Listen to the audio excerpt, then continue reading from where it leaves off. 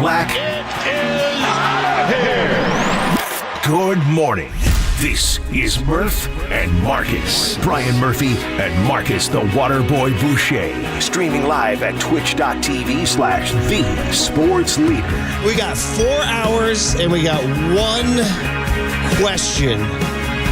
KD or not KD? We're back to Hamlet, baby. We're going Hamlet. KD or not KD? That's it for 4 freaking out. Not the Super Bowl, not the Giants, not the kind of nippy morning we're having out there. Kevin Durant, would you do it? We'll answer it 700 different ways between now and 10 a.m. Good morning, Marcus. How are you, brother? Good morning, Murph. And you're right. It's the philosophical question I've been asking myself all morning long. To KD or not to KD? That is the question. And I think I can answer it in the first minute of the show. The answer is yes, Murph. Bring KD back to the Bay. Okay. That's it. We're done. That's it. Everybody will see you guys. Re-rack you for the next 3 hours, 59 minutes. Papa and Silver are next. When it's time for a change, things Speedy Oil will change. We can fix that. Yeah. Right? I want him. Yeah. Okay. But am I supposed to keep it a secret? Kuminga. So he's gone. See you later. Okay. Nice knowing you, Johnny. So 2020, just now we're going to create the 2027. Who cares? 2027, Murph. I don't know who's going to be alive this Sunday, and that goes for all of us. I don't give a damn about 2027. Maybe time to Chris in the morning with little Kyle Shanahan. I know. If you want to start it off with a message of encouragement for everybody looking to make it throughout the week. I can't guarantee that anybody in the world will be alive Sunday, so I can't guarantee who will be on our roster on Sunday. So that goes for all of us.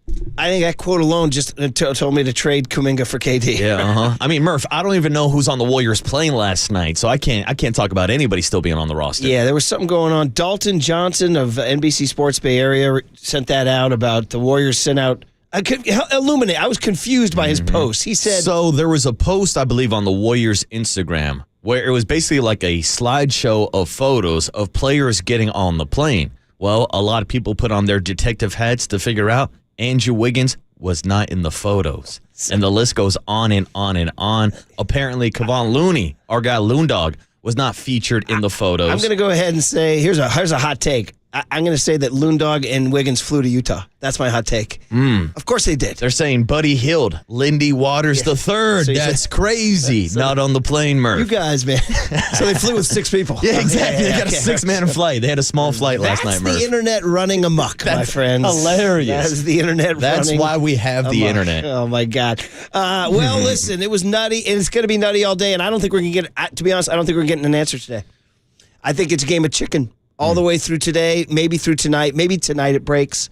Tomorrow at noon is the time. Yeah. So you have until then, and I think you play chicken now. It's execs measuring each other up, unless you're Nico Harrison and Rob Pelinka in the leather, by the way. It's just the resplendent leather. It's got some traction, by the way, that whole outfit that he sported at the press conference. But, now you play. Now you negotiate. You don't sell the TV for $5, right? Now you see who's going to be a part of the package. And it feels like it all starts with Andrew Wiggins. Whether or not he was on the plane or not last night, there were reports. Let me tell you, Marcus, he was on the freaking plane. He was probably on the plane. Well, he didn't leave him here. Well, apparently he was almost on a plane to Miami because it was reported that the Heat were down to accept a trade package of Andrew Wiggins and a couple of draft picks for Jimmy Butler. But Jimmy said, no, I don't want to go to the Bay.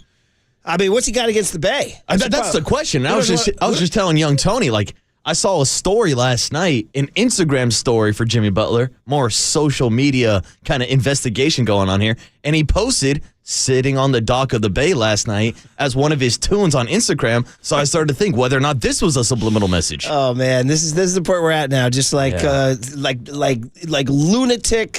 What's the meme of the guy with all the stuff posted on the wall? The conspiracy meme guy. What is that from? A lot of conspiracies. Is that from Parks and Rec? It's Always Sunny in Philadelphia. It's Always Sunny. Okay, and they're trying to connect all the dots. Yes. That's the one I always go with. That's what you're doing. A lot of moving pieces. I'm looking at Instagram stories. I'm looking at flight logs. I'm trying to see who's on the flights. I'll be honest. If it's between KD and Butler, you want KD. Absolutely. Yeah. Bring KD back. A lot more points coming out of KD. Well, listen. So it would be really fun. It would be crazy. It would be wild. You'd have about.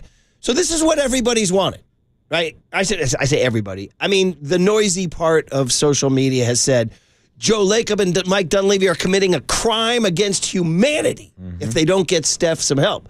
Other people are saying, well, they're trying to make sure they have a team in a couple of years. Right? That's kind of the battle right now. Do you want to have a team in 2 years, or do you want to just go for it right freaking now? The hell with the future. You'll be the the Chris Cohan Warriors in 2 short years if you go ahead and make this move. Because if they trade Kuminga and draft picks to get KD, you get KD, but in 2 years you got nothing. Now, you got 2 years to figure it out. Yeah. Maybe you can make a move somewhere, maybe make a trade, maybe you draft a guy, all that stuff. So there's that. Yeah, and in 2 years, if KD and Steph are gone, and if Kuminga's off the roster, guess what? That means Joe Lacob has a lot of money to spend, and maybe he goes out and buys the next face of the franchise or brings him in free agency. That's the ideal scenario. Mm-hmm. So in other words, getting back to the point where everybody said you're committing a crime against humanity if you don't get Steph some help. Getting KD is what we're talking about, right? Absolutely. Getting KD. So do it. So do it. Because you see right now in this version of the NBA, you need a second superstar to win. It's as simple as that. I mean, look at the Boston Celtics. They got Jason Tatum, Jaylen Brown. Even playing against the Dallas Mavericks last year was Luca and Kyrie. There's their duo. You look at a team like the Denver Nuggets. Everybody pays a lot of attention to the Joker. But I remember the Warriors beating the Nuggets when Jamal Murray wasn't there. And having Jamal Murray on that roster gives them a dynamic duo. And you can look across the league. Everybody has a pair of superstars besides the Warriors. And if they want to compete in the postseason, that's why I think they need to go out and get a guy like KD. I wonder if Looney would be part of it. I don't know. I'd like to keep Looney if possible. Gary Payton. I don't know. As far as the contracts go, I mean, that's where I get confused because KD's making $50 million, give or take, 49, 51, whatever you want to call it. So in terms of money and aprons and all that stuff, that part I can't figure out for you. No. I don't know what that would do to Lacob's apron. No. Throw on the apron. Yeah, that apron's getting a little messy, Murph. I don't know where the Betty Crocker apron figures into all this. Yeah, so. I mean, so that's the confusing part about NBA trades is staying underneath those tax aprons, also matching contracts. Also thrown in the fact that this could be a 3-way trade. I'm hearing rumors that Miami might still ship out Jimmy Butler to the Phoenix Suns, even if KD's not there. So is there a world where there's a 3-way trade which results in KD going to the Warriors, Jimmy Butler going to the Phoenix Suns, and Kuminga and Wiggins going to Miami? Possibly. Yeah, exactly. Like, I know I just threw a lot at you at 6:07 in the morning, but that's how I'm kind of trying to figure out like the trade process and everything going on right now. All right, well, that's what we got, guys, for the next 4 hours. Other than that, how was your Tuesday night? My Tuesday night was chill, man. Kept it low-key, stayed in, watched a little Sharks hockey last night. Macklin Celebrini continues to impress. The San Jose Sharks continue to not impress. Right. They lost again last night to the Montreal Canadiens, 4-3, but Macklin got the first goal of the game, and I'm just glad that the trade wars are over and we can still play against teams up in Canada. All right. I had a little UCLA Michigan State hoops last night. You know what was cool about that? Not just the fact that I heard the riff. Mm-hmm. Not just the fact that that it was two, Titan new conference rivals, UCLA Michigan State. Now they're in the Big Ten together, right? These are two great basketball programs, traditional basketball programs that are now going to play each other annually, which is great. But Magic and Kareem courtside. Bro, we got to treasure these days now. That's pretty sick. We got to treasure these days. I mean, Kareem in his Letterman's jacket. Magic just went with a hoodie, Michigan State hoodie. But Kareem and then Magic comes over to hug Kareem, and man, you see Kareem getting out of the chair, all creaky bones, man. You're like, oh, Kareem. But he's still here, and God bless him. And, he ain't young anymore, and so we got I got the feels. Now, mind, when they were playing for the Lakers, I freaking hated those guys, right? Because they were the Lakers. I hated those guys. But now you're like, oh, look at those guys, man. That's basketball history. So that was pretty darn cool. If you missed the picture, I sent it out on my Twitter last night. So that was pretty darn cool. And UCLA got the win. Mm-hmm. Also went to a high school basketball game last night. Ooh. Yeah, rare. What game? On a Tuesday night. The local, my alma mater, Tailpias High, formerly the Indians, now the Red-Tailed Hawks, taking on the mighty Archie Williams, formerly Drake High Pirates. So it's two teams that have changed names and logos. Yeah. So who's playing against each other? That's the question. Who's on first? Who's in the gym? When I was playing, it was the Drake Pirates against the Tam Indians. That's the old days. Now it's the Tam Red-Tailed Hawks against the Archie Williams Peregrine Falcons. I don't know. Anyway, it was great to be out on a Tuesday night. You see the whole community. You see the whole all the people from around the towns, and so that was fun. All the good people. So good little high school basketball, a little Kareem and Magic courtside, and now a little to KD or not to KD. Yeah, there more KD. And you say yes. And I'm at the point where, while I'm generally sort of hesitant about trading Kuminga, I say yes to. I say yes to. At this point in time, given how the Warriors look with Kuminga right now, they look dull and they look sort of flat and lifeless, and it's not happening. As good as Andrew Wiggins is, and as much as he helped them win the 2022 NBA Finals, you just can't count on dominance night in, night out, whereas Kevin Durant is going to give you dominance night in, night out. And you have it again next year, too. You could do it again next year. He has missed a fair number of games this year with injuries. Yeah. So you're bringing in, it is kind of a, historically, if we had to look up 2 35-plus-year-old guys joining up to make a run at a title, I don't know how many times that's happened in NBA history, if ever. Not too often, but again, you're replacing somebody that is also inconsistent and not on the court in Andrew Wiggins. Also, Jonathan Kuminga has not been the healthiest, and Kevin Durant and Steph Curry, to me, kind of defy their ages. I know they are 35 going on 36, but they're still two of the top talents in the NBA. It's like a buddy movie, right? It's like getting two buddies back together. It's like what is it, like Lethal Weapon or something like that? Bad Boys. Something like that. I don't know. It's a buddy movie where let's go. One more. Lonesome Dove for you old heads out there. Starsky and Hutch. So, all these things. So, KD and Steph, the return of KD, too. And we were talking about, athletes who have left the Bay and come back. We had a few others like Ricky Henderson, Charles Woods, and guys like that, but KD would certainly top that list. All right, well, it's the deal, guys. That's 4 hours. Lather, rinse, repeat that segment because we're going to do it again. But we will also talk to you guys. Take your calls at 808 KNBR. Get the guest list from Young Tony on the other side. It's a Wednesday morning. That means we got our feature coming up real soon. Excited. All right, we'll say good morning to Young Tone and figure out if the Warriors make this trade next on The Sports Leader.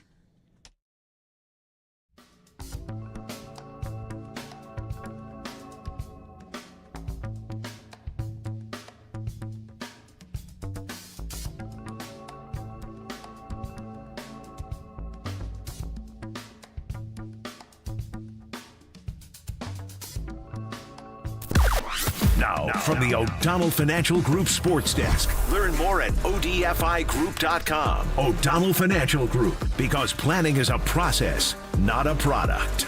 Good morning. We have a new contest this week. We are giving away 2 tickets to see Cypress Hill at the Fillmore on April 11th.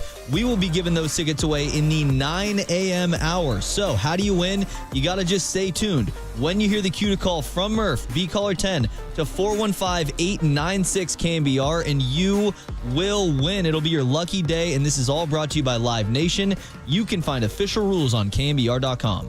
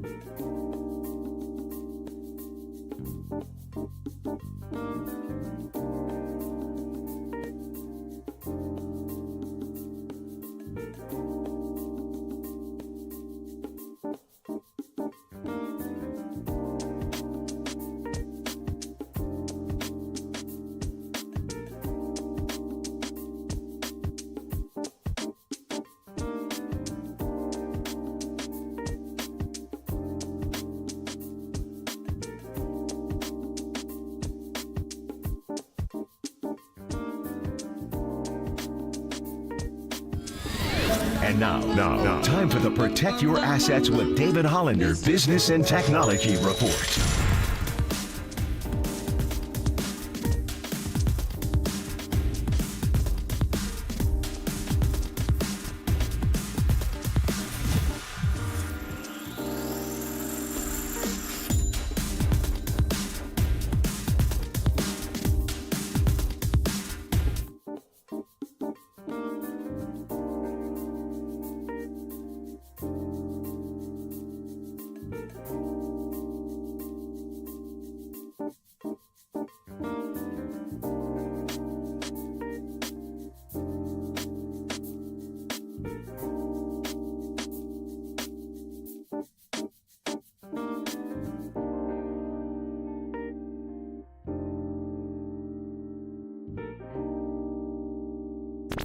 Dub Nation, Murph and Marcus keep rolling on the sports leader and streaming live on YouTube at KNBR 1045. Miami and Jimmy Butler, they're obviously aiming, and the goal right now is to get a trade of him out of Miami. That's how both sides are operating, and I'm told the Heat are engaged with multiple teams, including the Warriors and the Suns, on finding a deal to send Jimmy Butler elsewhere. The one thing that is important to note here, though, is Jimmy Butler has one team right now that he would commit to long term, and that's the Phoenix Suns. He has a player option worth $52 million for next season that gives him an amount of leverage here to map out exactly where he wants to go. The Suns loom very large for Jimmy Butler. Oh, there it is, man. A little, hey, if the trade deadline gets us a little Otis Redding, then I'm down. I'm down with trade deadline chatter as sort of hamster wheel as it feels, just for saying the same things over and over, waiting and waiting and waiting. But again, if it gets us Otis, we're good. So you're saying Jimmy Butler had this on his Instagram? Yeah, so I have it for you right here. Here's a screenshot of Jimmy Butler last night on his Instagram story, posted this song with the lyrics, sitting on the dock of the bay. Well, he actually says his caption is the bay, ... I might just be thinking too much, LOL. Oh, no, wait, I'm sorry. That's a commenter. Duh. Never mind. Scratch that comment. He just sent a screenshot. Yeah. Well, that's good. Young Tony, good morning to you, brother. Are you down with an Otis Redding sitting on the dock of the bay? Of course. Okay. It's a great song. Look at you, buddy. Yeah, very good, very good, very good. Otis Redding from Georgia, I think, originally. So, written about San Francisco. There's backstories to this song that I on the dock of the bay. Yeah. Waiting for the Warriors to trade. Okay, keep going. Sitting on the dock of the bay.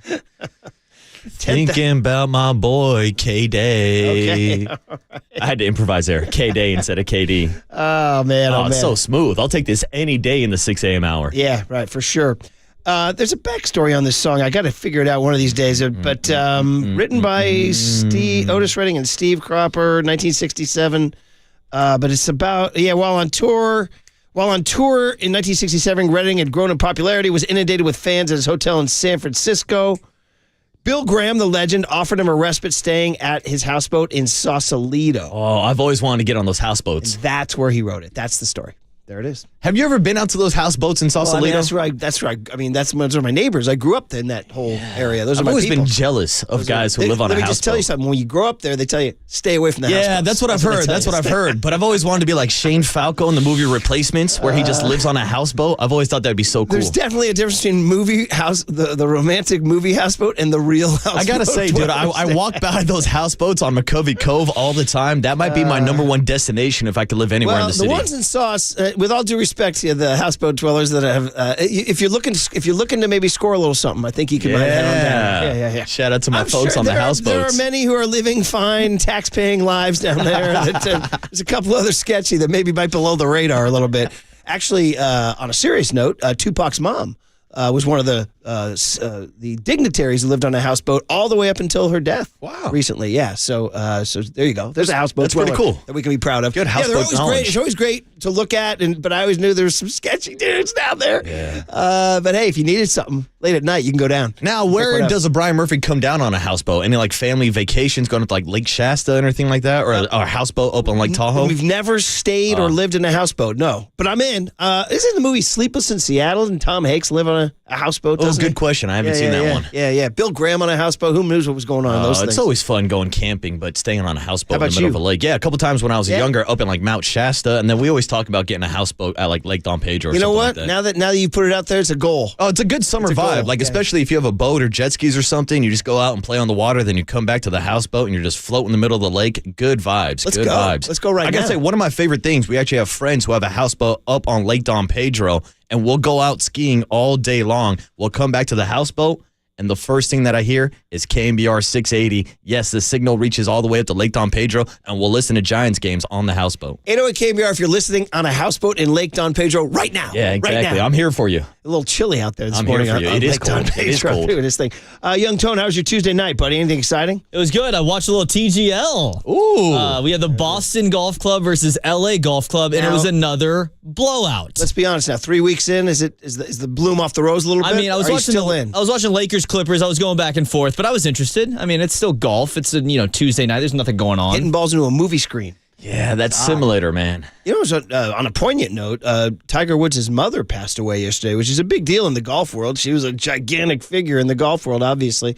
A huge spiritual advisor of Tiger, and Tiger has a lot of her in him. That's why he wears the red on Sundays, is because she told him that was his power color from a Thai Buddhist either advisor or book or religion, something to do with Thai Buddhism that he wears red on Sundays. It's his power color. That's where the Sunday red comes from. Yeah, it comes from mom, Thailand Buddhism, and what she told him is his power color from her family's background and religion. Anyway, she died at the age of 80. What was unusual is that 2 weeks ago, she was at the TGL. She looked pretty good, so I don't know what happened, if she was ill, if she was fighting something, but anyway, rest in peace and condolences. She was a monster figure in the raising of Tiger, but she was just on that TV I saw her 2 weeks ago. She was kind of needling Tiger because Tiger wasn't playing that well, and she always liked to break his balls when he wasn't playing that well, so she was kind of like, oh, Tiger, you stink. And he's always hugging her up and everything. So sad, but she just want to get that news out there. Yeah, our condolences, and I don't mean to riff in a unopportune time, but Murph, what's your power color? That's the real question. What am I wearing right now? Am I having a powerful day? Black. That's the real question. Yeah, Ooh, yeah. well, you know my power color. What's yours? Power colors, silver and black, baby. Oh, I thought you were going to say pinstripes. No. Silver and black are my That's power very good. colors. Silver and black. Young What's yours? Tony, do you have a power Tell color? what you got, I buddy. mean, like favorite color? No, Orange. no, I didn't ask about your favorite color. When you put I it need on, your power. you have superpowers. Bring the power, I Tony. guess orange, yeah. Okay. Those are my favorite All color. right. And for the Giants, obviously. I like it. All right. Yeah. So if you're going to go play Tony in a golf match for money and he shows up on the first tee rocking the orange polo, you got problems. Yeah, watch out. I don't want to see young Tony on an orange Friday. He's coming to do two things, chew bubblegum and kick ass, and he's all out of bubblegum. Yeah, too. ran out of bubblegum. By the way, shout out 925 saying, and this is for the old heads out there, Bill King, the legend, the greatest, arguably the greatest sick. broadcaster in the history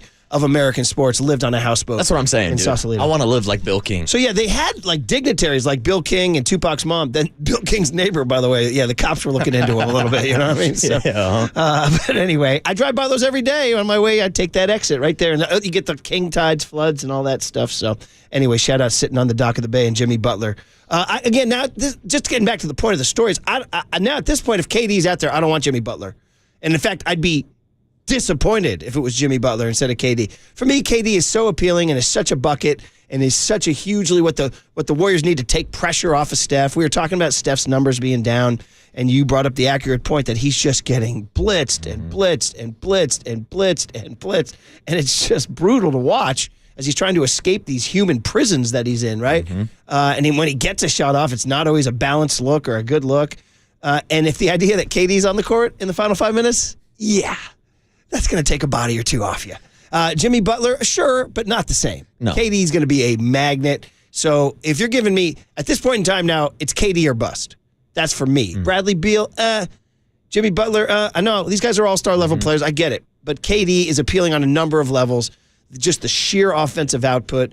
And obviously the emotional and sort of nostalgic and sort of historic ties here. Like, he's back. Yeah, you know? exactly. KD means more, not just for the level of player that he is. I mean, still, even at age 35, he's still the easy money sniper, still one of the best shooters in the league, still one of the best offensive players to ever pick up a basketball and dribble it in the NBA. Like, this guy is a freak of nature. He does give the Warriors a little bit more size, so that helps out also. And then you hit the nail on the head perfectly. It's all about the reunion. Like, after everything KD's gone through in his career, to be able to end it with Steph Curry and retire as a Warrior, that right there would be the storybook And ending. I feel like the Marcus Thompson 2019 man KD out quote is so far gone now. I feel like everybody's older now, and I don't think there's any bad blood. In fact, I think it would be a warm vibe. That's my feeling on it. I feel like KD would come back with a big smile on his face. That's my feeling. And I know maybe that's a topic of conversation that we can have today, whether or not KD would want to come back to the Bay after leaving, after OKC fans were calling him a cupcake for originally coming to the Warriors, and the entire NBA world turning against KD as the bad guy, as the villain for joining the Warriors. But to your point, these guys are more mature. I think they realize where they're at this point in the career. Yeah. And Steve Kerr, and KD were just hanging out all summer in Paris. Like, they just played together for the Olympics, so it seems like that vibe is good, that relationship is good right now. So I'm saying make it happen. Yeah. I'm more convinced than ever. I really am at this point. Now, if they don't do it, first of all, at this point in time, if they do, I mean, this has been so much chatter and so much chatter and so much chatter. If they wind up doing nothing, oh my God. But God forbid the social media meltdown that awaits. All right, guest list on Wednesday, February 5th, 2025. My late mother's birthday. Happy birthday, Mom. Wherever you are, thank you for everything, all the Rice Krispie treats. What you got, buddy? All right, well, coming up at 7:15, what did young Tony ask today? I'm pretty excited about this one. I was cooking it up last night. Dwayne Kuiper joining the show at 7:30, the big hit at 7:50. We did have T.O. on yesterday, so now we're going to have John Isner, former pro tennis player, now a pro pickleball player. Tall drink of water, John Isner. At 8:15, yeah, maybe the Warriors could use him. I think he's 6'10". Is he going 6'10"? I believe so. That's what Dave told me. Okay. Cooler content at 8:30, and then we will preview the big game this weekend with Steve Bono at 9:15. All right, so we said it was going to be the entire show was going to be about KD or not KD. Hamlet style, but I lied. We can squeeze in a little football because if you guys missed it, T.O. came on our show yesterday and had some good thoughts about the 49ers. So let's react to a little bit of that. Getting some T.O. on the Niners. Oh, by the way, there's a Super Bowl Sunday. Has the NBA trade deadline completely eclipsed the Super Bowl? I mean, the total eclipse of the sun. Shout out 80s Friday. Bonnie Tyler might be coming up. But anyway, yeah, completely. Patrick, who? We got ourselves an NBA trade deadline dominating the nation. But in the meantime, we'll dominate you with some 49ers next on The Sports Leader.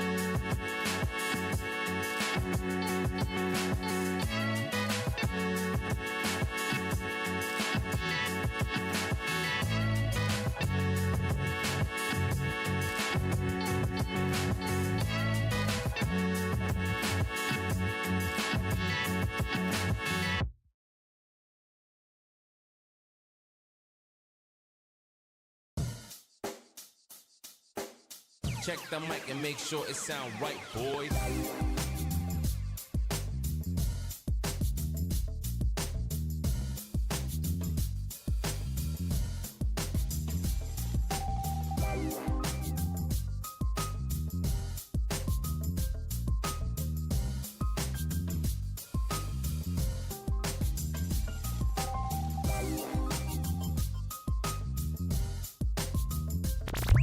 Faithful Murph and Marcus keep your morning moving. Streaming live at twitch.tv/thesportsleader. Three-man rush, and Young stumbles on the way back and fires up the middle. Pass is caught by Owens. Owens made the catch.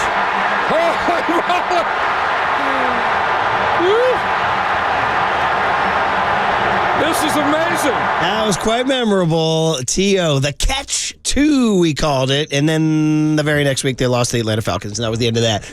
We're giving away 2 tickets to see Cypress Hill at the Fillmore on April 11th. And give away those tickets in the 9 a.m. hour. And listen to Young Tony, again, creating these vibes. Hashtag vibes with Young Tony. Man, you could have DJ'd Matt Barrows' book party with these kind of vibes. Remember, I told you guys I walked in, it was a dimly lit restaurant, and these kind of vibes were playing. Although it was Billie Eilish, Birds of a Feather, kind of a jazzy remix. But yeah, man. Yeah, well, you know why he's playing this right now, Help right? me out. Because it's 6 a.m. in Sausalito. Oh, nice. Shout out Larry June. One of my favorite tracks. So smooth. 6 a.m.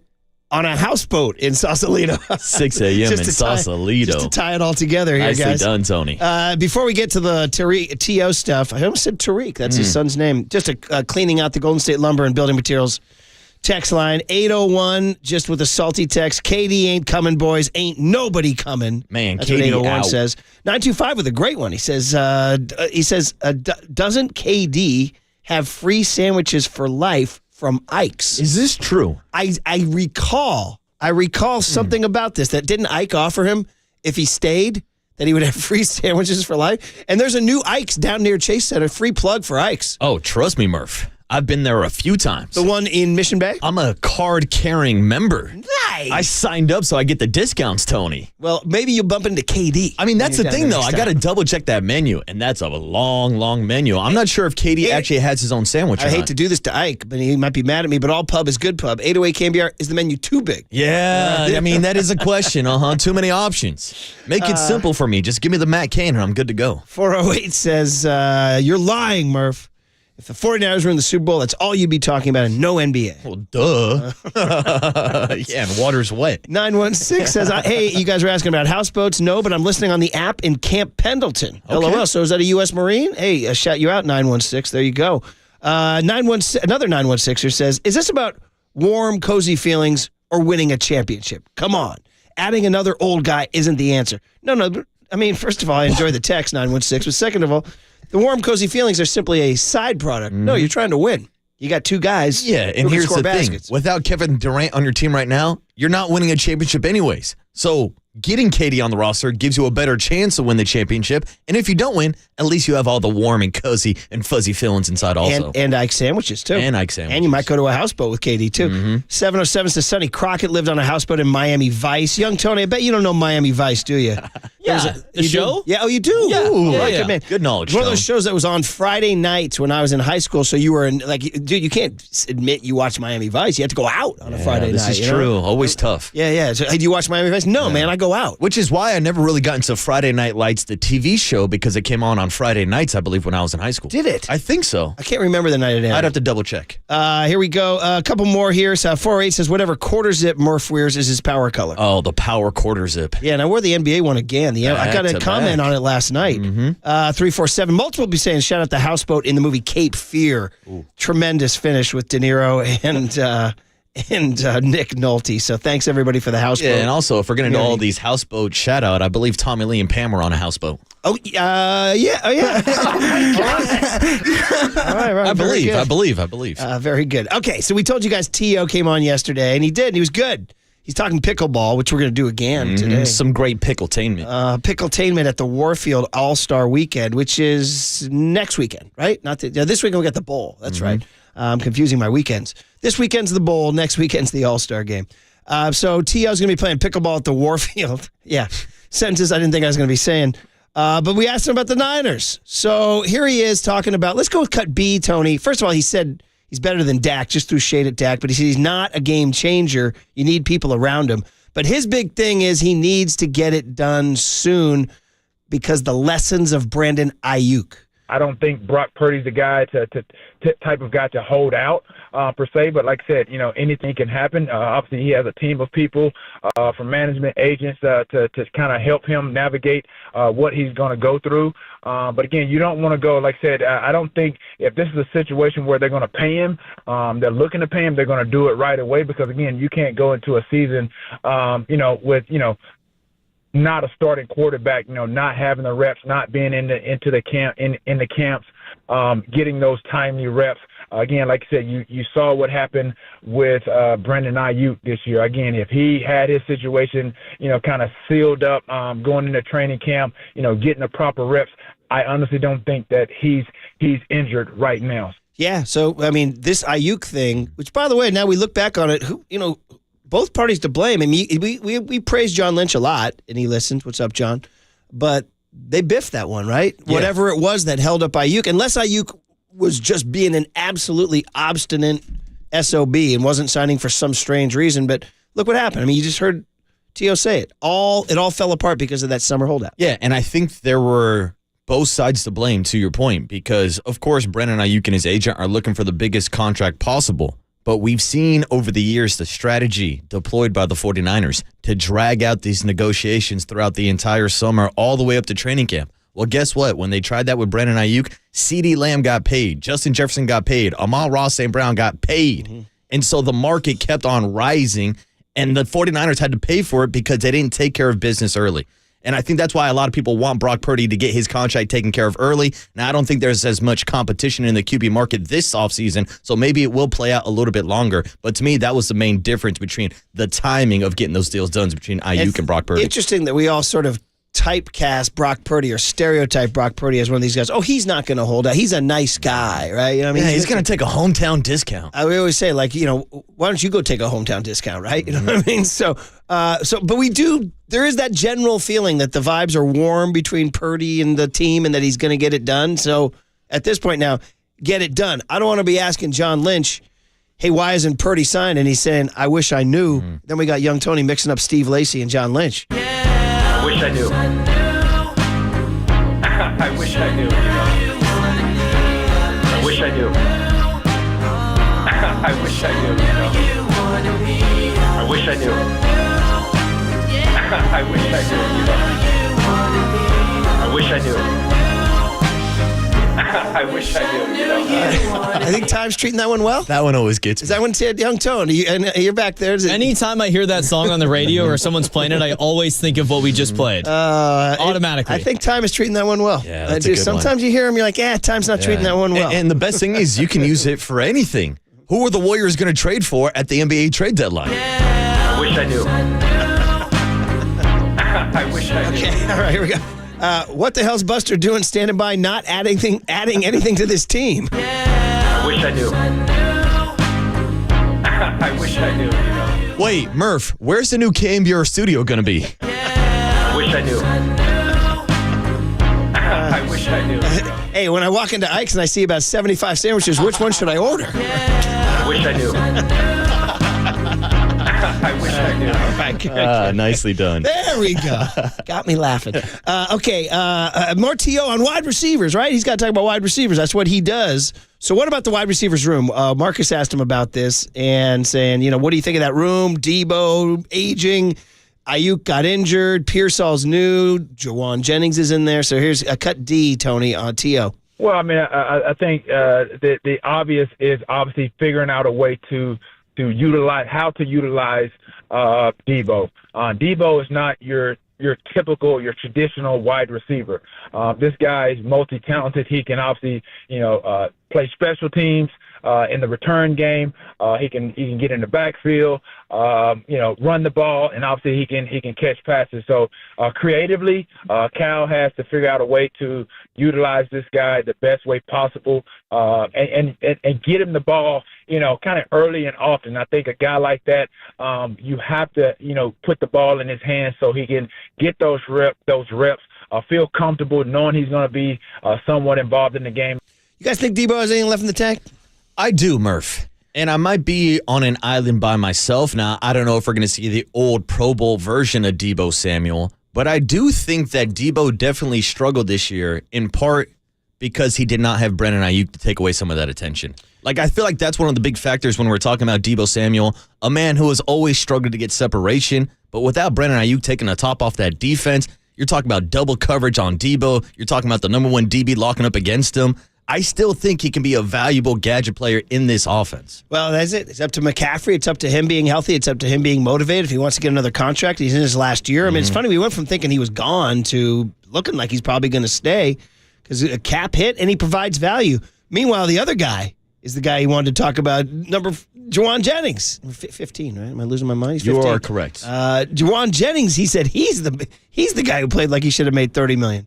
And look at what Juwan Jennings did this past year. Again, going into the season, early on in the season, when there was obviously contract situation going on with Brandon Ayuk, you saw that, Juwan Jennings played like the $30 million, receiver. He's the one that probably should have been getting paid the big bucks. But he's put himself in a position, obviously, to make a lot of money down the road. I know he has another year under his contract.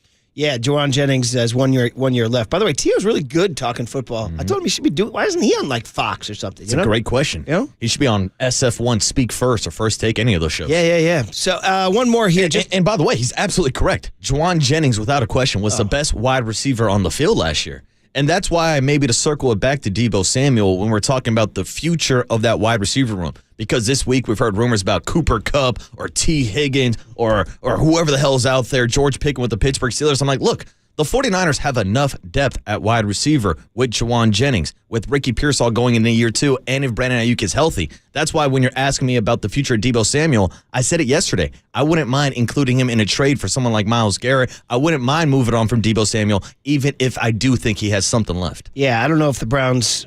we'll get back to that. I don't know if the Browns would take that. Well, it'd have to be Debo Samuel and a pick, something together, put together a package. Multiples. One more, Tio, just on the season, going 6-11, missing McCaffrey, and how it didn't happen last year. But then at the end of the day, they're 6-11 last year. A lot of that is obviously, that's predicated on what CMC, how he was involved, with the offense. Obviously, he was hurt a lot this year, so that factored in obviously to the production of really what Brock Purdy could do at the from a offensive standpoint. Because again, you got to have a little bit of a balance. And if you're one dimensional, then teams know that, and so they're gonna shut down one phase of the offense down. And so as you saw, like I said, with a lot of injuries, even Jordan Mason, who obviously showed some flashes of what he could do. Now he knows like what is to be expected from a 17-game season. This is not college,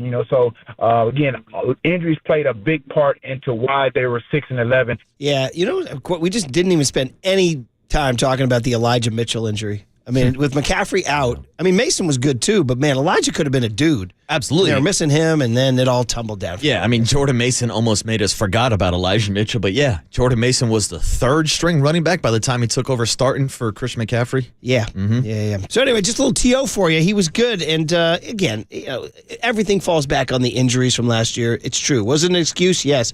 Was it true? Yes. Should they be good this year? Yeah, they should. Should they get Purdy done before minicamps? Yeah, they should. Should they investigate Myles Garrett? Yeah, they should. All those things on the 49ers. We can continue that later in the show. And Steve Bono joins us at 9:15 to talk a little Niners and Chiefs Super Bowl here because the Chiefs are in it. Bono used to wear the Kansas City jersey. Plus, he's fun to talk to. Okay, here's the deal. To KD or not to KD? That is the question. We're going Shakespeare straight up in here. What are the options here? Would you be disappointed if it was Jimmy Butler? Should they do nothing? What's life without Kuminga if you trade KD? All these questions. Plus, we got more NBA too. LeBron finally spoke about the Luca trade. We got to discuss Rob Pelinka's outfit yesterday. All these burning questions on KNBR 104.5 and 680, the Sports Leader. I wish I knew you wanted me.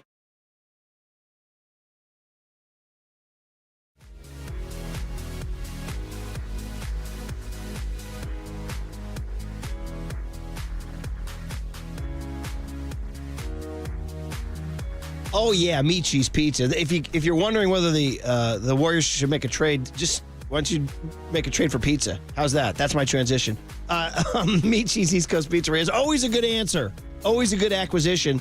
And I'm talking to you specifically about this weekend too, Sunday. You know what you're doing. You're watching the game, and you want food, and a meat cheese is going to be your answer. They're going to deliver to your door your favorite New York style pizzas, the thin crust, the Detroit style pizza. We talked about those, man.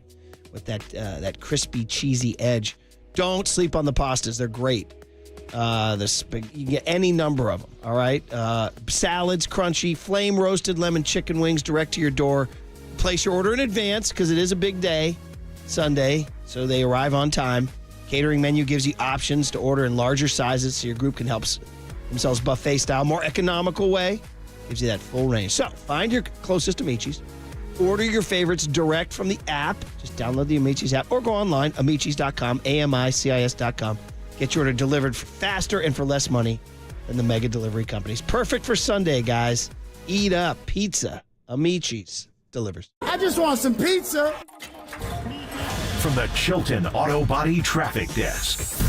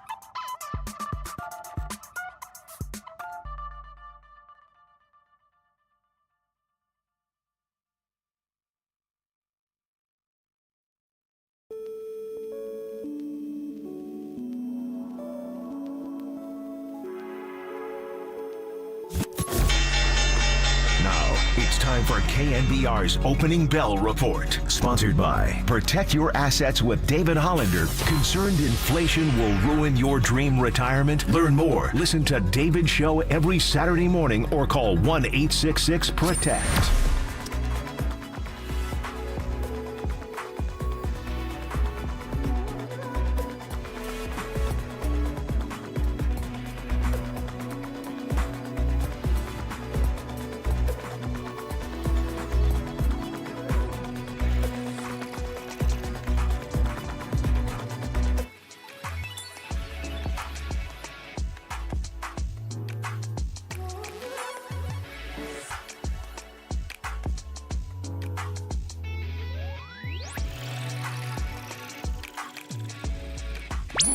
Murph and Marcus continue live from the KNBR Casino Matrix Progressive Jackpot Studios. Casino Matrix. Progressive jackpots are here. Where are you? Just drop in. Please play responsibly. 1-800-GAMBLER. A seismic trade in the NBA.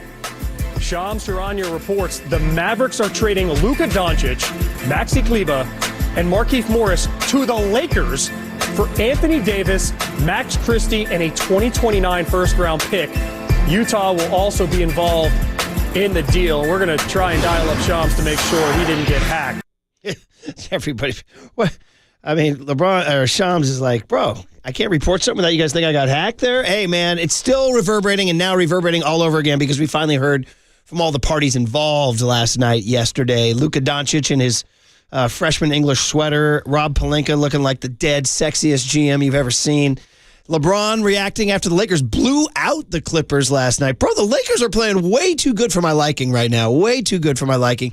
And then AD in Dallas, like, I was going to watch a movie with my wife. What's going on here? Kyrie said he misses his hermano. Everybody's reacting all over the place. Plus, we got the trade deadline looming, too. What the hell's going to go on? Who's going where? KD. We'll get to that in just a second, but I wanted to address the Luka angle for just to hear a second here, because that was going on during our show, and then we haven't heard from LeBron, and everybody's saying, did he not know? He's still going with the fact that he didn't know. Wendy has come on ESPN saying, I believe LeBron. He didn't know. What a surprise. Wendy's going to stand up for LeBron James. He's essentially like, our guy Paul Heyman? Barack Purdy! Like his role in the WWE is to be the mouthpiece for like Roman Reigns or a Brock Lesnar. Brian Windhorst is essentially the Paul Heyman for LeBron James. Everybody's got to have one. He's just a mouthpiece. Young Tone, if you go back in the golf history, the great Bobby Jones, who some would say was the greatest player ever until Jack Nicklaus, Ben Hogan, and Tiger Woods, he had a guy, O.B. Keeler, who just wrote about him all the time. Just followed him everywhere, wrote about him all the time. This has been going on for hundreds of years. This is the 1920s. Down in Atlanta. They're like, hey, what did O.B. Keeler say about Bobby Jones? He's looking out for him. He's protecting him.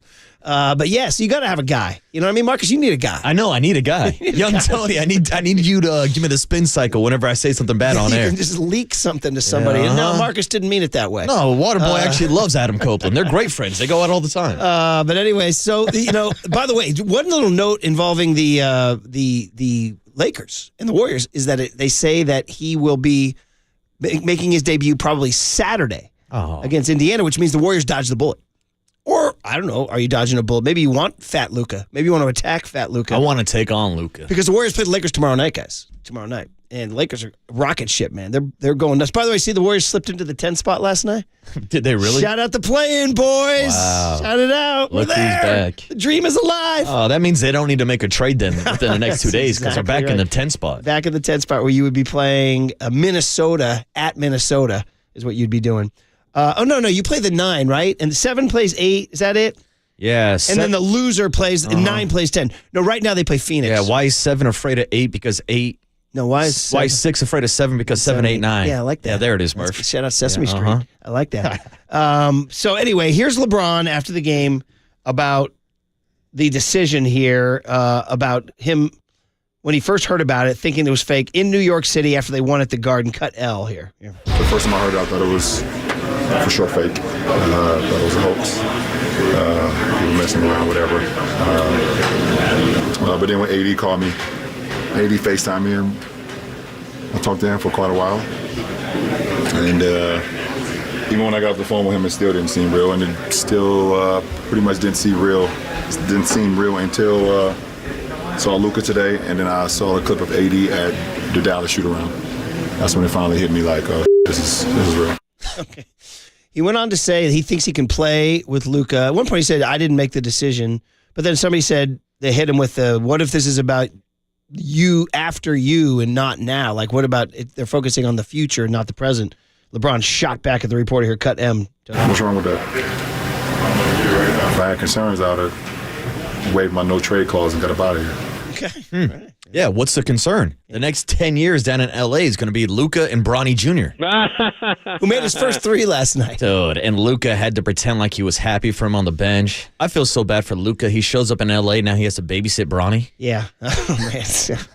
Oh, man, that's good. The Luca-Bronny duo taking on the world. How about that? That's the future of the Lakers right there, Bronny and Luca, Murph. Okay, we'll see. Yeah, I don't know Let's about see, that. Shaq last night said fat Luca is better than 99.9% of the guards out there. I agree. And fat Shaq was better than 99% of the centers out there. Yeah, for sure. I want a little bit on Pelinka in the leather and the hair. Oh, no. Talking about how they pulled this thing off. Cut F, Tony. This is Rob Pelinka, who has known Nico Harrison for a long, long, long time. So they go back to their days with Kobe Bryant and Nike and all this stuff. So here's Pelinka on how they pulled it off. So this all started with the coffee in Dallas where Nico approached us with the concept, and there was a fabric of trust in the discussions. And these type of deals are incredibly intricate and complicated. And along the way, we knew there would be 248 insurmountable snags to get to the end, and there were. And so over the course of 3 weeks, call it, an issue would come up, and we'd think there was no way to climb the mountain, and we'd figure out a way. Then the next issue would come up, and you just keep going, and you stay committed to the work. You stay committed to trying to get the deal done in a partnership sense. I think a lot of people talk about negotiations in terms of who won and who lost. I try to approach a negotiation in the sense of how do we build a partnership where we can get to the end? And I think that was the lens that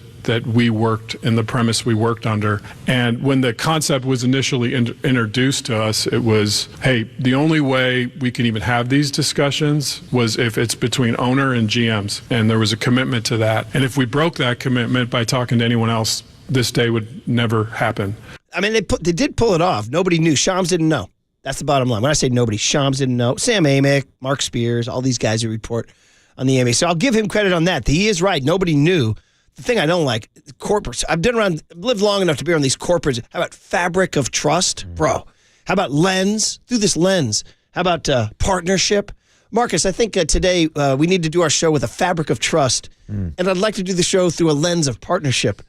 You get the blank out of my Yeah, save that BS for somebody else, Murph. And it sounds like a bunch of BS. Now, it sounds like Rob Pelinka forgot about the part where he called Nico and said, look, Luca's fat, lazy, he has a drinking problem. He's so bad that you should trade him to me. Like the reports we heard yesterday were essentially Rob Pelinka being that guy in your fantasy football group chat saying, look, that guy on your team stinks, so you should trade him to me. Well, then why do you want him so badly if he stinks? You're pulling a fast one on Nico.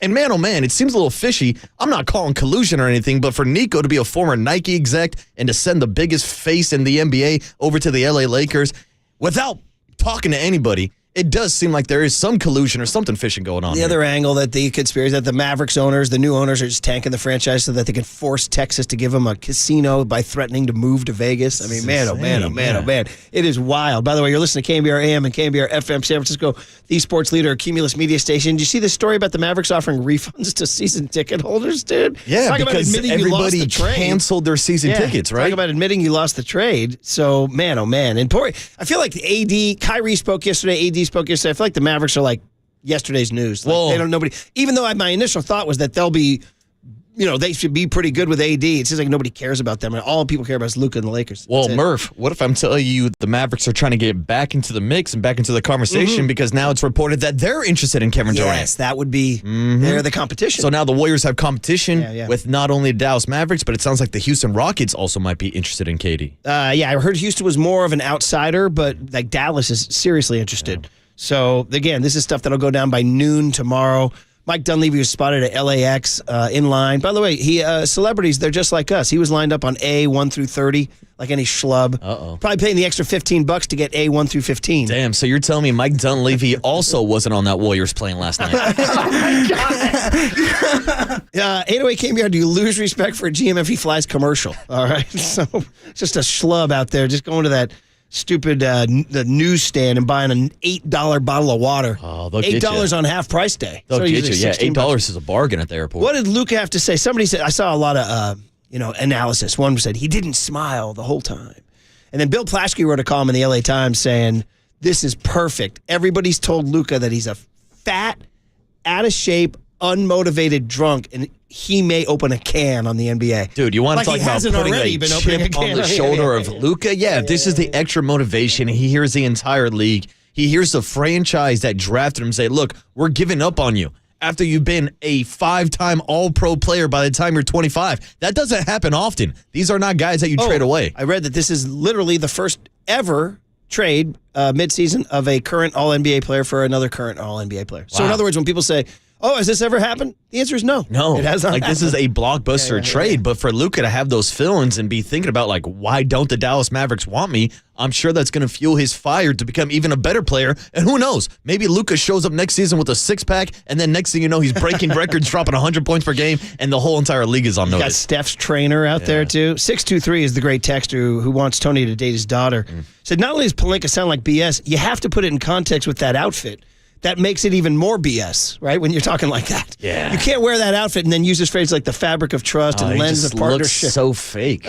Looks so LA. 408 said Luca was smiling a bunch on the bench last night. They blew out the Clippers last night. So here's Luca in his freshman English sweater about finding out here. I mean, everybody was surprised, so you can imagine how surprised I was. I was almost asleep, so when I got a call, I had to check it was April 1st. I didn't really believe it at first, and it was a big shock. It was hard moments for me. It was home, so it was really hard moments for me, especially the first day.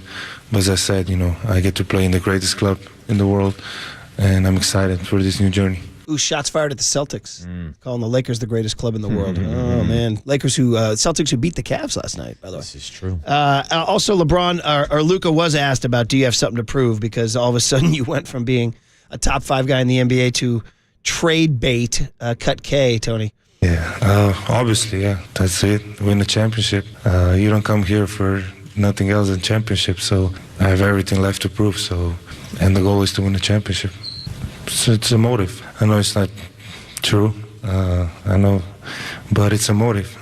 Like I say, I came here, one of the biggest clubs in history of sports, so it's a big motive for a long run here. Okay. You say, yeah, just try me. Somebody, 209 says, yeah, Luca will show up with a 6-pack and another 6-pack and another 6-pack. Get that man a 30-rack. Are the Lakers, like, all of a sudden, because, I mean, yeah, OKC, 39-9, all that, but, like, they haven't ever done anything, right? Are the Lakers dangerous? Could they make a run? Could they? Now, they don't have AD, but could they, I mean, look at the West, Memphis, Houston, Denver.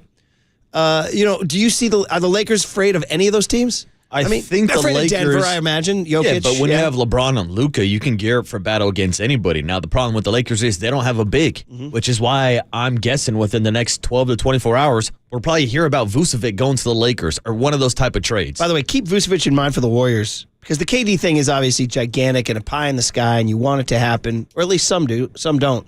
But we both agreed at this point in time, given everything in context, you bring KD in, pardon me. You bring KD in. If it doesn't happen, because it is a pie in the sky and there's money and there's aprons and all that stuff, Vucevic could be the fallback. That's more realistic. Yeah, that sounds like that would be the backup plan. And it wouldn't cost you as many assets where you wouldn't have to punt the entire future to go out and get Vucevic. By the way, you guys heard that Schroeder is now officially tradable as of midnight? Yeah. I mean, dude, if he indeed gets moved, 808 KNBR, the Dennis Schroeder era. Yeah. Holy moly. It's going to be memorable. Shall we say checkered? Is that the word we're looking for? I mean, that was the highlight, was me yelling. Schroeder! And him getting the buckets to get the win to beat the Suns on a Saturday night over Christmas. But, man, I mean, that was one like, hey, they got Dennis Schroeder. And then it's like, what the hell's going on? What's he doing out here? This guy can't play. And he was lost and everything. Clearly that's a case where a guy's been traded so many times, he doesn't know. Young Tony, he doesn't know his A from an elbow right now. He doesn't know his A from his elbow. That's pretty crazy. Yeah. Shout out me. Yeah, and I know Dennis Schroeder is not a big fan of the trade process in the NBA. Yeah, that's right. He called it modern slavery. 808 KNBR. You guys want to get into that? No, we do not. No, not at all, Murph. No, I'm not going into that. 408 says, I was more afraid of the Lakers with AD. That was AD. And 559 says, so will Marcus Thompson have to change his quote from KD out to KD in? All right. KD in. I kind of like that. KD's back in. One more from last night about Rob Pelinka and Luca Doncic. Luca and LeBron, guys, I mean, this is what's happening here. And talking about cut H, Luca said LeBron called him.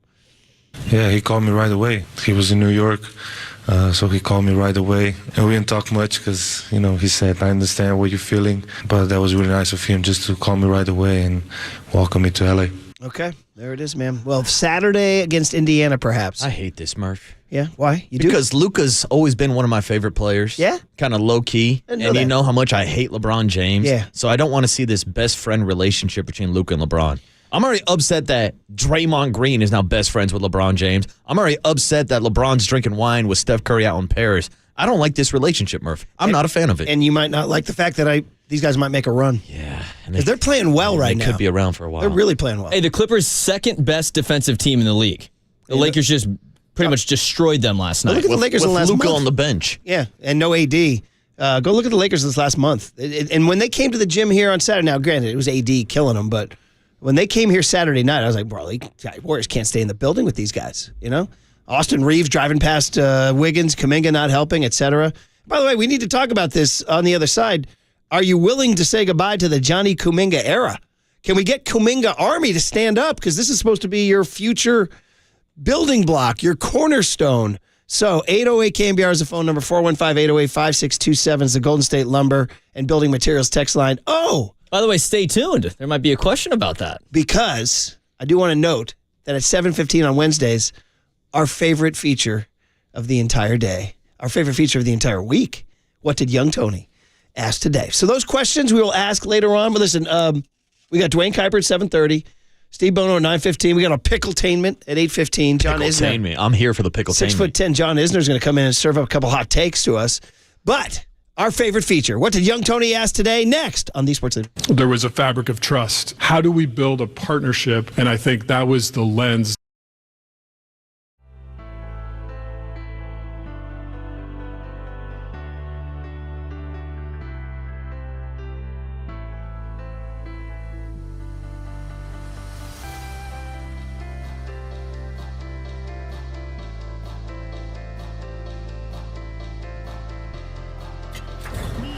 From the Chilton Auto Body Traffic Desk.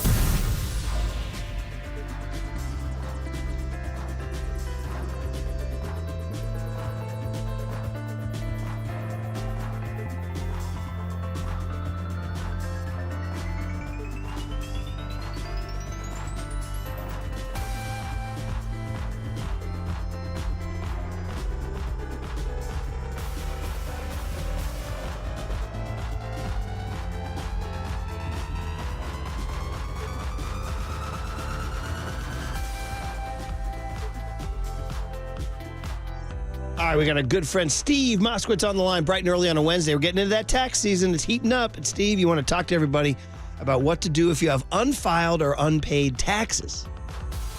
Callers, this is such a common situation.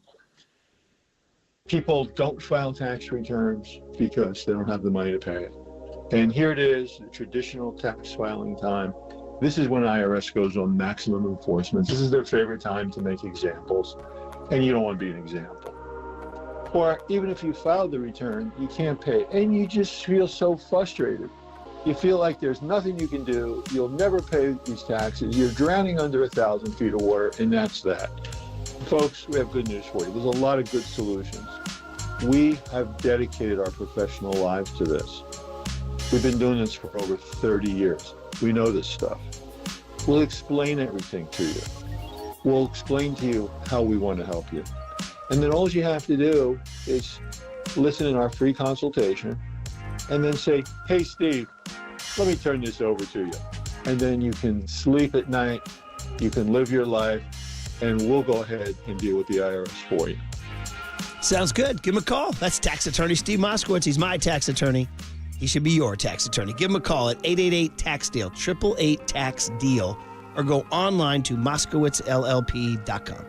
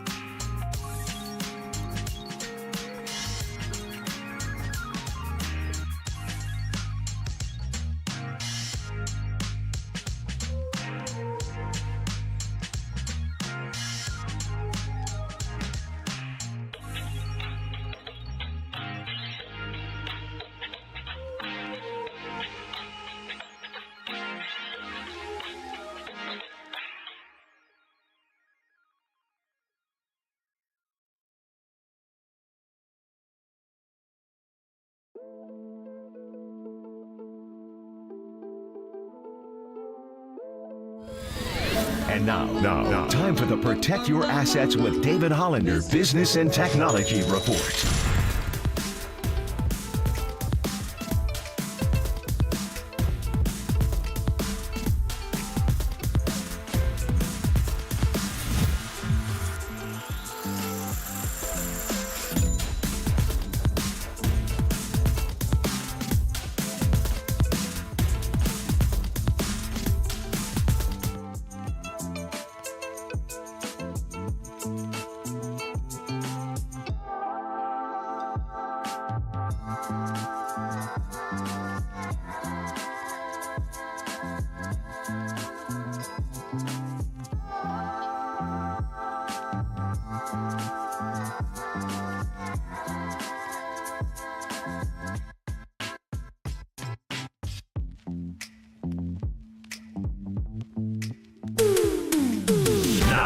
It's time for producer Tony Farias to ask Murph and Marcus 3 questions of the day. I saw Murph and young Tony right before the kickoff, and that was awesome. This is What Did Young Tony Ask Today? Man, we couldn't get enough gold from John Lynch to give us that intro because he shouted out Young Tone by name, and here we are now, the celebrity. The breakout hit of 2024 is now the breakout hit of 2025. Like the Pop Culture Showdown, it's undefeated. Young Tony, you take the middle of the week, Wednesday, 7:15. We're about to start really just diving into this week here and start thinking about the weekend even. And you decide to ask us the hard questions that make us think, that make us better people, Tony. Yes, indeed. We have 5 questions today. After I read each question, you're going to hear this bell. If your time runs out, Marcus, after I read each question, you're going to have 1 minute to respond. You know, it feels like Tony always calls me out for only needing a minute. Sounds like Murph needs a little longer. I got a little excited there. Text line, YouTube chat, everybody can join the conversation. Are you guys ready to go? More than 5 questions. We better get going right now, I brother. know, that's what I'm saying. All right, last Saturday, the Dallas Mavericks traded Luca Doncic to the Lakers for Anthony Davis. What? Yeah, if you live under a rock, I don't know if you saw that news. Of course, there were a bunch of secondary players involved, but that was the major headline. Luca Doncic, 25 years old, 5-time first-team All-NBA superstar in exchange for a 31-year-old Anthony Davis who has the nickname Street Clothes. Pretty crazy. Now, you both have lived a little, so tell me, is this the worst trade of all time? Worst trade of all time? Oh, man. No. Top of my head, I'm going to say no. Yeah, go ahead, Mark. I'll go age before beauty, buddy. Go Top ahead. of my head, I'm going to say no. Absolutely not. Because I do think AD is getting mad disrespect in this whole deal. I love Anthony Davis. He's killed the Warriors. I like bigs, and I can't lie. I'm like the Sir Mix-a-Lot of NBA fans. So absolutely, I think this is not. I'll give you one right top of my head. Herschel Walker, Dallas Cowboys back in the day. The Minnesota Vikings traded about 95 draft picks to the Dallas Cowboys for Herschel Walker. We now know, of course, running backs. You can find them on the street corner here on Battery and Broadway. And meanwhile, the Dallas Cowboys used all those draft picks to draft Michael Irvin and Emmitt Smith and all their offensive linemen and all that. So that's the worst trade I can think of. So no way. I think actually the Dallas Mavericks should be really good with AD. It is significant that they traded Luca Doncic and kind of dumped him. I'm not saying that they got a good haul for him, but I'm not going to say it's the worst trade of all time. Yeah, at least the Mavericks were able to get an all-pro player back in this trade. I can tell you who did not get an all-pro player, who did not get an all-star player for trading away a generational type talent. It's the Boston Red Sox sending away Mookie Betts. That's right. Mookie Marcus Betts was shipped out to the LA Dodgers in return for, wait for it, Alex Verdugo, Connor Wong, and Jeter Downs. Not Derek Jeter, Jeter Downs, who, oh, by the way, ended up on the Yankees, just like Alex Verdugo ended up on the Yankees. This is one of the worst trades in sports history. Dude. The Boston Red Sox giving up on Mookie Betts, one of the best players of this generation. That, to me, is the worst trade that I can remember, Murph. I'm pissed all over again just hearing that. So, yeah, thank you, Marcus. I went way back. I didn't have any emotional investment in the Herschel Walker one, although it did make the Cowboys too good. That's the worst trade of all time. Awful. How about Browns trading for Deshaun Watson, and then also the Red Sox selling Babe Ruth to the Yankees? Not a trade. It's a sale. Yeah, Go but ahead. still. Technical. All right. Number 2 on the list. On Monday morning, Larry Krueger joined Papa and Silver and threw out the idea that maybe the NBA intentionally orchestrated the Luka trade because they are currently in a crisis due to the decline in viewership. So that got me thinking, what is the craziest conspiracy theory you've ever heard in sports history? Oh, my God. Well, you go first, buddy. Crazy conspiracy theories. Well, what do you want to start with? The immaculate incompletion, the ball that was incomplete against the Raiders. You want to go with the Tuck Rule, Tom Brady, and those type of conspiracies. Seems like the list goes on and on. Are those just bad calls or are those conspiracies? I don't know, Murph. Sounds like a conspiracy to me. In the back of my mind, I'm throwing those down as a conspiracy. But also, I think the number one conspiracy that has some legs to it is the Houston Astros banging the trash cans, stealing signs. There's video evidence of them having a control center set up in the hallway, in the dugout. The Houston cheating Astros stole away World Series, stole away MVP titles. I'm going with that conspiracy theory that I believe is true, that the Houston Astros were cheaters, and maybe Jose Altuve did have that buzzer on his chest. Not to undermine your answer, because I love you, buddy, but that was proven, right? They got penalized. Yeah, I guess the only thing that hasn't been proven is whether or not Jose Altuve was really wearing that buzzer on his chest. Buzzer. When he didn't want people ripping his jersey off, and he didn't want to show off his tattoo that he had on Instagram 6 months prior. That's a really good one. Did Altuve wear a buzzer? If you believe that, that's a great conspiracy. I'm going with just 2 that come to the top of my head. Number 1, this may piss off everybody, but I do truly believe that the NFL referees are not in cahoots with the Kansas City Chiefs. I mean, I know it's fun to say that, and there are people out there that believe it. They really do. I mean, Schefter put out the seat, and they got stats. You got people pointing everywhere. But I think the one that I think was the weirdest one was that people thought that the Superdome lights going out during the Niners-Ravens Super Bowl was orchestrated by somebody to create an outcome. I never understood that. Like, why? Like, they didn't want the Ravens to win. They wanted the Niners. I don't get, like, what? That didn't make sense. People are like, it's a conspiracy. It's the NFL. And as Mike Silver pointed out, the irony of the NFL pulling the plug on the lights to give Colin Kaepernick a Super Bowl, right? So that would be my craziest conspiracy theory. Another one I looked it up. Michael Jordan's first retirement was a secret suspension for gambling. Yeah. How about the 85 NBA draft? The Knicks got Patrick Ewing, a frozen envelope. Okay, I like that. All right, number 3 on the list. The trade deadline is tomorrow, but as Steve Mariucci says, the time is now.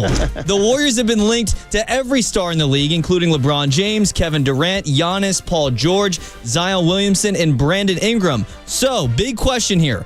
Which player can the Warriors realistically trade for?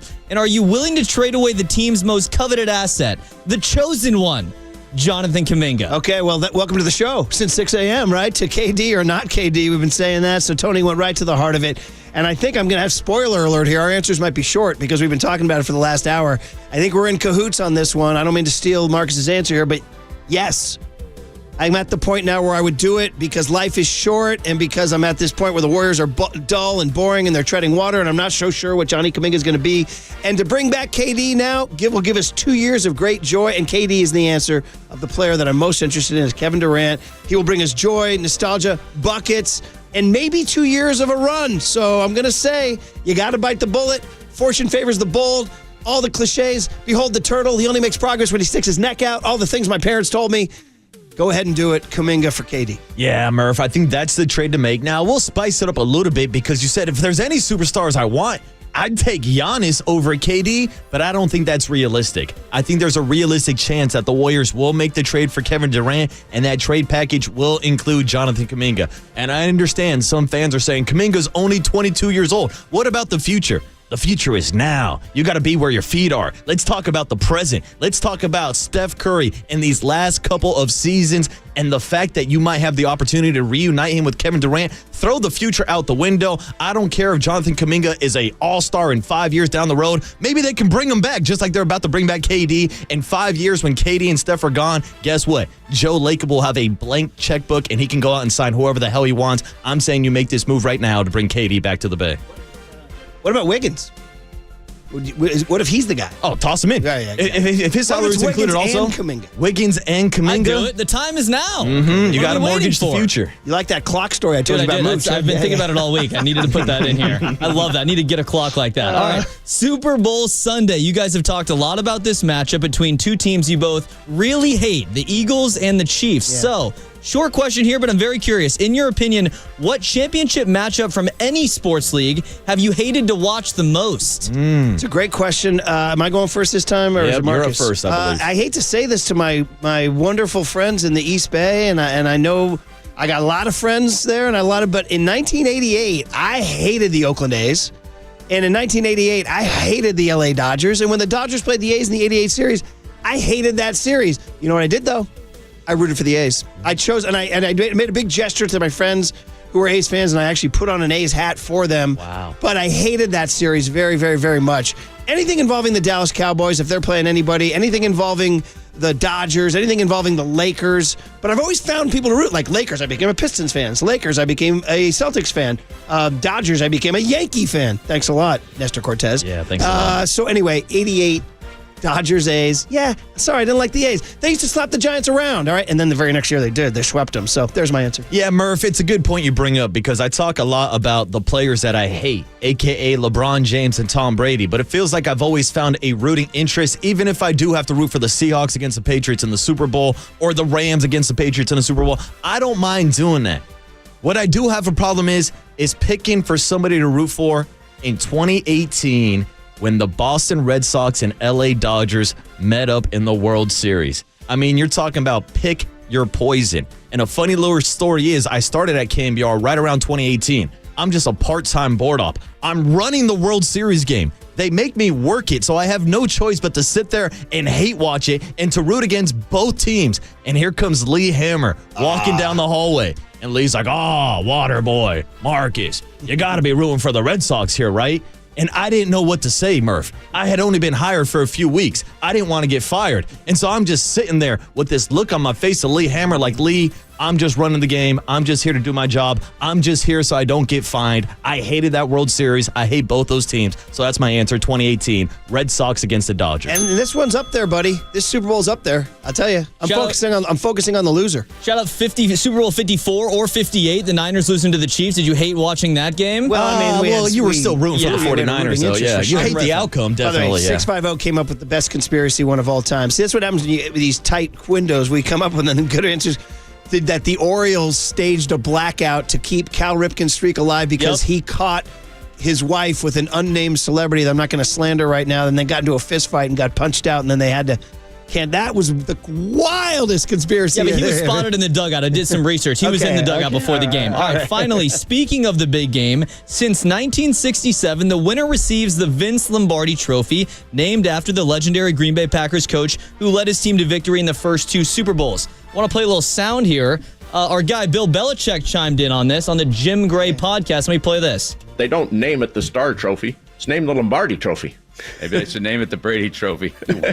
He won 7 of them. So Tom Brady won 7 of them, the greatest quarterback of all time. The big question is here, do you agree with Belichick? Should we rename the Super Bowl trophy? No. I don't need the other 59 seconds. This is a one-pump chump answer for me. The answer is no. You mean the guy who's rebuilding your Raiders to greatness? I want no part of it.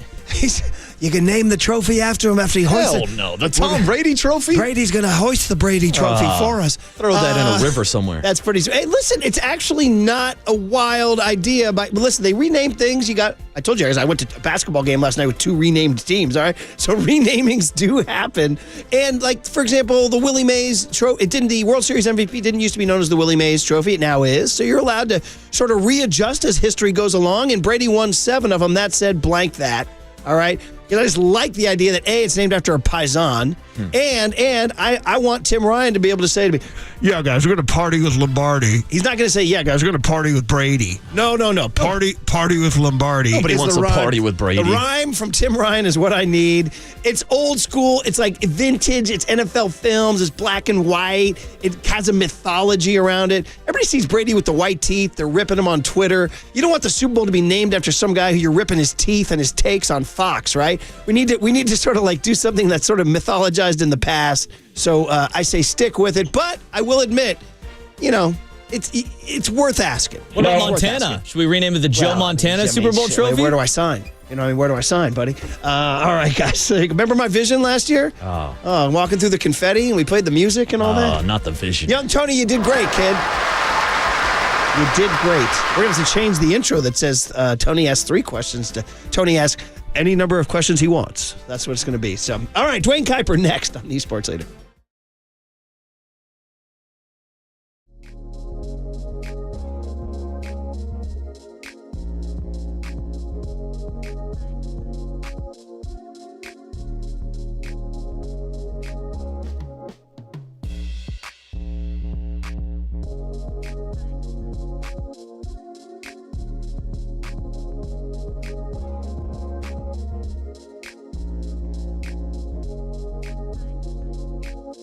All right, let's smile. We smile when we do What Did Young Tony Ask Today? So hopefully our smiles are heightened by Invisalign. Invisalign Clear Aligners. The Smile Fixer. All right, does it for both our teenage boys at the Murphy household. They both use Invisalign. One even pitched the line, Dad, tell him with Invisalign, you can make your smile shine. I said, put it on a billboard, kid.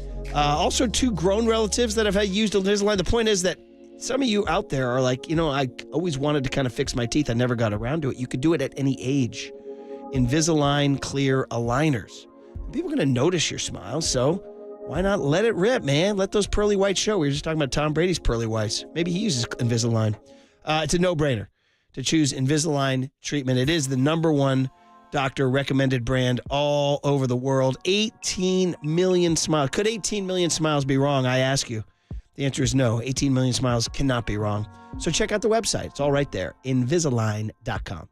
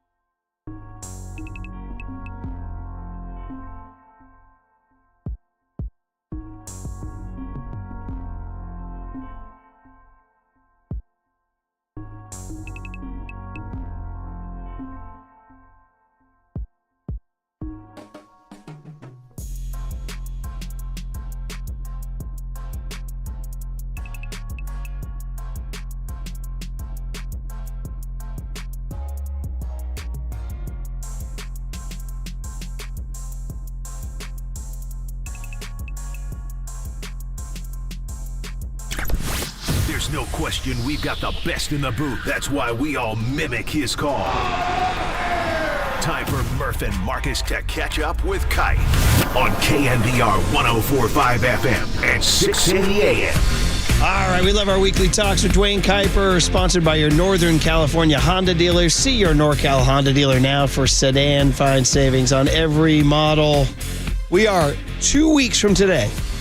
Marcus and I, wheels up to Scottsdale. We'll be doing our shows Thursday and Friday, 2 weeks from Thursday and Friday. And then on that Saturday, you'll hear this man in the booth, Dwayne Kuiper with John Miller, calling our first game 2 weeks from Saturday. Good morning, Dwayne. Hey, morning. Getting close, man. Yeah, it's kind of the quiet before the storm. Really not a whole lot going on. I mean, all the news now is Super Bowl and the NBA trading deadline. But, hey, in a couple of weeks, like you said, that's all going to change, although the NBA will still be going strong. But no more football, baseball time, and definitely a time for all of us to get excited about spring training. So, Kuip, since we last talked to you, the Giants had a fan fest, and Buster Posey, or the Giants announced that Buster's inviting a whole raft of Giants veterans to come to the park. I think this is something maybe we guessed might happen, but it was Yusmeiro Petit and Rich Aurelia and who else? Marco Scutaro. Joe Panic. Mm-hmm. Is this, I guess we kind of probably figured this is going to happen. What do you make of that? Well, what I make of it is it's not all the big names. It's some of the guys that I think Buster thought, if we didn't have these guys, we don't win. Like the Scutaros and like the Panics. Usually in camp, it's the bigger names, right? Well, these guys had a huge impact, and they don't have big names, but they're quite well remembered, in this Giants franchise and its history to win 3 world championships. So that's the thing that I like most, is we're going to see guys in camp that we haven't seen before, and they're going to be really eager to participate, And the other thing that, is going to be fun to watch is, JT Snow is going to be there, and I'm under the impression that he's there for a lot of reasons. JT Snow is very popular, but I think he's there to work with the Eldridge kid at first base and work with him a lot. I think wherever you see JT go, you're going to see Eldridge right behind him, which I think is it's a great idea.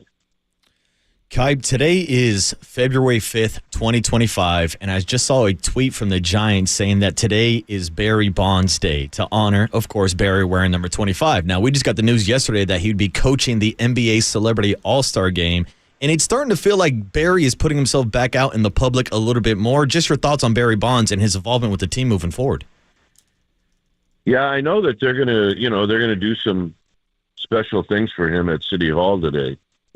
I was actually going to try to participate in that, but I had a few things come up that I couldn't do it. I think John is going to be there to help. But yeah, no, look, I think it's important that Barry does step out, and the fact that he lives here, he's part of the community. He's well loved in this area, and to go out and be in the public.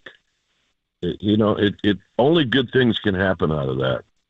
So good for him. It's a good day for Giants and for Barry Bonds, and we get to see him at the park quite a bit. But I think we would all like to see him a little bit more.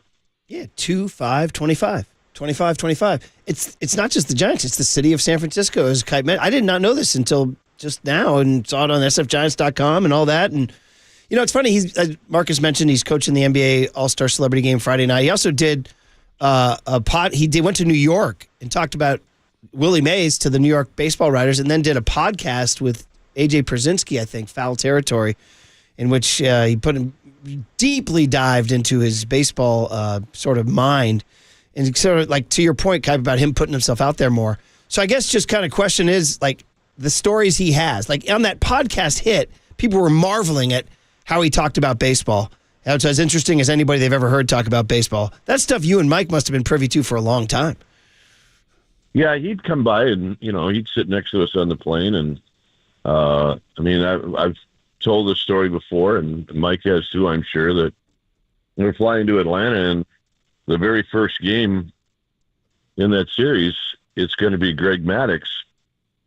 And he basically told us the first 5 or 6 pitches that he was going to see from Maddux. And, we wrote him down. And he nailed it. He knew exactly what Maddux was going to throw. And Maddux knew that Bonds knew what he was going to throw. That's why it was always such a great matchup with those two. But over the years, when you hear Maddux being interviewed and they ask him about Barry Bonds, he will always tell you that he was the easiest guy in the league to pitch to because you just walked him. Just walk him. Yeah.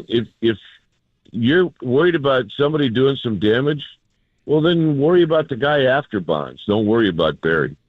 I'm, like I said to Marcus's first question, if indeed he is making a bigger effort to get out there, then it's only good stuff for us. Dwayne Kuiper is, of course, the voice you hear this morning on the Uma Guest Line. And, Dwayne, it feels like we're kind of hitting a lull in the MLB offseason where there's not a lot of big names being signed, even though there are some big-name free agents out there. And I know we've talked about Pete Alonso and guys like that before. But a name I wanted to ask you about is Alex Bregman. Last week we had Andrew Baggerly on the show, and he suggested maybe the Giants signing Alex Bregman, moving him to second base, and then moving Tyler Fitzgerald over to first base. So a bit of a two-part question. What are your thoughts on Alex Bregman in a Giants uniform? And do you think that would be an easy transition for Tyler Fitzgerald from second to first base? Well, first of all, it's not going to happen. And second of all, the question, I think the bigger question is Bregman moving from third to second? Mm-hmm. Look, all those guys that play in the infield and have played there for a long time, they can move around with the exception of if they're going to move to short. Bregman to go from third to short probably would be fine for a couple of games.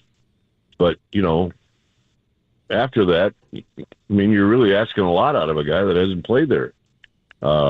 Fitzgerald has already played that position, and he could play that position for quite a while and get by until you get somebody that maybe is coming off the IL. That brings up an interesting point as to what Mookie Betts is doing in L.A., where, he moved from right field to play a couple of games at second, and then we see him at shortstop opening day last year. And now I read that's where he's going to be this year.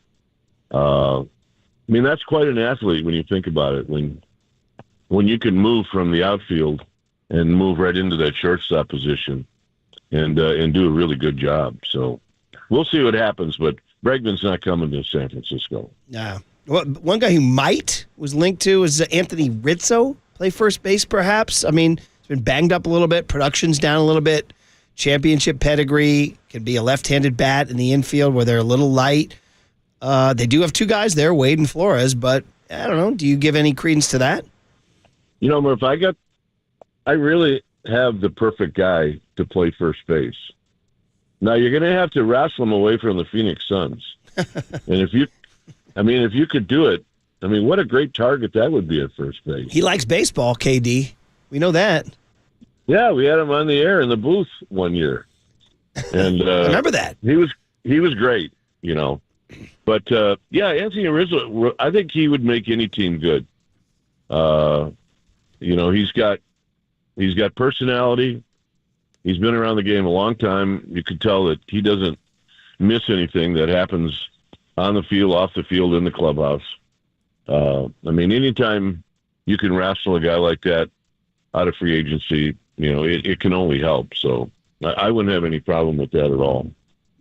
Okay. Well, I agree with you. Just kind of, there's something. It's not Verlander, but it's Verlander-ish to add him to. Yeah. The other thing, Kai, before he goes, these baseball prospectus projections. I remember it was Vegas Joe Hughes who used to work here. Shout out Vegas Joe Hughes. And one time we were talking baseball, and Kai, I'm so out of it. This was about 15 years ago. I don't know. And he started telling me about, this is going to projected to happen. He said, the projections are this or that. I go, what do you mean projections? He goes, well, dude, baseball prospectus, get with it. I was like, what do you mean? Like, are they going to play the games? He goes, dude, So here we go. Baseball Protection says, told us what's going to happen this year, so we don't need to play the game. The Giants are going to go 78 and 84, and go ahead and get your popcorn, everybody. Get your peanuts. I don't know. When you played, nobody showed up in February in Florida and told you, hey, Dwayne, you're going to hit 268 this year, right? So what's your take on this whole thing? Well, I mean, look, it's just another form of analytics, right? I mean, you put a whole lot of information into wherever it goes, and you come out with, your perspective as to what you think is going to happen. I mean, for me, what it does is okay, you got a number. All right, now I can't wait for the team that I love to blow past that number and then to make fun of you after they do it. That's the only enjoyment I get out of it. I hate it when they're right. I do. And I look at it this way. My perspective is, can they win 82 games? All right? Can they do that? You think they could do that, Murph? Absolutely. Okay, so now can you figure out a way, any way you can, any way? I don't care if you have to make a trade to do it. I don't care if you have to lie and cheat to do it. Can you figure out a way to win 6 more games than 82? Yes. And if you can do that, then you have a shot, and a good shot, at going to the postseason. Yeah, you know what, Kipe? Just throw to the right base. How's that for an idea? Throw to the right base. With a guy on third and less than 2 outs, hit a little weak ground ball to second. Yeah. That's it. Kipe, if they have a runner on second, nobody out, and they move him to third, I might sign up for season tickets for the next 50 years. I'll be so excited. Well, you're saying if they move him to third, but then they got to get him in. Yeah, then they got to get him in. I mean, Mike and I at times last year, it was like, oh, no, they got him to third. I know. Because there's nothing more disheartening than not to be able to get that guy in from third, or even the bases loaded with nobody out. Hit a little ground ball to second, and you're at least going to get a run. Yeah. This is what Buster's And when it's all said and done, those runs at the end of the game all of a sudden become really, really important. So anyway, my hope is to get to 82. And if you can get to 82, then it's up to Melvin and the coaching staff and some of those veteran guys to win 6 more games. And then, you know what? We can have some fun. To be honest, I'm just looking for strike one against the Cincinnati Reds on Thursday, March 20, whatever that is. March 20, is it 28? Do you have a bet on strike one? Is that it? Pitch by, as Marcus told us, next pitch. Yeah, pitch by pitch. Pitch by pitch. We got stacked pitches, Kipe. I mean, I'm already buying clothes for that first trip. Cincy in late March still might be a little brisk. You never know what you're going to get. And then, from there we go to a stadium that, has a retractable roof. We go to Houston. So, but then the next trip after that, which I'm not making, I think is New York and Philadelphia and maybe one other city. So, yeah, they got a chance to hit some cold weather early. But you know what? I'm not worried about that. Spring training is, like you said, 2 weeks away, or at least a game. And it's going to be fun. Last word is any thoughts on the passing of Faye Vincent? He was only commissioned from 89 to 92. He bridged between the very popular Bart Giamatti and then Bud Selig, who presided over the strike. And, Faye would always answer our call when we called him. He would come on. I liked him. Yeah. Mm-hmm. I did. And, and we were really taught by Marvin Miller as part of the Players Union. We were really taught that as much as you want to like the commissioner, as much as you think he's a good guy, I won't allow it. Mm-hmm. And, that's just the way Marvin was. I mean, it was a big game for Marvin that it was important that you disliked the commissioner, but you couldn't help but like Faye Vincent. And look, Bud Selig was from, Wisconsin. I appreciated his demeanor and the way he acted, and I really like Bud a lot. So, but anyway, yeah, Faye Vincent, a good man, and I think he wanted both sides to be happy, the players and the owners, and I think he tried very hard to make that happen. I agree. And plus, he was the face of the World Series where we had the earthquake. That's right. We should talk about that. His role was huge. He had just taken over that season, and he had to navigate that whole thing, and he did it with class and grace. I think he had to walk up like 30 flights to the St. Francis Hotel because the elevators were out, and then hold those press conferences by candlelight, remember? And Will Clark caught a pop-up and ended up in his lap. Will just put that on his social media feed the other day, I think. So, yeah, I'm not surprised.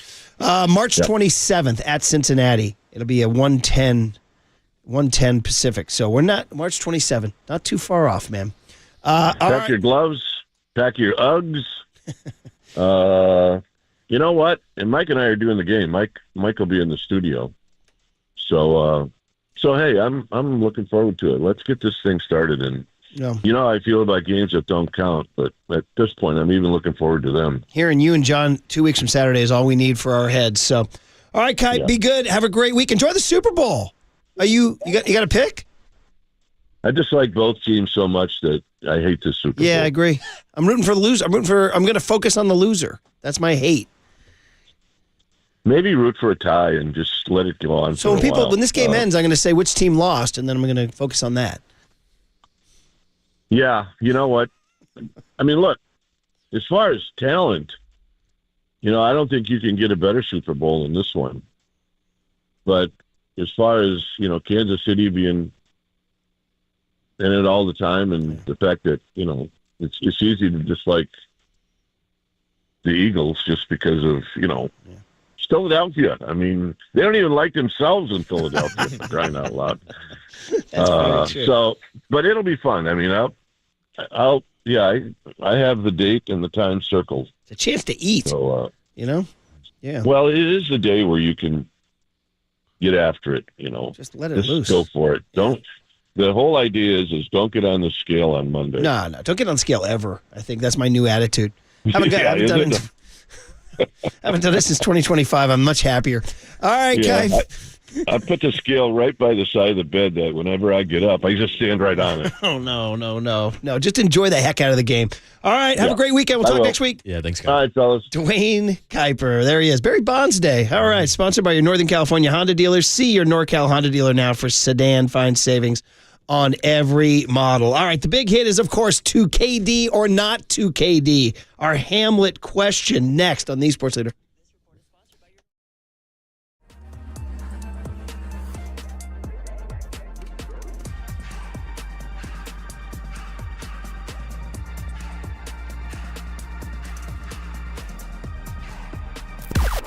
Now, from the O'Donnell Financial Group Sports Desk. Learn more at odfigroup.com. O'Donnell Financial Group, because planning is a process, not a product. We are giving away 2 tickets to see Cypress Hill at the Fillmore on April 11th. We will be giving away the tickets in the 9 a.m. hour. So how do you win? You got to just stay tuned. When you hear the cue to call from Murph, be caller 10 to 415-896-KNBR, and you will win. This is all brought to you by Live Nation, and you can find official rules on KNBR.com.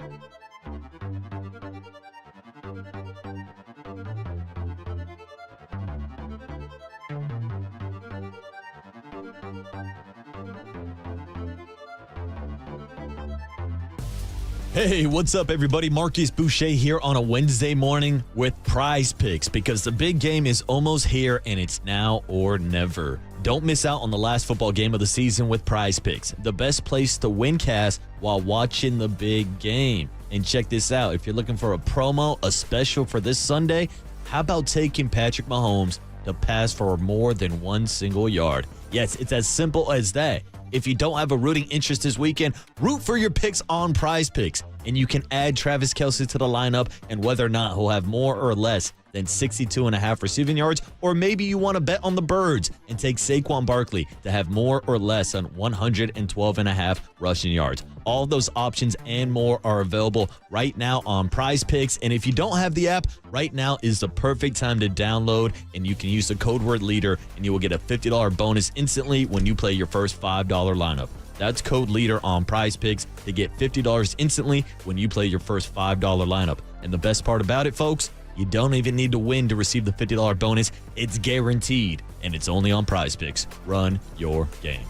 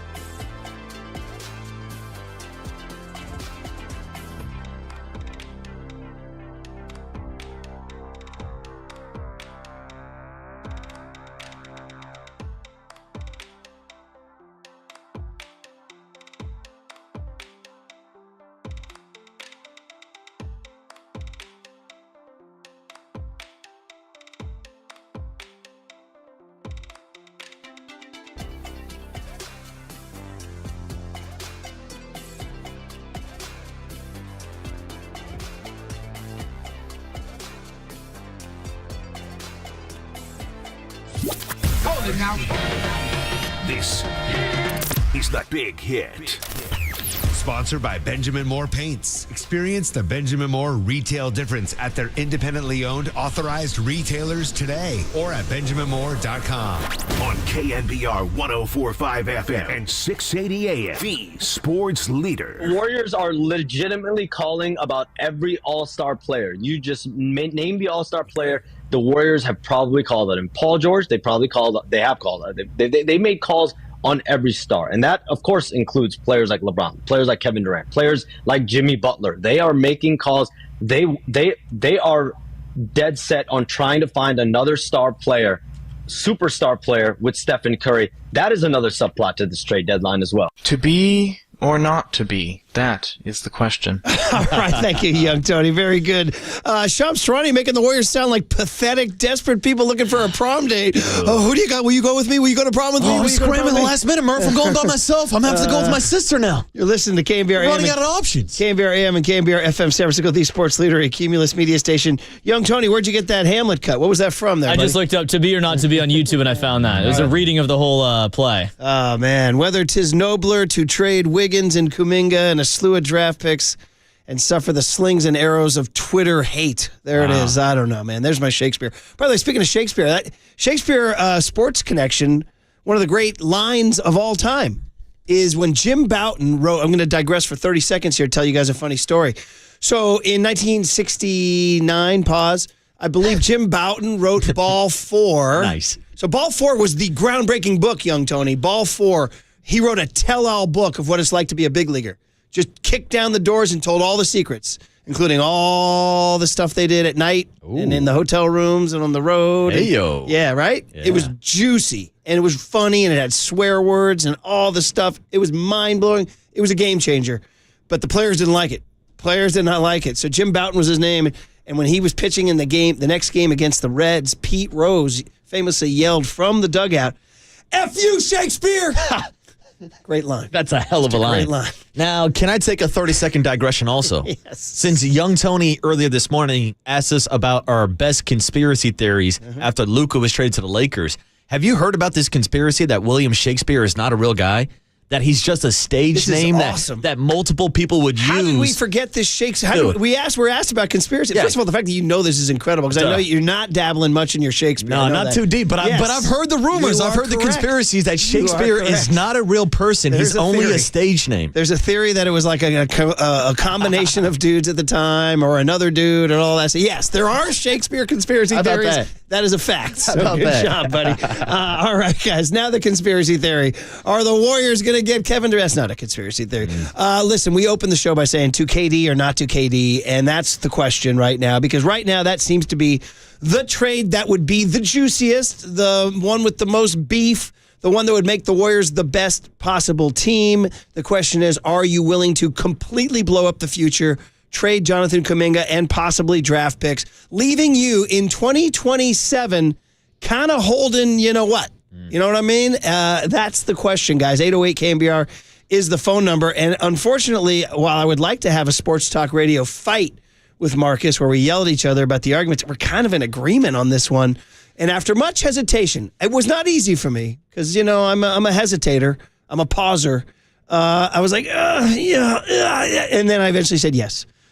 You do. If I have to trade Kuminga and draft picks to get KD, I'd get him. First of all, KD's exactly what they need in terms of taking the heat off of Steph.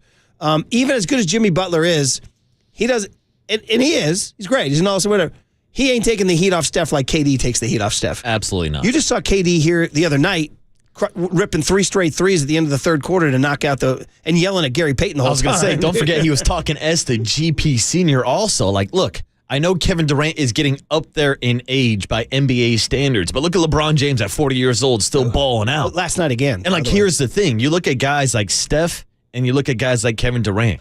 That shot is never going to leave him. I mean, look how long Ray Allen was hanging out in the league, but this isn't about 2-3 years down the road and what a 40-year-old KD and Steph are going to look like. It's about capitalizing on the Steph Curry window right now. He's about to turn 37 years old. You're not going to have Steph Curry forever. And I know a lot of Warriors fans are worried about the future, what this team is going to look like in 5-6 years. Once KD, Steph, Draymond, and Steve Kerr are all gone, guess what? They're probably looking like a borderline playing team, the same team they're looking like right now. Like, we're talking about the future and what they're going to be holding. Murph, they're holding it right now. Yeah. Like, they're not competitive. They're not a true championship contender. And if you have Steph Curry on the team, you got to go out and try to make yourself a championship contender. I mean, it's a good point. Like, hey, what do you mean? What are you right now? You're 25 and 24. You're nothing special right now. The only counter to that is, yes, but at least I have the chance of Kuminga becoming a Western Conference All-Star starter in a couple of years. Now, again, would that be enough, though? I mean, there's any number of teams that have a Western Conference All-Star starter, and the team's not any good. Like, think about it. In 5 years, are Kuminga and Pods going to be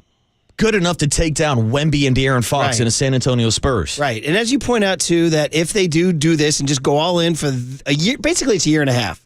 You'd get them for the rest of this year, and then you'd have them for next year, and then it's all done. then at that point in time, you got a lot of money. Yeah, to go do because stuff. all those max contracts are now off the book. KD's contract's gone. Steph's contract is gone. Draymond Green is gone. So you have all the money in the world, and we know that Joe Lacob is not afraid to use it. So everybody's talking about what is this team going to look like in 10 years? Who knows? Who's going to be a free agent? Maybe Luca will be back on the trade block. 925 says, if you guys agree about trading for KD, how much do you consider is trading too much? That's a good question from 925. Is there a line you draw? What if it's Kuminga and Wiggins and draft picks? Is that too much? What if it's Kuminga and Wiggins and Draymond Green? Well, wait, Kuminga, Wiggins, and Draymond? I mean, you're asking a question, what's going to be too much? And there are reports that the Phoenix Suns would be interested in Draymond Green if this trade does happen. There is a connection. Matt Ishbia, the Suns billionaire owner who self-made man, is a former Michigan State Spartan. Oh, by the way, Sparty. Sorry about last night. Hold that L at Pauley Pavilion. Should have seen it coming, dude. By the way, Tom Izzo with some great quotes after the game. I'm an Izzo guy, too. I love Tom Izzo, but also Kareem and Magic courtside. Well, those pictures were incredible. Go look at my Twitter feed. One of the great 2025 basketball pictures you want to see. Kareem in his Letterman's jacket, Michigan, and Magic in a Michigan State hoodie. But anyway, Matt Ishbia is a Michigan State Spartan. We know Draymond Green is a Michigan State Spartan, and Butler, so there's a connection there for sure. And Draymond might not bad going there. I kind of feel like, wow, the Warriors without Draymond, man, would they have lost their identity? Would they have lost their personality? I'm sure there's a good number of people in the Bay Area that would be happy to say goodbye to Draymond. They're still mad at him for any number of things. Yeah, I know there's a faction of Warriors fans who want to get rid of Draymond Green, but also I think most kind of rational Warriors fans realize what Draymond Green brings to this team, and still defensively at this point of his career. Look how bad they've been the last couple of weeks without him. Comes back for one night against Orlando Magic. They hold that team to less than 100 points. Now, I'm not saying the Orlando Magic are the best team in basketball, but it's obvious to anybody who watches the Warriors play that Draymond Green is the defensive anchor. And if you take him off the team, I don't know how the hell you're stopping anybody. Agreed. 831 says, here's a hot take. I'll take Quentin Post over Kuminga. Ooh. Post can learn from spicy. KD. That is spicy. I mean, obviously, Kuminga's dramatically a better athlete, but Post is that guy you need. He's a better shooter from three. He can space the which floor. is what you need, space the floor. He's not as athletic, but kind of interesting. I've kind of liked what I've seen from Quentin Post. Listen, I'm not retiring his jersey or anything, but he's been a nice little addition. I will say, though, I am kind of intrigued to see Kuminga and Quentin Post actually play together because Kuminga loves to be a rim runner so much. I feel like Quentin Post playing at the 5 and Kuminga at the 4 would be a nice combination, but look, you got to bring A to get A, and you got to give something for KD. So that brings up this question. What if they do nothing? What if they do nothing? Which I think is probably the second most likely option because I think they want to reset and get underneath that luxury tax. And you get Kuminga back, and all of a sudden now, they're at Utah tonight, by the way. That's if Marcus's conspiracy theory is that half the team stayed home. Yeah, who's on that plane? Who's flying out to Utah? I mean, that's where social media hit me. Like they didn't bring a team to Utah because they're saying Wiggins is not pictured. Who else? Looney's not pictured. GP2's. No, Lindy Waters the third. Have we thrown in Looney into this trade mix at all? How would you feel about saying about Looney? I don't want to move on from Looney, but I feel like that's a contract that they're going to look to unload. And I think I had the same feelings. Exactly. Right? So it has some value in it. So I wouldn't be surprised if Looney, Dennis Schroeder is another name you hear thrown in there because they have those expiring contracts. Those would be extra assets just for teams looking to relieve some money. It's a very interesting time in Warrior history. I can't remember a trade deadline this, I don't want to say pivotal because I don't know. Listen, there's nothing pivotal. They've already established themselves as one of the great dynasties. They're up there with the Tim Duncan Spurs and the Kobe Lakers and obviously the Jordan Bulls and the Bird. I mean, honestly, you're talking about one of the great, in the last 50 years, one of the top 5 or 6 dynasties in basketball. So it's not a pivotal time in franchise history, but in many ways it's intriguing because we've never seen a player like Steph and we've never seen a guy like Steph have so much love from the fan base. We're like, you have to take care of him. And this is something they've been talking about for a while. Do you got to get Steph help? Well, I liked it. They started 12-3 this year, by the way. Don't forget, was D'Anthony Melton the key to the whole damn thing, by the way? D'Anthony Melton and Buddy Hield shooting over 50% from the three-point line. Wait, who's that? Yeah, Buddy. Who? Not my buddy. Oh, my God. Don't call me Buddy, pal. My God, when he tosses up shots now. Not your buddy. I'm just looking at the TV going, bro, could you be a bigger brick? My God. Dude, his three-point percentage has dropped over 20% since the first month of the season. Can somebody give me I'll look it up right now. What's Buddy shooting in January and in... I'd say it's close to around 30%. From 3? Yeah, from 3-point range. He's an outrageous And he started off break. on fire in the first month of the season. Young Tone, we don't want to trade Looney, though, right? We don't want to... Cause Looney is out. You've been through it all. Can't help yourself. He is the loon. I earn my bones. There he is. 31% in January and 0% in February because he hasn't made one because they played one game and he went 0 for 2 from 3. So dude, 31% from 3, bro. That's not why they brought you here. And in December, he was 30%. Yeah. So the last 2 months, he's been 30% from 3. Well, that explains why he wasn't on that plane last night, Murph. We're talking about all these trade options. Can we trade Buddy Hield? Yeah. Can you take him Who's off our going to hands? take Buddy? Man, remember that? They were like, oh, he brings so much joy. I'm like, no, he doesn't. He brings a lot of bricks. The cycle of life that is Buddy Hield. Oh, man. So anyway, Warriors, by the way, slid quietly into the 10th spot last night as the, I believe it was the Suns who slipped below them last night. No, Suns are up to 9. Oh, I'm sorry. It was the Dallas who slipped to the 11th seed last night. The Luca trade already having an effect. Kyrie, Clay saying, I'm happy to be a Maverick. And the Lakers, by the way, are now 10 games over. They're 29-19. They are on a roll, guys. They are playing really, really good. They've won 3 in a row. And Luca, just to give you guys one more factoid, is supposedly going to make his debut Saturday. Now, the Warriors go to L.A. tomorrow, so they would not see the LeBron-Luka Warriors. So they'd see the Lakers without Luka and without A.D. Better go win that damn game.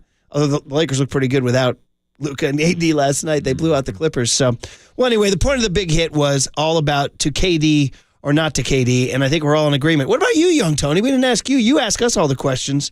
And if you missed what did Young Tony ask today, you can hear it on our KNBR.com podcast. What about you, Tony? What about trading? So, again, you got to throw Kuminga, who's a possible future All-Star. Was this guy the chosen one? Is the greatest player to ever live? Why don't we just trade him right now? I don't understand what we're holding on to him for. Because what if he's I'll just present a little debate class for you.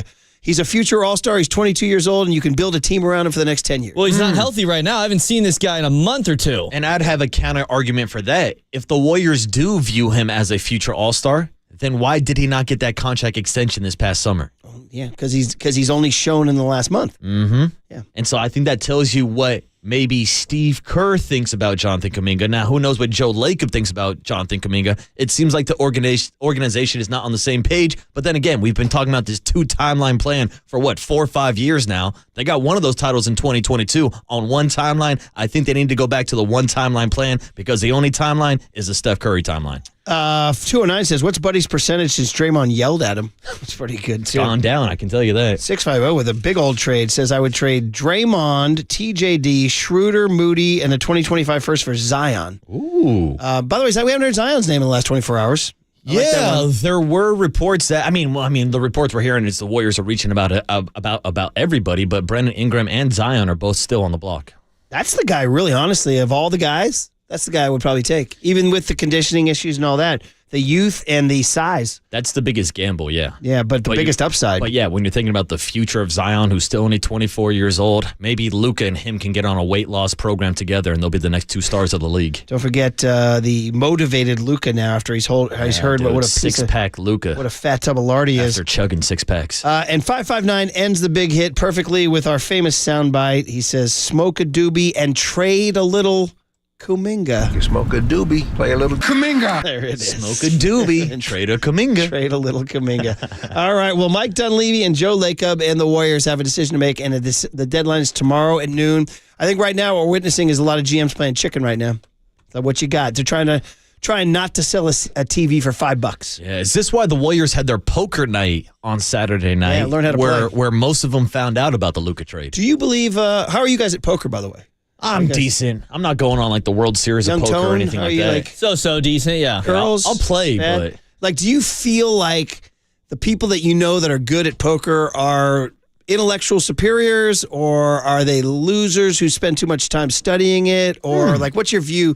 Because like it becomes almost like a measuring contest. Like, I'm better at poker than you. I'm going to take your money. Yeah. Literally, it's like the only worse is taking your girl. I'm taking your money. I'm taking your money. I'm going to bluff you. I'm going to lie about it. I guess poker players are a little deceitful, but that's the purpose of playing poker, right? Yeah. Do you have buddies who are good, and do you think of them differently? Not really. Like I have a couple buddies who like we'll go out to like the after hours in Vegas and they'll stay at the poker table, but I'm just like, get your money, bro, get your money. When you play, are you playing for social reasons, or are you playing to defeat the foe? To be honest with you, I'm just playing to get the free drinks. Okay, you sit down in the casino and the waitress comes around and offers you and your buddies. You guys just like a poker night? Yeah. Oh yeah, no, we're just rolling one up, drinking a couple bottles, just having a good time. Do you have that buddy who takes it too seriously? Yeah, but there's one guy like keeping notes and stuff. I'm like, bro, calm down, bro. We're just trying to have a good night.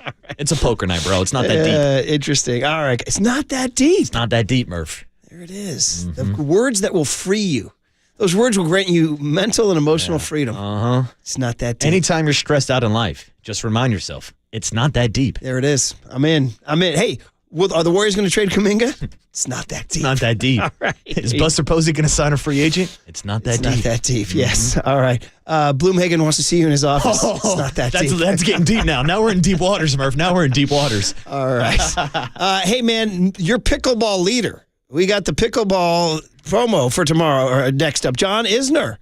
6 foot. Are we going 6'10" or 6'8"? What do we get a height on Isner? Let's split the difference. 6'9". He also played one of the greatest. Yeah, exactly. He also 6'10". He also played one of the greatest matches in Wimbledon history. Plus, he's going to be at the Warfield on a week from Saturday playing pickleball with T.O. So why not? We got that. Cooler content. Steve Bono, 9:15, all fun on KNBR 104.5 and 680. It's not that deep, leader.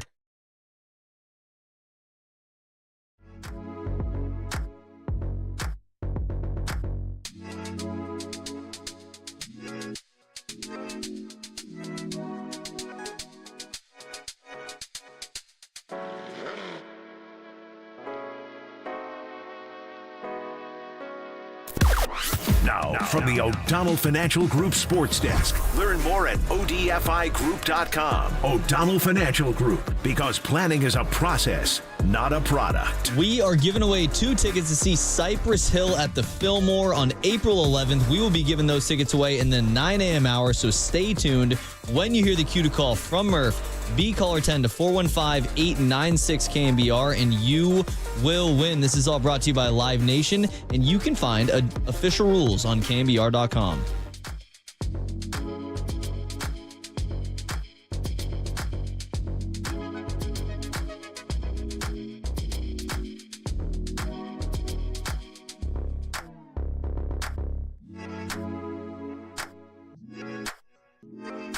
How about Marin Health taking care of you up in the North Bay? That's right. Let's talk about it. It's world-class health.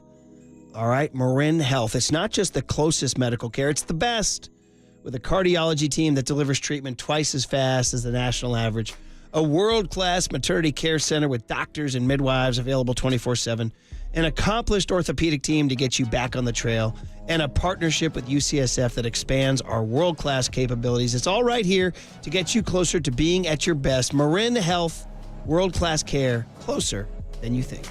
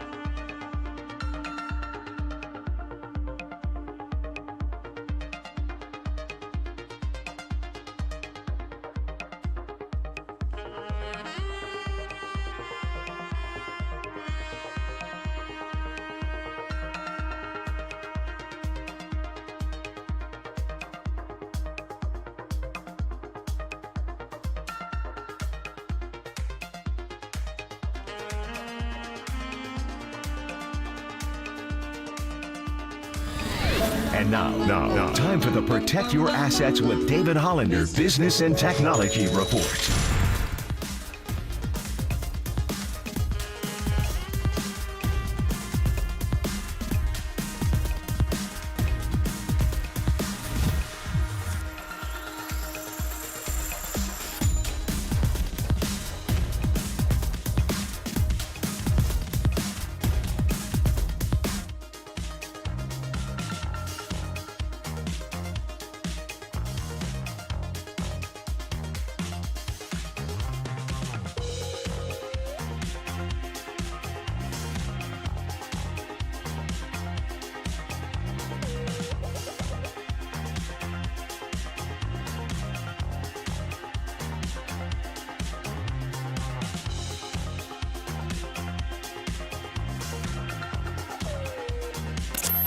Murph and Marcus keep rolling on the sports leader and streaming live on YouTube at KNBR 1045.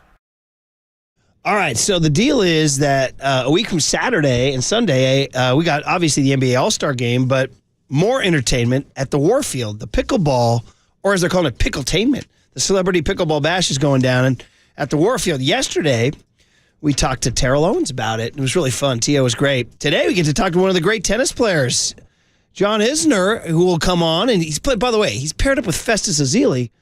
Bro, that's going to be a tough matchup now. That's a lot of square footage you're going against there. I mean, those guys can spread out their arms and just cover the entire pickleball court. Yeah, so we'll get into that. But first, of course, the man who's organizing it, Ben Shapiro, is on the line to tell us how to do it. Ben, good morning. Welcome back to Murph and Marcus. How you doing, man? Hey, morning, Ben.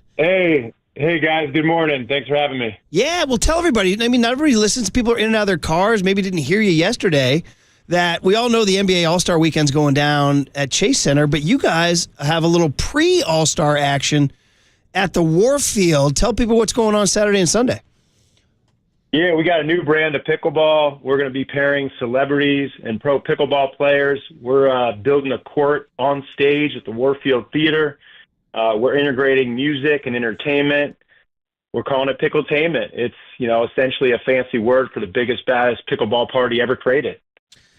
Now it's going to go down. Yeah, so it's going to go down on Saturday, 1 to 4 p.m. and Sunday from noon to 3. And it's going to be a very hot ticket. It's going to be, I think, a really nice event that's surrounding the main events at the Chase Center. You obviously got the slam dunk and three-point contest Saturday night starting at 5. And Sunday evening is the All-Star Game starting at 5. So it's a nice complimentary event. It's going to be a lot of fun. It's going to be a party.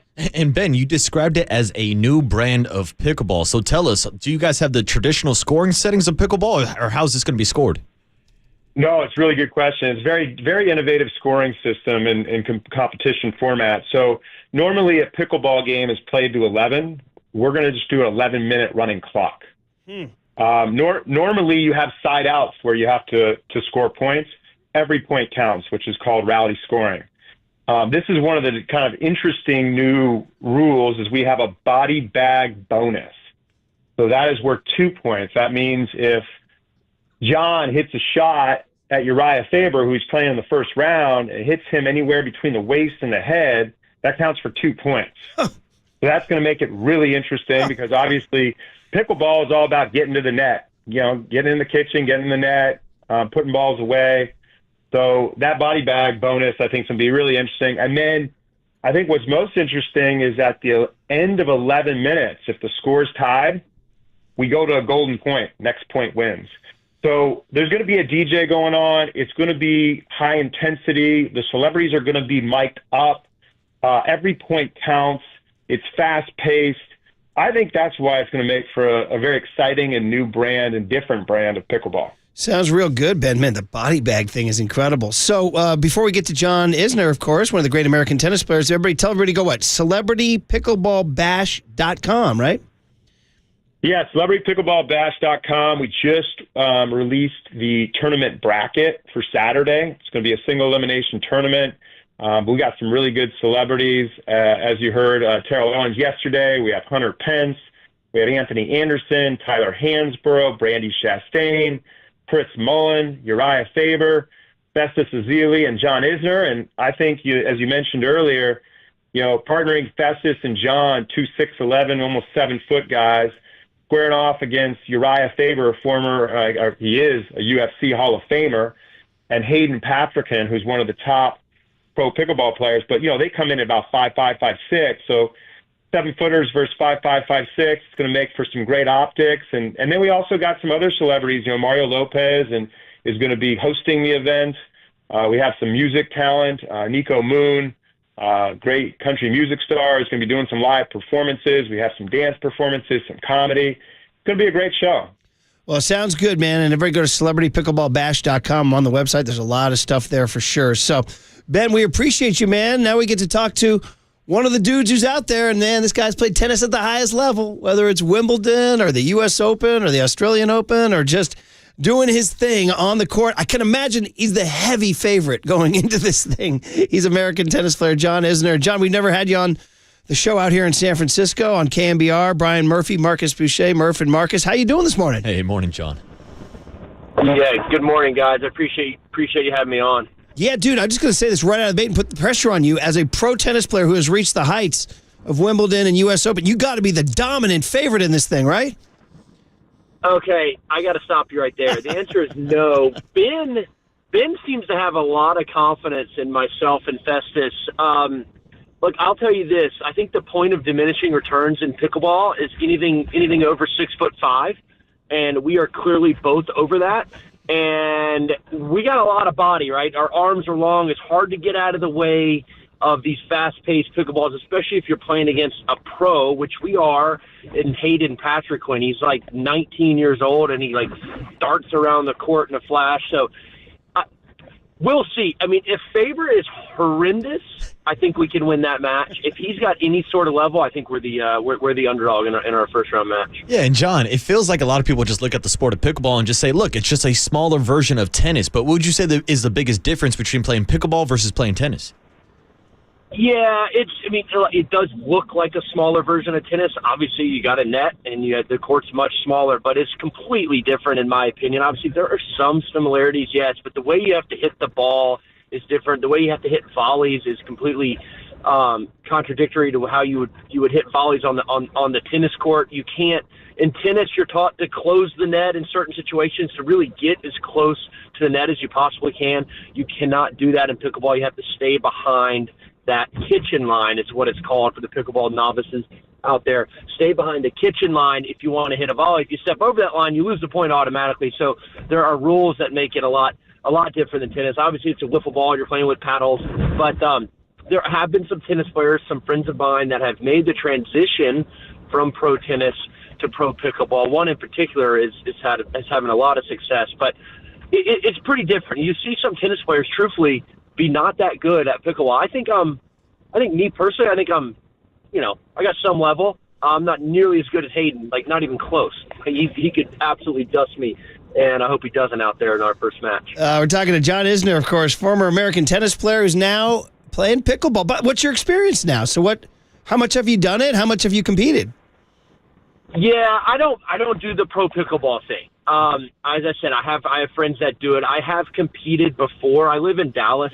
There's a few times a year that the PPA tour comes to Dallas, so I've been a part of that. I've been part of some other quote unquote celebrity events in Dallas. But no, I don't travel and play professional pickleball. Obviously, going to San Francisco and playing at the Celebrity Pickleball Bash is very, very different. It's going to be a lot of fun. There's not going to be much pressure on myself to perform well out there. So I like the game. It's a good recreational game, but it's not something I do professionally by any means. Again, I'm almost 40, and I'm almost 7 feet tall. It's just not a good combination to be kind of, I guess, getting old and being very tall in the pickleball court. You got to be, I think 6 foot to 6'5" is the perfect height you want to be in pickleball. I love how you're sandbagging Lou Holtz style. This is good stuff. John Isner, of course, is a former American tennis player, is now going to join the Celebrity Pickleball Bash on Saturday and Sunday All-Star Weekend at the Warfield. We got T.O.'s going to be out there, Hunter Pence. You got Brandy Chastain. Chris Mullen, my favorite, one of my all-time great Bay Area athletes. His jersey is retired by the Warriors. So, John, it should be really fun. And Festus is a great, great guy. So, do you know Festus at all? No, I don't. I've only heard amazing things about him. I've seen him on TV before, so I'm looking forward to playing with him. I've played pickleball with Dirk Nowitzki before, and when you have almost 14 feet of height on your team on one side of the net, it makes for, as been said, it makes for good optics, especially we're going up against two little guys. We'll talk some trash. I think we could handle Hayden, but we're not going to mess with Uriah too much up there. John, it's funny, the mental game. I like how you're just you're playing possum. No way, we're too tall. These guys are too good. I get it. I like it. Lower the under promise and over deliver. I like the strategy. Here's my question: on the actual tennis court, when you're playing in a Grand Slam event, how much is the mental game? Whether it's Djokovic or Federer or Nadal, any of you guys. We don't see it on TV because we can't get inside your head, but how much mental game is going on in a high-level tennis match? Oh, a lot. I mean, obviously, tennis is in my mind, it's the king of the racket sports. It's a very physical game out there, especially when you're playing singles, but the mental game is massive, and that's kind of one of the reasons. Of course, when you talk about Federer, Nadal, and Djokovic, obviously they're loaded with talent, but mentally they are a step above everyone else. They go out onto the court believing that they can win. They have built up so much confidence over the years just from the sheer amount of matches that they've won, that mentally they are so strong. So it takes a huge effort from an opponent to beat those guys. You have to beat them on the court. You have to maybe beat them physically, move better than them, but also you have to be mentally stronger than them. But sometimes believing that you can beat a player like Djokovic when you know he's on top of his game is very, very hard to do. That's why he doesn't really lose that much, hasn't lost that much throughout the course of his career. But certainly when you're out there one-on-one on the tennis court, it's a big, big mental battle. What about mental games? Like maybe, intimidating or, I don't know, some sort of psyops. Is there any of that? There's a bit of gamesmanship. Players have been known to kind of take a bathroom break to kind of cool their opponent off. But truthfully, I don't really feel like it happens too much. It's more of what I love about tennis and pickleball, especially when you're playing singles, we're not playing singles in San Francisco, but you get that one-on-one aspect there. You can sort of try to beat your opponent mentally that way just by being a bigger dog out there. And, that's what I love about tennis. It's a warrior sport, but there has been some times where players can maybe feign an injury or, take a bathroom break a little too long just to cool their opponents off. And it works sometimes, unfortunately, but that's just the nature of the game. I'm looking forward to the psychological warfare at the Warfield on Saturday and Sunday, All-Star Weekend, right. Celebrity Pickleball match. Last one, just last couple fun questions on the way out the door. What do you tell? What's your story, your banquet story about that 2010 Wimbledon 5-setter, 183 games, 11 hours, 5 minutes, 3 days?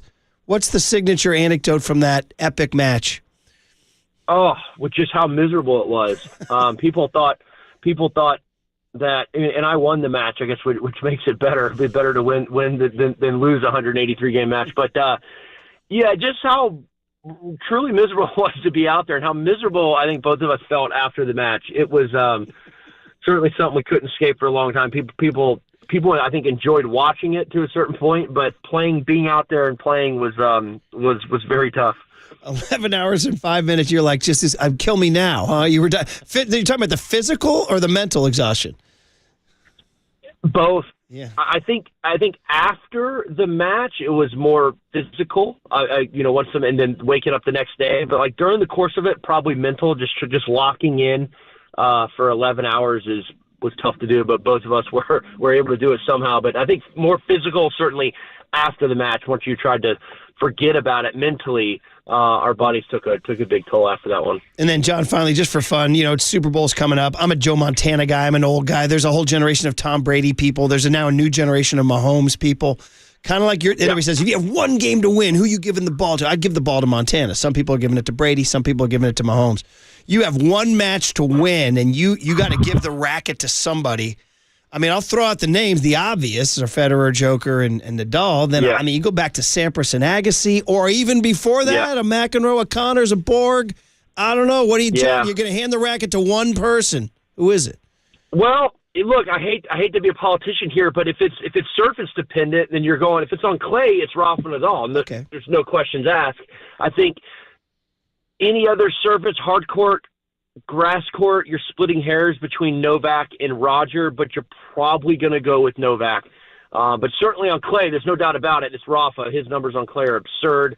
Hard and grass, probably going Novak. What if I said Bjorn Borg on line 1, grass? I mean, what are we doing here?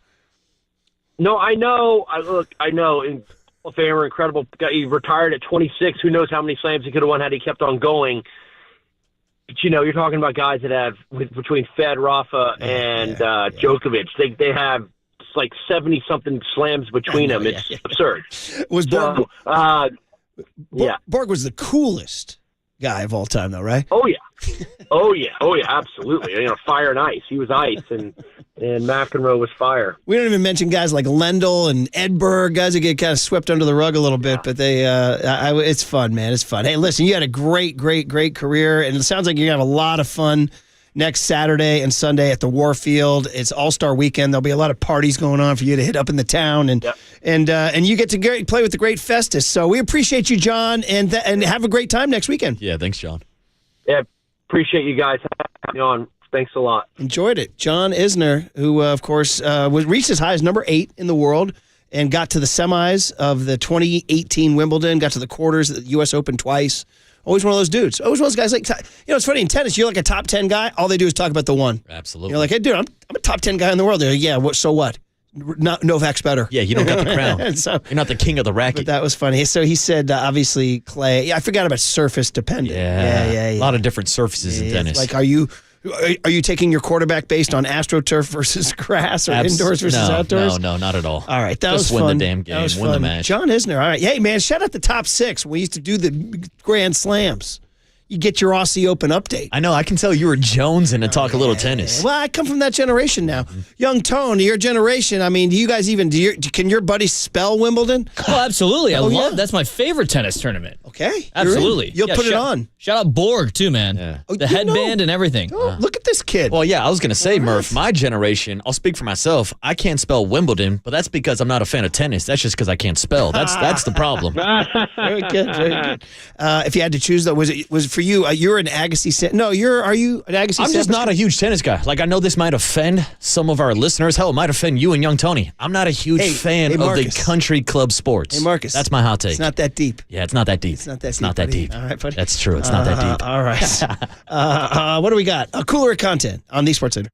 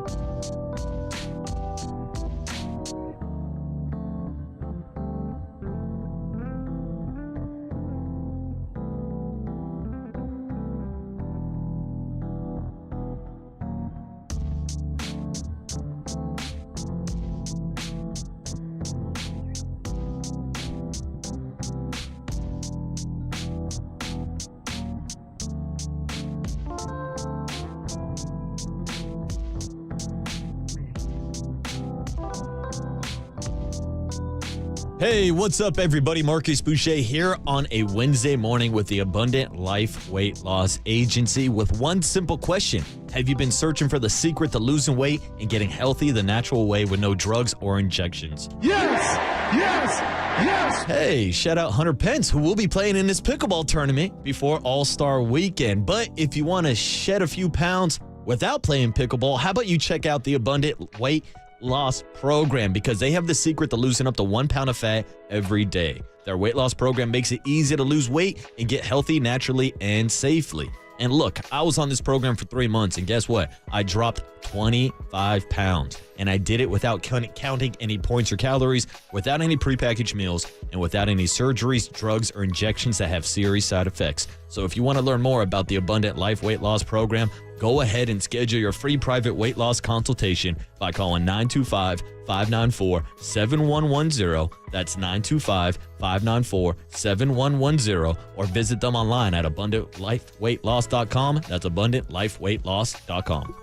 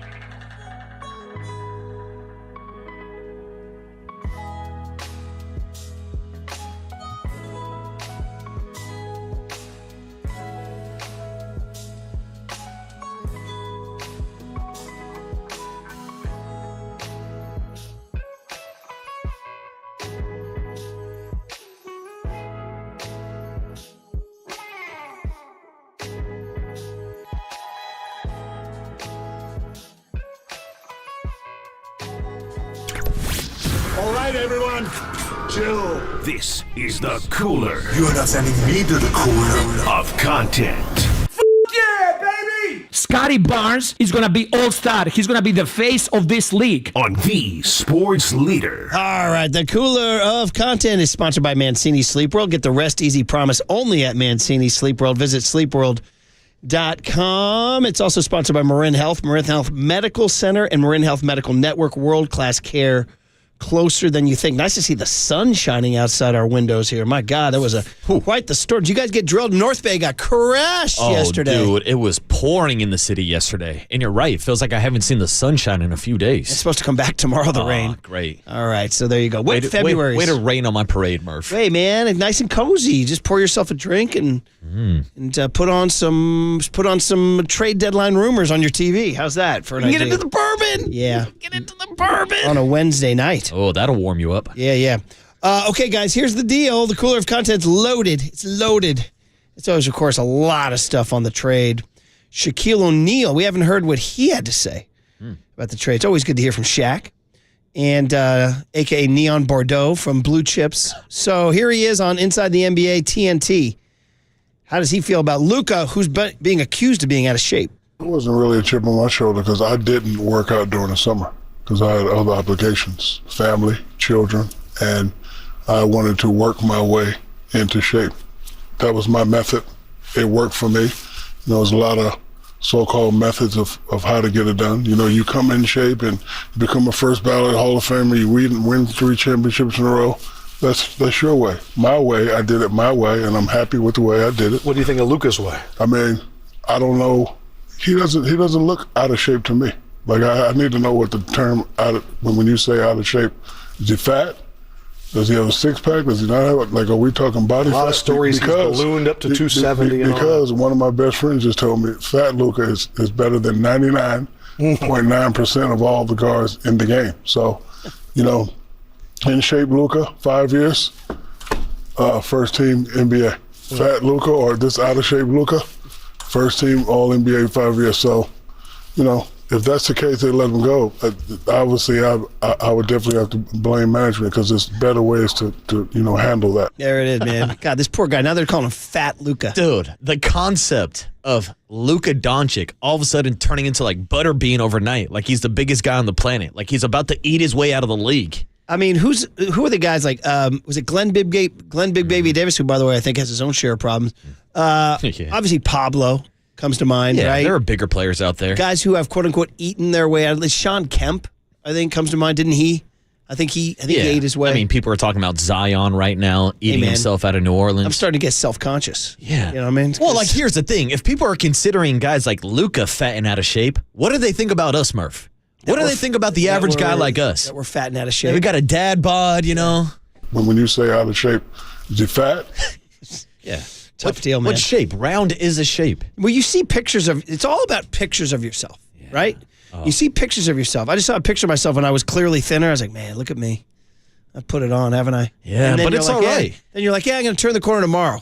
And tomorrow I'm going to eat well. Yeah. Then next thing you know, there's a cookie. You're like, yeah, give me that cookie. Yeah, as Annie said, tomorrow's always a day away, Murph. Look at you, buddy. That's the issue. You're not a country club sport guy, but you're a Broadway fan. Tomorrow, Well, you have I'll a lose history. weight. Didn't you do a matinee Marcus, baby? Yeah, You know my history, Murph. Draymond Green. I'm down. Yeah, I know you can do the hand jive, so to speak. Exactly. From Greece. Yeah, careful. There is video of young Marcus doing the Greece dance. This is true. It's incredible. Do the hand job, baby. Say, what about Mahomes? People talking about Great his point weight. by young Tony. Yeah, his little baby gut. Mahomes doesn't exactly have a six-pack. He's got a dad bod also, and he's going for a three-peat in the NFL. How come no one's got a problem with Patrick Mahomes? How do you feel about Jokic's body? Well, Jokic has done a lot of work on his body. Now, he used to have some of these same criticisms when he first got into the league. He was a lot heavier. And even now, he has slimmed down, but he's not the peak male physical body type, but he is still an athlete, and he can still get buckets. And that's my issue here. When people are talking about Luca being fat and out of shape, was he that fat and out of shape when he took the Mavericks to the NBA Finals last year? When he scored 73 points in a single-season game? When he's been an all-pro first-team NBA player in 5 straight seasons in the NBA? Yeah, that's the type of shape I'm looking for, Murph. Is he fat? By the way, you can't. I mean, in today's day and age, aren't we supposed to be politically correct and like not fat shame? Although I guess nowadays maybe it's back. Yeah, not in this day and age, Murph. Not in the last couple weeks. Fat with a PH. You can call him fat. Bring it back. Draymond Green and Baron Davis debating who won the trade. I thought there was no debate. I thought they said Luca and the Lakers won it. Although AD getting mad disrespect. Draymond Green podcast. As of right now, currently, as it stands today, you lace them up, you go out there and play tomorrow, it's Dallas. That's a made team. Yeah, they're ready to go. But I don't think this was a move that the Lakers was making to say, we're betting right now for today. I think what the Lakers thought was, this team ain't great. We're not winning the championship. We got a chance to get Luca Doncic. You got Luca if you're the Lakers now, but now you don't have a big. I think for them now, they have to figure out how to build the team. As great as Luca Doncic is, he was not drafted by the general manager of the Dallas Mavericks. Dallas must know something that we don't know. I've been saying that. Superstar players don't get traded in their prime at 25. But then you got Nico Harrison, who's like, I think we can get AD to play at that 1A level consistently. And I think that's the bet that they're making. I'm going to go down with someone I trust, not necessarily someone that the GM before me trusts. And yes, Luka's a superstar. Yes, Luka's great, but Luka was never Nico's guy. He is doing it the way he want to do it. You got the most size, you athletic in the front court. It unlocks Kyrie to go be Kyrie again. You got Klay over there that can be a great compliment to Kyrie. The 80 for Dallas is their upgrade now. We're putting all our chips on the table. We need to go now. Man, you haven't heard. Those two guys were more high on the Dallas version of the trade than almost anybody I've heard. Yeah, that's interesting, and it is. I think it's accurate as of right now. I mean, Luka's got a calf strain. The Lakers don't have a big. I mean, maybe they make a trade between now and Thursday and they get a big. So, but we're just talking right now, 8:45 a.m. on Wednesday, 2/5/25. Right this minute, Dallas has a better roster with Kyrie and AD versus Luka and LeBron. At least that's my opinion, just because the big. But we'll see. Yeah, and I would agree with that assessment because it seems like AD will be a better fit with Kyrie than Luka even was with Kyrie. And then we're talking about the fit between Luka and LeBron. Of course, they're going to make moves moving forward. But yeah, this trade to me was more about the future of the Lakers and I guess the present right now for the Dallas Mavericks. But that's the problem. If AD is Nico's guy, he probably should have checked with the fan base because Luka was the fan base's guy. And that's why now people are buying out of their season tickets and getting refunds from the Dallas Mavericks. And again, Luka may debut Saturday, which means he wouldn't play tomorrow when the Warriors play the Lakers. Warriors play the Lakers tomorrow in L.A. By the way, just for me, for my old head, man, I've told you guys I love Bill Raftery, man. I freaking love him. We did his Onions and all that. Onions. And Rick Pitino, I mean, listen, he's had a checkered career in terms of off the court. There was some stuff going on. But, man, you got to love an Italian guy from the East Coast who wins natties. And he's at St. John's, and they're good now. They won a big game last night against Marquette. The Garden was going off. So when I get Raftery and Pitino in 2025, I'm going to take it. Plus, this is for every CYO coach everywhere. You control yourself. I know the free throws, you just ignore it and keep plugging. Yeah, inside, I want to kill myself. Outside, I just say, that's okay, we're going to make the next one.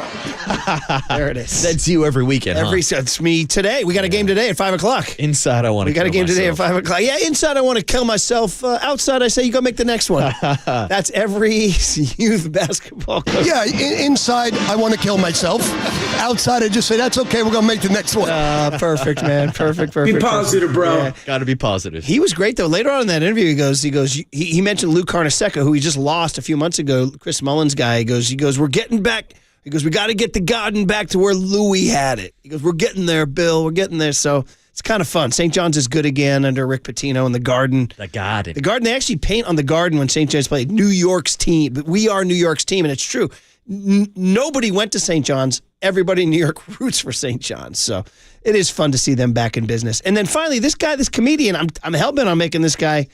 He's funny, man. Danny Goodwin. He doesn't even have that much social media traction, but he's starting to get some by doing these McAfee, Inside the NBA TNT, Bill Simmons send-ups with world history events. So here's his latest on the Bill Simmons podcast on the Civil War starting. Here it is. America is going to war with itself. Brother against brother. It's a sad day for America. It is not a sad day for FanDuel. I'm looking at the odds right now. The Confederacy is plus 225 to win it all. What am I missing here? What are you hearing right now? Well, Bill, I can't bet on these things because I'm in the media, but at the beginning of every year, I guess which directions of the country are going to be in bloody conflict with each other.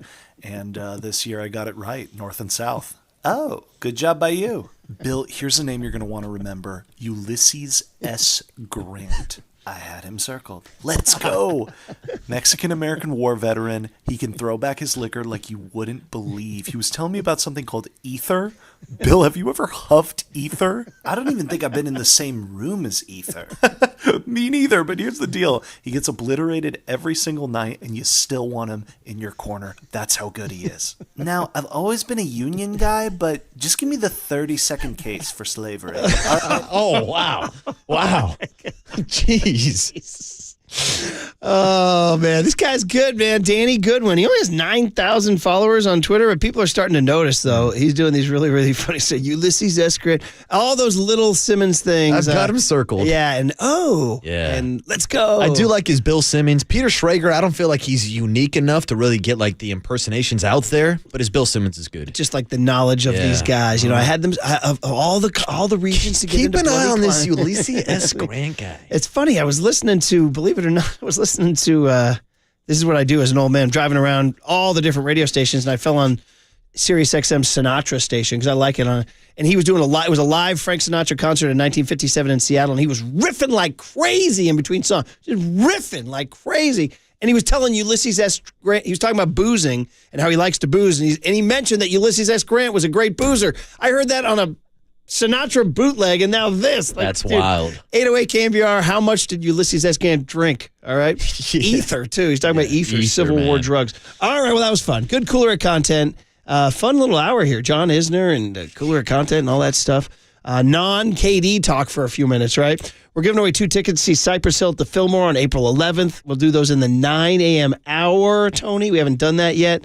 But the latest on the Warriors and KD, we're getting close to 24 hours out. Is there a new name the Warriors might ship out? Sam Amick has some sound next on the Sports Leader. Here's a name you're going to want to remember. Ulysses S. Grant. I had him circled.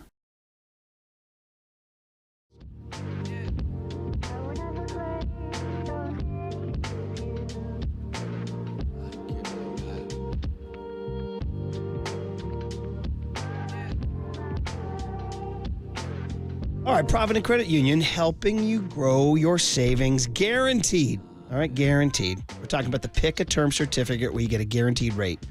So what you do is you go to Provident Credit Union and ask about the Pick a Term certificate where you earn up to 3.75% annual percentage yield with this limited time offer. Okay, Pick a Term certificates offer 3, 6, 9, or 12-month terms with unbeatable returns all on your schedule. That's right. Locked in rate for the term you choose so your returns are guaranteed. But don't wait. This is a limited time offer. Start earning up to 3.75% with a Pick a Term certificate from Provident Credit Union. If you need a little help to get started, the Provident team is here for you. Provident makes the process simple and stress-free. Visit providentcu.org or drop by your local community branch today. This rate is effective as of January 28, 2025. Minimum balance required of $10,000. Early withdrawal penalties may apply. Federally insured by the NCUA. Discover the best in retail and business banking right here in your community. Learn more at providentcu.org. From the Chilton Auto Body Traffic Desk.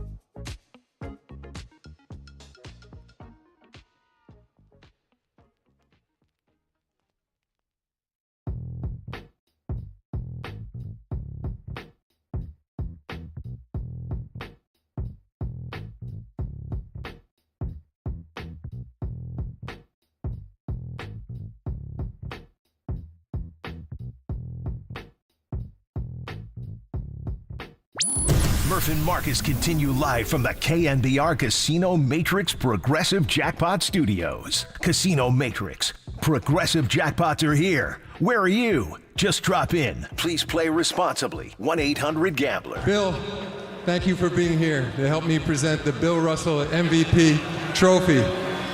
And this year, the back-to-back NBA Finals MVP, Kevin Durant.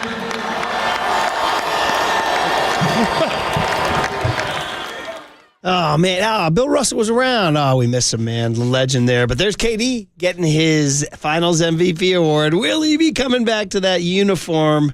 By the way, you're listening to KNBR AM and KNBR FM, San Francisco, the sports leader, a Cumulus Media station. Did you see the social guys try to do a little sarcasm and did not? Some people didn't get it. Yeah. I thought that was pretty funny. I mean, I thought it was a clever joke. Mike Connell said was it Connell or Luck? This sounds like a Connell production because everything intelligent is a Connell production, right? I agree with that take. And so he goes, we searched it. We asked AI what it would look like, or asked ChatGPT what it would look like if Kevin Durant actually came to the Warriors. And they rolled a picture of Durant in a Warrior uniform, from the files, and people are like, dude, you idiots. He's already been on the team, man. Oh, dude, this is why KNBR sucks. You guys didn't know that Durant was a... It's a joke. Shout out some people who are on Twitter that don't see the jokes in some of our tweets. There you go, young man. There you go. It's a joke, people. Hey, all these people vote, by the way. All right, so, you're not wrong. Yeah. So, anyway, that was funny. So here's the deal. Since we started the show at 6 a.m., we said 2KD or not 2KD, and we're now 3 hours later and nothing's happened. But I told you that they had some Sam Amick sound from a podcast. What podcast is it, Tony? It is... Run It Back, apparently. And it's about a new name. Well, I mean, some people know about this, some don't. Is this guy a possibility to get traded? For me, that they come to mind too, right? Because they're in the middle of this desperate time where they're trying to get another star. And as of yesterday, we're looking at it going, oh boy, they might actually get off Draymond or do something like that. Ooh. Where the loyalty questions come into play with a situation like that too. I don't think that's going to happen, but it's 100% been discussed internally, and that speaks to what you're talking about. So there it is, Draymond Green. You'd mentioned it earlier in the show, but to get the sound from Sam Amick there, wow, I hadn't pondered that. I didn't think. Somebody mentioned it to me last night.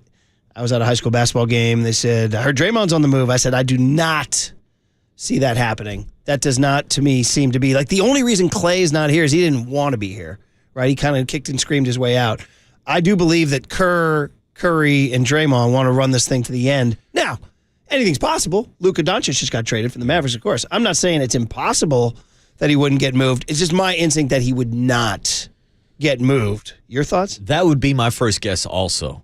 But then again, I started to think about it more and more, and you mentioned the name Klay Thompson, and it's kind of always been my stance when thinking about this dynasty. I've always had to take that Steph, Draymond, and Klay should all retire in Warriors uniforms. Well, this offseason, Klay left. And to your point, there were scenes going on behind the scenes, sound like Klay didn't want to be here anymore. But now that Klay's gone, now that you've broken up the dynasty, I think you have to put everything on the table. And I do think that it would be a bad idea to trade Draymond because of the defense that he still brings. But Draymond's neither a spry chicken either. He's 36 years old. Everybody's talking about the age, or excuse me, I believe he's 34, 2 years younger than KD and stuff right now. And if that's what it's going to cost to get KD, I think I might have to entertain that offer. Now, I think they can get the deal done with moving Wiggins and maybe Kuminga, but if you have to throw Draymond Green in there, I'm not 100% against it because you're looking at the Warriors right now with Steph and Draymond on the team, and they're the 10th seed in the West. So I think they're better with KD and Steph than they would be with Draymond and Steph. Yeah, that would be, listen, again, with Luca getting traded, all bets are off, right? Everybody was joking. Anthony Edwards was saying, don't trade me, and Steph was saying very few people can sleep at night. All that stuff is true. But it would surprise me in terms of identity and in terms of Lacob and what they've tried to build. That said, if they trade him, some people are speculating, is it because Kevin Durant and Draymond don't get along? I figured that's to me that's dead and buried. I mean, haven't they been out socializing, et cetera, et cetera? And oh, by the way, I like the way Draymond plays defense. Yeah. Okay, I mean, how are they defensively without him? You take him off the court and they struggle defensively. But it's a good question to ask about KD and where he's at mentally, because as much as I love Kevin Durant, the player, as a person, he has been a little sensitive over the years. Hell, since he first came to the Warriors and he had all of Oklahoma City calling him a cupcake, and you had people trashing him for turning into the villain of the league. And then I don't know if those rumors or narratives ever got into his head that he'll never be regarded as one of the greats because he had to run to Steph Curry and the Warriors.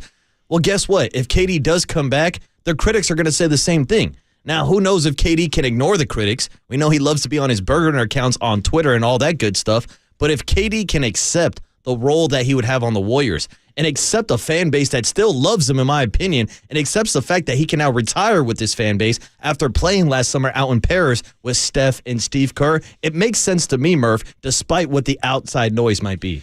The Golden State Lumber and Building Materials text line is checking in all this. 707 says Steph would have to agree to trade Draymond, which is not likely. Again, Clay left because he was unhappy. That was the main deal. In 831 says, I don't think the defense works the same with this group if you trade Draymond. I would agree with that for sure, too.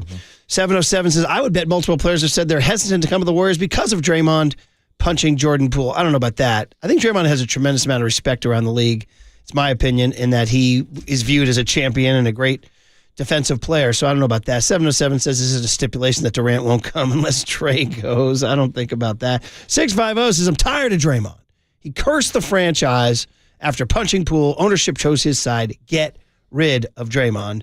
And then 925 says Dunleavy is Farhan, which seems a little much. I mean, Dunleavy's already done bold things that Farhan didn't do. Farhan always worked on the margins. Dunleavy got rid. First move was to trade Jordan Poole. That was a bold move. You can disagree with it, but it was bold. Yeah, Farhan did get rid of Mark Melanson, right? That contract. That was his best move. I'll give him a comp. That's one of my favorite Farhan moves. That was peak Farhan. Yeah. That's when Paulie put the magic wand on there, too. Make him disappear. For sure. Hey, listen, we will get a little Niners and Super Bowl talk with Steve Bono coming up at 9:15. But all morning long, we've been talking about to KD or not to KD. Both, Mark, if you're just joining us, both Marcus and I have agreed that at this point in time, with the Warriors at 25 and 24, and with a chance to move up to maybe the 6th spot, probably not the 5. Lakers are pulling away. That you need to increase this team's star power and take heat off of Steph Curry, and that the guy to do that is Kevin Durant. He knows his way in the building. He knows where to park. He knows where to eat. He knows the offense. He knows Kerr. He knows Curry. And he's exactly what you're looking for in terms of taking all those bodies off of Steph Curry. Now, what do you guys think as fans about saying goodbye to Johnny Kuminga? Saying goodbye to draft picks and leaving the Warriors that in 2 years, you don't know what the heck these guys are going to be. Is it going to be the Cohan Warriors all over again, 20 and 62? You do have money at that point in time to go get guys, but you can't just all of a sudden wave a wand and build a winning team. You'd quite likely be looking at a team lost in the wilderness in the late 2020s. Yeah, and I'd say there's a good chance that even if you do keep Jonathan Kuminga, even if you do keep Pods, even if you stick to the second timeline with all the young guys, are you going to be able to take down De'Aaron Fox and Victor Wembanyama? Are you going to be able to take down Luca and Bronny Jr. or whoever the hell's still in the league? Like, you look at the young talent, Ja Morant in Memphis. You look at SGA and Chet in Oklahoma. Like, there's so much young talent in the league that there's no guarantee that Jonathan Kuminga is even going to be in that category. And that's why I think you have to risk it to go out and capitalize on this window now, because that window is going to shut real quick without Steph Curry, regardless if Jonathan Kuminga or Pods are still on the team. 209 checks in on the Golden State Lumber and Building Materials text line. Says, Kings fan here. I'll take Dre, light the beam, baby. No, you won't. Yeah, Kings fans don't want Draymond stomping on Sabonis. 650 says, 2 timelines didn't work, so blow it up. 310 says, are the Warriors trying to trade to lose in the second round or trying to win a championship? Now, 310, does that mean you believe KD gets them a championship or a second-round exit? I'm not sure. Well, KD, to me, does put them closer to a championship. Yes. And he might be one of the few moves that you could actually make that would put you in that conversation. I mean, if you make a trade for Vucevic, I mean, like, all right, cool. You're still a play-in team. Like, that's not a needle mover. Yeah, agreed. And again, all the duos that I just named, whether we're talking about Jokic and Jamal Murray, or the list goes on and on and on. All the top teams in the West have 2 superstars. You need to go out and find that second superstar for Steph. 415 says, basketball is entertainment, and there's just nothing entertaining about Draymond anymore. It's just old. Well, I like Draymond's defense. I do. I think he's entertaining. 650 says, we are not becoming the next OKC or Cavs. Get KD. That's the same person who said 2 timelines didn't work out. And then here's my favorite of the day, because he's talking strictly to me. 925 says, hey, guys, the Smiths are not getting back together, and KD is not coming back to the Warriors. Come on now. The Smiths, baby. 80s Friday? I know, young Tony. We might have to look at our 80s Friday. Type in the Smiths. Are getting back Type together. in the Smiths are a band from the 80s led by Morrissey that, like, super, super, super cool music people. Like, put in How Soon Is Now by the Smiths. We may play it Friday, who knows? And it's like, if you're a hardo music person who knows their music, you're like, yeah, dude, well, there's no band since the Smiths, you know what I mean? And they're like English and moody, and Morrissey's grumpy and gray. Yeah, this is actually kind of a banger, to tell you the truth. Yeah. That Johnny Marr's guitar lick, kind of famous, man, yeah. Play this right now, buddy. Listen to Tony. I am the son of nothing. How soon is now? Let's get this done now. How about now? The time is now. Steve Mariucci's clock. I can't believe we got the Smiths into today's show. Sounding good there, buddy. The Smiths are not getting back together, and KD's not coming back to the word. 925, you're welcome, buddy. I'm lost. Well, it's just what's your favorite band that broke up? What's the number one band? I would love to see Black Hippie get back together. That's more of a rap group. Kendrick Lamar, Schoolboy Q, Absol, and J-Rock. So let's change it Let's get the band back together. Let's change it to Black Hippies not getting back together, and KD is not coming to the Warriors. I understand, Murph. How's that? I understand. Steve Bono, whose son, Christoph, played against Marcus in a Palo Alto Homestead football game, right? Or no, he was hurt. This is facts. Played against him in baseball. He was hurt, so I had to sack the backup quarterback twice that game. Ooh, look at this. 2 sacks. Put it on the board. Glory days. In the wink of a young girl's eye. Another 80s Friday coming up. Glory days. All right, Steve Bono talking Niners next and Super Bowl on the Sports Leader.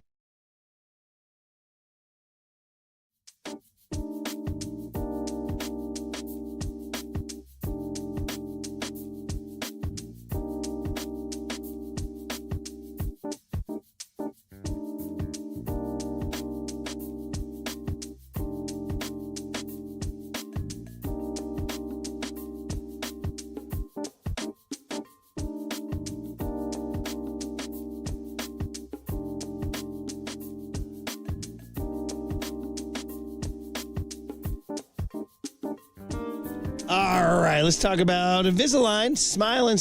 Would you smile if KD became a Warrior? Yes, you would. Would you smile if they had to trade Johnny Kuminga and draft picks? Not so sure, but hey, Invisalign clear aligners either way is the way to go to fix your smile. Maybe you've been thinking about it. Like, my teeth never really got to that point I wanted. You're never too late. Fully grown adults can use Invisalign clear aligners, along with the teenagers who do, of course. It's faster than braces and more convenient than braces, quite frankly. And I got a 13-year-old who said, tell him, Dad, with Invisalign, you can make your smile shine. So there it is. All the reasons to go. Whether you're a teenager or an adult looking to fix those teeth. One of the first things somebody notices is your smile, so why not choose Invisalign treatment? Invisalign is the #1 doctor-recommended brand and has also transformed over 18 million smiles all over the world. So check them out at the website, Invisalign.com.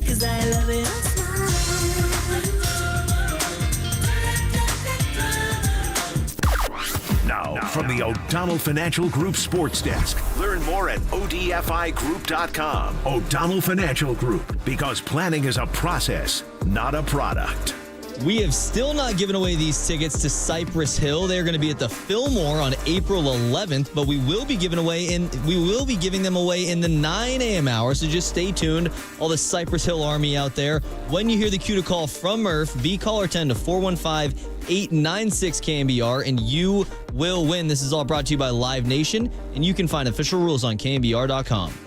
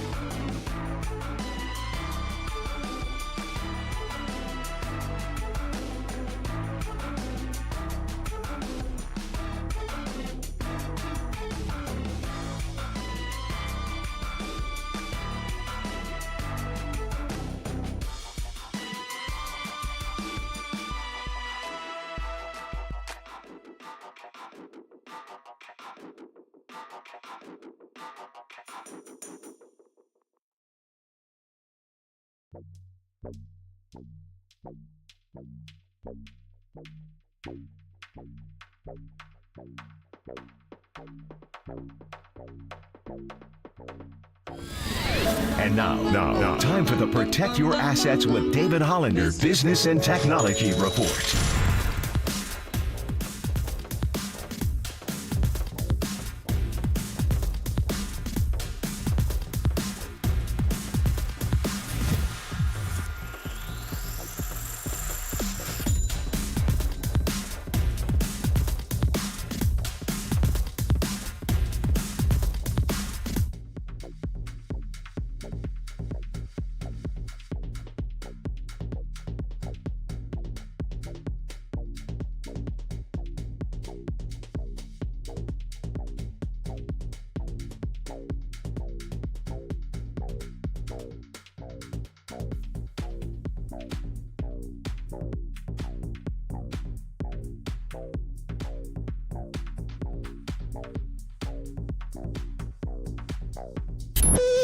Now, back to Murph and Marcus on the sports leader and streaming live on KNBR.com and the KNBR app.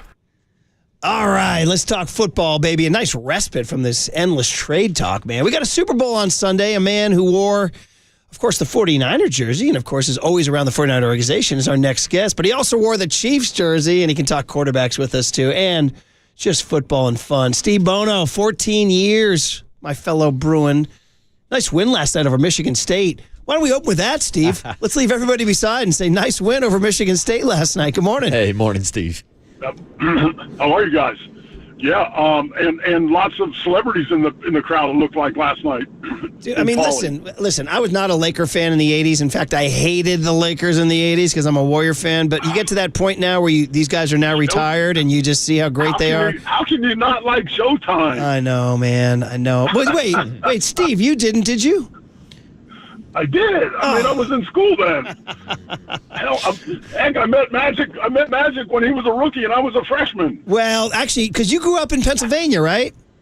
Yeah. So yeah. you didn't have I grew up in a suburb of Philadelphia. Oh, were you a Sixer fan growing up? I was. Oh, the best, Dr. J. Yeah. Well, then the Lakers beat them in '83. You had to be. Oh no, wait. Did the Sixers beat? Wait. They Sixers did. beat the Lakers. Yeah. The Sixers. The one year the Sixers won, and then the one year when Kareem was hurt and Magic played center and scored like 40. 42. But there was a picture of Kareem and Magic from last night. Kareem's 77 wearing his Letterman's jacket. It's so cool, man. So cool. Awesome. So anyway, all right, buddy. Well, listen, let's talk a little football, man. Let's talk some quarterbacks. You wore that Chiefs jersey. Who's a better Chiefs quarterback, you or Patrick Mahomes? There's no, that's not even a question. Patrick Mahomes. Okay, we got our answer. Well, listen, you're close with Joe, too, and this is where it's getting into my territory because I'm a Joe guy all the way, and Joe never lost a Super Bowl, and Joe never threw a pick in the Super Bowl. But if Mahomes wins, Steve, he gets to his fourth Super Bowl. He already has more playoff wins than Joe. Where are we right now with Pat Mahomes in the pantheon of NFL greats? Oh, he's putting himself right up there. I mean, if you're going by wins, what is he in fourth place, third place, whatever, tied for fourth? I mean, he's unbelievable. He just keeps making plays when he has to and winning football games. Yeah, and Steve, it really just seems like it's too easy for Patrick Mahomes. I mean, every year as a starter, he's at least made it to the AFC Championship game. It's not supposed to be that easy, but of course he's getting help from Andy Reid and that defense also. So just this team in general, I mean, they're going for a three-peat, which has never been done in NFL history. Where would you rank this team overall in the hierarchy of dynasties if they do pull off the three-peat this weekend? I mean, it's they're right up there. They're for sure top five, maybe top three. Unfortunately, we never got to the Super Bowl to make the three-peat, losing in the championship game. But, Patrick's and Andy, Andy just keeping it all together, keeping those guys focused, has been around doing this for a long time, and the simple answer is Philadelphia. If you don't have more than 10 points when they get the ball back at the end of the game, the chances are you lose. Oh man, Steve Bono, the voice you hear, 14 years in the NFL, of course, played with the Niners in '89 when they won the Super Bowl, and of course wore that Chiefs jersey too. I was reading just some stuff going into the game, and obviously the Eagles come at you with Saquon, but I was also reading about their O-line. It's the biggest offensive line in Super Bowl history by a good margin. Like, they are gigantic. I didn't realize that. I was just reading something. We probably were reading the same article. I knew they were big, but I didn't realize they were that big. And they're huge. And is that to you how they win this game? Absolutely. They need to play keep away. They need to run Saquon. They need to run Hurts, who on those design plays runs with the ball well. And like I said, at the end of the game, you need to have 10 or more points. Otherwise, the chances are you don't win. But Philly's defense played, I thought, really well in the NFC Championship game. So if they come back playing like that, which of course Fangio, he'll have them going. Yeah, and Steve, look at the score from their last Super Bowl matchup where the Chiefs won 38-35. Jalen Hurts and the Philadelphia Eagles being able to put up 35 points on that Spags defense. So what's your breakdown of Jalen Hurts as a quarterback? I think he's good. Like I said, designed runs with the ball are really good. I think he's got two terrific receivers, a really good tight end. If he doesn't get himself stuck in trying to get away from the rush, which is where he seems to retreat too much and give up too much yardage, and not throwing the ball away, trying to make a play when he's kind of stuck in the pocket, I'll call it, or trying to get out of the pocket. But played really well the last time in the Super Bowl. One mistake, basically the difference in the game, a fumble. Otherwise it was a spectacular game. Yeah, we're talking to Steve Bono, of course, 49er quarterback, Chiefs quarterback, about this game here going in. Everybody thinking the Chiefs looking for history, and Hurts and the Eagles just kind of overlooked in a way. Steve, is that their angle too? Like, everybody's talking Chiefs. So the Eagles go in there with that. Of course, everybody's motivated to play the Super Bowl, but human beings, they'll find an angle. Like, for the way Bill Walsh made Joe feel like Dan Marino was getting too much love going into the Super Bowl, right? That's right. He sure did. Hey, the underdog, they can go in and say, hey, nobody's expecting us to lose.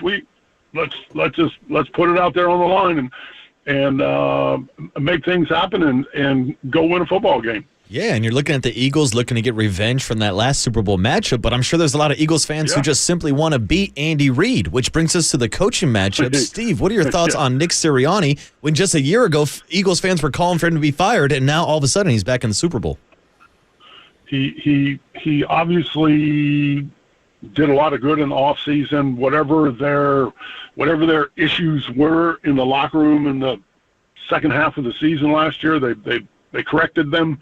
And I think he's got to get a lot of credit. Brought on some new coordinators, obviously in Fangio and Kellen Moore as the offensive coordinator. So made some changes for the good, and here they are playing in the Super Bowl. Andy Reid. Fortunately played for him a year in Green Bay as a quarterback coach, and he's a wonderful human being and a spectacular coach. He's proven that. Well, he's now getting to this point where he's undeniable. He's now tied Don Shula for the second most Super Bowl appearances to Bill Belichick. He's trying to go for the three-peat. This is just Andy Reid's 60-plus. His late career surge is an incredible story. But before we let you go, Steve, we got to shift the focus to the local team, man. So obviously 6-11, nobody wanted it. It stunk to high heaven. McCaffrey was hurt. Ayuk was hurt. Nothing really worked all year long. So let's go to the Niner quarterback. How good can Brock Purdy get? Do you anticipate them signing him to a deal? Did you think he tried to do too much this past year? Give us your Brock Purdy evaluation. Yeah, he probably did try and do too much. I mean, you don't have the best player in the NFL on the field with you. In Christian, injuries are decimating you from the get-go. No, I think there's only upward trajectory for Brock, and yeah, they're going to pay him, and I think he's going to be the quarterback around here for a number of years. Yeah, and Steve, this is after Brock Purdy had a slight step back this year when you look at his stats, but we're talking about a guy in his first 2 seasons who went to the NFC Championship game and then went to the Super Bowl. But there's still a discussion out here about whether or not the 49ers can win the big game with Brock Purdy. Do you think that he is a Super Bowl caliber quarterback? Absolutely, they can. He knows how to play the position. He's been well trained from high school, and knows how to get the ball to people, knows how to manage the game. They can definitely win a Super Bowl with Brock. And losing the Super Bowl last year really had nothing to do with him. Is height? You tell us. You're a tall guy. What are you? 6'4", 6'3"? Yeah. 6'4". How hard is it for Brock to get past 6 feet and 5/8 inches, which is what he was measured at the combine? How big a deal is that? Honestly, I don't think it's a big deal because, like I said, he knows how to play the position. He knows how to move in the pocket. He knows how to find his receivers. He's got a lot of good players around him.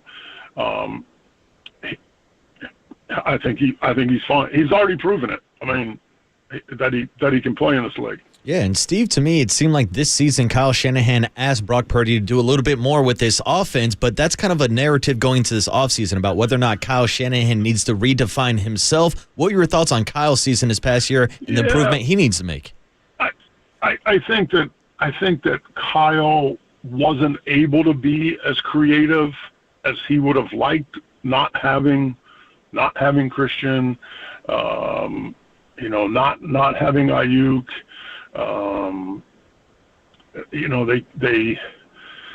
They tried to do. I think they tried to do a little too much. With Debo, just because they didn't have the others. I think it just became an issue of creativity because you didn't have all your weapons. All right, so they're back and better than ever in the next year. Niners can make a run at this thing. Oh, for sure. Yeah. As long get healthy, and play it again. Okay, man. And McCaffrey, right? That's the key. You called him the best. You called him the best player in the league. I mean, 2 seasons ago he was the best. I mean, okay, he didn't win the MVP, but he was second. He's a football person and can make so many things happen. All right, Steve, you got to pick a Super Bowl winner, man. Here you go. I'm gonna have to go for the hometown team and go Philly. Wow. I'm a little upset. Going back to your youth when you were an Eagles fan growing up. I'm gonna have to go. I'm gonna have to go for it. Okay, and the reason is Ron Jaworski, Howard Carmichael, Bill Berge. Well, you know what? I'm trying to think about it. When you graduated high school, what year? 80. So your senior year was when they played the Raiders in the Super Bowl. Correct. Oh man, you still bitter about that loss? No. I'm bitter. We didn't get a chance for a three-peat. Oh no! Don't bring it up. I know. That's the other thing. Steve, I guess. Do you think some of the 1990 49ers are rooting against the Chiefs because of that? No. No, I don't think so. Okay. No, all right. I don't think so. Try to throw that bait out there, see if you take it. All right. Well, I might be. I'm a 49er fan. I'm still not over it, all right? So. Fans for sure are. All right, man. All right, Steve. Always good checking in, man. Enjoy the Super Bowl. Yeah, thanks, Steve. All right. There Thanks, he is. guys. Took the Eagles. Yeah. I told he and I read that. I guess it was the Wall Street Journal wrote this story about their line saying it's historically gigantic. And they did this whole they had graphs and everything, and they charted the height and weight of every O-line starter in the history of the Super Bowl, which is like crazy, right? This is what the graphs are doing now. And the Eagles are in the graph where you go upper right, where it's like the green, where the arrow, they're like outliers on how big they are. Yeah, those are some big boys in the trenches, and it pays to invest in your trenches, Murph. What's interesting is only one of 49ers. them, well, a couple of them are sort of retreads. Like one of them's a 7th rounder, and then the Mailata, I think, is a 7th rounder. Mailata's a dog also. There was another guy that they signed on a 1-year deal on a reclamation, and then there was one 1st rounder, but a couple of them were not high draft picks. Well, think about this. The Eagles' offensive line is doing this season without Jason Kelce. Yeah. He retired last offseason. Well, he was undersized. Yeah, he's too small. I wonder who he's rooting for. The Eagles or his brother, Travis? Yeah, right, good call. Yeah.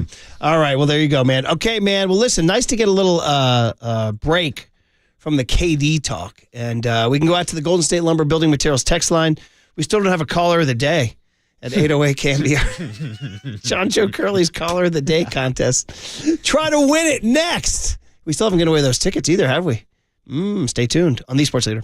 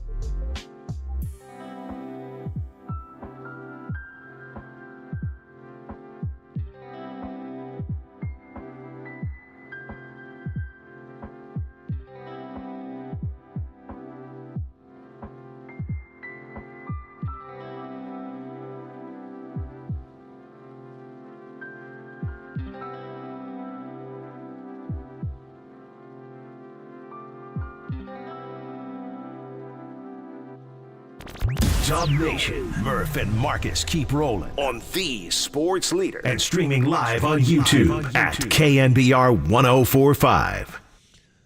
By the way, happy Barry Bonds Day to those who celebrate 2/5/25. The city of San Francisco is doing an event with him at City Hall. That's pretty cool.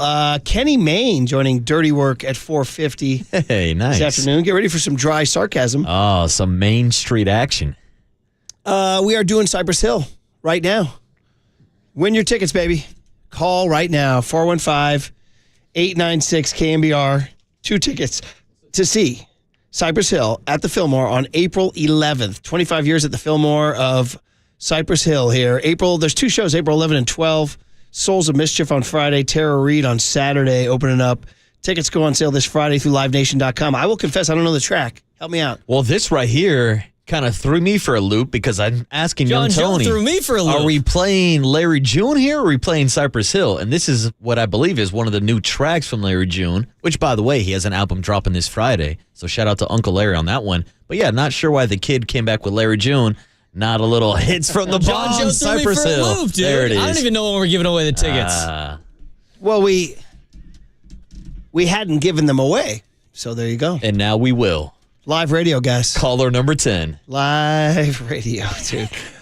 Golden State Lumber and Building Materials text line says 707. So the Dubs look pathetic and desperate right now. And putting a toxic person like Draymond on a pedestal is the obvious moment to pinpoint when the collapse began. Angry 707. Wow, so toxic that they went on and won another NBA championship after he punched Jordan Poole in the face, I support Draymond. There were times on this show I said he was my all-time favorite Warrior. And that's saying a lot. 707 says, and then things got a little sideways. Jason Kelsey's rooting for the Eagles all the way. Is that right? Go Birds. Yeah, I would assume so. I know there's family ties to Travis, but I feel like Philly would turn on him if he showed up rocking Chiefs gear. 408 says, Rory McIlroy had a couple of In-N-Out burgers and bottles of wine on his flight home after Pebble.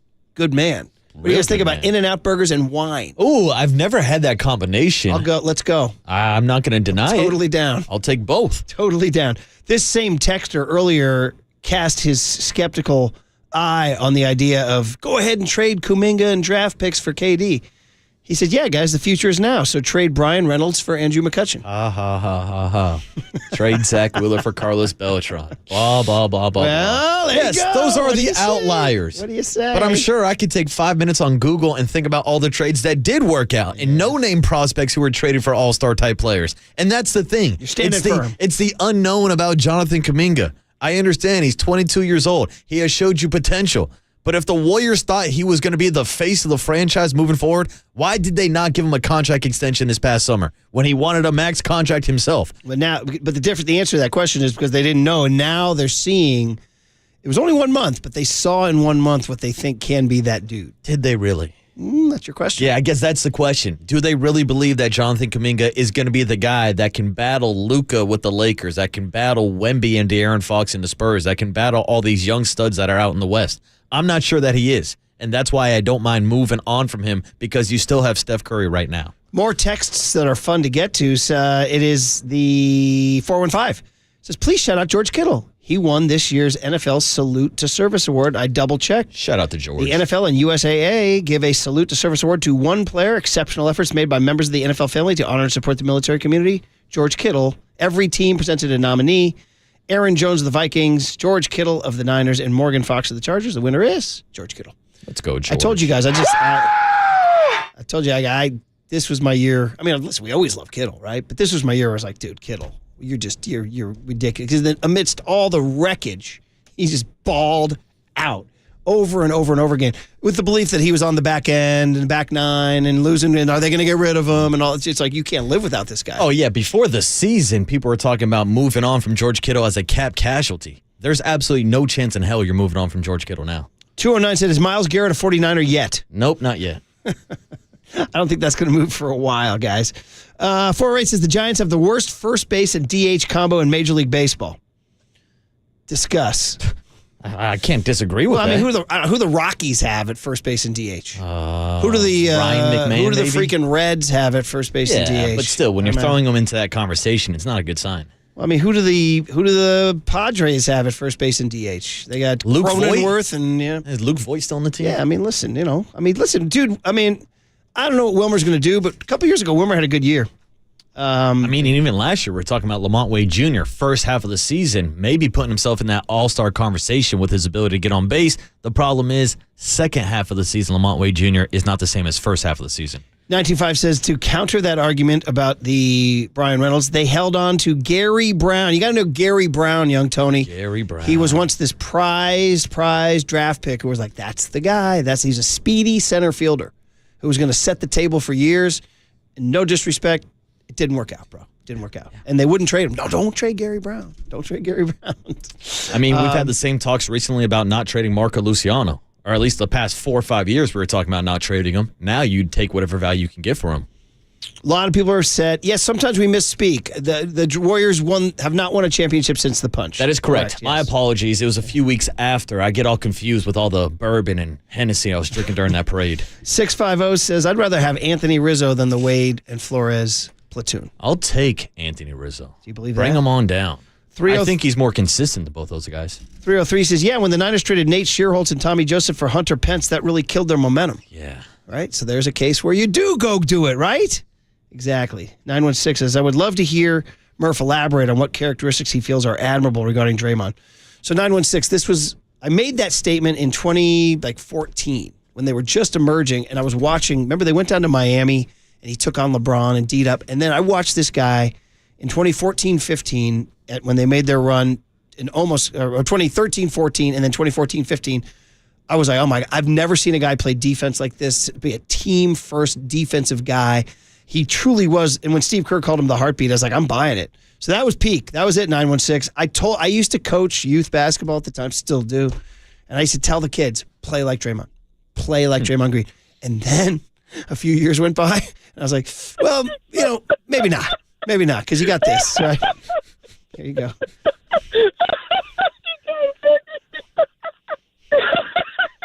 Okay, I'll get serious. Seriously, Draymond Green, he's a dirty player. There it is. Harold from Mendocino. Great message for the kids. He's laughing at Paulie's Luke Walton impression there. 408 says, with the gravity and magnetism on the floor of Steph and KD and Draymond doing his thing, you don't need much else for other players to see how exciting this could be. It's must-watch TV, and if this doesn't happen, Steph will dry up on a shelf.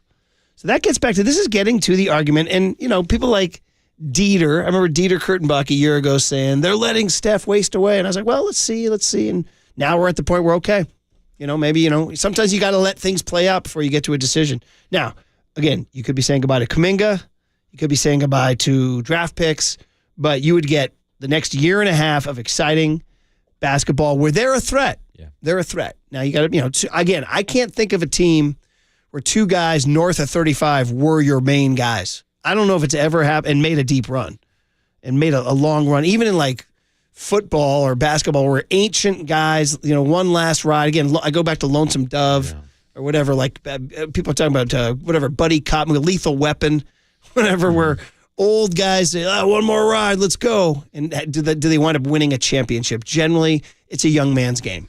They're even like when the Giants won it in 10, 12, and 14, go look at all their prime players. They're all in their prime. They're all young guys. When the Warriors won it in 15, 17, and 18, they're all in their 20s. Yeah, I was trying to think like how old LeBron and D Wade were at the end of their Miami runs, or even Dirk when he won his last one with the Mavs with Jason Kidd and the Jet on the team. Like that was an older roster, but yeah. But I guess my counter argument would be, when have you seen 35, 36-year-old players still playing at the level of Steph Curry and Kevin Durant? This is true. Things change. Yeah. Things change. 949 says, old heads remember 1993, Bob Crane wouldn't trade Solomon Torres for Denny Martinez. But I do not remember that 949. But if we had the chance to trade Solomon Torres for Denny Martinez, we should have done it. We should have done it. Oh, man. 650 checks in with the Reds situation at first base. They got Christian Encarnacion Strand at DH. Oh, I'd take a Christian Encarnacion Strand. I believe a product of the East Bay. I think you were correct about that. Yeah, made his debut last year. 209 says, how about Brady and Gronk with the Bucks? Those old heads who wound up winning championships. 925 says, Murph will be jumping on the Lakers bandwagon with a Luca jersey if they don't acquire KD. 77, Y'all send aren't it over. real ones like us Dubs stands. That's very funny, 925. That is pretty funny. Because we'll go throw it down in the old days. 707 says, Kevin Garnett was pretty old with the Celtics when they won it. Yeah, that's a good point. With Ray Allen and Paul Pierce, that squad, the original big three. Go look up his age. Kevin Garnett. So that was in 2009, right? You are correct. And right now, Kevin Garnett, so that was 16 years ago. He was 32. That's still not 36, still a lot guys. younger. But you're right. You're banking on the new athlete. First of all, just people in general are doing so much more at later ages now. For example, Hubie Brown's 91, and he's hanging up his mic this year. I was going nuts about Leslie Stahl and Bill Raftery in their 80s doing their things. I just saw a picture last night of Kareem courtside with an old UCLA legend named Lynn Shackelford, who was a great, great player. Shackelford's like 75. Guy looks like $1 million freaking bucks, man. People are, look at your head coach of the Raiders. Yeah. Murph, look at the last two guys to run the country. I don't know how good they are. You know what I mean? So, it's a big game. That's a big game, man. And that goes for both of them. But the point is like, look at Pete Carroll. Yeah. I mean, he's 73. He looks like he's ready to go a half marathon. Yeah. You know what I mean? So, He's looking like he's going to be playing quarterback for that's the why I Raiders. wonder about Andy Reid. Now, Andy Reid doesn't, he's a bigger guy, but it's like, could this guy keep doing it? Because I feel like with Andy Reid leaves Mahomes, then that thing goes into jeopardy. I think it's Andy Reid and Mahomes is a package deal. Yeah, but my question would be, why the hell would Andy Reid ever leave Patrick Mahomes? It's the same question we've been asking about the Warriors. Why would Steve Kerr leave Steph Curry? I don't think he would, and I don't think Andy's leaving until Patrick gives him the thumbs up to do it. Yeah. Like, it's wishful thinking and all. Like, maybe Well, I mean, you Andy get to a point does, where you're like, you want to go play golf or something, Yeah, but these guys are football lifers, Murph. You know this. I know, but this is their obsession. This is their life. This is their livelihood. Marcus, you going to be doing this at 73? Absolutely. Yeah, okay. I'm going to go until the wheels fall off. Can you believe so that would be 40 years from now? Yeah, like radio's going to be How about alive KNBR in 40 years. 2065, y'all? Oh, man. 925 says, Gary Gerald, your boy is 80, north of 80. That's right, and it's still lit with Gary G in Sacramento. It will be lit in Sacramento. All right, guys, that was fun. I just wanted to go through the fabulous text line on the Golden State Lumber and Building Materials text line. Always enjoy what you guys have to say. So we got texts of the day, just not calls of the day. There it is. What did young Tony learn? I'm not sure. You got something lined up, young Tony? We got a few things? I wrote something down early. We were talking houseboats. I'll look. Maybe a reference that I didn't get. I'll go into that on the other side and hand it over to Papa and Silver on the Sports Leader.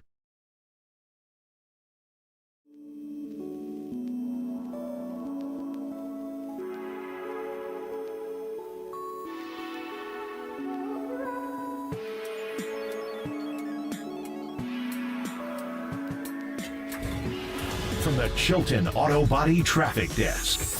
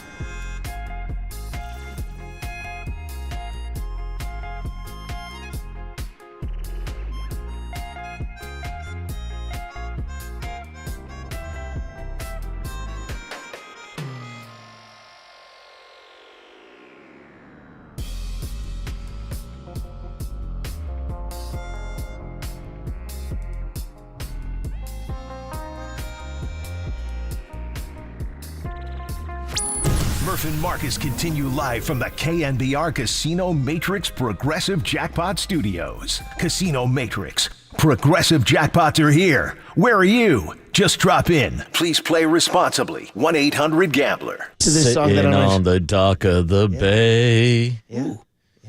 Waiting for the Warriors to trade. Okay, keep going. Sitting on the dock of the bay. Jeez. Thinking about my boy, K-Day. Okay. Dude, your pipes are legit. Marcus has almost a Barry White quality there. I mean, that's 6:10 in the morning. Have you been Sitting on the dock of the bay? Have you done some crooning in your day? Do you crush karaoke? You know, I've always wanted to be like one of those guys in like the members of the Temptations, but the guy that has the super, super low voice. I've always felt like that guy's the coolest. Well, I can give you a couple examples from my wheelhouse there. On the Manhattans in the song Kiss and Say Goodbye, the opening voice there is unbelievable. We can get into the Drifters or the Floaters, Float On. Now you're getting into my 70s R&B. Yeah, let's get in that bag, Murph. No 70s R&B, only an 80s Friday coming. The Smiths, will they get back together? All right, that was fun, man. Hey, guys, 503 says Bill Martin is about to set the senior citizen high jump record. I don't know what he's talking about, but Bill Martin, the KTVU weatherman, is going to join us before the end of this month because he's hanging it up. And Bill and I were talking, and he's going to come on and say goodbye to the KNBR audience that he knows and loves so well. Awesome. Hell I know, yeah, Bill. Right? Do you remember those days with him on Absolutely. him and Tolbert? I mean, it was a staple on the afternoon show. Beer and surf. I mean, some of those interviews would go off the rails, and hopefully ours does as well. Well, so we had him on. He used to do mornings and afternoons. Now I'm going back to the OOs, right, with Bob Agnew. And so we shared him. And then there came a point where somewhere along the way, Agnew or whoever, or Hammer, just said he's doing afternoons only. And so we we have a history. He has a history on the morning show. So he's come. I told him, come home. Come home. So anyway, too. 650 says, why do you guys allow Marcus to sing with a horror voice? I thought that sounded pretty good. No reason. I just like doing stuff like that. I thought it sounded pretty good. 925 says, people doing things in their 80s. Shout out John Sterling. Hey. Right, doing their thing. There we go, guys. And 707 says, Kyle Harrison and Christian Encarnacion Strand played in the same high school league. Oh, I would love to see Diablo those matchups. Athletic League. So there's some good baseball around here, too. All right, Young Tone. Well, that was good. Here's the deal. We started the show by saying to KD or not to KD, and now it's 9:53, and there's no action. I truly don't think this is going to go down. It might happen during our show. Where's my KD? It might happen tomorrow during Where our show. the hell is my KD? But we've agreed that given that this sort of two-timeline thing led to a stalled-out 500 record, and given that the Warriors are sort of going nowhere fast, and given that there's no guarantee on Jonathan Kuminga's future, and given that Joe Lacob and Steve Kerr and Steph Curry and Draymond Green are all about the culture, go ahead and make the move. Go ahead and make the move. If it means trading Kuminga, you have to do it. It's funny. I told you that the kid's buying that Kuminga jersey on Tuesday for that birthday party. I'm like, what if he gets traded Thursday? And he might. I hope he kept the receipt. He might get traded. I hope he kept the receipt. Oh, and I man. think that's probably the biggest thing that we can end the show on. Where does Steph Curry fall in all of this? If he gives the thumbs up to bringing back KD, sorry, Johnny Kuminga. Sorry, Wiggins. Sorry, whoever the hell gets thrown into that package. If Steph wants KD back, Murph, there's always been and always will be one timeline. It's the Steph Curry timeline, and we're getting to the end of it, and that's why you bring back KD. Yeah, and so I've come around, and I'm ready to do it. We'll just see if they do it. Now, the other part is that Matt Ishbia, the owner of the Suns, is a Michigan State guy, and what if he says, I ain't doing it without Draymond? And apparently he loves Draymond. He wants himself some day-day. So are you willing to say goodbye to Draymond? I mean, that's the one tough. hiccup I don't want to do. But put a gun to your head right now and say the trade has to include Draymond. Yeah. I think the Warriors are better with Steph and KD than the current version of the Warriors we're seeing right now than Steph and Draymond. It's hard, and I've loved everything, but at this point in time, maybe. Because it's not like there's a limitless future with Draymond Green. You know what I mean? It's a short he's thing. 34 years old also. Yeah, man. All right, guys, here's the deal. Oh, by the way, 925 says you got to talk about people doing things at an older age. Don't forget Rick Barry on your show saying, still active. For sure. Still active. Yes, he is. 925, that's Yes, incredible. he is. Incredible listener knowledge, because that was a throwaway from Rick Barry several months ago. And was he on Pickleball? Yeah, dude. Was We had he him on talking Pickleball? Well, I remember How one is he time. not? Oh, by the way, he must be furious he's not in the Celebrity Pickleball Bash. I mean, one time when I was producing the show, we had to move an interview because Rick Barry had a pickleball match. Like, Yeah. That's how serious he takes his pickleball matchups. Yeah. Let's go. Here we go. Murph and Marcus want to know, what did young Tony learn today? Well, so the joke is he's very, very young and innocent. Hey, I know that now, okay? All right, it is sponsored by Bigelow Tea. Grab a mug and tea proudly. So you heard that rejoin, Otis Redding, sitting on the dock of the bay, and somebody wrote in saying, did you guys know that song was released after his death? He didn't get to enjoy the wild success. And then I said, there's a specific story on that song. So I looked it up and I found out from Wiki. The story was this. He was in San Francisco on tour. Shout out Otis Redding in San Francisco. And he was inundated with fans. And Bill Graham, the legendary Bill Graham, the greatest rock promoter of all time, said, why don't you come chill out away from the spotlight on my houseboat in Sausalito, which is where apparently Otis Redding was inspired to write the line, sitting on the dock of the bay, watching the time waste away, whatever. So all of a sudden you got this great hit, and we were like, oh, it was the houseboat in Sausalito. And then Marcus was like, where are you at with houseboats? And I was like, bro. I've always been intrigued by those houseboats. And I was like, I grew up, in Mill Valley, right near those Sausalito houses. I drive by them every day. And while Bill King lived there and Tupac's mom lived there, rest in peace to both of them, you also had some sketchy characters down there. Kind of like, bro, don't go down by the houseboats. But, there's some good dudes down there. There's also some dudes you might want, unless you're looking to score something. Yeah, I was going to say, you're telling me I can find some stuff down at the houseboats. So it led us to a houseboat riff, and people just sent in all sorts of houseboat thoughts. Guy 10, he had his bachelor party on a houseboat in Lake Berryessa. Marcus saying Lake Don Pedro houseboat is the way to go. So people are saying that Tim Meadows' ladies' man lived on a houseboat. But then somebody said... Also, shout out Shane Falco and the Replacements. The motivation to make me want to live on a houseboat, Murph. Then somebody said, well, don't forget the climax of the movie Cape Fear occurs on a houseboat. And I said, oh, yeah, that's a good one. And Young Tone, you said... Never heard of it. Unbelievable. So, first of all, number one, your Friday film review, bro, you might want to dive in. Okay, Marty Scorsese at one of his darkest, twisted, most psychotic Marty Scorsese trips. And oh, by the way, Robert De Niro, bro... You want to talk about diving into a role, man. Bobby D becomes an absolute freaking psychopath in this movie to the point where within about 10 minutes in the theater, you're squirming in your seat. You're like, oh, man, I'm uncomfortable spending time with this guy. He stalks a prosecutor who put him in jail. Now, there was an original movie back in the early 60s starring Robert Mitchum. It's about a guy who gets thrown in jail and vows revenge on the prosecutor. Gets out of jail, stalks the guy's family. Hell of a premise, right? I mean, you kind of don't want that to happen, right? Well, guess what, dude? And as bad as it was with Mitchum in the 1961 black and white film, bro, Marty and De Niro take it to deep levels of stalking. So just for your head, early on we meet the character. He knows that Nick Nolte and Jessica Lange and her daughter are at a movie. So De Niro goes into the movie, lights up a cigar. The movie is, by the way, Look Who's Talking 2 with John Ritter. And he starts over laughing to distract the family here. Yeah. Are you excuse me. Dad, are you going to lend me the money or not? No, I'm not going to let you. Remember? I know what you did. You're a damn credit risk. All right, just get the hell out of here, huh? I got a goddamn And the one thing you do care about. Okay, then I quit as your son. So do you believe that annoying loser guy? Dad, you should have just punched him out. What? Just punched him out? Yeah. What do you mean? Boxed. You could have shoved him around, shut him up. Yeah, I could take you. That's who I could take. Those are the innocent times. Because they're like, oh, yeah, that guy in the movie theater, we're not going to see him again. Oh, guess what? Oh, guess what? You see him again, and it finishes on a houseboat. So there you go. Now, Murph, I need some clarification real quick since we're up against the clock. Was that De Niro in the movie theater or you watching Kingpin in the theaters? Hey, good way to end it. Good way to end it, buddy. Good way to end it. So, Tony, get ready for Bobby De Niro at his deepest and darkest. Dude. I'm down. Are you Sounds interested? fun. Are you interested? Maybe this Friday. Do you do dark, twisted thrillers? Sure. Okay. Yeah. And Scorsese. He's a nut. All right. Greg Papa in person, everybody. And Greg Silver in person. So let's hand it over to those guys. Sponsored by Speedy Oil Change and Auto Service.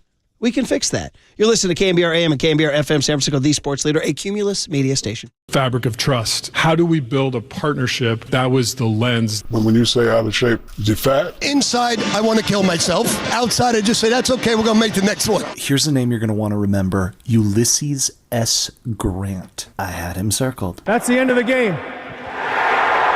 Greg Papa. Touchdown! San Francisco! Greg Silver. I'm not going to call it must win. I don't like using the term, but is it a gotta win? As in, season might as well be over. This is Papa and Silver on KNBR 104.5 FM and 680 AM. The sports leader. Warriors are legitimately calling about every all-star player. Name the all-star player the Warriors have probably called at him. And so now we have the Warriors and Suns discussing the possibility of bringing Kevin Durant back, okay? I am not going to sit here and even begin to project or guess as to how this may go down. Is it possible that Kevin Durant could be traded to the Warriors? Yes. Will it happen?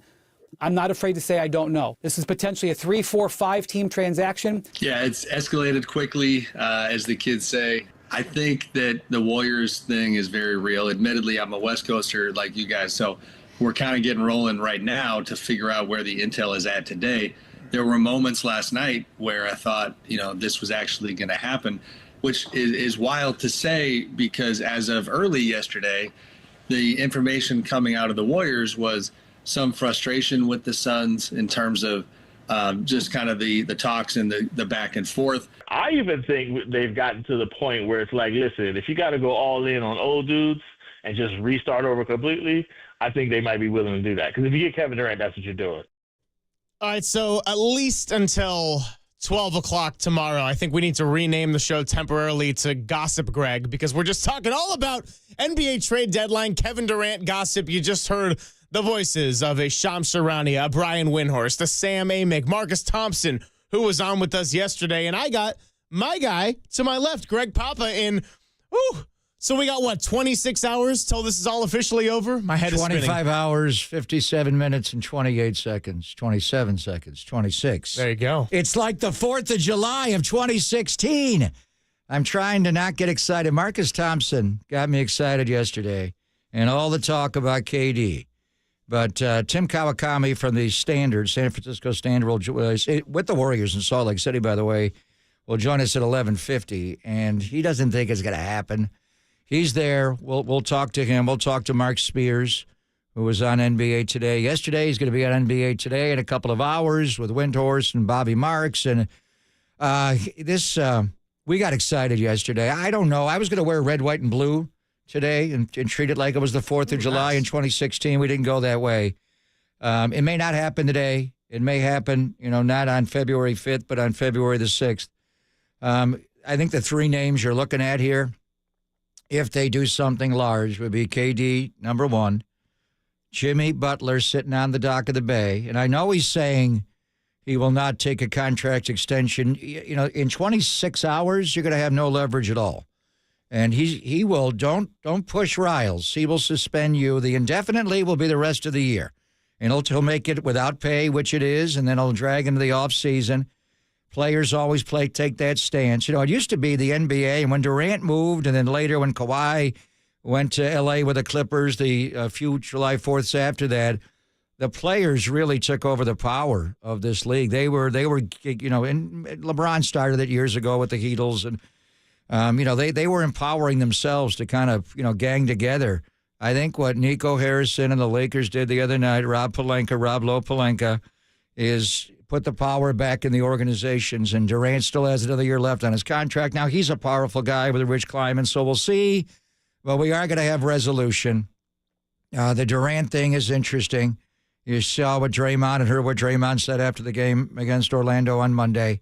So, is that the wishing list to me? I don't want Butler. It would be KD, then Ingram, then Butler. But I think Joe Lacob and the Warriors are going KD, Butler. Do you just trade for Jimmy and work out the trade later? Do you have to have an agreement that he will sign an extension? Will he change his tune? Why is he so fixated on Phoenix? Is it the tax rate in the state versus California? By the way, how much did Anthony Davis save going to Texas? He did waive the $6 million trade kicker. Luca got nailed, $116 million in contract plus California taxes versus Texas. So we'll see. And there's other people involved. Vucevic is still out there. I think the Warriors and Lakers are going to compete tomorrow night in the basketball game. And I wonder if they're competing right now to get Nick Vucevic from Chicago. So it's not quite the 4th of July. We are in the dead of the season. It's the middle of the year. Maybe this is something you do in the offseason in July. But today will be a big day, I think, either way. Maybe not today, but we'll get more news today on what's going to come tomorrow at noon. Yeah, today's show is going to be big, and the first half of tomorrow's show is going to be huge. And then depending on how it all shakes out, we might have craziness up until after that. The Jimmy Butler thing, I want to revisit what you just mentioned, because that is very weird to me, the whole thing where it was, I don't want to play for Miami. And then it was, I'll go anywhere, just not Memphis. And now it's, I'm only going to Phoenix. And now I'm thinking, why would Jimmy Butler want to go to Phoenix so bad if there's a possibility that Kevin Durant might not even be there? Maybe it's what Marcus Thompson said yesterday with us, which is he just wants the money, and Arizona taxes are not going to be what California taxes are. I don't know if Jimmy Butler's the right option for Golden State. I think with KD, we're having a much different discussion of who do you give up? Who are you willing to give up? Whereas if it's Jimmy Butler, I'm willing to give up a lot less than I would be if Kevin Durant can reunite in the Bay. Did Andrew Wiggins fly with the Warriors on their charter yesterday to Salt Lake City or not? We're having it's wild time right now. Remember, when they were in Salt Lake City a year ago at this time, their assistant coach had a massive heart attack at a dinner and passed away. So let's have perspective. And I'm sure they're thinking a lot about that as they go back and thinking of what happened a year ago. But anyway, I personally would not trade Andrew Wiggins for Jimmy Butler. Kevin Durant's a different equation. We know who he is. I'd like to keep Andrew Wiggins. It does bring up Draymond Green. I think that's the one fascinating element here. And I think ultimately this decision is going to be one man and one man's only. It's Matt Ishbia. The owner, the new owner, is kind of the new Joe Lacob in Phoenix. He hasn't won anything yet, but he comes in, talking big. He's got big money. He's got somebody whispering in his ear, Isaiah Thomas. He blew out his coach quickly, went and got Durant. He's putting it all in place. Maybe not the innocent climb the Warriors had during the HB run. It was more the Hamptons 5 run. I wouldn't give up on this Phoenix team. I know, we watched the game the other night, and they wound up losing in overtime to Portland, who all of a sudden is playing a lot better basketball, that young team. It's amazing. But I watched him play the Warriors. I do like Bradley Beal. I know the contract is not great. I personally would take Bradley Beal if somebody would carry back some of his money. CBA rules in the NBA are cumbersome at best. But anyway, I think it's up to Ishbia. Are you going to pull the plug? And then Mike Budenholzer, to a lesser degree, James Jones, who did step in as the Phoenix Suns GM. Ryan McDonough, who I know well, that's Sean McDonough's younger brother, was the GM of the Phoenix Suns before they hired. And James Jones was already on the staff, so they just elevated him. Just listening to his comments and everything here, I think it's Ishbia, the owner of the Phoenix Suns, that'll make the call. If he does say KD is available, then does he reroute him to the Warriors, climbing, hanging out with Joe the other night, KD's guy? Is that what he wants? Part of me thinks if you're Pat Riley and they're willing to trade Kevin Durant in Phoenix, and Jimmy Butler wants to go to Phoenix, and Phoenix wants Jimmy Butler, why don't I just get Kevin Durant? You don't think Pat Riley not only coached Bob McAdoo, he had Bob McAdoo on his staff in Miami for years. I would always talk to McAdoo about the three-point shot. He was the best outside shooting big in the NBA for years. And the line's too far. I couldn't. Like one summer, he'd be nailing that three. He was Durant before Durant. Why wouldn't Pat Riley? Does KD not want to go to Miami? Is that part of it so there? Would there be a discussion where you have to take, if you want Kevin Durant, you also have to take Bradley Beal with you? And Beal's got to waive the no-trade Riley, clause? I would just do it straight up. I don't know if the salaries match. I mean, KD's making over 51. What's Jimmy at? He's had a lot of money. I think they'd be close. He's 48. Yeah, I mean, but I don't know. I mean, if I'd rather have Kevin Durant, obviously, than Jimmy Butler. Pat Riley's he's not going to play for Miami anymore, whether he trades him or not in the next, 26 hours or whether he does it in the offseason. Players have a way of coming back. I mean, he's losing. How much money has Jimmy Butler lost in game checks since this 3-time suspension? So anyway, I mean, the Bay Area, one thing we didn't pose to the Bay Area is, do you want Kevin Durant back? I know when Durant left, there were a lot of hurt feelings when he left. We think of the 4th of July of 2016, but I also think of July of 2019. Remember, Steph Curry was in Europe, flew back specifically to New York to talk to Durant, to try to get him to stay here. And when Steph was en route, it was already done. He's going to Brooklyn. And then Kleiman spinning it to send D'Angelo Russell to get him more money in a sign and trade. It worked out well. Steph's that kind of guy. He's going to forgive and forget who he is. He moved on. But that last year when Durant was here, maybe it was fitting that he wound up blowing out the calf and then later the Achilles, because he played with a broken heart the whole year. He was just so pained. And then obviously the Warriors are going to play in Utah tonight. They're going to go into this downtown L.A. And, it used to be Staples. Now it's Crypto. But that's where Draymond, was yelling at Kevin Durant in that game in November that last year. So, I mean, do we want him back? I do. At all costs. I mean, you got to be careful about draft picks in the future. You try to hang on to Kuminga, but you have to be realistic here. Why would Ishbia do it? If he's the one that ultimately says, James Jones, make the trade, Bud, you on board, we're going to trade Durant, we're going to try to get Jimmy here, what can we get back from the Warriors to still have a winning culture? I would want Wiggins and Kuminga, obviously. Salaries still don't match. Dennis Schroeder, by the way, we are going to have Mark Spears at 10:30. He is counting us down to the minute. Let me say, what time can Schroeder be traded? I would think it'd be noon today. I don't know. He said just sometime today. Maybe you hold on to him. Spears was on ESPN and he said Dennis Schroeder's available for trade. I don't know if he meant informally available for trade now or right now. No, he said actually Dennis Schroeder. We have to. I think we had him on when he first. What's that little thing above his name? The umlaut. The umlaut. We're in studio today and we're hungry, so let's get some umlauts here. Maybe a KD umlaut. Anyway, are we all on board? I am. I think you are. Yeah. But at what cost? I mean, yesterday I said, you can't take Steph. You tell me who you want and add up to $51.4 million, which is KD's salary, to make it work. You make your own trade machine. Tell me who you want. Draft picks, can we slow our... Don't you want draft picks if you're trading Kevin? I don't think they'll do it. But if Ishbia does say, I will trade Kevin Durant, then are we all in on that? Here's what I will say. Yesterday, when we were talking to Marcus Thompson, when we were going through all the KD scenarios, we were kind of speculating to ourselves a little bit. Are we just saying this because it's maybe out there and now that Luca was traded, all bets are off?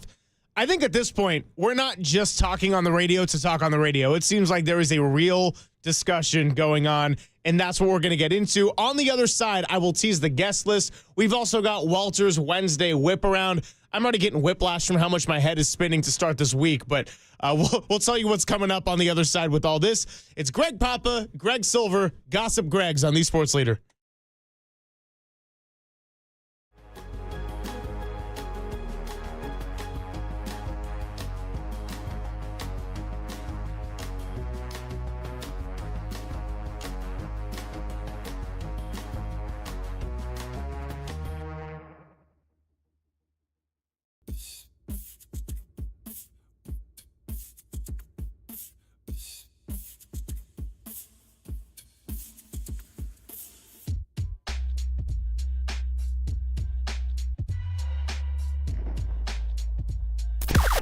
Now, from the O'Donnell Financial Group Sports Desk. Learn more at odfigroup.com. O'Donnell Financial Group, because planning is a process, not a product.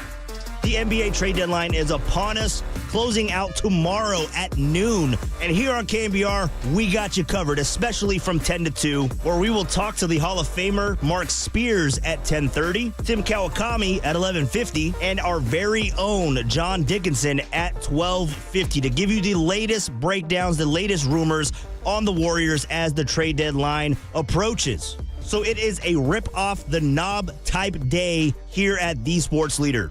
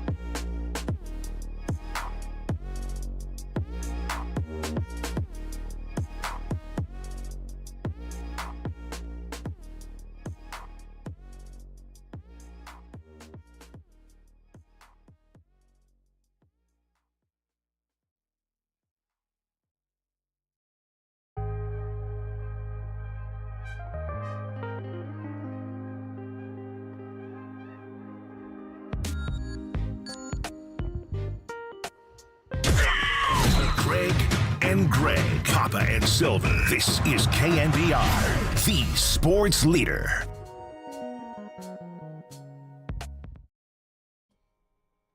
Yeah, we're just getting started here on a Wednesday. Greg Papa, Greg Silver, thanks for hanging out. Let's hear from Sam Amick on FanDuel, Running Back Sports TV in just a moment. But before I do that, I also want to tell you what we got coming up today. And, of course, that's with the caveat that the show could get flipped on its side anytime with all this NBA trade deadline talk. But Mark Spears normally joins us every other Tuesday. He's going to be coming by at 10:30 shortly. We're also going to have Walter's Wednesday whip around and a poll, courtesy of yours truly, or our producer, I should say. It's going to be at 10:50. Tim Kawakami of the SF Standard at 11:30. John Dickinson will join us at 12:50. And then Andrew Siciliano, because, there's a football game that is happening this weekend, even though don't want to think about it. He's the voice of the Cleveland Browns, is why I want big ears on. So they got to trade Myles Garrett. And he's coming on at 1:30, so we've got a lot to get into. Let's hear from Sam Amick, because yesterday the whole discussion was, are we just talking about this because the Warriors are kind of in a desperate mode? And don't get me wrong, they're desperate. But Sam Amick also saying last night he thought this thing at moments could very much be happening and that the smoke is real. Yeah, it's escalated quickly, as the kids say. We'll see what happens. I think that the Warriors thing is very real. Admittedly, I'm a West Coaster like you guys, so we're kind of getting rolling right now to figure out where the intel is at today. There were moments last night where I thought, this was actually going to happen, which is wild to say, because as of early yesterday, the information coming out of the Warriors was some frustration with the Suns in terms of just kind of the talks and the back and forth. Mixed messaging where, as you guys know, there's a lot of times layers to these talks where the formal indication might be we are not coming off Kevin Durant. And then behind the scenes, they're finding ways to make it clear, like, well, if you gave us the entire package, then maybe we do. Things to look at. Jonathan Kuminga is a guy that, as we reported yesterday, the Suns definitely have interest in a possible long-term future. I think that matters. Then you're possibly talking about a Brandon Pajemski, Wiggins in there.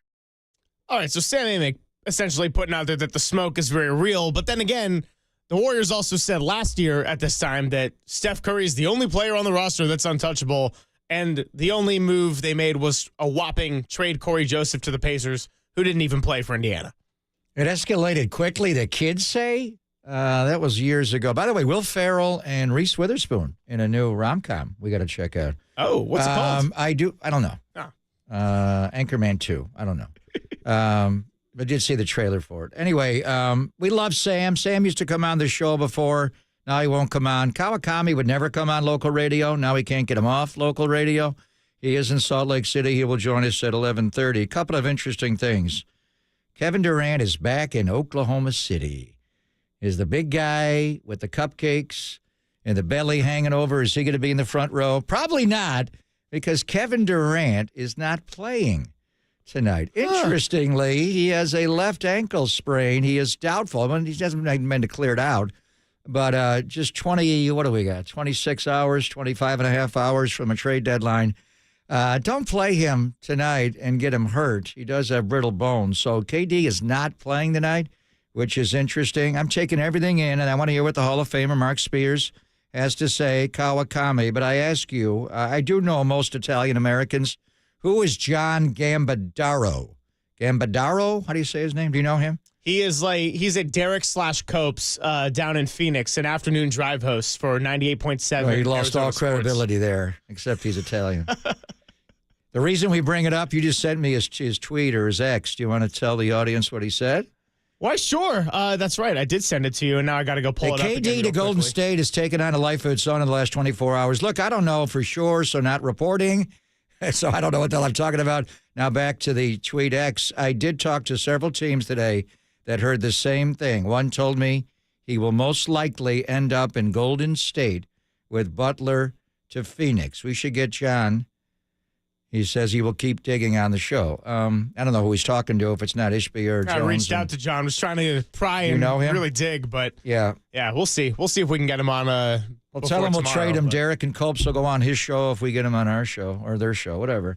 Is he a credible source? I mean, he's digging. Who's he talking to? In any event, the fact that Durant is not playing, and I did watch the overtime in Portland the other night. He looked fine to me, but, Kevin has an ankle there. That's typical before trade. Sometimes they say, hey, will you play Draymond so I can get a look at him against Orlando on Monday and make sure he guards? I don't know if Laurie's going to play tonight. He's got back management. Can you play him tonight in Salt Lake City in the altitude, see where his conditioning is if I want to trade for him? Draymond was coming back organically, but sometimes you play a player to make sure he's alive and healthy. There is a report Kuminga's at shoot-around this morning. He's a hurt player. They're not having a formal shoot-around. It's optional, but he's going to show up with the performance staff and Drew Yoder to get his work in. Can you send me video of Kuminga running around to make sure his ankle is connected to his body and his leg? So a lot of interesting things here. But he's saying, he's heard the same thing. He most likely will end up in Golden State. That is what could have happened here? The Warriors going to reacquire Kevin Durant? If I had to guess at this current moment, with the knowledge that I have, which is what most of the public has gathered, I would say Matt Ishbia will ultimately not end up doing this. Now, the fact that it is a discussion and there's something very real makes me wonder, okay, well, how far are they trying to push Mike Dunleavy here in terms of what to give up? Because if I had to make a prediction, I don't think they end up trading Draymond Green. I know a lot of fans out there have been tired of Draymond and they didn't like the antics, and the Jordan Poole punch still gets brought up on a daily basis. Klay left on his own accord. So this whole break up the big three and break up the dynasty, that's different than they got rid of Klay Thompson. Klay Thompson and the Warriors mutually decided to split, and Klay Thompson wasn't happy anymore. I don't see them trading Draymond Green just to bring back Kevin Durant. And I know Marcus Thompson yesterday was saying they might make that decision without Steph, because I don't think Steph's going to want to make that decision. I think that's unlikely. Now, if it's Wiggins and Kuminga and possibly picks or other expiring contracts like a GP2 or a Looney, we might be onto something here if Matt Ishbia pulls the trigger. So Super Bowl weekend, they have that big golf tournament, don't they? The Valley Waste Management Open that is like the weekend before. We were there a couple of years ago when the Super Bowl was in Arizona. So Draymond just got sent in the mail. You are cordially invited to attend the Valley Waste Management. No, I'm kidding. It's 707. That is the name of the movie. Reese Witherspoon plays Margot, and Will Ferrell plays Jim. By the way, the cover's got like Will Ferrell holding a crocodile or something in it. Sounds like a can't miss by Will Ferrell. Every movie he makes is the best of all time. Anyway, I would trade Draymond Green. We will get into it. We'll have a poll up. Whatever Ishbia says. I would not want to give up Wiggins in the deal. But I do think with Durant, you can get away with not having Wiggins or Draymond. Kuminga would be the guy that I try to hang on with. Ishbia's not a fool. Yeah. He recognizes talent. If you're going to make a trade like this, why are you doing it? For the now, is it for the now to trade Kevin Durant? Is that going to make your team better to bring, if you wind up with Jimmy Butler and Andrew Wiggins, then you want Kuminga. Maybe you are better if you can rationalize that. So we'll talk to the Hall of Famer, Mark Spears. He will know exactly what's going on. And not only, I think the wish list for me is Kevin Durant would be number one. I think it's Brandon Ingram would be number two. What do you actually have to give up, Dave, to David Griffin? I think you just make the salaries match up. Now, would they take Schroeder back?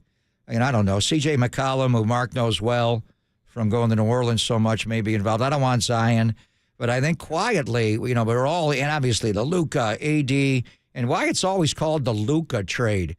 Do they know how good of a player Anthony Davis is? Like, do you realize what he did in college? The number one overall pick in the draft. He's one of the best two-way players in the NBA. It's the disrespect for Anthony Davis is amazing. Yeah, but I do think that Anthony Davis getting traded wasn't some prospect. Like, that would have been surprising. It would have been, what's the return on this?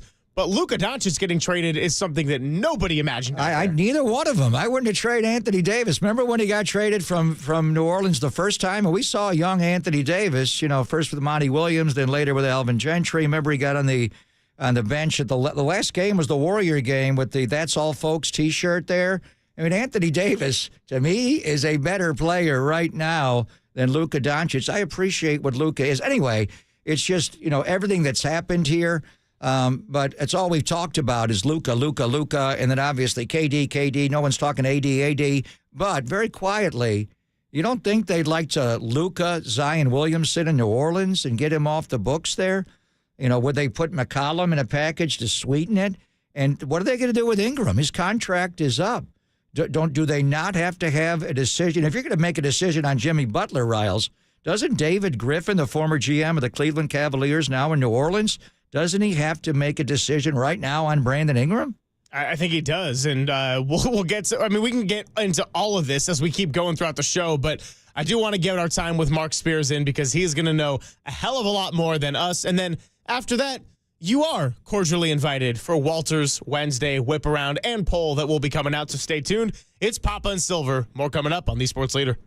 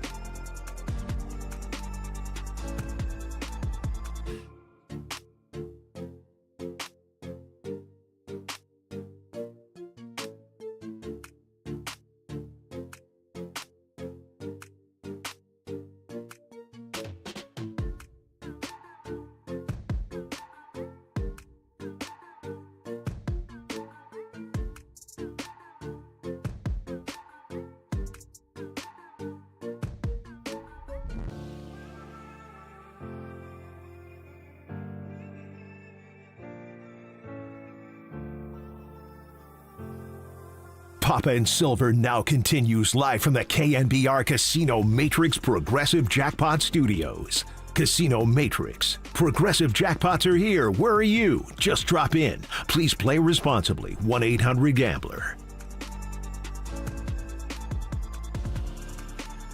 I think we probably have one of the most outspoken what do they call now, governors. You're talking about Joe Lacob, He's probably one of the most outspoken, if not the most outspoken. And so, in saying that, we all know that he's pissed sitting at 500. And so you'd be a fool to sit back and think like, oh man, everything's just that. Like, not with that guy. That guy is always trying to win. You know, he's always pushing the envelope as much as he can. And so you understand that. You know, you got to know your people and who you're dealing with. And he does not ever. You ever look at him when we losing?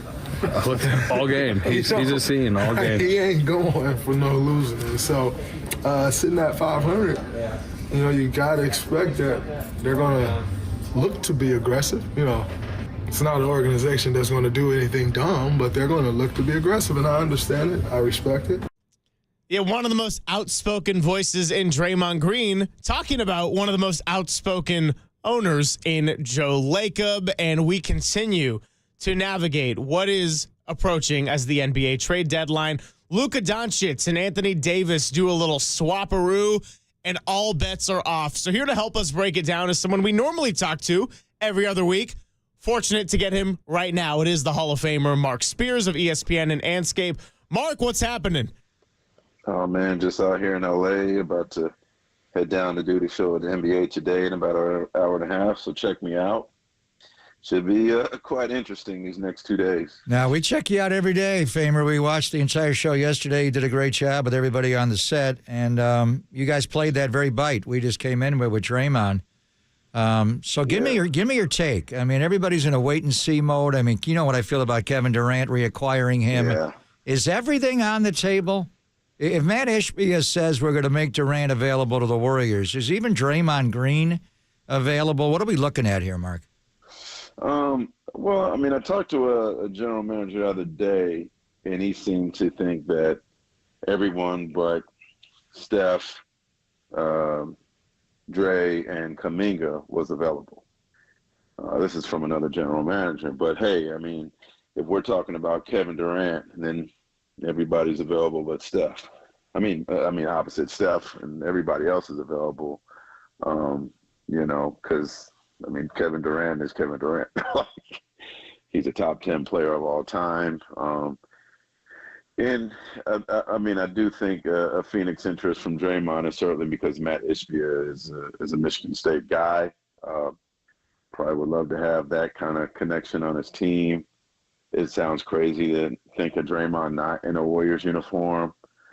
But, you know, if the Warriors aren't the only team calling about Kevin Durant. I'm hearing like other teams are calling as well. And, you know, I just wonder, and you were around, Pop, you know this, man. Kevin was miserable here. Like, he wanted out after going to 3 straight NBA finals. And I just don't know if he is eager to, you know, get a new chapter, come back. You know, there was a bad breakup, right? So does he want to get back together? And I'm guessing that Phoenix, if he had some, you know, out of respect, I'm sure they'd probably work with him more to be at a place where he'd be happy. I would think so at this point of his career with what he's done, that they would work with him like that, because you got to think about in the future, you want stars to come and you can say, hey, you know, I saw how you treated Kevin Durant, so that makes me feel good about going there, because there's always going to be an end.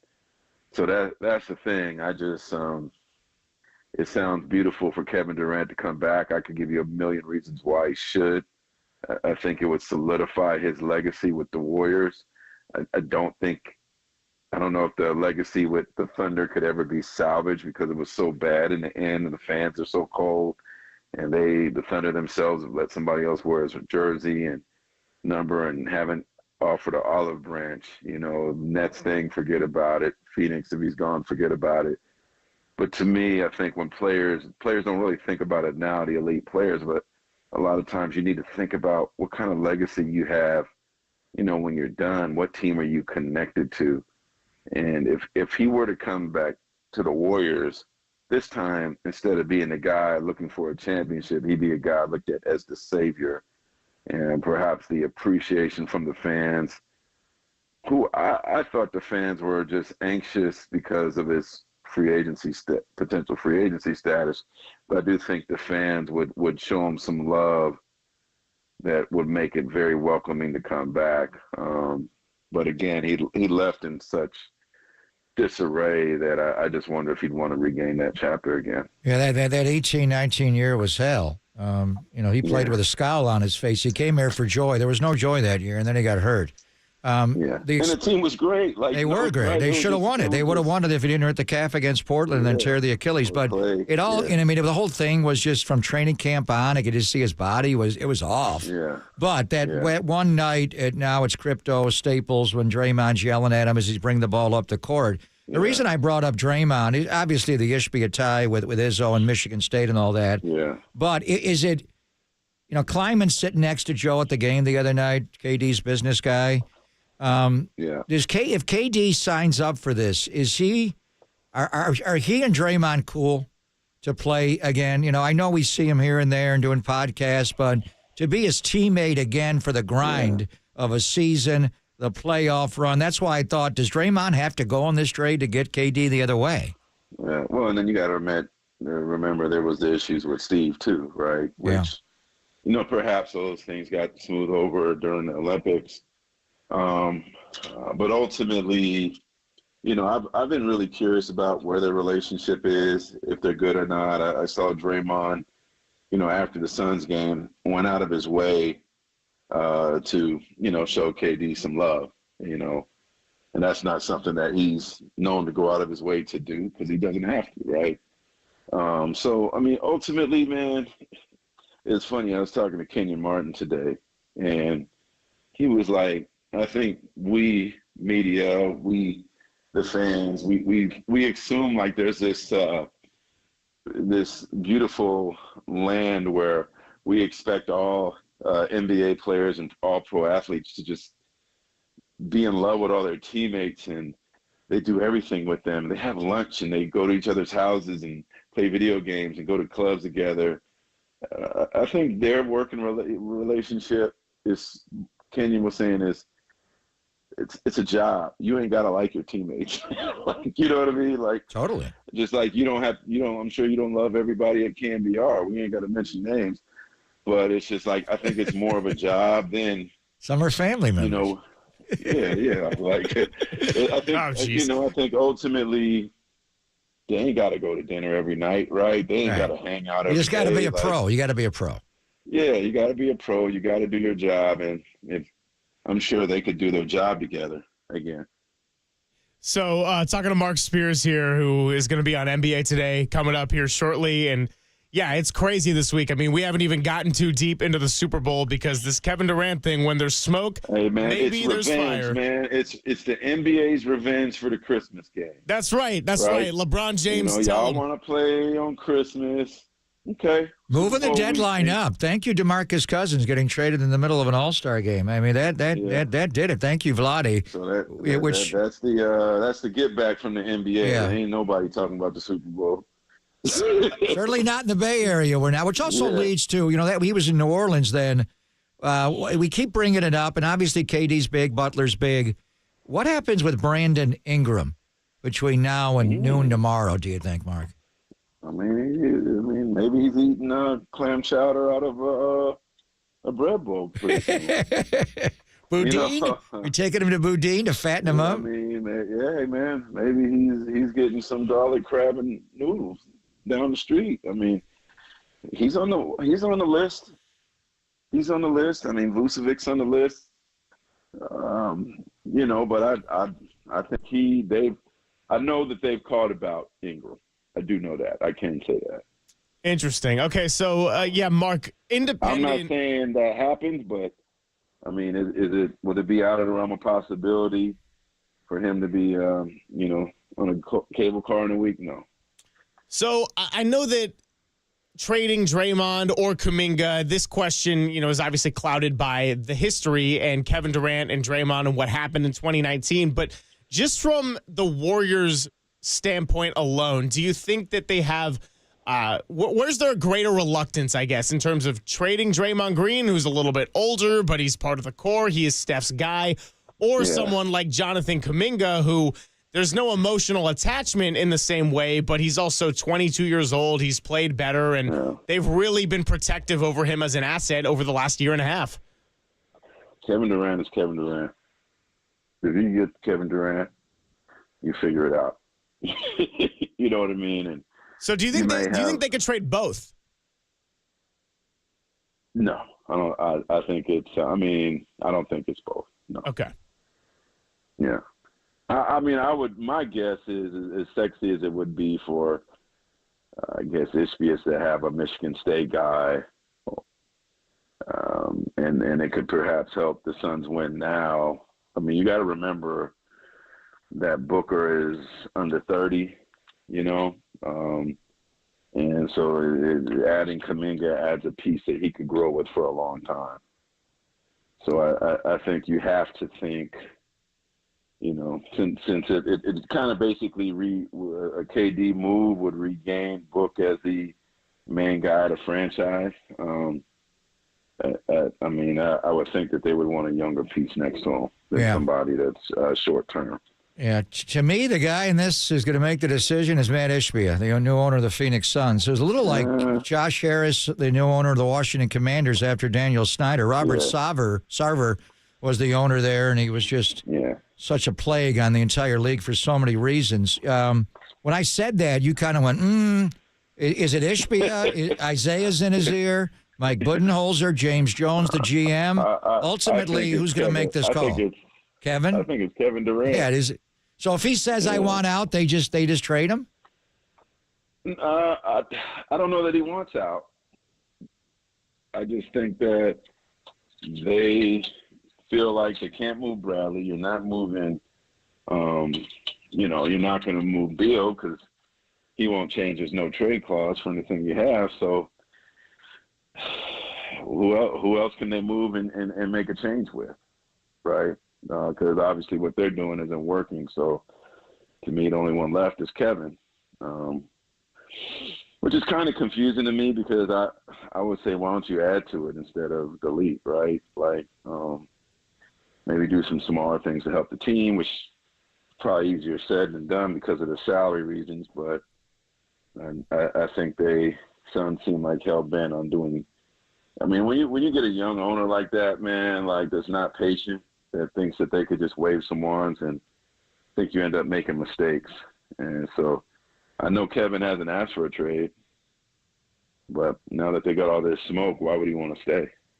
Yeah, Mark, so I want to ask you this one too, and it's probably going to ask this to everybody we have on the show today, including Walter, including Greg Papa, and that is the comments in Toronto made a big splash after Draymond spoke to Vince Goodwill, and then Steve Kerr and Steph Curry kind of backed it up about, well, we don't want to do anything reckless. We got to leave the organization in a good space. Well, but Draymond said that before at the beginning of the season too. Yeah. To I mean, it just got regurgitated. So I guess now with Shams putting out there that they're trying to call about any and all superstars, including LeBron James, what changed between now and then? I mean, was it just that they knew something they didn't know before? Was it the fact that Luca getting traded sort of meant all bets are off? I mean, it does seem like a pretty sharp turn we've had in a couple of weeks. Well, no, they've been even before the Luca deal. I mean, I heard last week that they were calling all around, and I respect the due diligence of the Warriors just to kind of see what was out there. You know, it was funny. One general manager told me they got a call from the Warriors, and the Warriors were like, "Hey, we're interested in said player." And, hey, Curry's off limits. We don't really want to trade Draymond, nor do we want to trade Kuminga. So what do you like? And they're like, you called us. We didn't call you. Like, what do you mean? He's like, well, you know, if you're interested in doing business, we like said player. But, you know, let us know. Let us know if you're interested in other guys. You know what I mean? And then, so they kind of – the general manager caught in the laugh. He's like, why did I get off the phone call making it feeling like I'm the one that made the phone call? How's Buddy Hield in a second-round pick for you? So, I mean, but, hey, to me, I think more teams should do that. I mean, because it tells you about the Luca situation. Like, you just never know, man. You just never know. I like what the Bucks did today, you know, getting Kyle Kuzma. I never got the sense that the Warriors really were interested in Kuz, but I do feel like, you know, maybe it's Vucevic. Like, I guess if I had to make a guess, I feel like Vucevic will be a Warrior tomorrow. That to me is like, and I think that'd be a great pickup. I mean, you're talking about maybe he's not the biggest name and he's not going to sell jerseys, but he's what the Warriors need. They need somebody that gives them some size, some rebounding, takes the pressure off of Draymond, so he doesn't have to get beat up playing 4 anymore in the same way Anthony Davis doesn't have to do it anymore. And I think that'll make the team notably better without perhaps even having to move J.K. or Wiggins. I mean, I actually like that. Yeah, we've been talking about that for a while. If you could figure out a way to get Vucevic without moving out the core of your team, and this team gets back healthy, I think they could be pretty interesting. Could you do it for a second-round pick, or would you have to do it for a protected first-round pick? And then would you do that in addition to Durant, or is that something you do if you don't get Durant? I think Durant's a long shot. Damn. But I mean, you asked. I know. I just want KD back. No, I mean, I'm with you. I think it would be great for his career to come back. I really feel like he thought he deserved more love in the Bay, which might seem a little sensitive from fans and whatnot. But I think coming back here, you can make another championship run and solidify a home when your days are done, and maybe feel so much better about what I thought was a glorious time here, right? So I just don't. I think it's a long shot. I think Vucevic, if I was a betting man, that's the guy I think will be in a Warriors uniform tomorrow. Well, Mark, we appreciate you. We'll let you get to it. Check it out. I'm sorry, man. I feel like a cold towel. No. You know? We like Nick Vucevic. Durant, that came up Friday when he's yelling at Gary Payton and Kleiman sitting next to him. I never dreamed it'd be Durant coming back.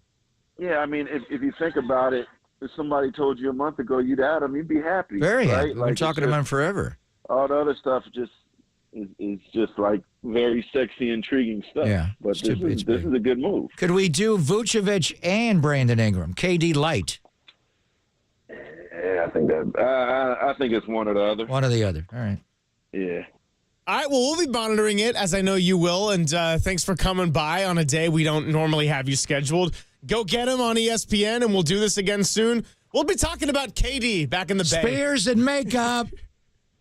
Look pretty, right, brother. I mean, I got good skin, though. I know you do. So I don't need it, but I just do what they told me. For a man your age, you look good. Thank you, brother. Thank you, Famer. What you trying to say? I'm not trying to say anything. You just took KD from me. I'm mad. No. All right, we'll watch you, brother. Love you.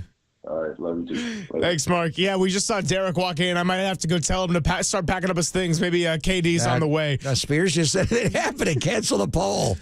Cancel the poll. We're not getting KD by the Bay. All right, Derek, you can set everything back. You're staying. Here's the thing, though. Mark Spears, that's one voice. Here is something where we have a lot of voices. So Walter's Wednesday whip around. We're going to push it to 11:15 before Tim Kawakami. But up next, we have Walter's Wednesday whopping poll. I'm gonna stop myself before I go down a bad rabbit hole. Pop and Silver with the poll next on the Sports Leader.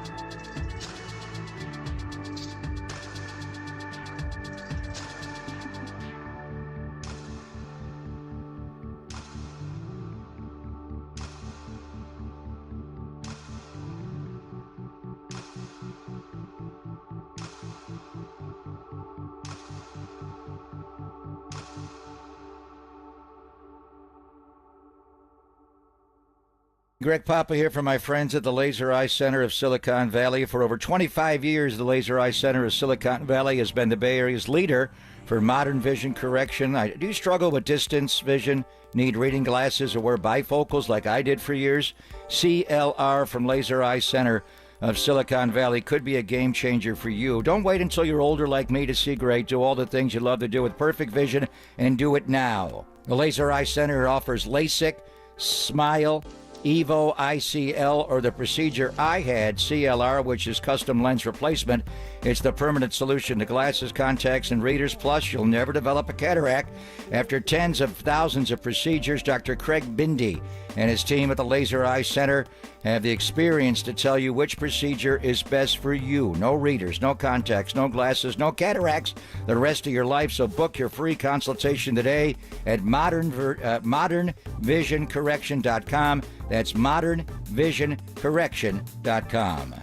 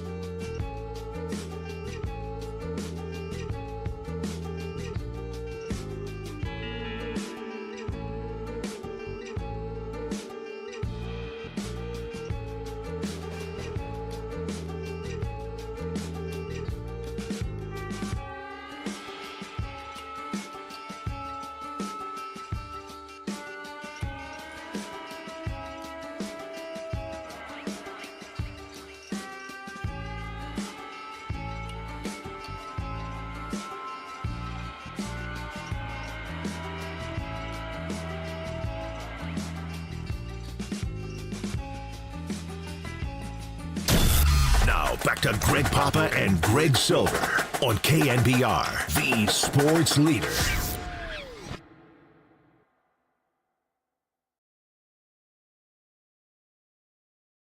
What's going on, everybody? It is Papa and Silver here on a Wednesday. Just spoke to Mark Spears. We got Tim Kawakami coming up at 11:30. Walter's Wednesday whip around coming up in about 15 minutes. But want to revisit what we discussed with Mark Spears. And, every time I get a Shams Charania alert, I jump in my seat. This is a small one. New Orleans Pelicans are trading center Daniel Tice and draft compensation to the Thunder. So there you go. I like Daniel Tice, former Boston Celtic. The Lakers, did you watch them last night, by the way? Yeah, they ran out the gym. Wow, did they? And LeBron can certainly play off the ball with Austin Reeves on the ball, but he is in an attack mode. The fact that he's going to Oklahoma City and not to the Lakers need a big. So Spears is saying we're not going to get Durant. We'll see. Kawakami thinks the same thing. And the bottom line is, Durant is the one. If he says, I don't want to be here at the end of the year, his contract is up, you got to make a call, I would play it out. Anyway, it's his call. He's not playing tonight in Oklahoma City. Neither will Daniel Tice. It's too early. But anyway, it's up to Durant. But if Vucevic, Mark did say, you shouldn't be talking about gambling in professional sports, but if I'm a betting man, Nick Vucevic will be a Warrior. And it's either Vucevic or Ingram, which is interesting. They're different players. They do provide an offensive element from different positions. Anyway, if I'm Rob Lowe Pelinka, as soon as I got done with that press conference with Luca yesterday, and hung up my black leather jacket with all the different zippers and pockets. Unbelievable. That guy's a GM in professional sports. A.J. Preller, Billy Beane never looked like that guy. I'd be trying to get Vucevic. That's a guy, and I think Hayes played well last night. He's athletic. They got some pieces there. Maxi Kleber, somebody pronounced that guy's name correctly, and he's more than he can guard. When he was in Dallas, he used to guard Durant. When Durant just got to the Warriors, and he guarded them well. He can make a shot, but he's got a broken foot, so I don't know when he's going to heal to come back. But anyway, the fact that Daniel Tice got moved, he didn't go to the L.A. Lakers is interesting. Sam Presti is just loading up. I think they're beatable come May and June. They're just too young. I think they look like a really good regular season team. And then we'll see. Outside SGA, you just build a wall. I think the Warriors could give them a series. But anyway, you got to get there. We'll see when Chet comes back healthy. Yeah, that'll change things a little bit. But they're young. There's a process to this, to all of a sudden become a champion.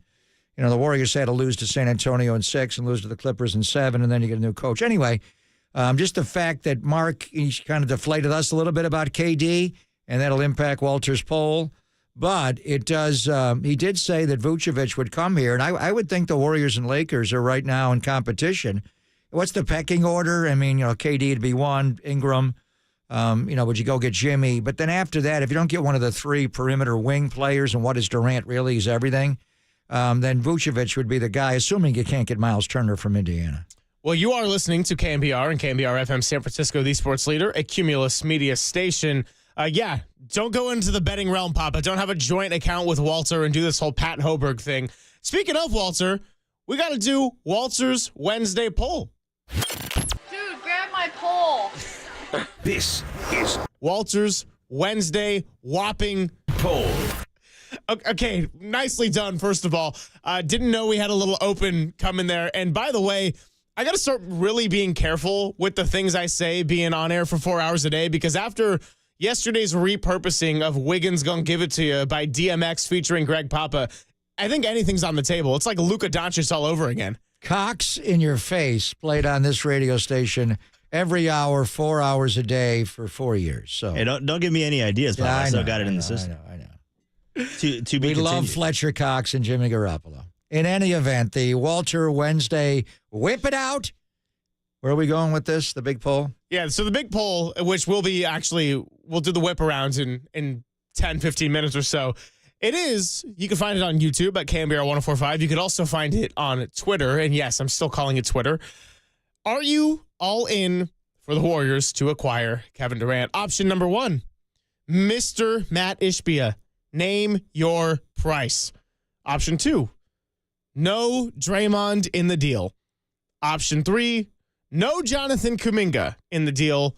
Option 4, no Andrew Wiggins in the deal. So the early results, as I'm doing my little Steve Kornacki here on YouTube, 23% three-way tie. That adds up to 69, by the way. What? Matt Ishbia, name your price. 23%. No Jonathan Kuminga, 23%. Wow. No Andrew Wiggins, 23%. Wait a minute. What number does Draymond Green wear? 32. Draymond wears 32? No. That's he's option. the winner? He wears number 23, but the winner is no Draymond in the deal at 32%. Well, now we're getting to 101%, so this doesn't add up. Wouldn't it be 31% for Draymond Green if the other ones go to 69%? Anyway, so most people are saying no to name your price Ishbia. Did anybody even know who Matt Ishbia was before the other day? We know. So most people would say we're keeping Draymond Green in this. Correct. But if we go over to Twitter, where you can find Walter's account at Waleezy, that's 2 L's, 2 E's, and 2 Z's. Nice. We got Matt Ishbia, name your price, leading the way at 41%. Twitter does a better job rounding. It's the decimals, 41.6. No Draymond in the deal is second place at 31%, so fairly consistent with YouTube. Then you drop down to don't include Jonathan Kuminga at 17. And lastly, it's no Andrew Wiggins at 9.6. Now, with the no Andrew Wiggins, I would expect this to be last, not because people are willing to give up Andrew Wiggins, but more so, if you're going to get Kevin Durant, you got to make it work in some front on the salaries. Andrew Wiggins would be the obvious salary piece to try to match this up. Well, Draymond's right there. Andrew Wiggins makes 26.2 and Draymond's 24.1. In Walter's whip it out, I would vote A. Matt Ishbia, name your price. We're talking Kevin Durant here. And KD, we got to have a conversation with you. Are you good coming back? The scowl's got to be off the face. You got to come in and play with joy. We're going to talk to Kleiman. They've already probably done that. But this is Kevin Durant. So if you want to win a championship, even this year or next year, I'm all in on Durant. The guy that I would least likely like to give away. And this is a little bit different because you are getting Durant back. And Durant's defense is underrated. He is, especially with Ron Adams here. And Ron had him when he was a young guy in Oklahoma City. He got it out of him. Durant did guard while he was here. He bought in for a couple of years, and then it went wayward the last year when the scowl came out. But I would say Kuminga, no. But if you absolutely have to have him, Ishbia, you can take Kuminga. I would say Andrew Wiggins, no. If you absolutely have to have him, you can have him. I'd give them all three. You wouldn't have to do that salary-wise, so you wouldn't want to do that. I'm anxious to see what happens with Dennis Schroeder starting today when he is tradable, if he's involved either in a deal directly to get one of these players or a side piece. I mean, if we're going to get Vucevic, would you send Schroeder to Chicago, a pick to offset it? I don't know. And then you have to appreciate defense. Everybody, the Luca trade. Anthony Davis is a tremendous player. One of the best two-way players in basketball. To me, that trade came down to Jason Kidd. You don't think Jason Kidd knew what Nico was doing at all? Jason Kidd was a great all-around player. When he ended his career, he was number 3 all-time in three-point makes, which was amazing. But for most of his career, and we saw him at St. Joe's all the way to Cal, he was acing Kidd. He had no jump shot. Jason Kidd played defense. He appreciates Anthony Davis and what he does on that end of the floor. He was on the Lakers staff in the bubble when Anthony Davis dominated them all the way to an NBA championship, where J.J. Redick, and J.J.'s a smart guy, the way he sees the game, the way he talks the game, he wasn't really likable on TV as far as the personality, but as a head coach, he could be the next Steve Kerr. But he was an offensive player. So Luca, but to me, why I think the Philadelphia Eagles are going to win this Super Bowl on Sunday, their defense is better. And it's a good Spags defense, but it's not the same. Philadelphia's defense, and that old guy, Lord Fangio, is talking to the media right now. What is he concocting for Andy Reid come Sunday? He changed the Goff-Gurley dynamic in L.A. by that one regular season game when he was the coach of the Bears, when he jumped into a 5- and 6-man front to take the outside zone away. And all of a sudden, Belichick in the Super Bowl jumps into a 5- and 6-man front. So defense is just underrated, which leads to why do you want to give up Draymond Green? I don't want to give up Draymond Green, but he's an older player. He's 34. He's going to turn 35 in the beginning of the month. Andrew Wiggins is a special defensive player. He's different than Draymond. Draymond makes it all work on the back end. He's like a middle linebacker, free safety. But Wiggins covers the ball. And if I do get Durant back, I can get rim protection and a little bit of what Draymond does from Durant. And now I got Wiggins. Kuminga's just young. I mean, Kuminga is your future. You know, Steve has been talking about we don't want to mortgage the future. The one line he keeps using is take a wild swing. Well, nobody wants to take a wild swing. You could argue that giving up a lot for, I don't know, is Jimmy Butler a wild swing? Is Brandon Ingram a wild swing?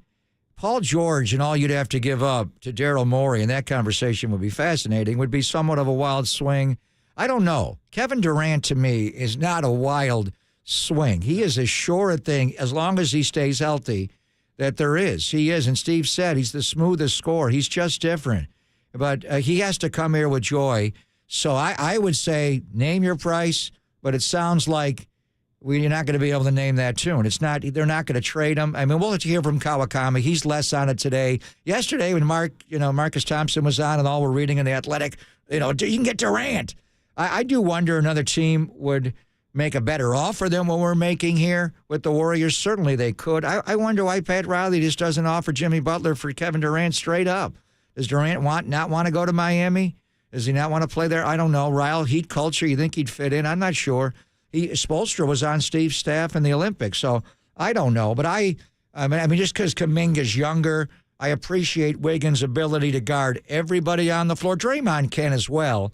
Now, Steph said, if they said you pick between Wiggins or Draymond, maybe to appease Steph, you would take Draymond. But I do worry about and this is something you'd have to work out with them, and maybe that they hugged it out the other night after the game was over. Can Draymond Green and Kevin Durant not only, it's more than just being teammates.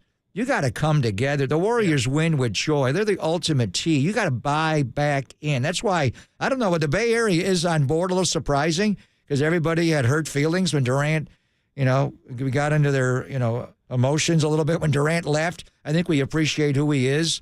I don't want to give up Draymond. We want to keep them all. But at the same time, what are you going to offer Phoenix to make him even do it? Now we're getting into draft picks. Aren't they going to want a handful of draft picks if they're going to trade Kevin Durant, not just these bodies that add up to get to $51+ million to make the trade workable? Well, it goes back to Matt Ishbia. Name your price. What do you want? How far are you willing to push Mike Dunleavy, Joe Lacob, and this Warriors organization? That is Walter's Wednesday poll that I guess also I said was whopping. We'll keep you updated on the results a bit later in the show. Yeah, the mail-in ballots are starting to come in. Up next, doing another Wednesday activity sponsored by Walter, the Whip Around. Pop and Silver with Whip Around next on the Sports Leader.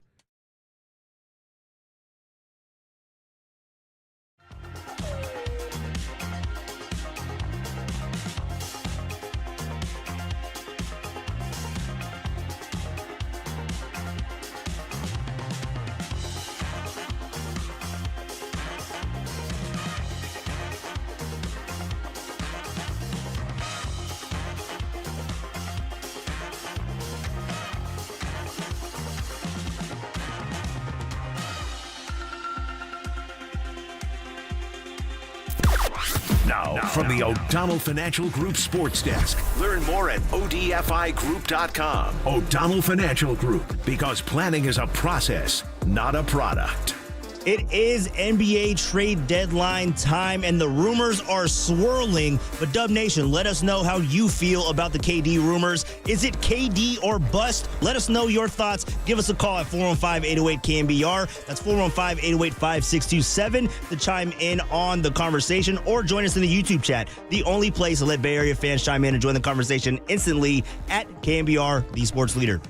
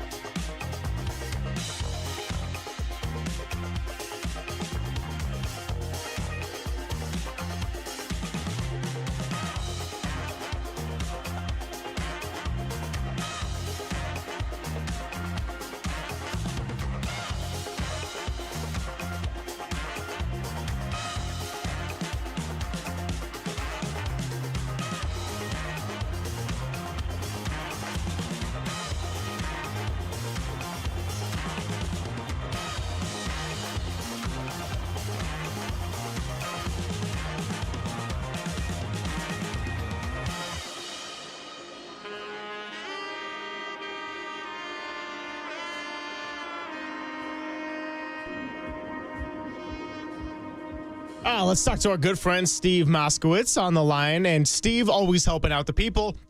As the founder and tax attorney at Moskowitz LLP, today he's going to tell you about unfiled and unpaid tax returns. This is such a common situation. Usually people don't file because they don't have the money to pay. So they make a mistake, they don't file the return. If that's you, that's okay. We can file all the old back returns, and then we want to make a deal for you. And if you filed all your returns, you just can't pay them. I know you're frustrated. I know you feel like you're drowning under 1,000 feet of water. I know you feel like there's no way out. You'll never pay these off in 300 years. But there are good solutions. We have dedicated our professional lives to this. We spent over 30 years doing this in the trenches. We might be familiar with some things that you don't even know exist. So what I would say to you is, look, we want to help you. We have a free consultation. Let us explain all the things we want to do for you. And if that sounds good, you say, Steve, go ahead, take this problem away from me. And let's see the difference, not in mixing your taxes, but in your life, your marriage, your family life, your business. Just call us for the free consultation and let us explain everything to you. Well, if you need some help with Steve Moskowitz, you can give him a call now at 1-888-TAX-DEAL. That's 1-888-TAXDEAL. Or you can do it online at moskowitzllp.com.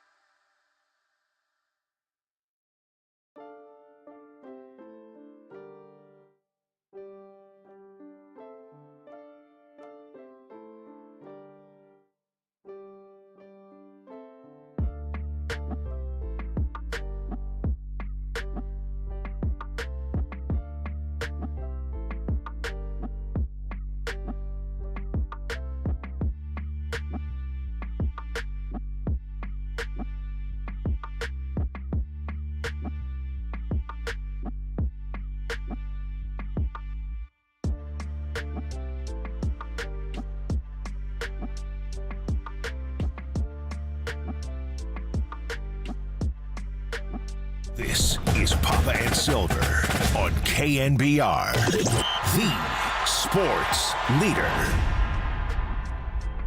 What's going on, everybody? We just had Walter's Wednesday weekly whopping ridiculous poll, and now it's time to get to the Wednesday whip around before we talk to Tim Kawakami. You know, and we could always split this up into a couple of parts depending on how the discussion goes, but right now, time to welcome in Walter. How's it going, man? I see you on YouTube these days. You're everywhere.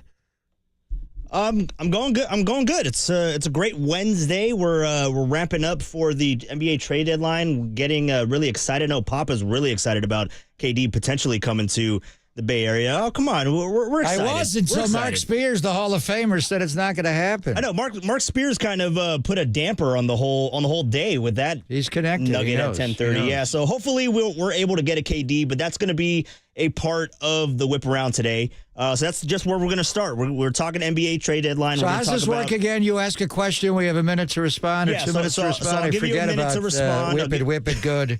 Takes two hands to handle a Walter. Yes. Yeah, a little bit too much Walter back to back here, but we'll do that. I'll give you a minute today because we're up against it to get to Kawakami, so we'll get ahead and get into it. KD, are you all in on doing everything in your power to get Kevin Durant to the Warriors? What are you willing to give up? What are you Fred not Warner, willing to or am give I going up? Fred Warner? Go ahead. Tails never fails. And go, you see Warner on McAfee, by the way, today? I did see that. He's going to be a television star.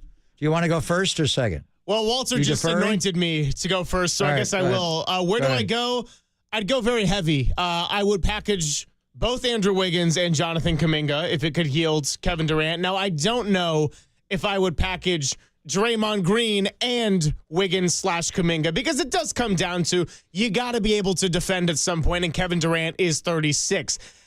They got to do something, though, and watching this team every single night. They're in Utah tonight. For all we know, Walter, look, if they do nothing at the trade deadline, we can get caught up in the romance at all, but they're going to squeak to a win in Utah in which they have a 11-point lead that gets down to 3 in the final minute, and then they hang on, and then they're going to go and get wiped out by the Lakers without Luca Doncic, because that's kind of how the season has been. So is he old? Kevin Durant's old. We're also talking about Kevin freaking Durant, who was the best player in the NBA during his time in Golden State. You reunite him with Steph Curry, you can't even tell me as a non-Warrior fan that you're not intrigued at what it's looking like pairing those two up. So I wouldn't go crazy overboard, but yes, would I package Wiggins and Kuminga and maybe some vets or picks? I would. This is the 2-minute warning. That's the 1-minute warning, but yeah, you get the deal. All right, Thank Papa, you, Sean Smith. Go ahead. I'm not going to use the whole minute here. We got Kawakawi coming up, and I don't want to be late with him. I'm Kevin freaking Durant. Do I want him back? Duh.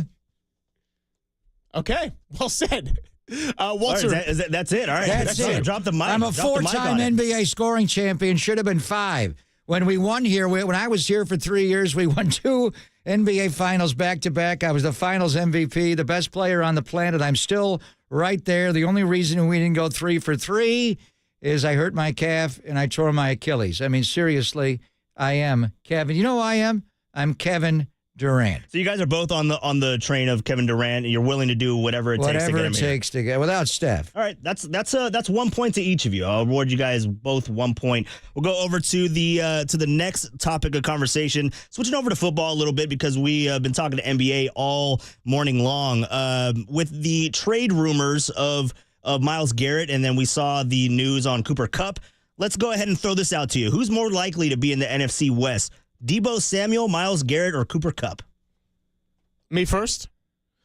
I think most likely, and sorry to be boring, is Deebo. I mean, he's still under contract, right? Cooper Kupp, just because Omar Ruiz, who we love very much, said it's possible that Les Snead could trade him to the NFC West, doesn't mean I think it's likely. And Myles Garrett, that's going to cost a haul. That could even cost you a Nick Bosa if you decide to go in that route. So I think Deebo Samuel is the most likely to be in the NFC West. I also think the answer could be none of the above, but Deebo knows the system, had a little bit of a down year, still has some gas left in the tank.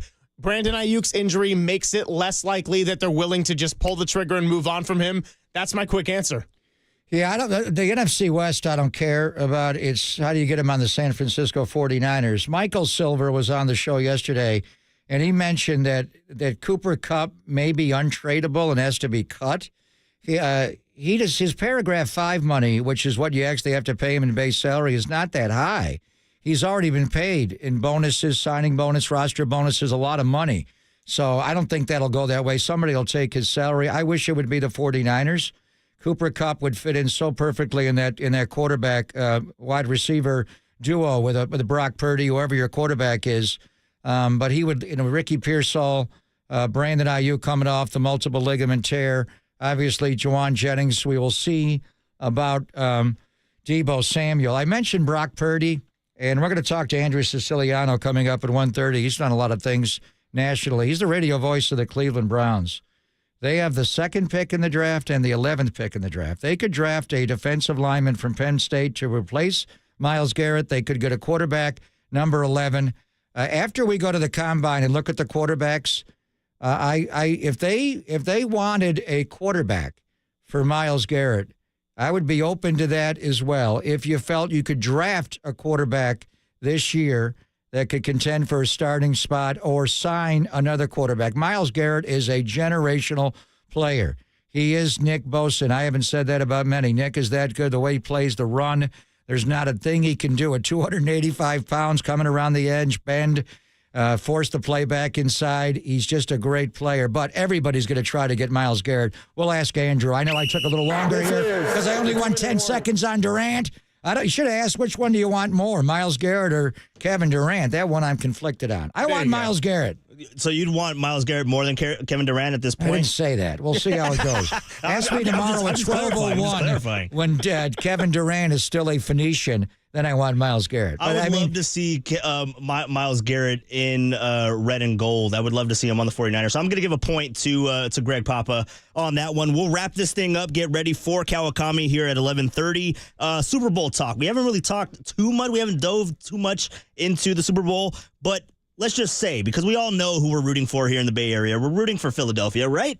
I think most people are. Yeah, I mean, you got to be. You got to be. So let's just go the other way. If it is the Chiefs and we all are disappointed on Monday as we return after the Super Bowl, the Chiefs I'm not coming back. I'm going skiing this weekend. I may just go see the Donner Party and not come back. If the Chiefs go three-peat, where would you rank the Chiefs dynasty amongst the all-time dynasties in sport across all sports? All sports. Where would you rank it? Well, it wouldn't rate with the Yankees, but the Yankees did it.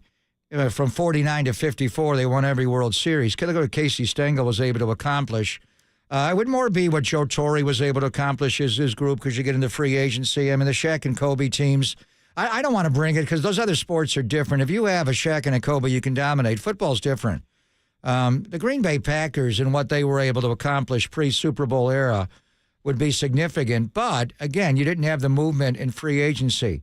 The 49ers are right there with back-to-back. They got a fumble away from going to a third straight Super Bowl. Pittsburgh won 4 in 6 years. New England won 3 in 4 years. New England did go to 3 straight Super Bowls. They just lost the middle one, but they won each one around it. It would be right up there. I mean, it's difficult because what Mahomes has done and Andy to the 49ers, but you have to give them credit for what they've been able to accomplish. The quarterback is that special. The head coach is one of the greatest. It's difficult, but, I think Philadelphia is going to win the game. But if they do pull off this in the modern era of football, plus with the Warriors, we looked at it, HB versus KD Warriors, this would be Tyreek Hill and that group and what they've been able to do, and then what Spags has been able to do defensively if they make it 3 in a row the last 3. So it would be right up there. This is the 2-minute warning. I'll keep it very brief. I think Papa's correct in that football is very much in its own category, right? Bill Russell won 11 rings. He won 8 in a row. He did it as a player, coach. That is absolute insanity. And we've seen over the course of basketball history how there are a lot of dominant runs when you pair 2 or 3 great players together with a great coach. So I'll just throw all that to the side.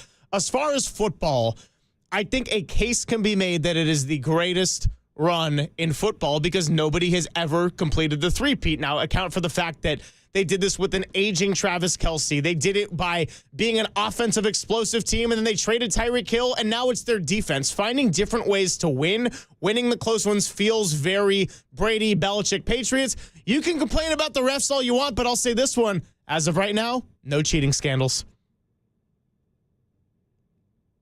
All right, I like Where it. are you going? I'm going to go ahead and give the tiebreaker. I'm going to give it to Papa on this one. I'm going to give it to Papa. 2-1, I win in overtime? 2-1, you win in overtime. last week. It's 1-1. Isn't it 3-1? You gave us both a point on the first one. I don't know. Papa wins. Smoked me. Papa wins. You were Gregsolent, I would say. All right, let's get to Kawakami. Let's get to Tim Kawakami. Coming up next, it's Papa and Silver. Only here on the Sports Leader.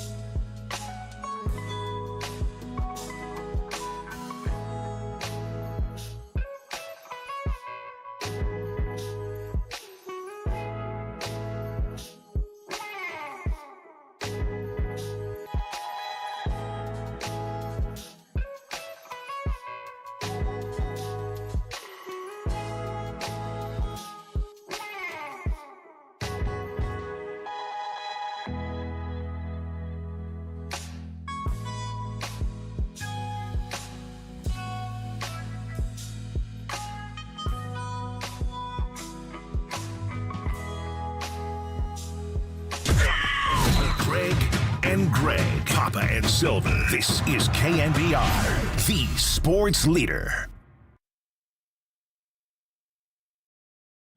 Thanks for hanging out with us, Greg Papa, Greg Silver.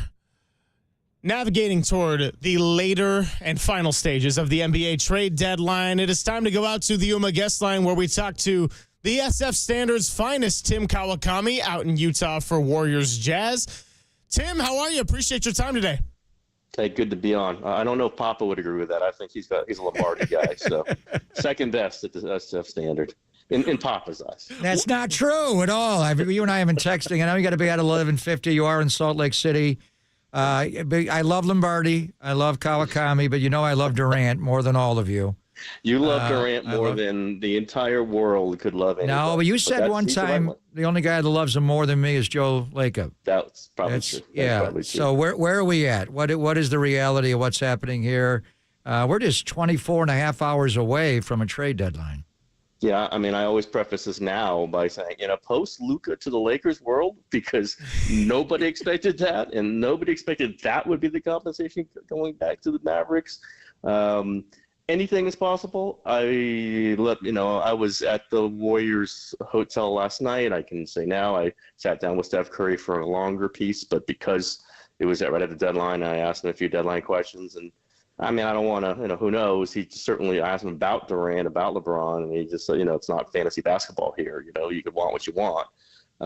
I got no sense that anything was imminent, at least, and I talked to a few other people. It was not Joe Lacob. It was not Mike Dunleavy Jr., so I'm not saying I was right inside the room, but I did not sense that something massive was about to happen. Obviously, things could change. They could have changed in the last 20 seconds, but I did not sense that was what people were expecting. Again, in a post-Luka world, who the hell knows?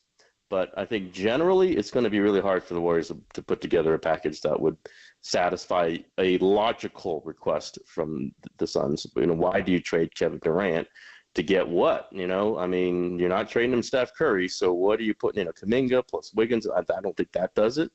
They traded Mikal Bridges, who then was traded for 5 first-round picks. Cam Johnson, who I believe the Nets want 2 first-round picks for now, and 4 first-round picks to get Durant. This is 2 years ago, but still Kevin Durant. Kevin Bleepin Durant. I don't know that the Warriors have that. And even if it's less than that, it's, it still should be almost everything you got. And even then, I don't know if the Warriors have enough. We'll see. Again, the world has changed.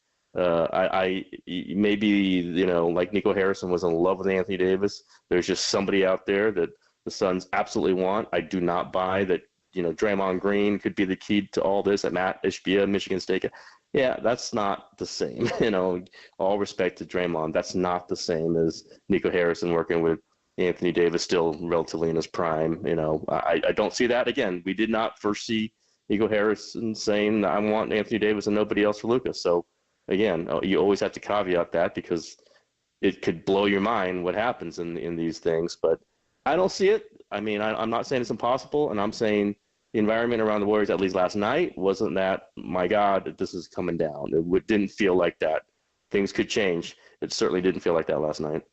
Talking to Tim Kawakami here. And Tim, we had Mark Spears on about an hour ago. I asked him a similar version of what I'm about to ask you. And maybe you already kind of shared your answer with, we're living in a post-Luca Doncic trade reality. But what changed so rapidly between the comments that were made when they were in Toronto from Steve, Steph, Draymond about, well, we don't want to do something reckless and we want to leave the organization in a good place, to now where they're heavily considering pushing the chips in the middle to go get Kevin Durant, who's 36 years old? They'd always try to get Kevin Durant. I think those comments were not about, go get Kevin Durant. Those were about, how far do you go for Jimmy Butler? Now, they still might get Jimmy Butler. I think, they would want to do it at a very much reduced cost than it was when they made those comments. I think those are more about the Butler era, the Butler level, and Durant's above all that. Durant's somebody they've been wanting ever since he left. So, I think you can, it's a case by case, it's moment by moment, it's relative to where they are, and you would have to put everything in for Kevin Durant. If you pick up the phone and call Phoenix about Kevin Durant, you would the whole thing would be about putting everything in. They don't have as much as other teams could give up. What would the San Antonio Spurs give up for Kevin Durant? What would, Oklahoma, well, maybe not Oklahoma City for other reasons, but, what would any team give up for Kevin Durant that has more draft picks capital than the Warriors do, or more younger, proven players than the Warriors do at this point?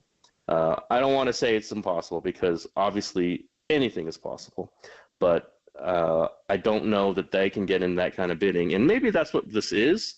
This is Phoenix doing what Dallas did not do.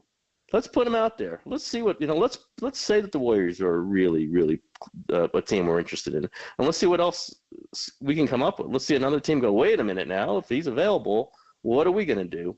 I just don't think you can put Kevin Durant into, well, the Warriors said they weren't going to put everything in, so that must mean they didn't want Kevin Durant. They always want Kevin Durant. They just didn't know if he could be available, and let's see if he really is. And they also wanted to make sure they were protecting themselves against just everybody. We're giving up everybody for Jimmy Butler for 1 year, and he's going to get mad, and we have to give him $150 million for 3 years. I think that's more what that conversation was about. If it's a Butler, it's going to be for less than what theoretically was going to be at that time.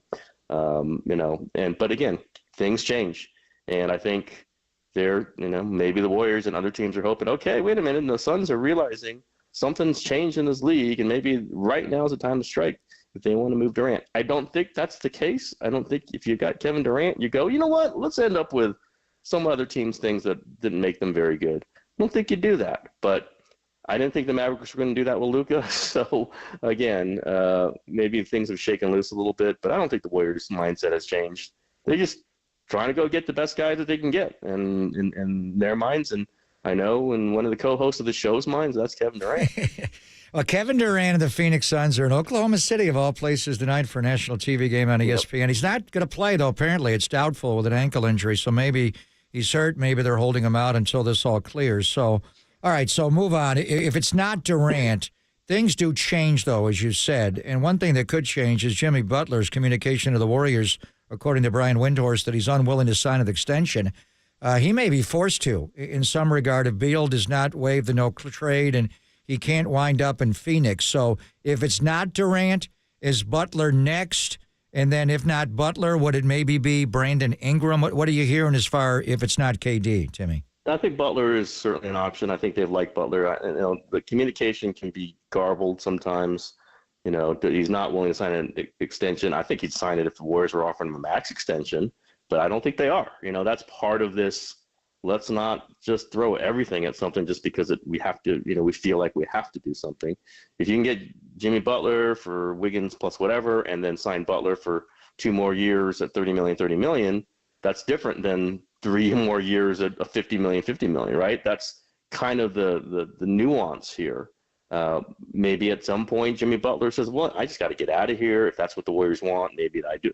This is what's happening right now. I do think Butler would be somebody they're interested in at the right price. It is a player that you could see going into a playoff series with Steph and Draymond, and other teams would not want to play that team. I thought that for a while now. It's just you don't want to buy him at the top price when that's not what he's going for right now. I think Butler would be definitely the second one that they would be in line for. I don't know Brandon Ingram. He completely gassed out of the Olympics. Steve Kerr happened to be the coach of that team. I'm sorry, it was the World Cup last year. Yeah, it's not the style you think. I mean, again, the right position. I don't know. They obviously would have to pay him, right? His contract's coming up, so that one would be tougher. That would, again, might be more in those just flinging around assets. Like, do you get into a panic and just try to get somebody and then he doesn't fit with you? I don't know on that one. I kind of think Andrew Wiggins might be better for them long term. He fits. He's not the same player that he was even in 2022, but he does so many things for him. You got him under contract. Ingram would want $50 million a year. Maybe he doesn't come in at that, but that's what he would want. I think Vucevic is still on the radar. I don't know what the Bulls are going to do there. I've said Paul George. I've thrown that one out there. They were really interested in him in summer. We know he has not had a great start. We know he's really expensive. But, man, if you're interested in him, does 3 months of basketball change how interested you are? I mean, maybe a little. I don't know if the Sixers are selling off. Maybe they're not. But that's a name I was more looking for next July. If things go really bad in Philly and Embiid can't finish another season, maybe they start stripping it down. That's a name I just been thinking in my head. That doesn't mean I've heard anything. I know they like him. They've always liked Paul George. They've loved Paul George. He's kind of their Durant 2.0. Like, he's the guy who does a lot of the stuff that Durant does. He's breaking down a little bit, though. So that's when you start getting into what's it worth? What's the price? How much are you going to get into him for the money? Obviously, Paul George is a ton. How much are you going to get into him for the players you have to give up? And that's another one. Is he better for sure over the long term than Andrew Wiggins is? I mean, it's a bit of a controversial take, I guess, for Warriors fans, but who's guarding everybody? I don't think Jimmy Butler's better than Andrew Wiggins, honestly. Yeah, I mean, offensively he is, but yeah, I think it's worth the discussion. Absolutely, Pop. And, if you're talking about that one, it's probably Kuminga in there too. And I like Kuminga. I mean, again, who knows what he's going to be, and you're going to have to pay him, but I don't know that I'd put Kuminga into a deal. I wouldn't put Kuminga and Wiggins into a deal if that's what it costs. Jimmy, to get any of these names, does Wiggins have to go? Yeah, the money says it has to be Wiggins. And if you're not going to do Draymond, and I just don't think Draymond is somebody that other teams feel like they can fit into what they do, it's got to be Wiggins. You're looking at small forwards, basically. You're looking at wings. If the person whose contract can match or at least partly match these deals, it's Andrew Wiggins. It almost has to. Kuminga's number does not match these contracts. So it has to start with a $24 million contract to get to a $45 million contract, and that's Andrew Wiggins. It just has to start with him. And I have a lot of value for that guy. I just think that guy does so many things for them quietly, and at times can be good offensively, at times not. But he just goes guards the best guy on the other team. And maybe Butler could do it, but I don't think as well as consistently as Wiggins can. And Butler could be a disruption. Butler would cost more money.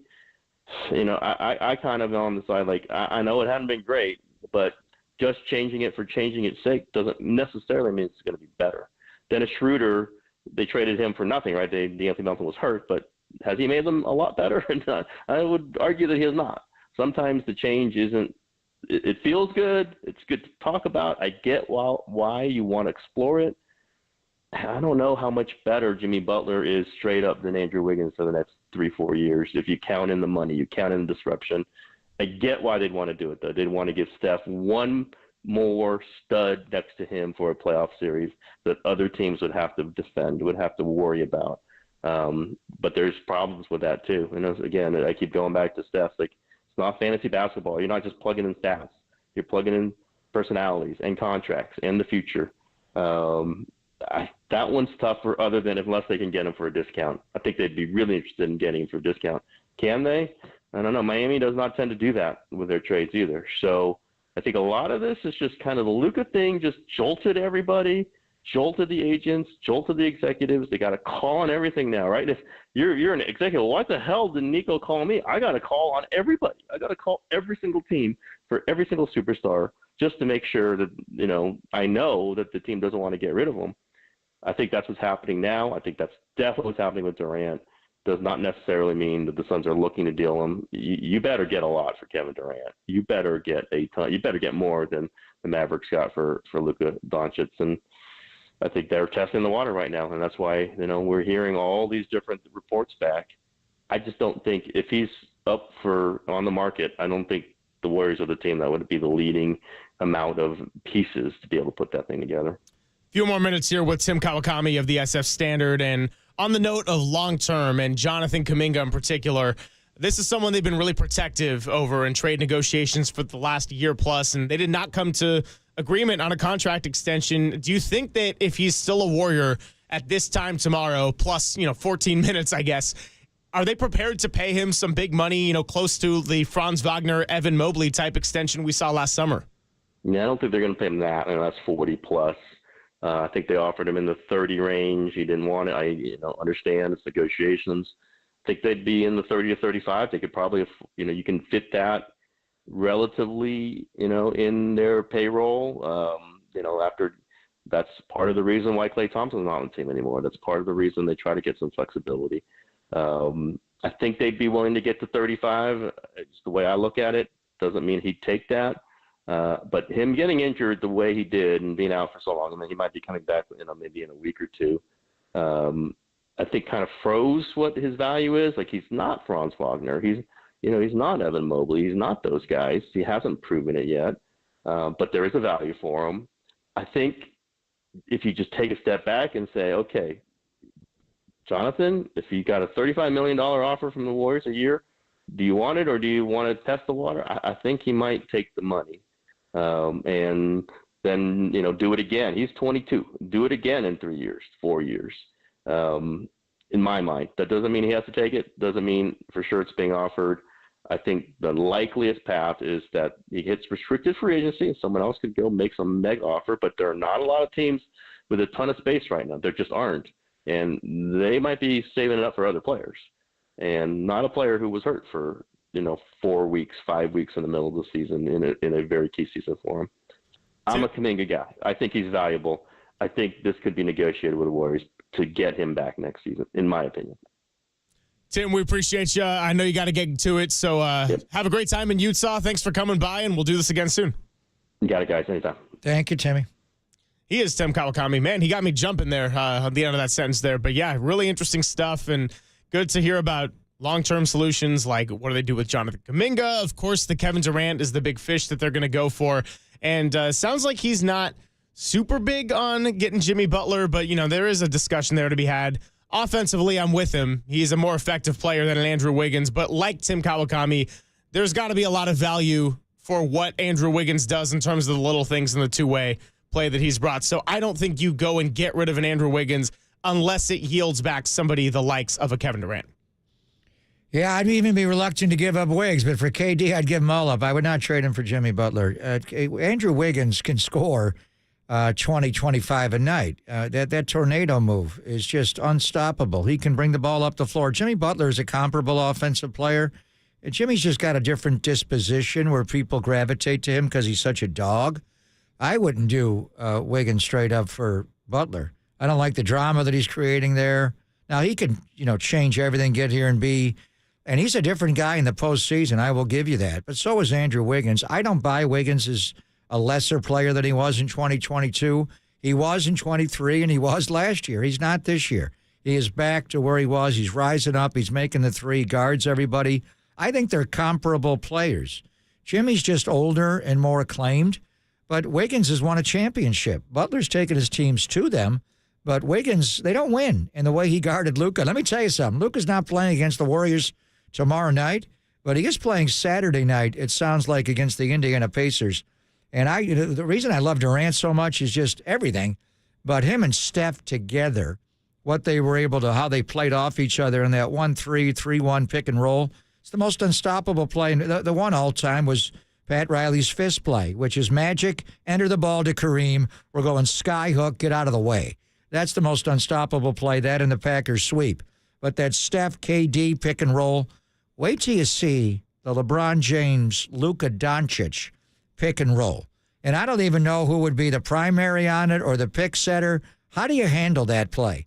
Honestly, when they come together in an elbow action, and we saw LeBron do it a little bit with Austin Reeves last night. So I don't want Wiggins to go because I know he can guard Luca.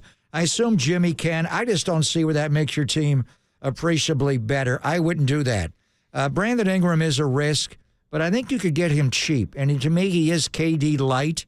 You may not have to give up any of those guys. David Griffin may have to unload him, but and we're up on, it's just about 24 hours away. We come back from this break, it'll be high noon, and then we'll be into the last day. And this is where now you're all posturing. Jimmy, you get to sign an extension. Nah, I'm not signing.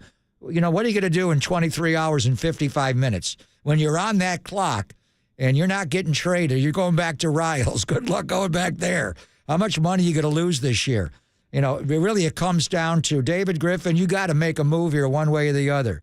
Chicago, you got to make a move. I can't pronounce the name of their GM there. I would. Otherwise, I miss John Paxson. Anyway, now we have to figure it out. I'm not in on trading Andrew Wiggins for Jimmy Butler. Yeah, I think we had the discussion. The hypothetical said straight up, I would do it, but in reality, that's not going to be the case at all. So we'll see what happens. I mean, maybe when we come back in a few minutes here, there will already be some new news to talk about. It's Papa and Silver.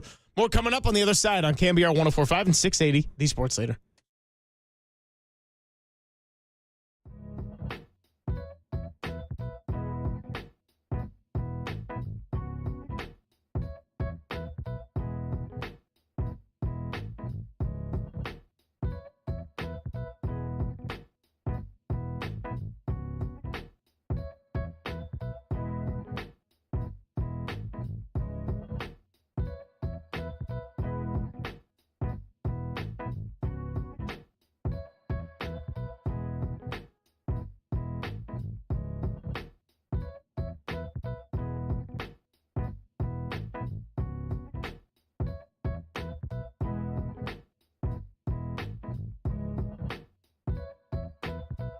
Hey, it's Greg Papa here, and each new year beckons new beginnings, so now is a good time to consider upgrading your home's exterior and property. Golden State Lumber and Building Materials work with contractors and professional builders to satisfy homeowners' desire to add decking, pergolas, fencing, and other attractive features. Requests for quotes are coming in now for completion this spring and summer, so get ready right now. Build better with Golden State brands such as TimberTech and Trex. They both offer high-performance natural wood products for a variety of decking preferences. For attractive rot and mold-resistant siding, and we don't want rot and mold, we resist that. Golden State also partners with AZEK Exteriors. They offer beautiful and durable trim, siding, and molding products for timeless beauty without additional maintenance.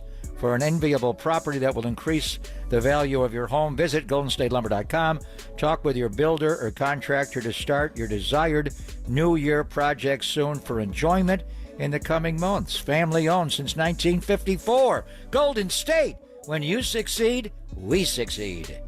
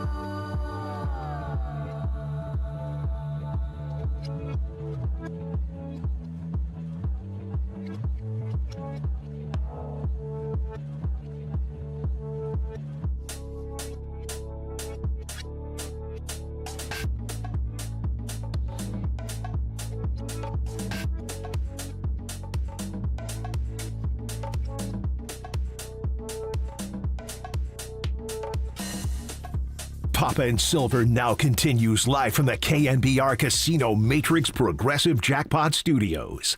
Casino Matrix. Progressive jackpots are here. Where are you? Just drop in. Please play responsibly. 1-800-GAMBLER. Thanks for hanging out with us. Greg Papa, Greg Silver here on a Wednesday right at that midpoint in the week as I tell you that you're listening to KNBR and KNBR FM San Francisco, the sports leader, a Cumulus media station. The trade deadline rumors are heating up. We just spoke to Tim Kawakami. We had Mark Spears on. We're also going to pivot to some football coming up here because Andrew Siciliano will be joining us at 1:30. And John Dickinson, who can really do it all, is going to be coming by at 12:50. So, yeah, nice full Wednesday. Off to a nice start. And look, I'm not giving up hope on all this stuff. What kind of moves they make, what it is. If it's not KD, is it Vucevic, is it Ingram? But we shall see about 24 hours, 1 minute, and 44 seconds from now. Did I do that right? Is the time that they have to be filed with the league. But you always wait. And I normally take it an hour, so I think the deadline really is at 1 o'clock. We've had a lot of trades made. Some in sports that a fax machine didn't go through in time, Elvis Dumervil years ago.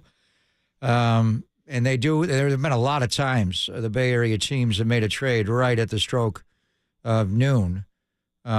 So it is technically the deadline is you got to make your call in 24 hours from now, 24 hours, 1 minute and 12 seconds at high noon tomorrow. But there will be a possibility, and it often happens, that trades do trickle in, and you find out about them at 12:20, 12:30, usually by 1 o'clock.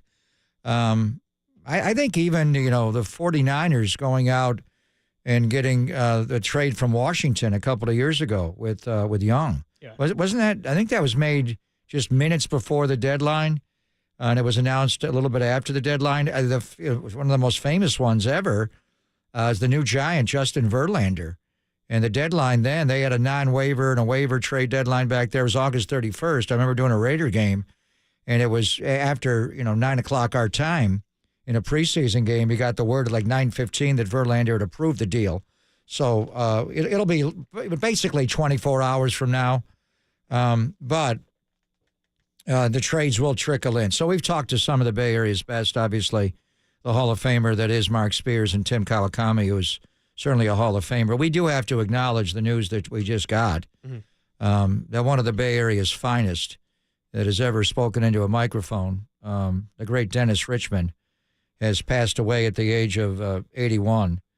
And just saw some video recently of Julie Hayner, who retired recently, Jake's mom, and she was right there alongside Dennis for years, went to visit him in the hospital. So he's been in failing health for a while. He passed away today at age 81. Very simply, a rock. I mean, when I got to the Bay Area, Dennis Richmond, I wasn't here for Barbara Simpson. It was mainly Elaine Corral and later Leslie Griffith with Mark Ibanez. And he just did it forever and ever and ever. When I first got here, a guy named Van Amberg was on local news, and he was the best I've ever seen. Van actually was with Bill King in the Raider broadcast booth, and then Dave McElhatton, and there have been so many, greats that have done it. But Dennis Richmond, we're just losing the finest that have done this in the Bay Area and throughout the country. We're just, 2024 was a hell of a year as far as losing our Bay Area sports athletes, and 2025 is not beginning well. Although we do have peace in one area of the world, there's, major proclamations made that are going to unsettle things. But in any event, you just, when you've been doing this a long time, and I've been here since August of 86, it's just, and I don't know why, we're just watching more KTVU Fox News than we've ever have before in years past, maybe because of all the weather. But Dennis Richmond is up there as far as the greatest. That Pete Wilson followed Van Amberg, and we could go on and on with the list. It doesn't, but he was just such a strong influence when I first moved to the Bay Area in '86. One of the very best. And we're in the time slot that Gary Radnich reigned forever and ever, and Gary was right there, and obviously Vern Glenn and Joe Fonzie and Mark just retired, but. Do want to pass along the very sad news that we lost Dennis Richmond today at the age of 81. Yeah, absolutely. Condolences go out to his wife and the Richmond family. And just reading right now a couple of the stories that are out. I kind of forgot about this one, but remembered it now, which is in 2008, the Chronicle had an article about him with the headline, Dennis Richmond is bigger than Oprah, which is pretty awesome. Maybe then he was, but I don't know. She's big. But anyway, he died in Grass Valley, as a matter of fact. I just drove through Grass Valley on the way back from Tahoe recently. I'm going back up to go skiing over the weekend, right after the show on Friday, and ski all day Saturday and a little bit of Super Bowl Sunday. So in any event, it just when it hits home like that, and I only met him a couple of times, but he just had such a commanding Van Amberg was the best I've ever seen, as good as Anybody you want to mention that did, network news, he was that good. But Dennis Richmond, in his own quiet way, some guys just sit on that set, or women, they don't have to say a word. It's just the way they hold their body, the way they pause. A lot of times it's the interaction when you're and it's so hard doing what we do. The game takes you. It's challenging, but there's nothing more difficult than staring into that camera every night and getting the warmth of a community, being accepted that what you're saying is true and they believe in you, and you come into their home every night, whether it's at 5, 6, 10, 11 o'clock, whatever it is. And Dennis Richmond just was one of those guys forever and ever. I come back after a Warrior game when I first got here in '86, pop him on, and you find out what's going on, not just in the sports world, obviously. And Mark was there for that for so long, but what's going on in the world, what's going on in our community. And he just had a presence, just a dignified presence whenever he spoke. And it's a sad day. We're losing one of the Bay Area's greats, and Dennis Richmond. Yeah, I think you said it really well. Again, just condolences to his wife, Deborah, who was there until the end, and the entire Richmond family, a Bay Area icon for sure. And like you said, we let these people into our homes. So yeah, tough news to process for sure. And I guess now, while we have a few minutes here, before we kind of pivot over to football, we're going to do that impossible turn of events back to the news of the weekend, which was Luca Doncic going to the Los Angeles Lakers. He was introduced yesterday. We didn't get around to. I watched it all. Playing the Rob Lowe Pelinka. Rob Lowe Pelinka. And in fact, that's where we'll start, Walter. We'll go with Rob Pelinka and his assessment on how the trade came about. We knew the story. We read the Ramona Shelburne, Tim McMahon, ESPN post. But this is kind of his version of how it all came about and how they were able to keep it so under wrapped in today's day and age.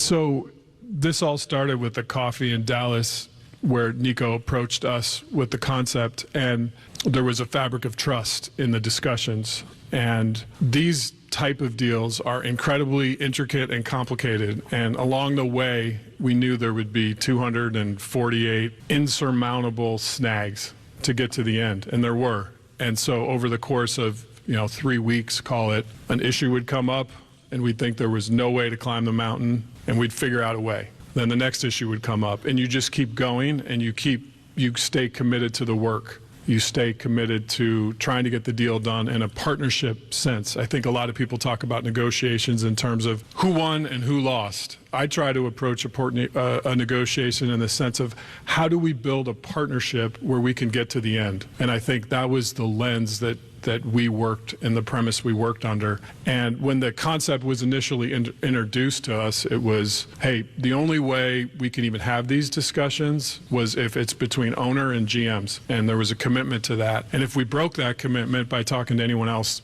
this day would never happen. Can you imagine if it did get out there? I mean, it was kept so tight that Danny Ainge, who was the third team in the deal, didn't even know about the Luca AD element of it until about 30 minutes before it broke.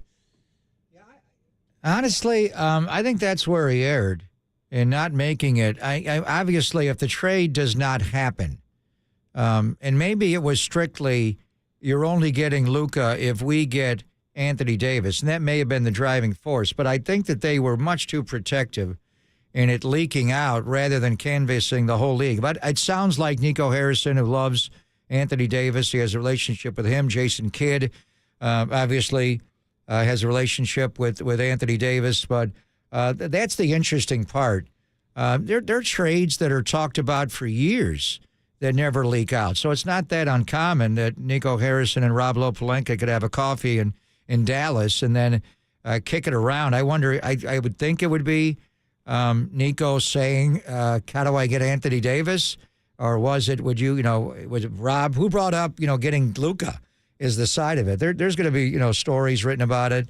But that side of it is just, it had to be that he just wanted to go get Anthony Davis. Otherwise, he would have you just let Luca know we're trading you. And this is what is good. Now all the calls come in, or you do it more quietly, but it's hard because things get out. But it was rather shocking. And to me, it's always been portrayed as the Luca trade. Anthony Davis is a great player. And you could have that opinion that they would trade either one of them, Luca or AD. But we just have news on not AD, but on KD.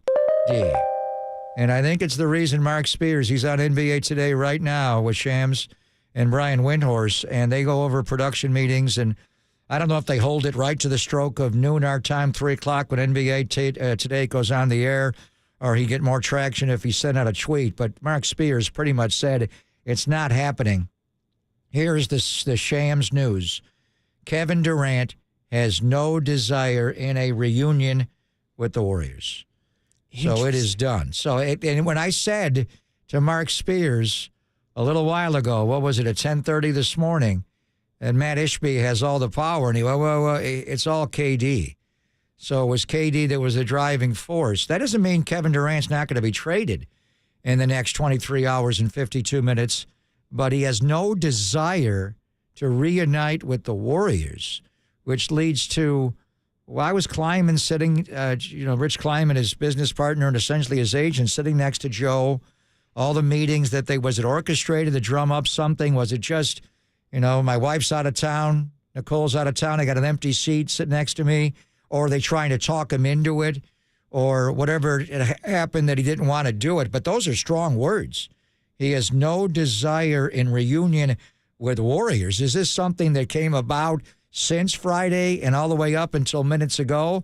But we can take down Walter's big poll. KD is not coming to the Warriors. It's officially over now.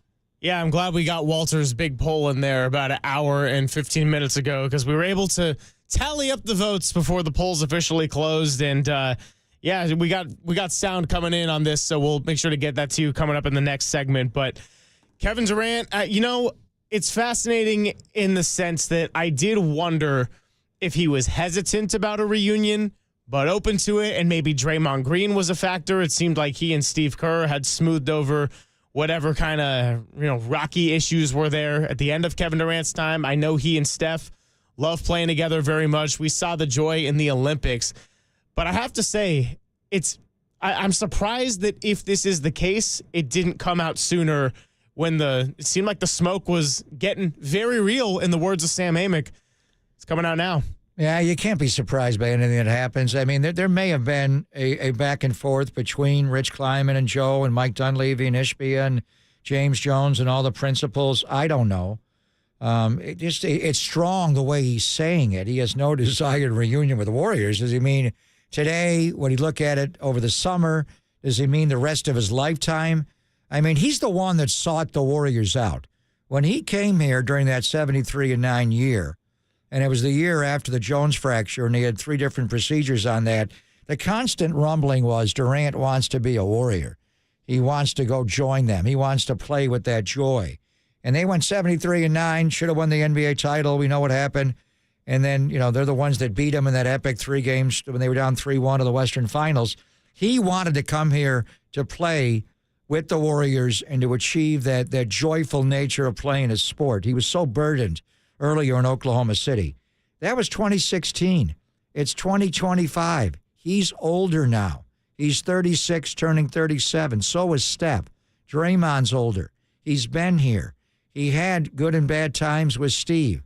Whatever reason, it's just, does he feel like when he went there, they wanted to shut down the NBA because he just joined the 73-9 Warriors. That's the ultimate overkill. Does he believe his best chance to get a 3rd ring is to come back to the Bay? That may not be the case. It may be to stay in Phoenix, try to get Butler to go there, to go somewhere else. We'll see what his next move is. I don't know if this was just starting on Friday or it began earlier. It's the first we've heard of it. They may have been talking about it for weeks and months the way, Rob Lowe, Pelinka, and Nico Harrison were. I don't know. But he let the news cycle, the 24-hour, 48-hour, 72-hour news cycle continue all the way until 24 hours before the deadline. So what he may be saying now, he's not saying he wants to stay in Phoenix. And we'll see if he plays tonight, if his ankle magically heals and he plays against Oklahoma City. He's no longer on the trade block. If you're staying there, go ahead and get him back. What is he exactly saying? The words are a little, they're coming at you. I mean, he has no desire in reunion with Warriors. Was it because of Draymond? Was it because of Steve? Because he doesn't think he can win here? Who's coming back the other way? If you trade Wiggins and Kuminga, how do we win? I want to keep those guys. Who knows? And what does it mean? Does it mean he will never be a Warrior again? Or does it mean he's not going to do it in the next 24 hours? Would he do it over the summer? Would he do it in the next 24 months? But those words are right in your face. Kevin Durant has no desire in reunion with the Warriors. Papa and Silver, and yeah, if you're just joining us mid-segment here, NBA Today and Shams Charania are putting out there that Kevin Durant does not have a desire in a reunion. So we'll play that sound for you coming back on KNBR 104.5 and 680, the Sports Leader.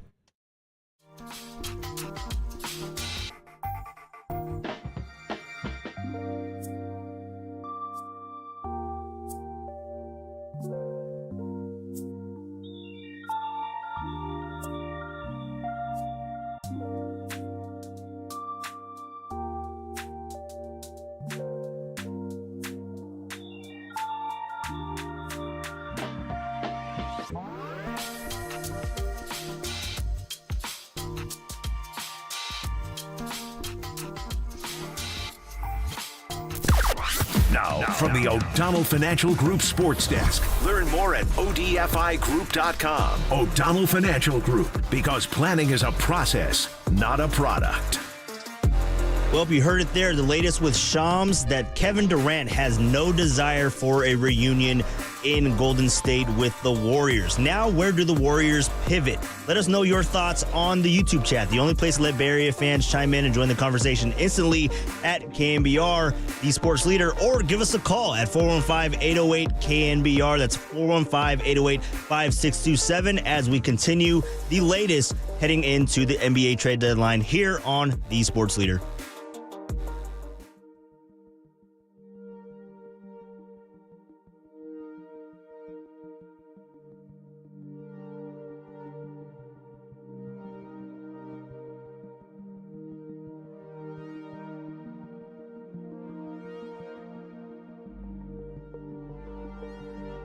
What could you do with an extra $75,000 right now, or even a couple of $100,000? If you own a home, you can get that money in less than a week with Loan Pronto. Hey, it's Greg Papa here. Loan Pronto is the leader in quickly converting your home equity into cold, hard cash, so you can pay off all your credit cards or start that home remodel. Loan Pronto has several easy options to let you access the cash from your home. There's virtually no paperwork, no cumbersome process, no junk fees, and often no appraisals. Listen, the average homeowner now has over $300,000 in equity. That's your money. Use it. One client got $150,000 out and paid off all their credit cards, 2 car loans, and a personal loan, cutting their monthly expenses by $1,500. You can get approved as little as 1 day, so act now with no hard credit pull up front. LoanPronto.com, 415-808-5721. Get the money you need for anything, 415-808-5721, LoanPronto.com.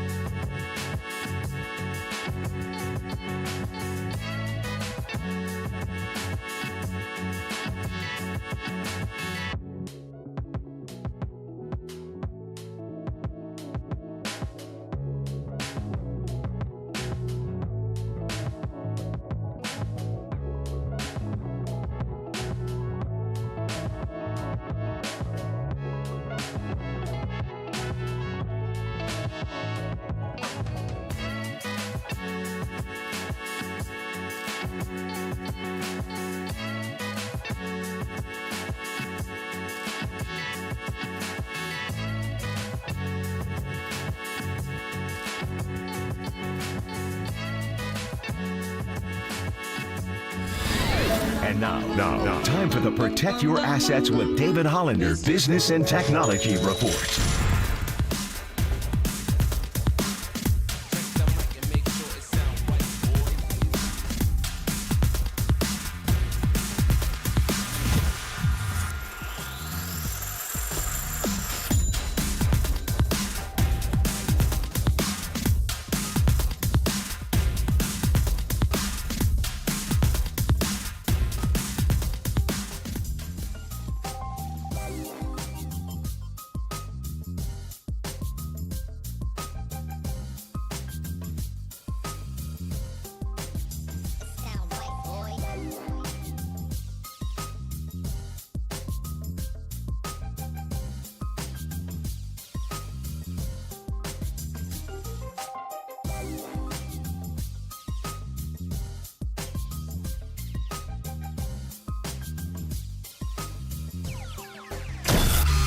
Back to Greg Papa and Greg Silver on KNBR, the sports leader.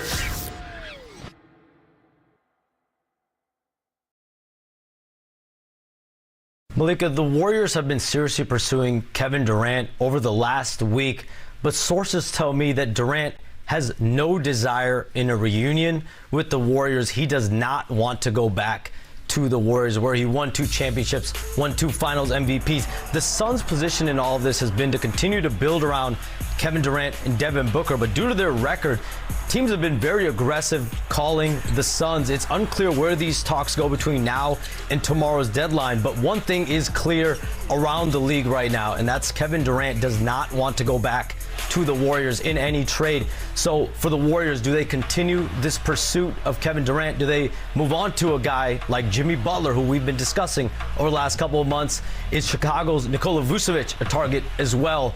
We'll know in the next 24 hours. Okay. Oh, there was a little bit of smoke. There was a lot of smoke.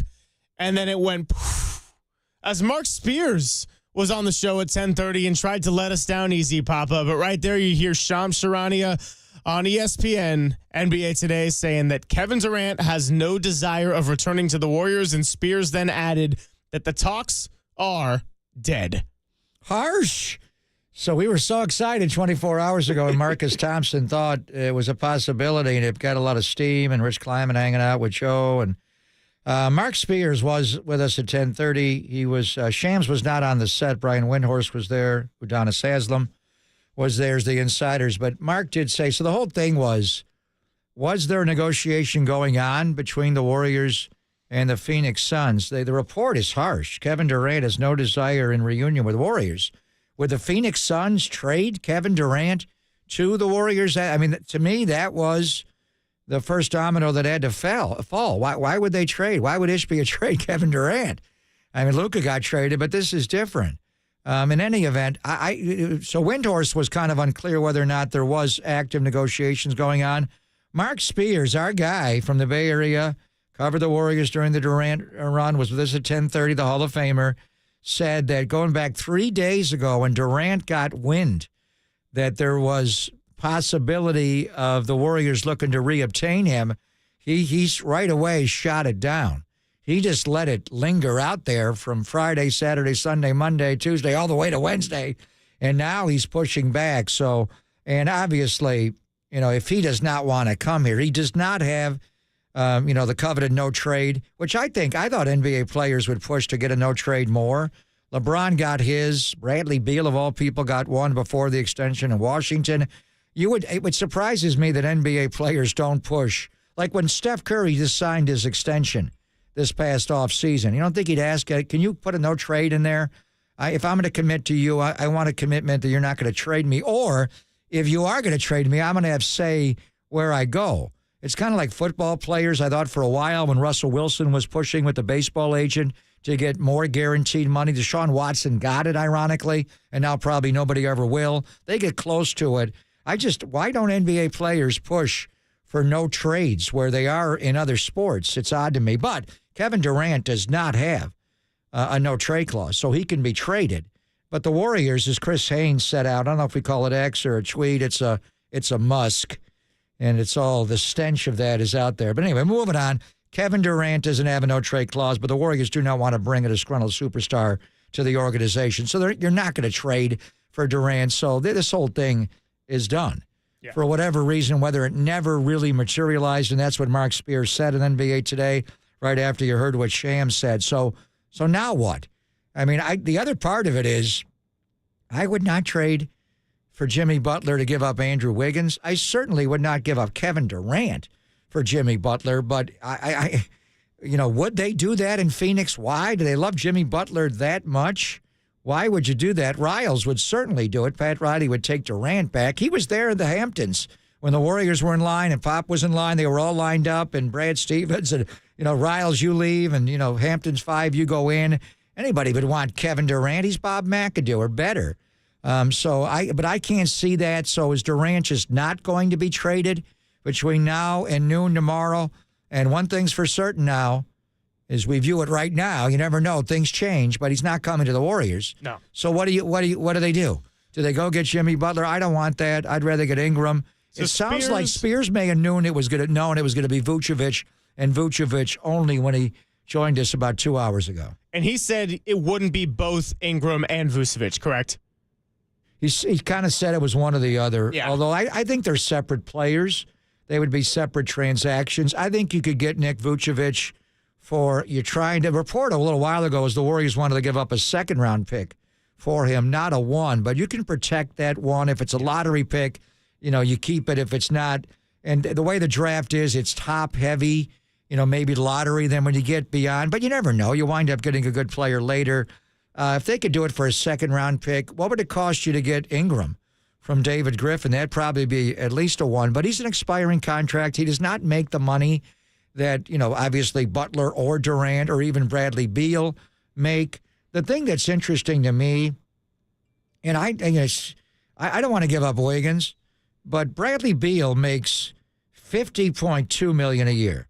Durant makes $51.2, and Butler's at $48.8. You could do the league a favor. Honestly, if I'm the Warriors, part of my motivation is how do I get Durant out of our division, out of our conference, send him to Riley. Maybe I have to deal with him in June, but I'll deal with him then.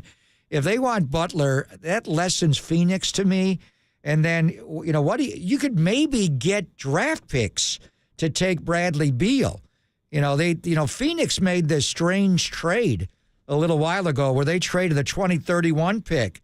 And I thought it was a precursor to get Jimmy Butler. They traded a more desirable 2031 1 for 3 different ones they can use right now. And you thought that's because they want to make a 3 or a 4-team deal, and they got to satisfy this team, so we're going to stick you, we'll give you a 1. But it'll be like Oprah and Dennis Richmond. We'll give you a 1, we'll give you a 1. So, I mean, if you take Bradley Beal, who I know right now he's a pariah, but the guy could score. And now you have to offset the money, and I don't want to add up $50 million. We'll start with Schroeder.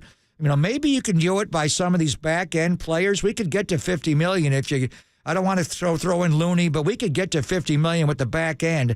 And we get a couple of first-round draft picks with him. I mean, why is Bradley Beal just well, he has no trade. I was going to say, it's up to him. Right, but if you made the proper offer to come to the Phoenix don't want you. They want to get rid of you. Riley doesn't want you. We love you, although we don't really, but we'll take the draft picks. Could you get Bradley Beal and a couple of first-round picks out of this deal if you just give up? Let's go through the roster. I can get to $50 million easily at the back end of the roster. Who do you want? So Looney's what, $9 million? I don't want to trade him. I don't want to trade him either. I'm just going over the expiring contracts. I know. Schroeder, you take Schroeder's money at 13. GP2. GP2 gone. Add that up. What's Kyle Anderson? Let me go through it all. Kyle Anderson, it's under here under Lollygagger. Slow-mo. It's coming up slowly to me. Kyle Anderson is at 8.78. So you do Schroeder, Peyton. Schroeder's 13. Peyton's 9 is 22. Anderson's 9. You're at 23. What is that? 32, 33. Yeah. Buddy Hield, 40. We're not giving you Kuminga. We don't want to give you honestly, you'd have to throw in somebody else along with Schroeder to get there. Maybe you'd have to give up one of those guys. But, I mean, do you have any desire? I'm wondering, can we just get Bradley Beal and a couple of draft picks if we move some of these players? are on one-year deals anyway that we can get rid of. Now, expiring contracts are of value. I don't know. I'm trying to spin here. I think what they'll do is Vucevic maybe only, and that would help the team if you could get Ingram as well. But Bradley Beal would be a little bit of a leap of faith. But that guy a couple of years ago averaged 30 a game. He can play on the ball. He's not just strictly a catch-and-shoot 2. He can run as a primary and a pick and roll and get you 5 assists a game. He's not a perfect player, but a few years ago, when he was together years ago with John Wall, he was the much better player. Why is he such a pariah? Let's do the NBA a big favor. Take Bradley Beal and give us those 3 first-round draft picks. Yeah, I mean, look, when you look at the Warriors' offense the other night against Orlando and they go 5 for 23 in the first quarter, looking at that, I'm like, Bradley Beal doesn't seem so bad if he's willing to waive that no-trade clause. We got John Dickinson coming up at 12:50. We will pivot into football a little bit coming up as well. Andrew Siciliano will join us at 1:30, and that's how we're going to round out a Wednesday before we hand things off to Dirty Work. It is Papa and Silver, only here on the Sports Leader.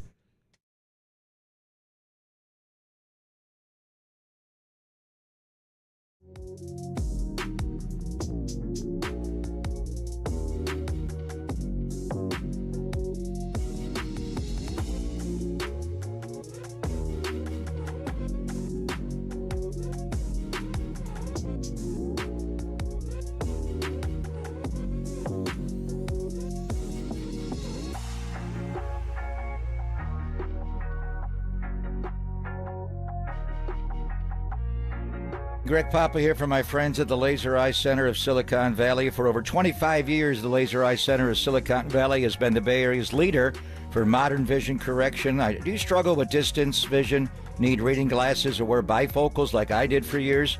CLR from Laser Eye Center of Silicon Valley could be a game changer for you. Don't wait until you're older like me to see great. Do all the things you love to do with perfect vision and do it now. The Laser Eye Center offers LASIK, Smile, Evo ICL, or the procedure I had, CLR, which is custom lens replacement. It's the permanent solution to glasses, contacts, and readers. Plus, you'll never develop a cataract. After tens of thousands of procedures, Dr. Craig Bindi and his team at the Laser Eye Center have the experience to tell you which procedure is best for you. No readers, no contacts, no glasses, no cataracts the rest of your life. So book your free consultation today at modernvisioncorrection.com. That's modernvisioncorrection.com.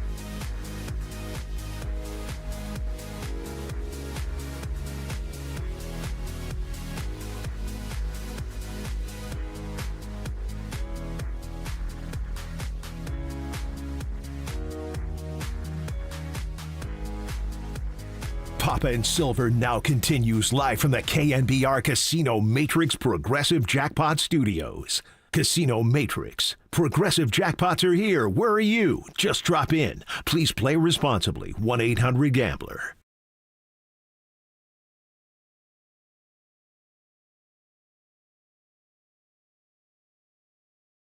Chicago taking the lead with DeRozan sitting, and Vucevic he started scoring at the beginning of the game. He hasn't slowed down at all. Steve Kerr's going to take a timeout. 8 unanswered by the Bulls. And back to a Chicago 4-point lead. Whoa, Vucevic, why are you scoring against what might be the team you need to win at the end of the season? That's right, the Golden State Warriors are the equivalent of the guy in the club who's just talking to anyone and everyone as last call approaches. Kevin Durant has no desire in a reunion with the Golden State Warriors, and now Nikola Vucevic, one of the names they will pivot to. Brandon Ingram, another one, as discussed by Mark Spears. We talked to Tim Kawakami. Around 11:30, we're going to have John Dickinson, host of Dubs OT, my good friend, joining us at 12:50, and then we'll pivot to football and talk to Andrew Siciliano. You know, I was all ready to pivot to football, Papa, and then sound wasn't even on in the bullpen, and I see the TV, and it's the Andy Reid Bundle Rooski commercial, and I thought, okay, never mind. We're going back another to State Farm commercial we don't need. So Nick Vucevic is an interesting guy, and we'll get JD's thoughts on, it's not going to be Durant, so now what? Maybe Jimmy Butler, maybe Brandon Ingram, but I think when Mark Spears knows things, and Shams had the report of the NBA today, and Mark kind of said, I'm not sure about Durant coming there. And he said, if I was a betting man, I'd bet on the Warriors getting Nick Vucevic, who has been rumored to be a Warrior for a while. So last week, they obviously traded Zach LaVine. He is now a Sacramento King. I know Marcus wanted them as well, but Vucevic is still there. The reports are that the Lakers and the Warriors are competing to get Nick Vucevic, who did play collegiate basketball at USC. Remember him. He was in Philadelphia for a short period of time. He was really good in Orlando. I remember one weekend game where Draymond Green had a really hard time guarding him. He can score in the low post. He's not just a pick-and-pop guy, and now he's been playing with Chicago. What do you actually have to give up to get him? There were reports that the Warriors did not want to offer a round 1 pick to get him, that they wanted to give him a second-round pick. Would you offer him a protected round 1? Lottery protected or some number, because the draft is top heavy. Maybe you can do it because he's out there still. He sounds like Chicago can't move him. They wanted to move LaVine. They did. Sacramento was a suitor, obviously, with De'Aaron Fox and that complicated deal. Kevin Huerter also went in that deal, is now a Bull. Could he be rerouted? Zach Collins, good low-post player. Trey Jones. They have other players as well. Kobe White's a good player who defends. If you wanted to just do a deal for Vucevic straight up, I mean, he's making $21.55, so you don't have to add up a lot to get to him. It's not like Durant's 51 or Bradley Beal or Butler, 50 and 48. If they take Dennis Schroeder back and then throw in Kyle Anderson, I'd keep Buddy Hield in that situation for shooting. Let them pick. I don't know. We could go through how you got to the 21.55 because the salaries have to match because you are hard capped up against that second apron. If they did just that, in the highlights we just heard of Fitz and Kalina in that game was against the Warriors and Quentin Post. Actually played a lot that night. Did he start that game? He might have. He played a lot. He played well. And I remember watching Vucevic closely and watching Quentin Post guard him. And a couple of times where Vucevic took him in the block and he bumped him. And I thought, do you really have to go get Vucevic? Could Post be that guy, the high post, low post guy, and a three-point shooter? Well, then, Post does show some elements. He's a really good prospect. But if you wanted to improve this team and have a reliable 5 that could stretch it and also go in the post, the low post, and score and pass out of it, he's a good rebounder because he's so big. He's not a great defender, but he's not horrible. He would allow Draymond not to have to play heavy minutes. Would they ask for Post back in the trade? You've got Trace Jackson-Davis. You got Looney. How many 5s do you need? I'd be on board with we wanted to get Miles Turner because he's a rim protector, a shot blocker, and a stretch 5. Vucevic is not that. So, as far as doing something large, Durant, Butler, all in, Ingram would be a little bit less. Vucevic is a name that we kind of come back to Could you do him and Ingram? I don't know. But based on Mark Spears knows what's going on, and he downplayed KD is not coming back to the Bay, and now no reunion with KD. And he said, if I'm a betting man, he did mention Vucevic. He did mention that Brandon Ingram could be on a cable car in 30 hours from now or 48 hours after they get into. I don't know, but what I mean is it? We kind of talked about Vucevic forever and ever and ever. How would we feel if they make one trade between now and noon tomorrow, and it's strictly to get Nick Vucevic? The way I see it at this point, Papa, is that one is greater than none as far as making a trade. And I do want to be fair to the takes I had leading up to this trade deadline before the KD smoke was getting big. And that was the biggest need to me was some kind of a stretch five. Now, Vucevic, not a perfect player. He is a little bit older, 34, but he's still a two-time All-Star. He can score it. And I'm thinking about Jonathan Kuminga, who is very, very likely going to be a Golden State Warrior tomorrow, barring something absolutely crazy. You got to find a way to unlock him at playing the three because Andrew Wiggins is really only your true small forward. Moses Moody actually getting minutes more like a power forward lately. Gary Payton II plays like a power forward even though he's 6'2". You need another small forward. Now, Brandon Ingram could be that as well, but I would rather see Kuminga fill those shoes and have him out there with Vucevic with better spacing on the floor. Now, you're right. Miles Turner, of course, the better overall candidate. He's probably not going to get moved because of the rim protection factor and the shooting. If you can get one of those things, I say you absolutely go and take it. And if Vucevic can be an answer to have this team win some more games, be a little bit more competitive. The Warriors aren't the only team in the Western Conference in this bunch right now who feels like they're underachieving or feels disappointed by the season they've had. That's not to say that we should just buy that they're all of a sudden going to go win 9 of 11 games and rattle off one of these stretches and go from 11 to 6. But if they get a guy like Vucevic and it fits and it fills a void on their team, it might not be perfect, but you could find yourself in a playoff series and maybe looking to upset a team. A lot of these teams, Papa, like you alluded to with the Thunder, Houston, Memphis on the list, these are the top of the Western Conference. They're also relatively young. That shows in the postseason. Yeah, by the way, Kevin Durant's not playing tonight. He's out for the game at Oklahoma City. You have to wonder, Durant's just saying no to a Warriors reunion. Are they going to trade him? What Windhorst is saying, there's one untouchable in Phoenix, and it's Devin Booker. Mm-hmm. So keep track of how this unfolds. And that would impact the Warriors, obviously, in the Pacific Division and certainly the Western Conference. You also hear rumblings that don't rule out Miles Turner. They're in the same situation that David Griffin is in with Brandon Ingram, with Kevin Pritchard, who was a Warrior. They're president of the basketball operations. Mel Simon was my first owner in professional sports when I was 21. He's the longest tenured owner of the Indiana Pacers. He doesn't like, when Paul George said, I want to be traded, or I'm not going to re-sign with you and go into that last year, he said, get him out of here. Trade him right away, and they shipped him to Oklahoma City. He doesn't like players that are going to hang him. Now, they may make a push to re-sign him in the offseason. Kristen Airy, our friend, the TV voice of the Pacers, came out and said he's one of the most popular Pacers of all time. But, can they keep him? And they have multiple bigs after they got Pascal Siakam. They got Halliburton. Can they afford him? So I would rather have Miles Turner. That would be a one we talk about. We'll get JD's thoughts on that. Vucevic, maybe you could do it for a 2. Here's another name. And I don't know if he's playing against the Warriors tonight because everybody shows up on the injury report, but Walker Kessler of the Utah Jazz is a double-double guy. He's a decent offensive player, but really what he is a rebounder, 11.5 rebounds a game, and a shot blocker. He's one of the best shot-blocking bigs in the NBA. He is 7'1". He didn't play against the Warriors when we saw Utah last week, Greg. I would say call Danny Ainge and say, would you have your guy, one of the Hardy boys, Will Hardy, play him tonight so I can get a look at him? You're not going to give me Laurie. That ain't happening. Maybe over the summer, but you're not going to do that. What are you going to do with Walker Kessler? John Collins is also there as well, but mainly Walker Kessler. Look at the bigs. Miles Turner would be number 1 because he blocks shots and he stretches the floor as a three-point shooting 5. Who do you like better between Nick Vucevic and Walker Kessler?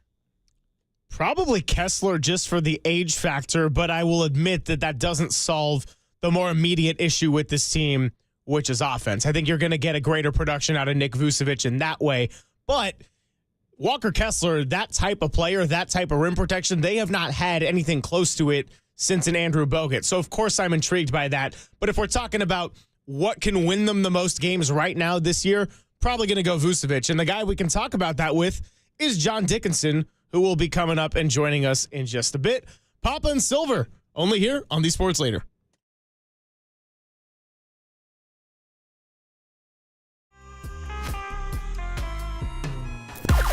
Now, from the O'Donnell Financial Group Sports Desk. Learn more at odfigroup.com. O'Donnell Financial Group, because planning is a process, not a product. Well, you heard it there. The latest with Shams, that Kevin Durant has no desire for a reunion in Golden State with the Warriors. Now, where do the Warriors pivot? Let us know your thoughts on the YouTube chat, the only place to let Bay Area fans chime in and join the conversation instantly at KNBR, the Sports Leader, or give us a call at 415-808-KNBR. That's 415-808-5627 as we continue the latest heading into the NBA trade deadline here on the Sports Leader.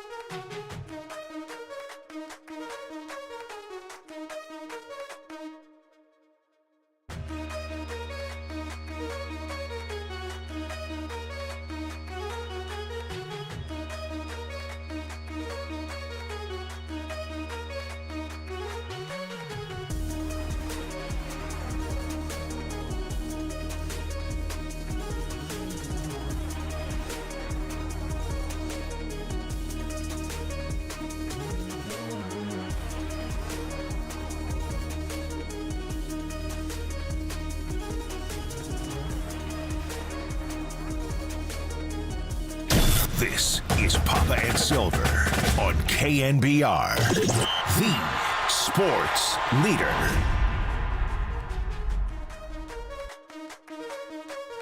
What's going on, everybody? Thanks for hanging out with the Gregs on a Wednesday. Been heavy trade deadline talk. I know it's everybody's favorite subject at this point, but here to help us get into it is a guy who you can listen to tonight and tomorrow night after the Warriors play against the Utah Jazz and the LA Lakers, respectively.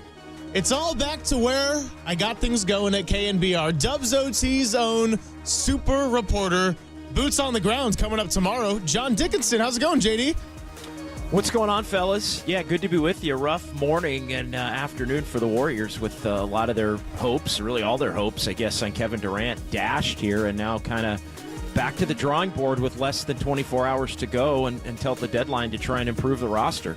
Yeah, we've been talking about it all morning, and we kind of got a hint talking to Mark Spears and Tim Kawakami, who is in Salt Lake City, that it may not happen, and then Shams dropped the bomb at noon, and we're moving on. So where do we go from here?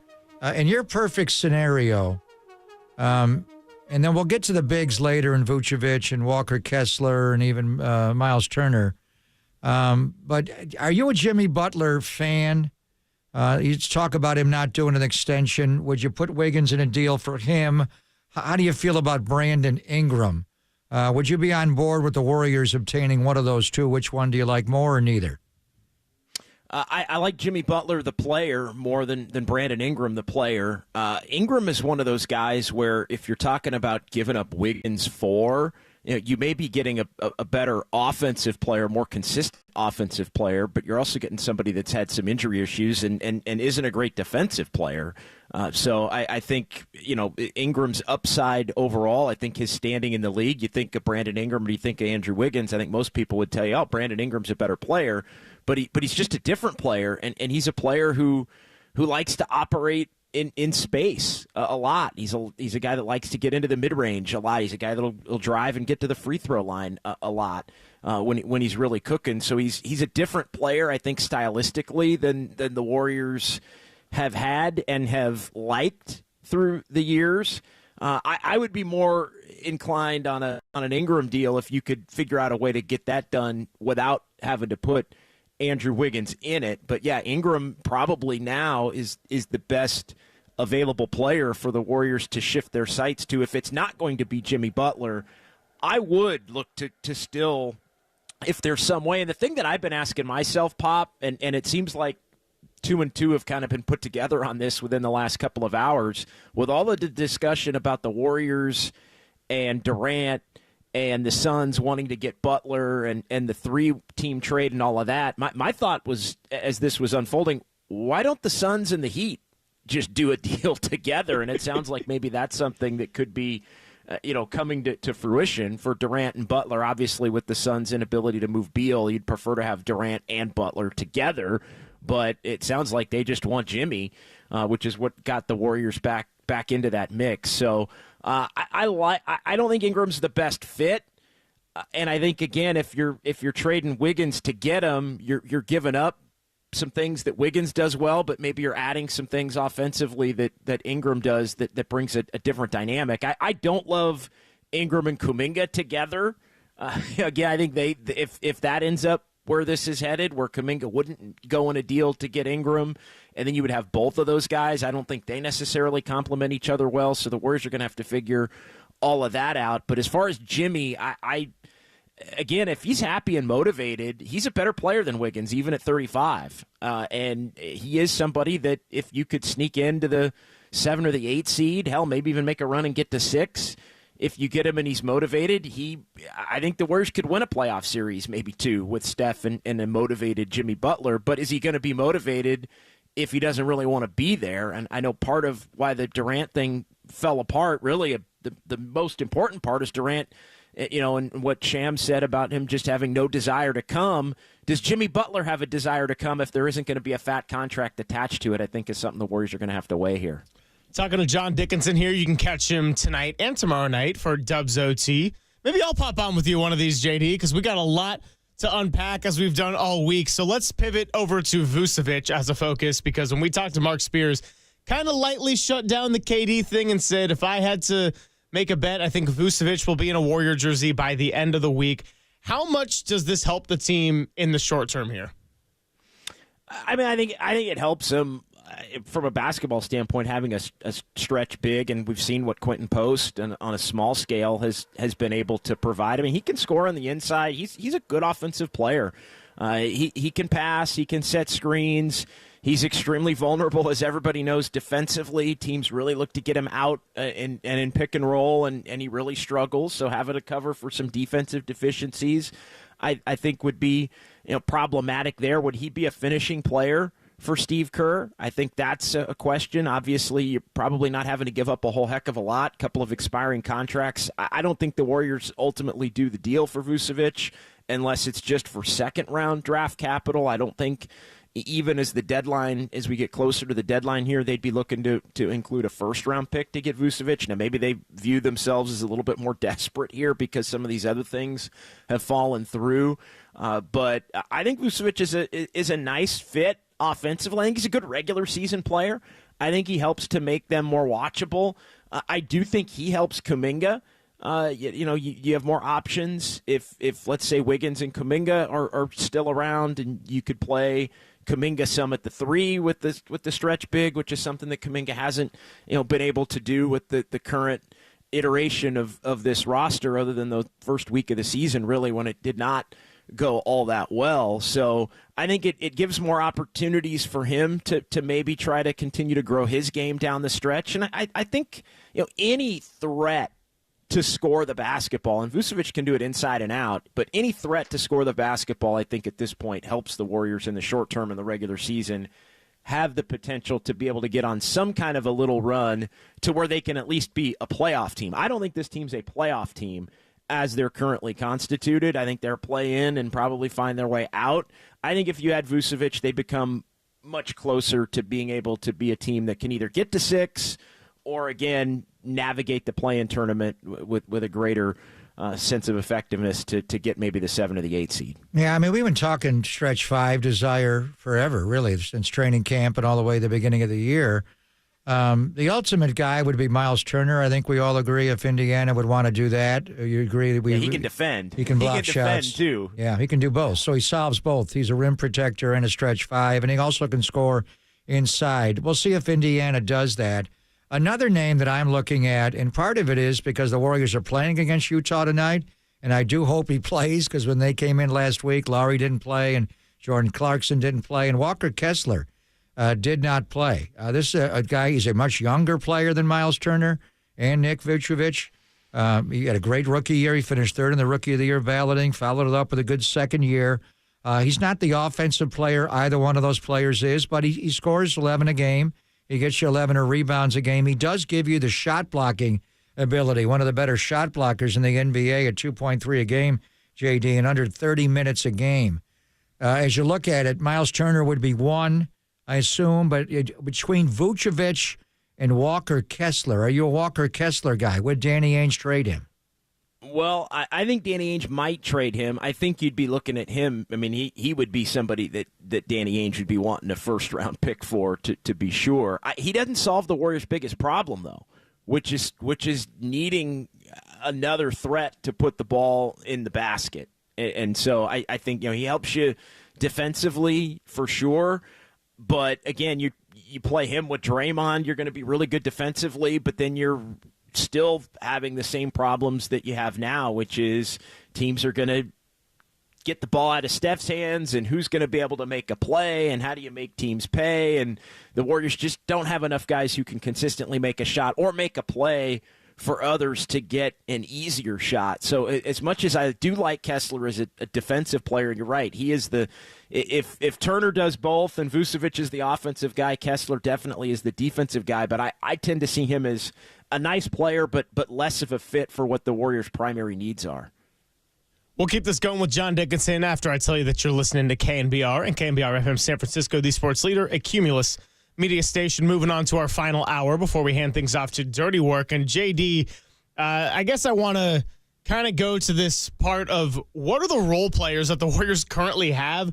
Who is the most worth holding on to now? Because they're not going to be doing a full fire sale, but they might be making some moves in any kind of capacity. And I mean, Dennis Schroeder's a name who is thought to have his salary flipped. He's played a little bit better as of late. You know how I feel about Kevon Looney and what he brings just as a solid, consistent guy. Buddy Hield, as much of a mess as it can be sometimes, you still kind of need a shooting threat. So I guess if you got to be protective over some of the role players here with 23 hours to go to the deadline, who would you like to hold on to the most if you're Steve Kerr and Joe Lacob and Mike Dunleavy? It's probably Schroeder.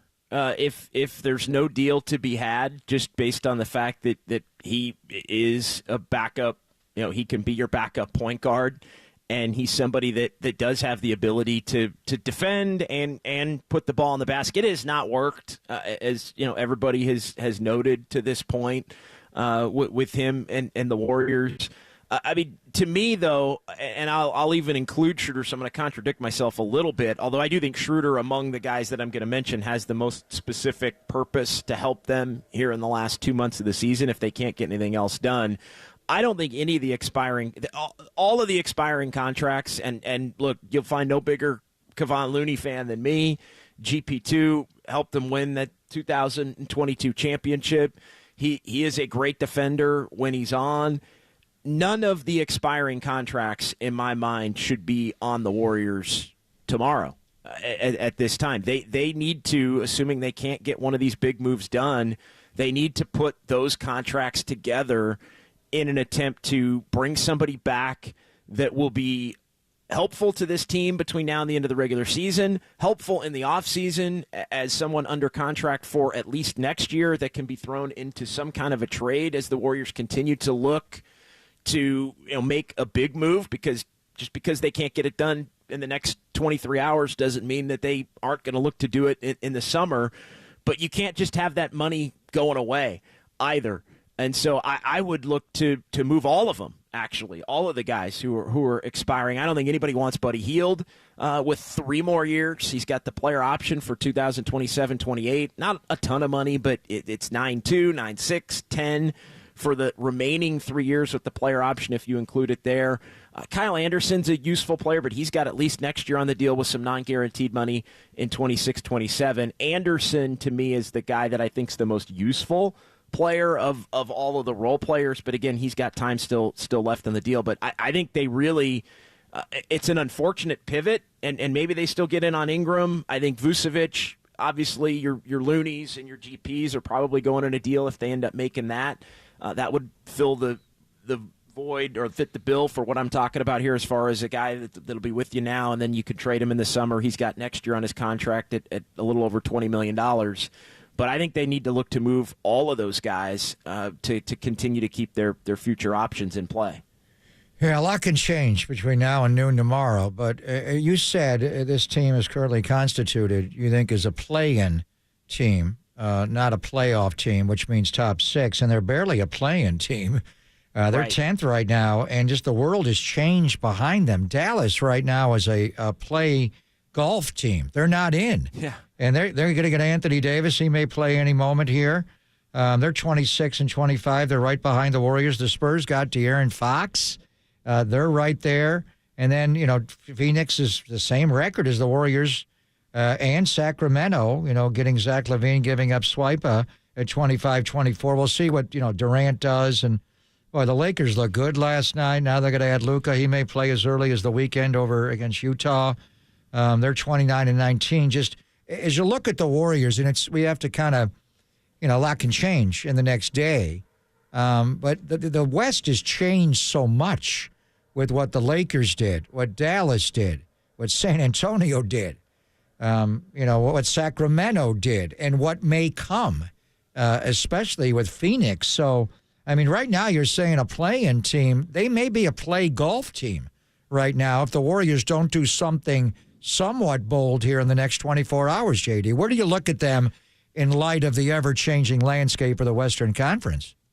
Oh, you're right. They're not a lock to be a play-in team. That's for sure. I feel like that's the ceiling for this team as it's currently constituted. I should have probably been a little bit more clear on that. I think Dallas, well, they gave up the long term. I'm not one of those that believes Dallas is more of a contender, at least for this year, for the move that they made, obviously, and moving off of Luca and Davis. But I do think with getting Martin and with Kyrie and Anthony Davis, that they are going to play better, I think, than they have to this point between now and the end of the year. I would put them ahead of the Warriors if we're just saying, hey, and all these teams are basically tied, right? 8, 9, 10, 11 are all tied right now with San Antonio, as you mentioned, just below the group at 12. I look at Dallas as a team that's going to be better than the Warriors between now and the end of the year, unless the Warriors do something. I think Phoenix is either, it sounds like, going to keep Durant, or they're going to end up with Jimmy Butler. So I think either way they go, I think they're going to at least be the same, if not better, moving forward. I don't hate what Sacramento did. I really don't. I think they had to get off of De'Aaron Fox. De'Aaron Fox he wanted to be a number 2. And so he went to a place where he could better be a number 2. I think they needed him to emerge into more of a 1. And I think that's a role that he really wasn't comfortable with. I don't love LaVine, the player. They've got a lot of scorers, though, and so I think they're going to ask him to do less than even the Warriors were going to have to ask him to do, because the Warriors are so void of scoring. I mean, they've still got scoring, and Monk is going to run the De'Aaron Fox role with them, and he's done it very well in games that Fox has missed and did it the other night in Minnesota. They got a win at Minnesota a couple of nights ago in their first game without Fox, and they've got scores. They've still got DeRozan, they've still got Sabonis, they've got enough offense to where I think LaVine actually provides a complementary skill set. They're gaining shooting that they didn't have, and Fox was not a shooter, and now you've got Monk in the Fox role, and you've got somebody that can shoot it. LaVine can even handle it a little bit. So I don't love LaVine as a player, but I think for him and their situation, I think that's a pretty good fit. The Lakers are going to have some things to figure out. I mean, I think the Warriors have to do something if they want to get into that 7 to 10 range, Pop. That's the simplest way to look at it. The Clippers have, I think, to a certain extent, overachieved. Mm-hmm. They currently are in the 6th seed at 28 and 22 with a lot of role players. But yeah, I mean, I think Minnesota's the one team I find underwhelming, but I think they're probably going to try to look to do something here in the next 24 hours themselves, whether it's get off a Randall or get another piece in there that might complement the rest of what they have to look to improve, because they've been disappointing at 27 and 23. So yeah, I mean, I think it's going to be hard if the Warriors, Pop, don't do anything. And Greg, it's going to be hard if they don't do anything to I think, especially after the rumors and the thought was that they were in on all these big things that potentially will fail. How are they going to find motivation in the last 2 months of the year to continue to fight for a play-in when these guys, at least at the top, are used to contending for championships? I think they could be in a little bit of trouble here if they can't do something. Couple more minutes here with John Dickinson. And yeah, JD, I'm right there with you. When I look at 7 to 12 from Minnesota to Sacramento, Phoenix, Dallas, and San Antonio, with the Warriors being sandwiched in the middle of that mix at 10, these are all teams I look at have a brighter second half of the season ahead, more so than not. So when I think about a team like the Kings in particular, or just really any of those 7 to 12 bunch, what are you kind of looking at as potential moves left to be made? I mean, Cam Johnson is a name that's still out there. Jonas Valanciunas could possibly a big guy that the Lakers or the Kings end up going for. I mean, I think we're all in agreement here that the Warriors have to be doing something, but what are your expectations for how these other on-the-margins Western Conference teams kind of finish things out here before the trade deadline? I think Dallas is going to look to continue to add. Phoenix obviously is going to look to make the Jimmy Butler move still. I wouldn't be surprised if Sacramento, with their accumulation of some first-round picks in the Fox deal, didn't go out and make another move to at least add some depth. Depth has been their biggest issue. They've got among the league's worst benches. Their starters basically are double figures and sometimes 20 points every game, at least 3 of them. But they just get nothing from their bench. So I wouldn't be surprised if they look to go get somebody that can help them off the bench to score. The Lakers have to probably tinker and find a center. They could be a team, like you said, with Valanciunas, could try to do something there. And Minnesota, as far as trying to maybe move Randall or figure out somebody that fits better with Edwards and the rest of that group. So I don't think any of the teams that are right there in that group around the Warriors are necessarily done. And I think all of them in their own way are looking to go make some moves in an attempt to fortify things here. Cam Johnson, I think, could fit with anybody. I love Cam Johnson. I mean, I know, Pop, haven't maybe talked about it as much, but Greg's heard me go on and on. Yeah. He's heard me go on and on about Cam Johnson. I think Cam Johnson would be the singular best player that the Warriors could get that's not a star. But I don't think they want to give up a couple of first-round picks to get him, and I don't think they want to give up Kuminga to get him. But I think he could open everything up as he's not just catch and shoot now. He's putting it on the floor.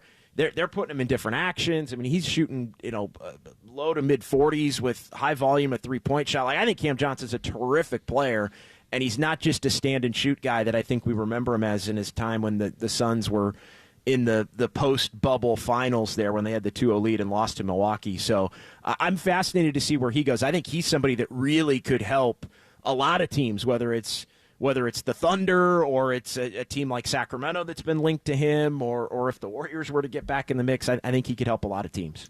JD, always appreciate you. You know where to find me if you want me to come on Dubs OT anytime. We'll see if we're talking about Nikola Vucevic or Brandon Ingram, or maybe just the fact that trades are hard. I don't know, but I know that we are going to have a blast coming up here at the All-Star Weekend and going to be doing this a lot more.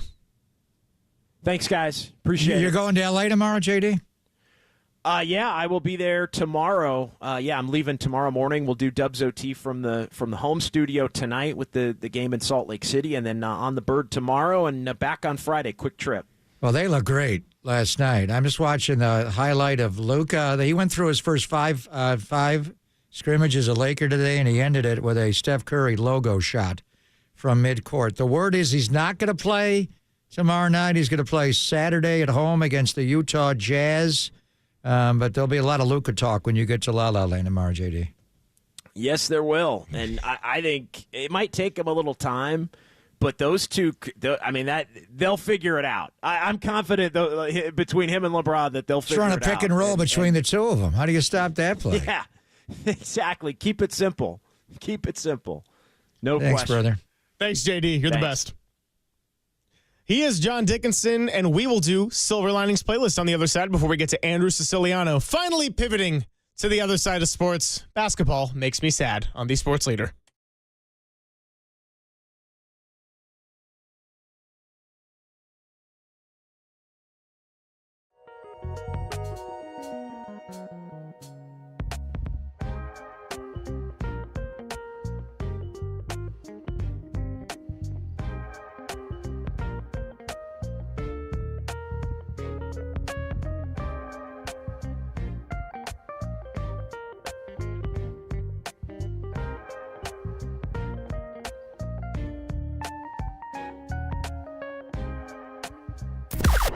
Now, from the O'Donnell Financial Group Sports Desk. Learn more at odfigroup.com. O'Donnell Financial Group, because planning is a process, not a product.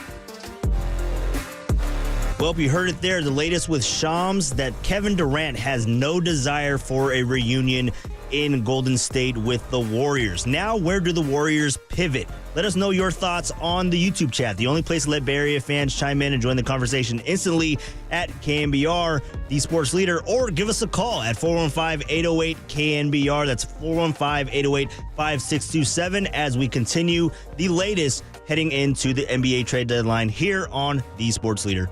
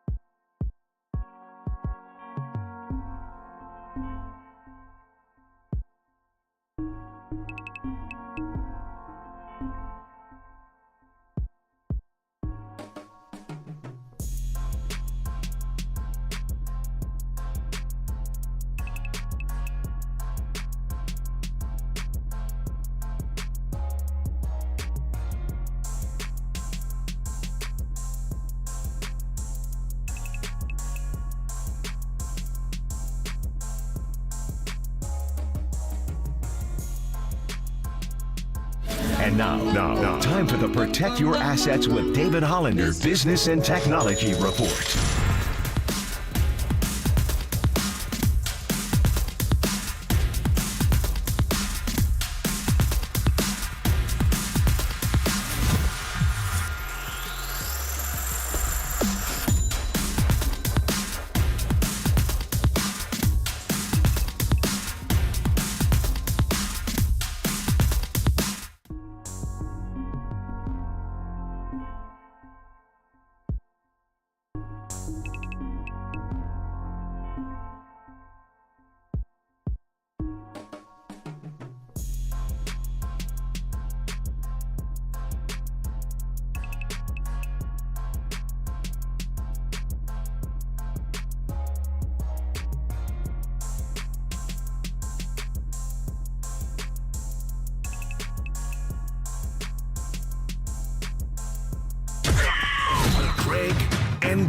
Papa and Silver. This is KNBR, the sports leader.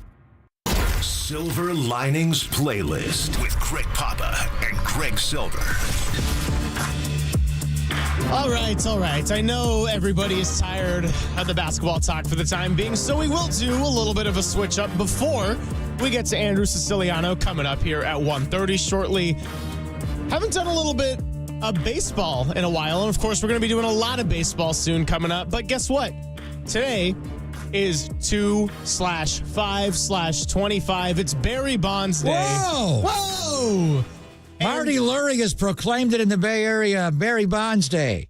Check that, not Marty, Daniel Lurie. I got the mayor. So what's your song?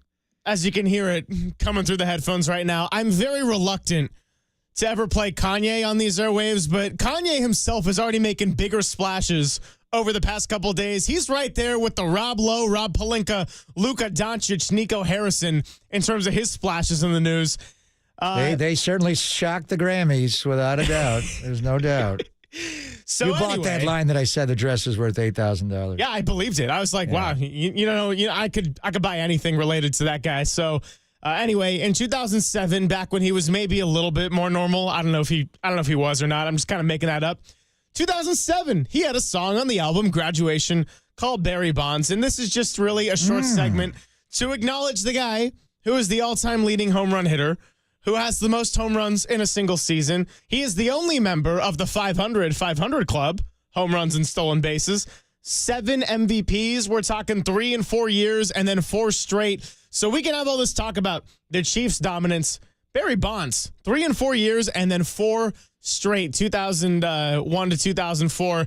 And then in 2007, the year of this song, he was an all-star. And, of course, that game took place right here in San Francisco. So I don't know what's in store for the Giants here in 2025, Papa. Projected in the modern analytics of 78 wins, but we have got to, on 2/5/25, give a little bit of love to Barry Bonds. It's that simple. I saw Barry Lamar Bonds at Ricky's Memorial on Saturday. He sat right in the front row next to his former manager, the great Dusty Baker, and Barry is in great shape. So we have not talked a lot about, because of the NBA trade deadline, we haven't gotten a lot into the All-Star festivities. And yes, this is significant to me. We have the Ruffles All-Star Celebrity Game rosters that are out there, and I was more into Shabuzi playing in the game. We reached out to Shabuzi. He respectfully declined. His song, though, Tipsy, is more than 16 weeks is number one in America. So he is a chart topper. And since he has history, I have history with Gold Bar whiskey. He has history as well with whiskey. So anyway, I kind of got into that more off the Grammys. But the real story here that has intrigued me are the 2 honorary coaches for this Ruffles, and they have ridges. Sour cream and onion, always better than the cheddar. It's less messy. The All-Star Celebrity Game rosters. And we got T.O. is playing in the game, and Shabuzi's on the same team. The 2 coaches, the honorary coaches, when we do a Mount Rushmore of Bay Area superstars, it is always, now it's Steph, maybe at the top, but Willie is certainly there. And then you get into Joe And then you only got 4 in the Mount Rushmore. So what do you do between Jerry, and Jerry Rice is going to be the celebrity game coach for one team, and Barry Lamar Bonds for the other. I actually was a celebrity coach at a 49. A 49ers used to do this in the offseason every year. Jerry Rice can ball. He can shoot through. He should be a player coach. I don't know what kind of player Barry is, but I remember back, Ronnie Lott actually played college football at USC. Ronnie was more the rim protector. Jerry was bombing threes. And I can't wait to see T.O. play. But just think about the sidelines in this celebrity all-star game. You've got, obviously, in Barry Bonds, you gave us details on 2/5/25 day. It is Barry Lamar Bonds Day here. I mean, 762 homers to 73. But he's the all-time home run leader, king. Whenever I see him, it's just king in the history of baseball. Jerry Rice, and I called his 200th touchdown in the NFL on a Monday night for the Raiders in Denver against Mike Shanahan. So Jerry Rice, and he broke the all-time record against the Raiders and became a Raider later. On a Monday nighter, he went up, and I was so mad at him. He went up and took the touchdown away, his third that day. He broke Jim Brown's record. He has 197 receiving and 10 rushing. So Jerry has 207 touchdowns. No one has scored anywhere near that, whether it's Jim Brown or Emmitt Smith or anybody. So coaching in this game will be the all-time home run king on one sideline and the all-time touchdown king on the other sideline. Also in the Bay Area at the time of the weekend, maybe he'll drop by for the game. He'll certainly be there for All-Star Saturday night, is the all-time leading scorer in the history of the NBA, LeBron James, and the all-time three-point king in Steph Curry. But I've always had a fascination about the commonalities between Jerry Rice and Barry Bonds and how they are the respective kings of their sport in home runs and touchdowns. I don't know, and I think they're doing it at the Oracle Arena, right? They're doing it at the old place as the celebrity game, and we saw Bonds there. I don't know if they have a runway big enough to get the heads in the building. When you're talking about pure ego, it is Barry and it is Jerry. But whether or not, and they could fight it out for the Mount Rushmore, where you've got Willie Mays, Steph Curry, and Joe Montana, and then what would it be between Rice and Bonds? But this celebrity game and the coaches in this game are fascinating. I don't think I've ever seen them together. I remember Jerry Rice threw out, Steve Young and Mully threw out a first pitch. Jerry's there all the time. Every Sunday we see him in Goat Fuel. He's signing things. Have we ever seen Barry Bonds and Jerry Rice hang out together, let alone coach against each other? I'm just most absorbed by the fact that it's going to be really, really competitive. Like, knowing these two, I mean, when you say Jerry Rice can shoot the ball and he ball can shoot out, the three. That and dunk in the break me. when he was a younger man. He's not that old. He's 62. He can still do it. That surprises me none whatsoever. Not at all. Jerry Rice, I feel like anything he tries to do, he'll take to the maximum capacity of seriousness and then be naturally great at it. I guess my pick is, or my question, do you have a pick on the air between Team Jerry Rice and Team Barry Bonds? I got to go. You want me to go through the entire roster? Well, do you just want the team with Shabuzi on it? Because that's Rice's team. I want to get tipsy. I got history with Gold Bar whiskey. I think I screwed up that line. I mean, Baron Davis is playing on Barry Bonds' team. Yeah. 2 Chainz is the other honorary captain with Barry. I don't know who Camby Lamb is. That an influencer or something? I'm not sure that is. Matt Barnes. So we have, and I love Matt Barnes. And T.O. on the Jerry Rice team. He had the wettest January of anybody. 8 in 1 month, Matt? How's he going to match that in February? It's not a leap year. I'm impressed, brother. I can't believe it. I don't know. What do you have to go through? You know who's actually, and this is the All-Star game, the Celebrity All-Star game. So we got to figure out a way to get Bonds and Jerry Rice out of the air. That's going to be a little hard.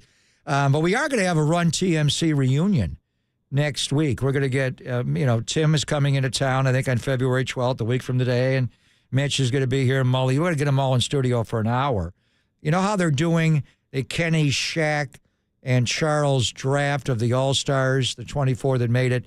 They did the same thing. They're going to have a Run TMC for the Rising Stars game, right? So we'll get them in studio. I don't know about the celebrity game. I remember Mully playing in the celebrity game a few years ago. I'm not sure. We'll have to go through the rosters. But just Jerry Rice as an honorary coach, a celebrity coach, and Barry Bonds, that is so cool to have them in the same arena together. So when we get Run TMC in studio, is Jeremy Lin going to feel left out of that one? We should invite him as well. I think we got to invite him. Walter, he was a Warrior ever so briefly. We got to get Jeremy Lin. How we do it? TMCL? We love TMC. I'm not sure. But anyway, it is 2-5-25. Marty Lurie proclaims it. Not that Marty Lurie. Daniel. He's off to a great start, by the way, the new mayor. Anyway, good call. I didn't know Barry was in a Kanye West song. Yeah, he is. And Kanye West, like I said, always reluctant to play him on the air, but it's also a good reminder that there are a lot of kings in the Bay Area. The three-point king, the home run king, and the touchdown king. Life's not so bad over here. Let's talk to Andrew Siciliano next because we need the perspective checker right before we have to get to the Chiefs and the Eagles. Woo! Pop and Silver. Siciliano next on the Sports Leader.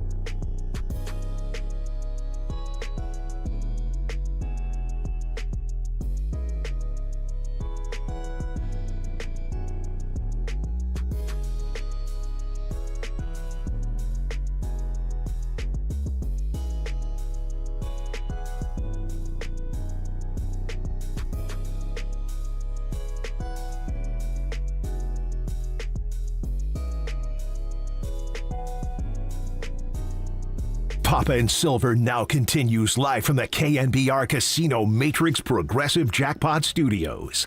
Casino Matrix. Progressive jackpots are here. Where are you? Just drop in. Please play responsibly. 1-800-GAMBLER. What's happening, everybody? Greg Papa, Greg Silver. You know what time it is because coffee. Shout out to my La Colombe can right here if you're watching us on YouTube at KNBR 1045 or twitch.tv/thesportsleader. Coffee is for closers, and our closer today is the voice of the Cleveland Browns and longtime NFL Network host. He is Andrew Siciliano. Now, Andrew, I know you were on with a couple of Silvers back on Christmas Eve and Hanukkah Eve, it was at the time as well. Now you're joined by a pair of Gregs and Greg Silver. Greg Papa, great to have you again. How's Super Bowl week going for you? Well, I just got here 5 minutes ago, but we've got to answer the question. If we are at the table right now, say this is last year's Super Bowl in Vegas, does a pair of Gregs beat a pair of Silvers? Ooh. How about a pair of orange? Andrew is from SU as well. So there you go. We do want to get into the game, but I'm looking at the Cleveland Browns, and the helmet reminds me a lot of SU, and Jim Brown, the great, played for both. And congratulations to Andrew Siciliano, to the great Jim Donovan, passed away this past year in August, and Jim was forever the voice of the Cleveland Browns. He fought the good fight forever, and then Andrew was named shortly after the new radio voice of the Cleveland Browns. You're here, there, everywhere, brother. You're doing it all superbly. But I do want to get your thoughts on Myles Garrett and what he wrote and relayed to Ian Rappaport this week about the desire to be traded. And he's not a guy who does something flippantly. I don't know how well you've gotten to know him the last year plus or all your days working for the NFL Network, but the company line from the Browns, as you would think, is we're not trading Myles Garrett, one of the best players, even if we get 2-1. So just initially, your thoughts on his request, and what does Andrew Barry and Jimmy and Dee Haslam do with this now, do you think, Andrew? It's a stare down, Greg. I don't know where it goes, to be honest with you. Myles, I don't know if you've seen it yet, did Rich Eisen's show this afternoon. And, Myles is always thoughtful. He never does anything flippantly or out of anger or just, off the cuff. I thought he gave good answers, and Rich gave good questions. I thought it was, unlike some Radio Row interviews, and I've done plenty of the childish ones, it was an adult interview and an adult conversation. And Myles, in essence, said, we've had multiple conversations. We meaning me and my team, didn't catch the Browns surprised here, or they knew that this had been communicated, and we decided to make it public. The Browns don't want to trade him. I think the Browns can look at, say, the Commanders a year ago, who had the second overall pick, and they flipped it pretty quickly. They went from 4 wins to, this close to the Super Bowl. Does Myles think that this could happen? I mean, that's what I would have loved to have asked. If I get the chance, say, hey, man, like last year, we have an example of a team that not only went worst to first, they were quite literally picking second. I think they could turn it around quickly. He evidently wants to move on. I don't know that we're going to have an answer anytime soon. Talking to Andrew Siciliano here, and not even to mention the year before that with the number 2 pick, Houston and C.J. Stroud, and we've seen how quickly they turned it around as well. So Cleveland, of course, having the number 2 pick. Do you think that with how things have gone in the Deshaun Watson saga, both with his play on the field and now the re-rupturing the Achilles, it's likely that Cleveland takes a pick at number 2, or they also, if they end up trading Myles Garrett, we could be talking about a guy like Penn State's Abdul Carter, who we've raved about on the airwaves here.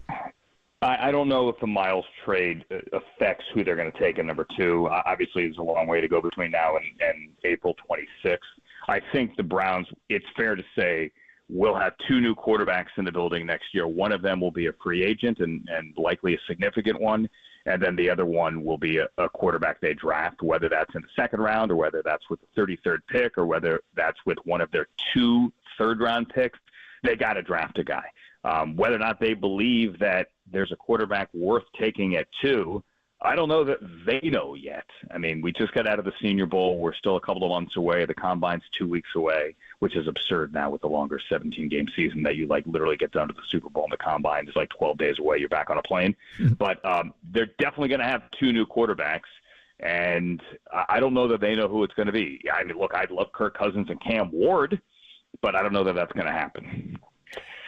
All right, so obviously, you're connected with Cleveland being the radio voice of the Browns. You've worked LA Rams. You've been to the area and NFL Network there for years, and you've worked preseason games, with Whitworth and Mina Kimes. And even Sean McVay jumps in for an occasional blast as a guest commentator as well. You are tight with the outfit there. And so what do you make of, and we kind of got the rumblings last year, they didn't wind up trading Cooper Kupp, but he posted on his social that they're looking to trade him immediately. Just what are your thoughts on Cooper Kupp, how much he has left? And, in the Bay Area, we'd love to get Myles Garrett. Obviously, it'd be expensive. Is there any way they trade him to the 49ers? What do you have to give up? Just what are your thoughts on Cooper Kupp and his next destination, Andrew? Well, I mean, with Myles, I think they want 2 number ones, first of all. I would love the 11th overall pick. I mean, if they absolutely unequivocally have to trade him, if they make the decision that this is something we have to do, the Bears at 10, the Niners at 11, that looks good. I'd gladly take one of those two as opposed to, the Bills picking at 30, whoever the heck they are. As for Cooper Kupp, look, guys, it's hard out there for a 32-year-old often injured wide receiver making $20 million plus. I love him, and I want him and Anna, who have given so much to the community, to stay here. I think everyone does. I think in a perfect world, they want Cooper Kupp to stay. It's just the allocation of resources. The Bengals are going through it right now with their wide receiver room as well. It's a totally different situation, obviously that the Rams have, but, how much money can you truly put in one room? Puka is up for an extension after this coming season. They don't think Cooper Kupp, with his injury history, should be making $20+ million, and we'll see who wants him. I think the Bengals, now that we mentioned them, it would be a perfect fit. You give Jamar his long-term contract, you let T walk, and then you get Yoshi Vosh, you get Cooper Kupp, and you draft another wide receiver, and Joe Burrow's set. Andrew, I want to ask you about the Eagles as we kind of look into the Super Bowl here. And, maybe the wrong question is about history. I'm trying to figure out the right way to say it. But the Eagles, it's funny to think they had such a great rebound because they started 10-1, but the way they finished the last season was such a disaster. I mean, can you remember a better offseason in your time of covering the NFL? Because they nailed on their draft picks. They nailed on the coordinators. They nailed on the big free agent signing in Saquon. I mean, they really had the full recipe, and now they're going to try to stop the Chiefs from a three-peat. Yeah, they nailed it all, yet still during the season. Honestly, Greg, I saw that, what was it, week 5, week 6, whatever it was. Browns were in Philadelphia. They were coming off the bye. That was a game where Sirianni's yelling at the fans. Right. It was just ugly. And, we all walked away from that game going, they're not that good. Browns should have beaten them. Matter of fact, some people look at that. A lot of people do. It was a huge turning point in the Browns season. They weren't that good. I left that building going, this is the same team that face planted down the stretch last year. And then I saw them again at SoFi on that Sunday night game in November, December, whatever that was, when they came in and flattened the Rams. I mean, they were a bully. They were an entirely different team. And I went, oh boy, that team's going to be hard to beat. Somewhere in the middle, they flipped the switch and they figured it out. They were always relying on the ground game, but I think bully is the best way to describe them. They will bully you. And you win on the line of scrimmage. I mean, it's cliche, but it's true, and they have that on both sides of the ball. And when they played the Rams again, it was Jalen Carter this time who was the bully. Jalen Carter whipped Bo Limmer twice in that final possession, third down, fourth down. That is a top 10 pick against a 6th-round pick who played admirably as a rookie, but that's why you draft a guy like Jalen Carter, and in that game and in that position with the money on the table, he did it. So, yeah, they had a great offseason, but they had a great offseason the year before as well, drafting Jalen Carter. And we mentioned Washington earlier. They had a pretty good offseason as well, and they got to the championship game, and Philadelphia just trampled them. So, as you said when we first started chatting, you just got to New Orleans. This is the first year we haven't gone to the Super Bowl in a long time. And the last time they were had a game there, the Niners were in that game, obviously, against the Baltimore Ravens. Just your thoughts about the New Orleans Super Bowl. That city has been through hell and back, obviously, in the ensuing years and what happened New Year's Day. It is one of the great party towns, and certainly in America, a lot like Miami or where the game was last year, Vegas. Have you been there long enough to get to a feel for what New Orleans is going to be like this week, Andrew? I haven't yet, but talking to people that are already down here, talking to my Uber driver on the way in from the airport, the security presence, I'm told, around Bourbon Street and around the quarter is unbelievable, ridiculous. Obviously, the president is going to be here on Sunday. That'll change the math. But even now, We're talking soldiers with assault rifles on street corners in the French Quarter. So they are taking their security seriously, as well they should, after what happened here tragically on New Year's Day.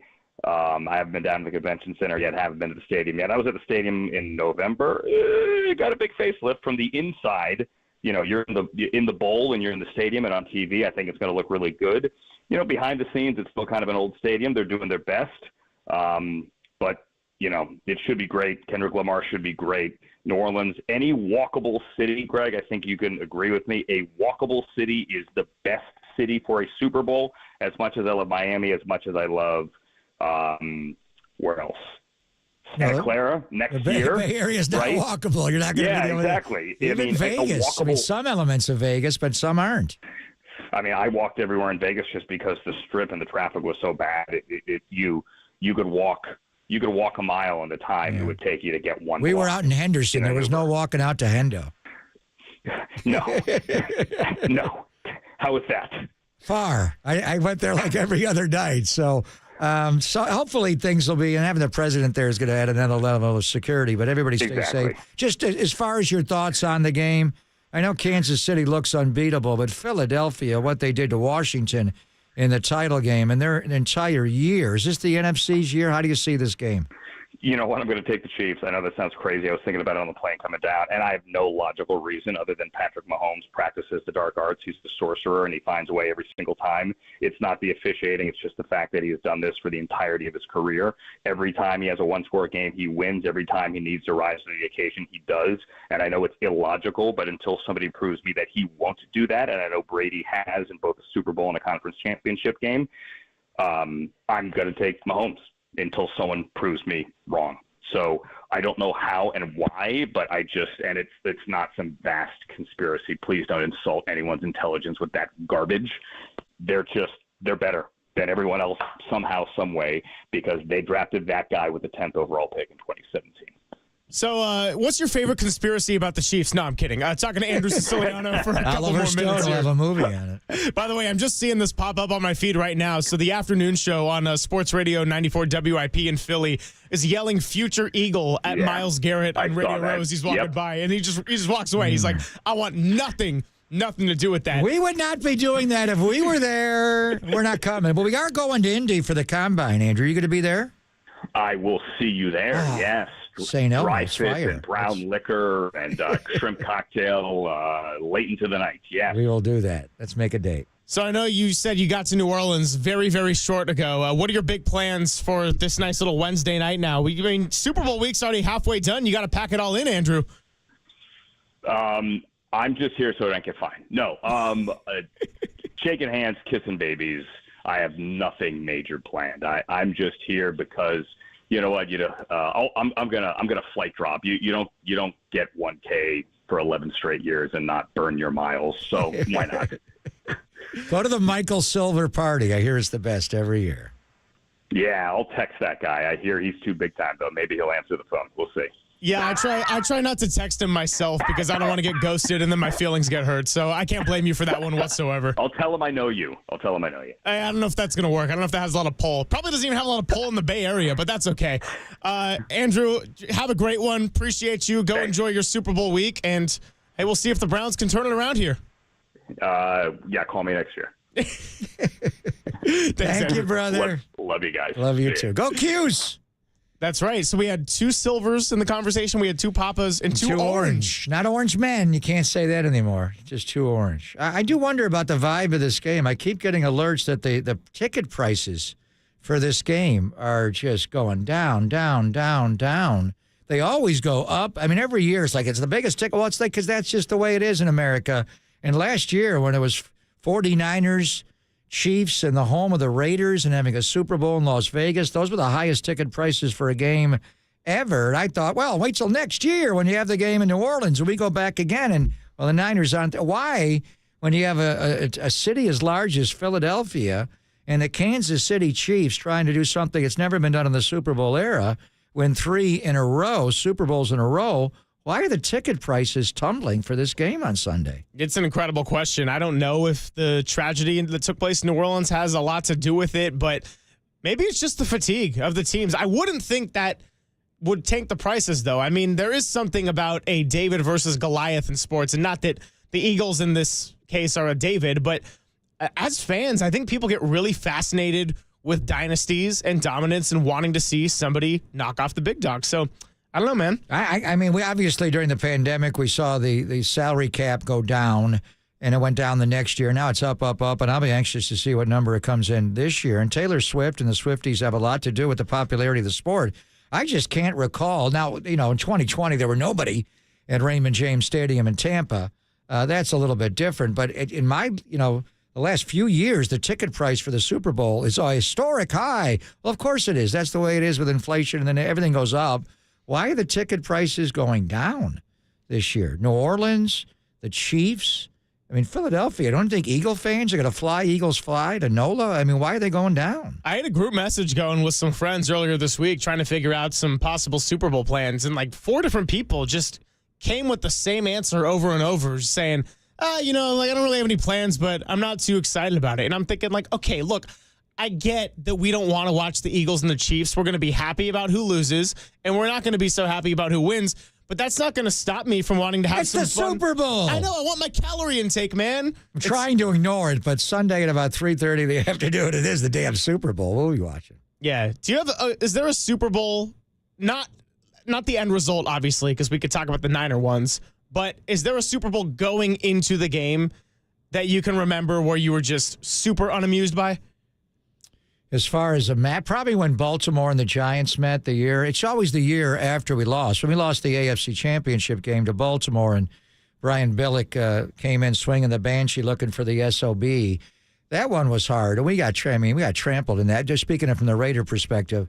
As far as matchups go, there have been some that haven't been as enticing. That's wound up turned into a rout. And Baltimore wind up, they put 34 on the Giants that day. I mean, the game before, Kerry Collins threw like 5 touchdown passes. Remember they beat the Giants and Randy Moss 41-0 or whatever it was. It was a rout. But I remember just being so deflated from losing the championship game that year to them. It was hard to get up. So probably that one, maybe this one. Honestly, it's football, and I love football. When the game is over, I'm going to be depressed. But it isn't the build-up. I mean, we're kind of fortunate that the NBA trade deadline has kind of hijacked it in the country. And that's the one thing the NBA has done. They got to look at the Super Bowl. And there may be a point if you go to 18 games in 19 weeks to move the Super Bowl back a week and then force the NBA All-Star game to be adjusted, and then you have it on President's Day weekend. That would be the ultimate scenario for the NFL, because that Super Bowl should be a holiday, and the next day we're not as productive or hungover and just watching the game. And you can't fast forward through the Super Bowl because of all the commercials. So it does take 4 hours to watch the game. But I think that's the one thing this year. Even if the Niners were in the game, we'd be talking a lot about it. But the NBA is kind of hijacked with the Luca trade, the KD non-trade now. It's taken a little of the luster away. We'll get into it more tomorrow. At 12:01, when the NBA deadline is gone, we're going to go heavy Super Bowl. Yes. In the game, you try to downplay it. But when the game actually starts, these teams met in the Super Bowl a couple of years ago. It was one of the best Super Bowls ever. It was 38-35. What a great game that was on both sides. Hurts was so great. He did fumble the ball, and Bolton had the scoop and score. So, I mean, to me, they're all, in a big game at the end. This one we're trying to build up to a little bit. But when they kick it off Sunday at 3:30, we're going to be all in on it. It's the damn Super Bowl. I'd say a couple matchups that I wasn't in love with were the Seahawks-Patriots one, because watching the Seahawks in the Super Bowl. One? That one? Yeah. No, that was a great game, but just going into it, I was like, this is gross. And then probably the last Eagles-Chiefs one, just because the way it happened for the 49ers in the NFC Championship, it was so deflating. The air got sucked out of everything with Brock Purdy's elbow and then Josh Johnson getting knocked out. And Christian McCaffrey had that touchdown run, and I'm thinking for a second, they're going to hang around in this one? And then the Eagles just ended up running away with it. Tough to win a game on the road against a good defense when you don't have a quarterback. That's what I learned that day. But it is Papa and Silver. We'll get heavy Super Bowl the second half of tomorrow and Friday, and we'll wrap up the show on the other side and hand it to Dirty Work on the Sports Leader.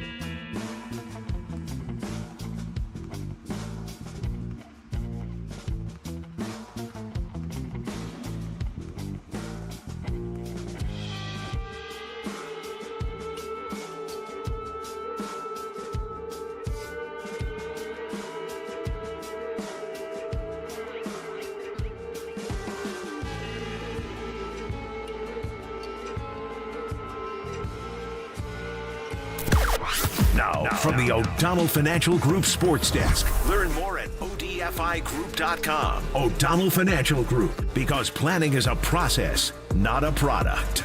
Well, you heard it there. The latest with Shams that Kevin Durant has no desire for a reunion in Golden State with the Warriors. Now, where do the Warriors pivot? Let us know your thoughts on the YouTube chat. The only place to let Bay Area fans chime in and join the conversation instantly at KNBR, the sports leader, or give us a call at 415-808-KNBR. That's 415-808-5627 as we continue the latest heading into the NBA trade deadline here on the Sports Leader.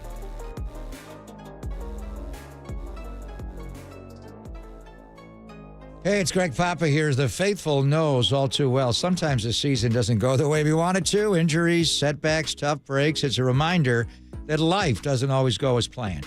One moment, everything's on track, and the next, an unexpected challenge turns your world upside down.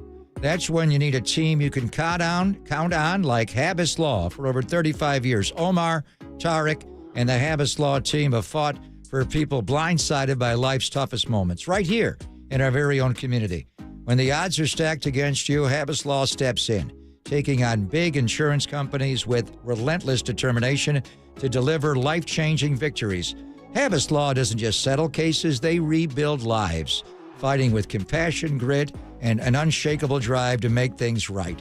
When life knocks you down, call Habas Law at 1-800-INJURED. That's 1-800-INJURED, or visit habaslaw.com. That's habaslaw.com. Habas Law. They will fight to make it right.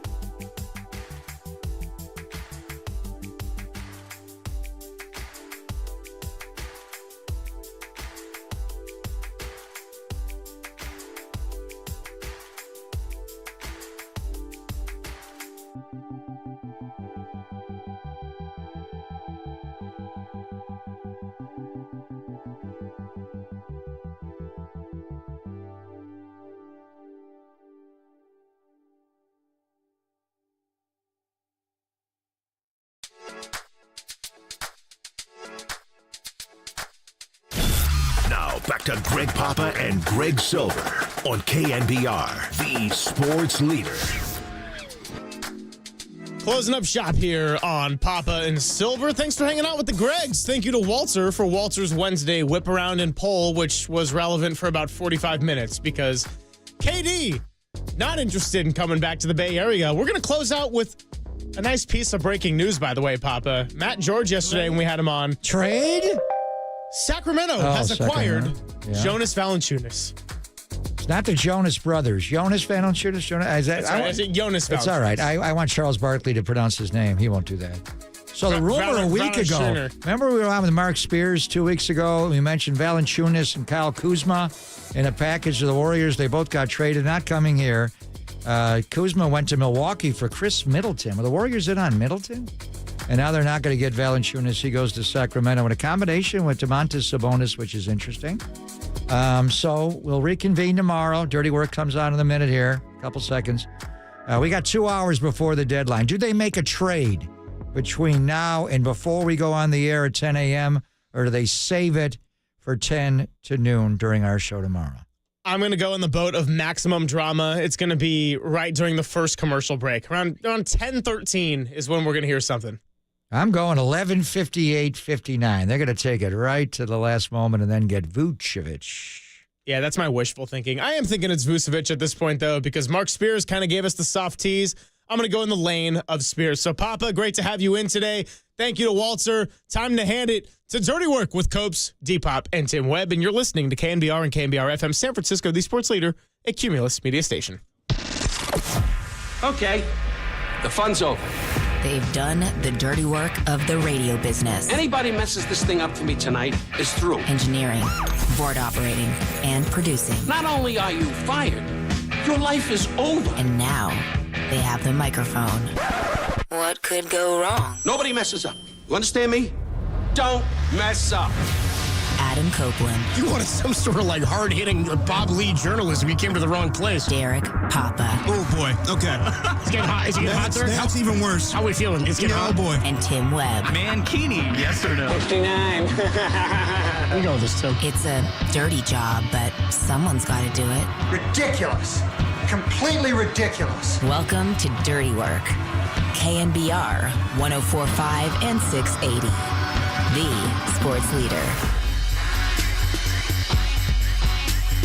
This is Dirty Work on a Wednesday afternoon. Hump day. Adam Copeland, D-Pop. Oh, what a tease. Tim Webb momentarily here, as soon as Walter gets out of the way. What a damn tease. Tease for what? Oh, KD. Yeah. Oh, Kevin Durant. Oh, man. I'll tell you what. What was nice about the KD drama, and there's always KD drama, it appears, with the Warriors or anybody else. Any Bob Napa 9284567 or whatever on Twitter. Okay. There's always drama with KD. Doesn't matter who it is out there. Right. It was nice to not talk Vucevic for a couple of days. Well, get ready for that, buddy. That's what I mean. Now that we're talking Vucevic again, it's tough to get hyped.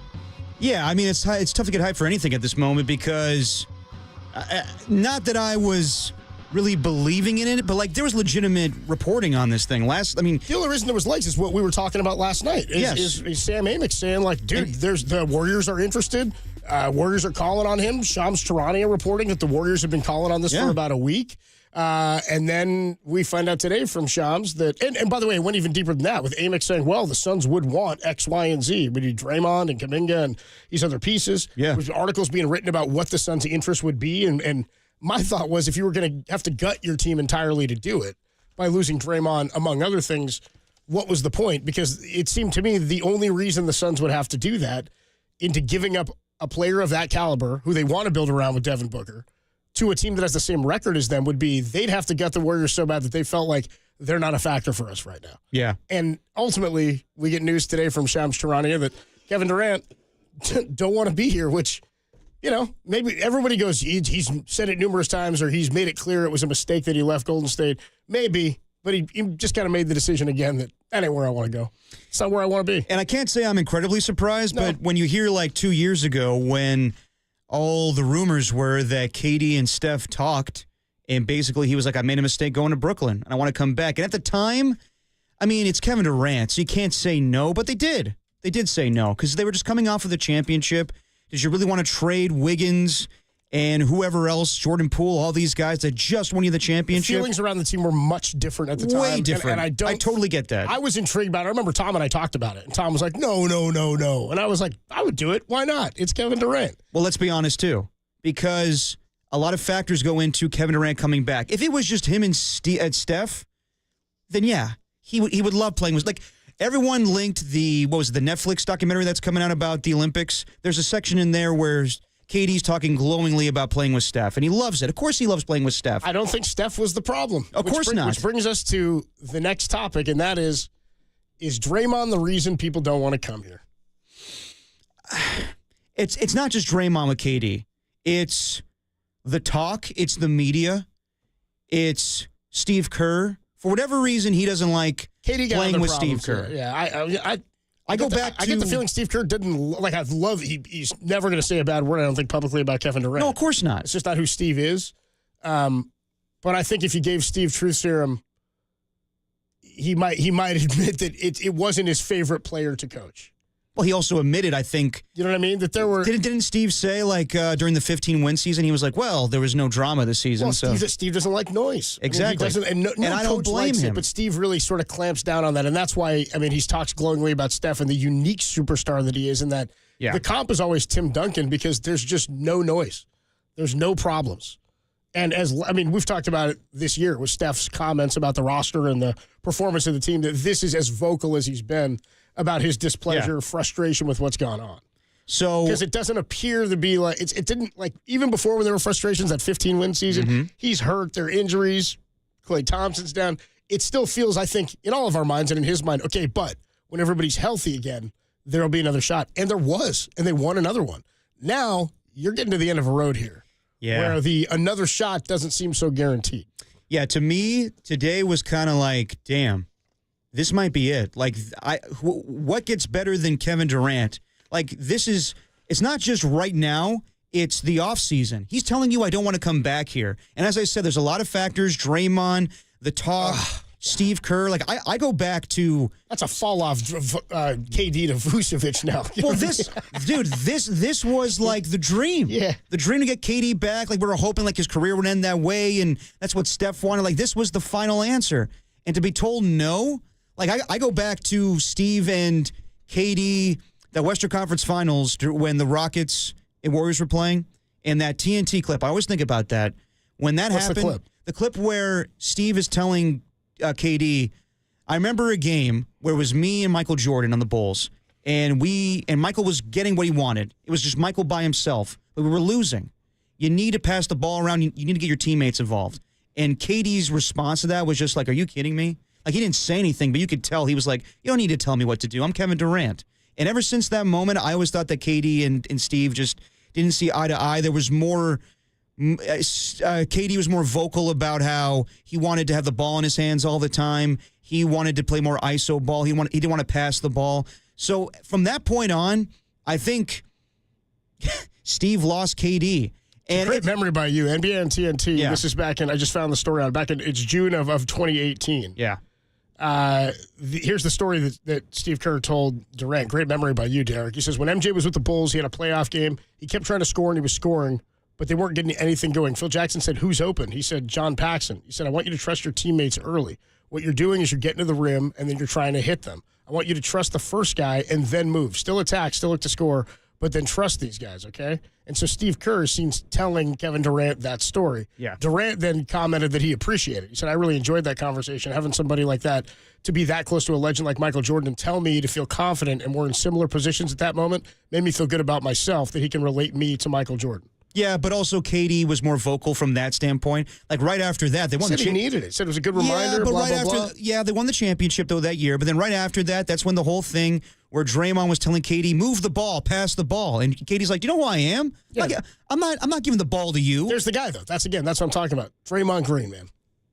I think it's more than Draymond. Honestly? Yeah, but if we were to poll the audience, and we'll do it today, we'll talk about it. Like, who do you blame? Like, and it's tough to blame any one thing here.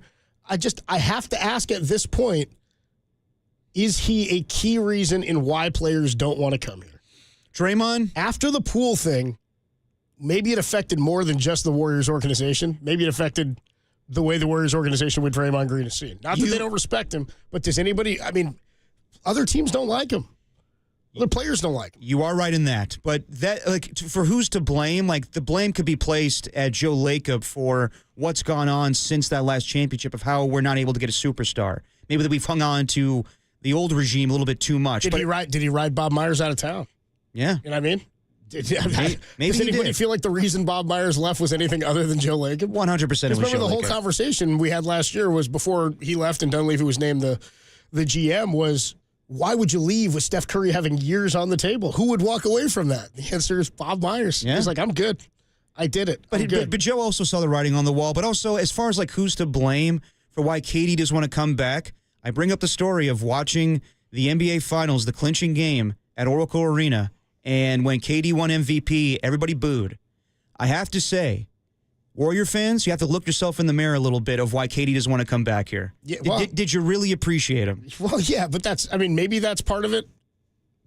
For him, for sure. For KD, for sure. That's maybe him being, but also, if I'm on the Suns right now and I look at the Warriors, who do you have a better shot to win with right now? That's why I think this thing. I don't know. I think he made his decision to go to Phoenix already, right? Yes. To force his way there. So to force his way out of there again just seems like things would have to be really bad. And I think we maybe stir up in our minds things were worse for KD in Phoenix than he believes they are. There's no point in Phoenix trading him to the Warriors. I'm not shocked by this news. I was just tantalized by it yesterday. Oh, yeah, because when you hear Sam Amick this morning saying, I thought this was going to happen. And maybe you thought that KD changed, and maybe he's willing to come back. There's increasing thought around the league from numerous people saying sources think KD's going to go to the Warriors. But when you really think about it, why would KD want to leave with, I don't know what the hell's going on with Jimmy Butler. That thing changes every single damn day. So at this point, is it better to keep going forward with Devin Booker and the potential of getting Jimmy Butler, or even making it work with Bradley Beal, instead of just, all right, it's me, Steph, and Draymond again, and they had to give up Kuminga and Wiggins and a bunch of guys to get me, and now we have nothing again. We got to start from scratch. You're better off just making it work with the Phoenix Suns. I can't see Kevin Durant getting traded at all now. And also for the Warriors, I'm just looking for somebody to blame. Yeah. I'm just like, whose fault is this? Well, no, but not that Kevin Durant's not coming, but that the Warriors are in this position. And it's easy to think about it this way. In the end of dynasties, this is what happens. But you can be in a better spot. And I know they missed on some of these, but when I go back and you start drawing up lines to what, you start doing revisionist history as to why they got to this spot, what led to here, what led to there. To me, it's two things. It's not having a support system for Steph. And they had one in Jordan Poole, whether you liked him or not. Mm-hmm. They had one. I think I'd rather have Jordan Poole than a lot of the guys they're having to deal with right now. Right? He'd be your number two. Yeah. I'm just saying. Let's not forget how bad he was before he left. Yeah, agreed. And how bad he was last year. And I know he's the best player right now on a terrible team, right? They just got Middleton, by the way. Kuzma off the we'll see how long Middleton's Wizards. on that, Yeah, too. that's going to be a quick bounce. Yeah, that's, see if he even that's goes to buyout DC. waiting to happen. Then not even go to DC. not even showing up. But then my next one is Bob Myers getting so exhausted by all of this that he walked away from a championship organization before the dynasty was over, or that was the end of the dynasty. Yeah. I think today was the biggest. Could be a chicken and an egg thing. We're going to talk about the trade deadline coming up tomorrow at noon. And right now, okay, Vucevic, yay. No, dude, we can't do this. I'm not talking Vucevic for 4 hours. Hell no. Hell no. I'm just saying that. Remember when I was like, get me Jimmy Butler or KD or I'm back in? Never once did Vucevic cross my mind in the get me Vuce and I'm in. Vucevic might be a good move just to trade away expiring contracts and get you a stretch big. But that doesn't even. I'm not even a little bit turned on by that. Today, not even a goosebump. Not even a wiggle. Not even. Yeah. It did not move. It didn't move. Nothing moved. No, I'm with you on that. Because honestly, I don't think anything will move the next 2 seasons here. I think today, Warriors fans, this kind of signaled this is the end. They may not get a superstar. And it may not make sense to keep Jonathan Kuminga by tomorrow. I don't know that this signaled to me that this was the end, but I'm certainly out for now. Like again, they've put themselves in a position where either nobody wants Giannis now. Yeah, or either nobody wants to come, or they don't have Zion. They don't have the assets to get him. Zion is now more intriguing, but again, for what we talked about yesterday, he never plays. I'm not excited about a guy who's hardly ever on the court. When he plays, he's great. But he's never played a playoff game. And again, I know I'm waffling because I'm like, Kevin Durant, he's older. I know that's going to get you a championship. Just to be told, I don't want to come back to you. Yeah. That is like, wow. I've had enough of that. As a Giants fan, I've had enough of that. This may not happen. Yeah. I kind of expected this isn't going to happen the next 2 seasons. Today, it kind of hit me like, it's not going to happen. It's kind of like, remember when Juan Soto was up for trade? The Nationals put him up for sale a couple of yeyears ago, and everybody, like the Giants and the Padres, went to him. Giants were like, dude, even Logan Webb's on the table. Everybody's open. You can have whoever. And they were like, nah. I was like, said, pass. Yeah, they were like, what do the Padres have? And now they got some good pieces in that deal, by the way. But I'm like, damn, man. Damn. And so I feel like it's, I know you're an Ocean's 11 guy. Ocean's 12, Ocean 13, also real funny. With Ocean 13 is Willie good. Bank. Yeah. Do you remember when, in that movie, when Brad Pitt is acting as the geologist dude? When they're building the new casino, he goes into Willie Banks' office to Pacino. In 13? In 13, he's got a long beard and he's dressed like he's like yes, and he's got a seismograph and he puts it on his desk. Yeah. And he goes, "You get a good reading on this, you may have enough time to get your people out of here." And Pacino goes, "I don't want that thing on my desk." And he goes, and really it's a camera. They're trying to get a camera into his office. And he goes, "Why is your Pacino sound like Dracula?" "Oh, I'm Pacino." Oh, there you go. There you go. He goes, "I don't want that thing on my desk." And he goes, "I'll tell you what you don't want. Your casino on the cover of Time magazine and a twist of heap and metal with a headline that reads, 'Who's to blame?'" That's what I feel like right now for the Warriors. I feel like the franchise is in a heap of twisted metal, sinking down further into the Western Conference playoff picture with nowhere to go. And the headline reads, "Who's to blame?" It's Dirty Work on a Wednesday afternoon. Adam Copeland, Depop, Tim Webb. Good show, by the way, today. Brian Billick going to join us from Radio Row at 3:50. We'll talk about the Super Bowl with him on Sunday. They come in screaming like a banshee. And then the main event, 4:50, Kenny Mayne joins us off of his, did a hit with us last year, Radio Row, historic hit at Radio Row last year with Kenny Maybe Mayne. my all-time favorite interview working on this show. I think a favorite thing I've ever gotten to be a part of, just sitting there watching And Kenny high. Mayne riffing. Kenny Mayne will join us from Radio Row at 4:50 as well. And then 6 o'clock, Kruger with Niners Nightly tonight. I don't know why I tease that now. We got Krug's coming up. Yeah, because Tim put it on the list, the Krug leader. You put it on my guest list. Brian Billick, Kenny Mayne, and a Wednesday Dirty Work for you. KD has no desire to return. Who's to blame? More to come on the Sports Leader.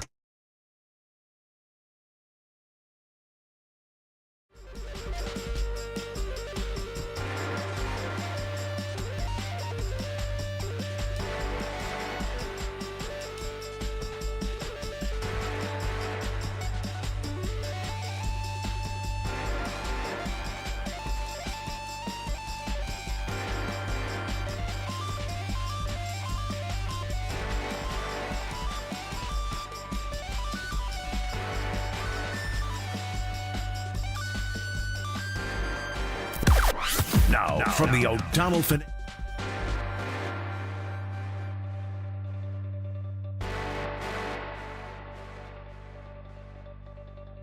According to ESPN's Shams Charania, Kevin Durant has no desire in a reunion with the Warriors. Where do the Warriors look to now? Tell us about it on the KNBR YouTube chat, the only place where Bay Area fans can share their disdain for reunions.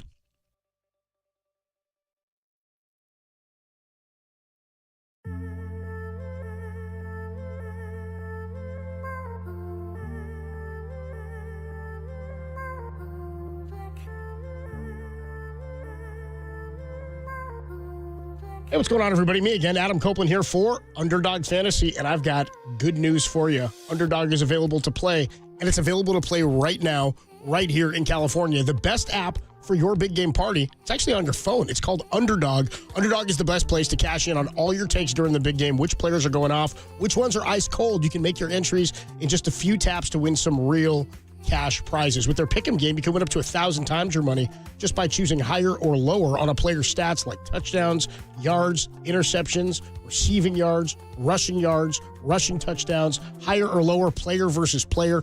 Any sort of pick'em you can come up with, you can play it on Underdog. You can create entries with football picks alone, or you can mix and match them across multiple sports. College basketball plus pros are going on as well.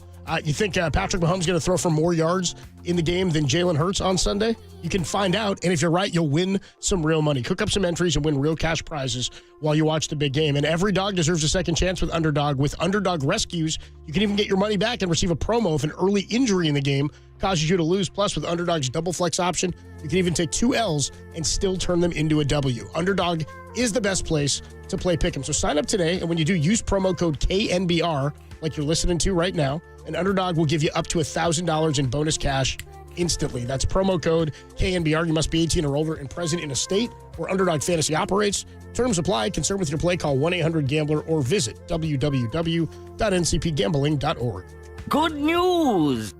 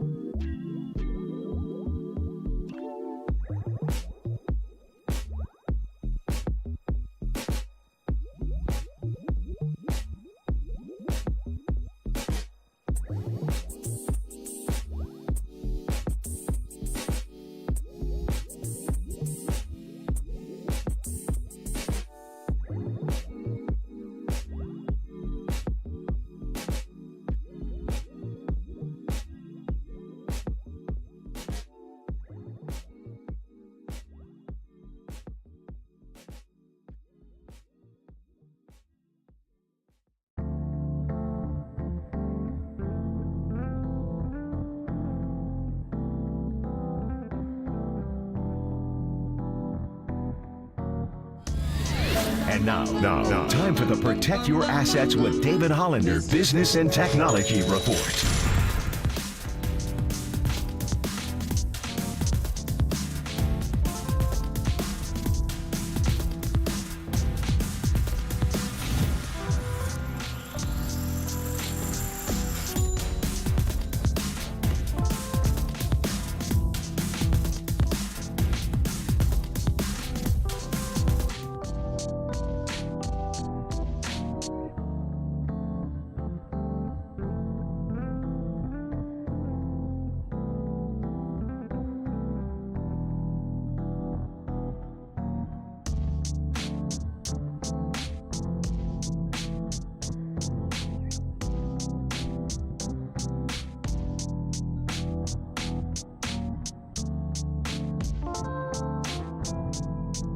Now, back to Dirty Work.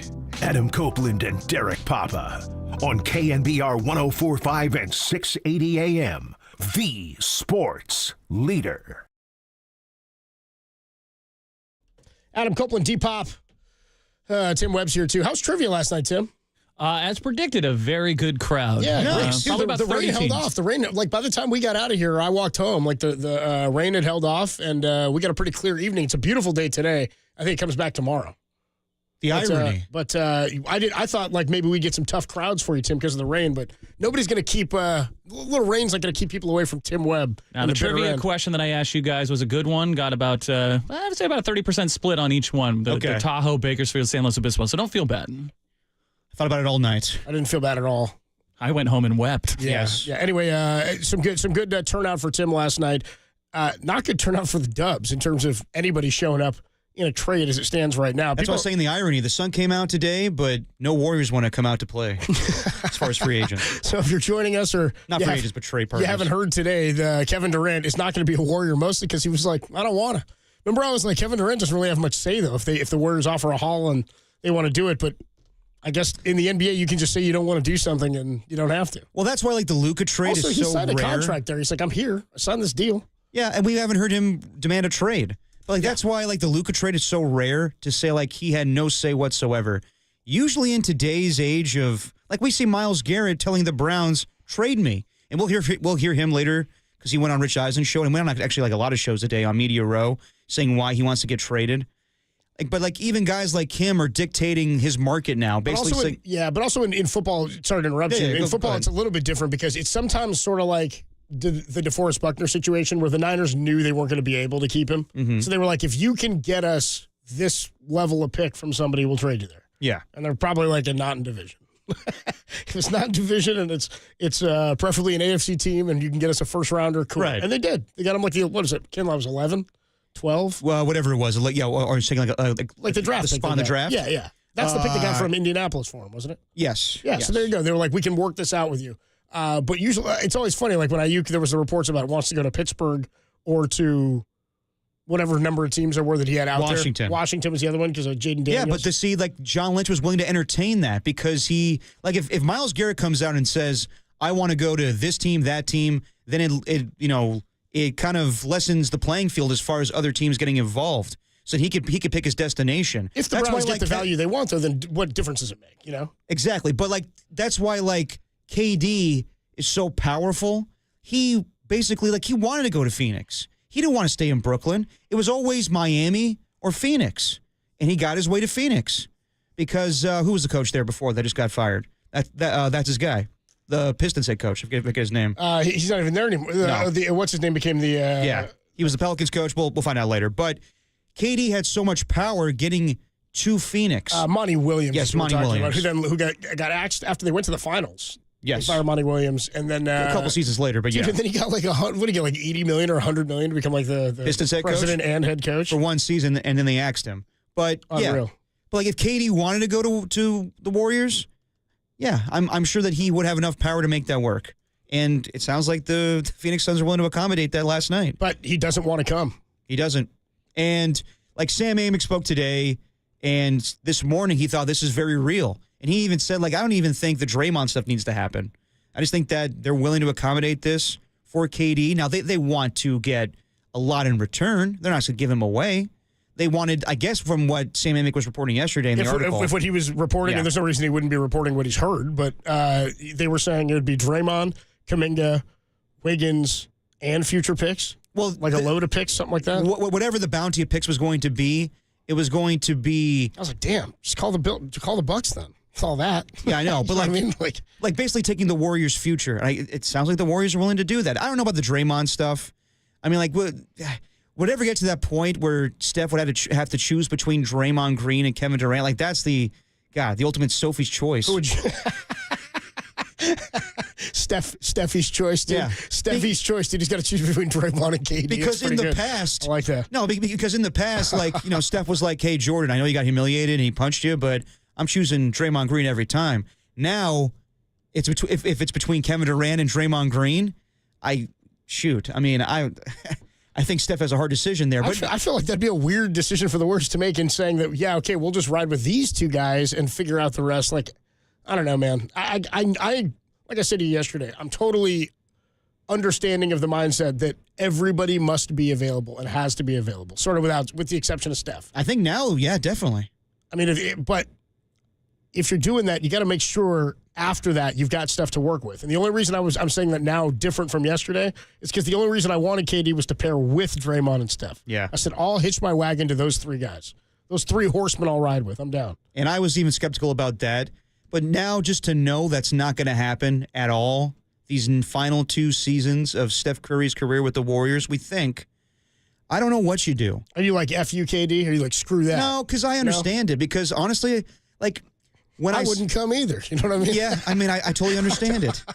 I wouldn't either, you know? Make sure you isolate that one, Tim. Yeah, thank you. But as far as, like, I get it. Like, KD, why, if he didn't want to stay the first time around, why would he want to come this time? Like, the team was set up for success. I know that Clay just tore his ACL in that finals run. But if he wanted to leave then, I mean, that team was ready to go for another 5 years. And then basically KD's doing of walking away changed that.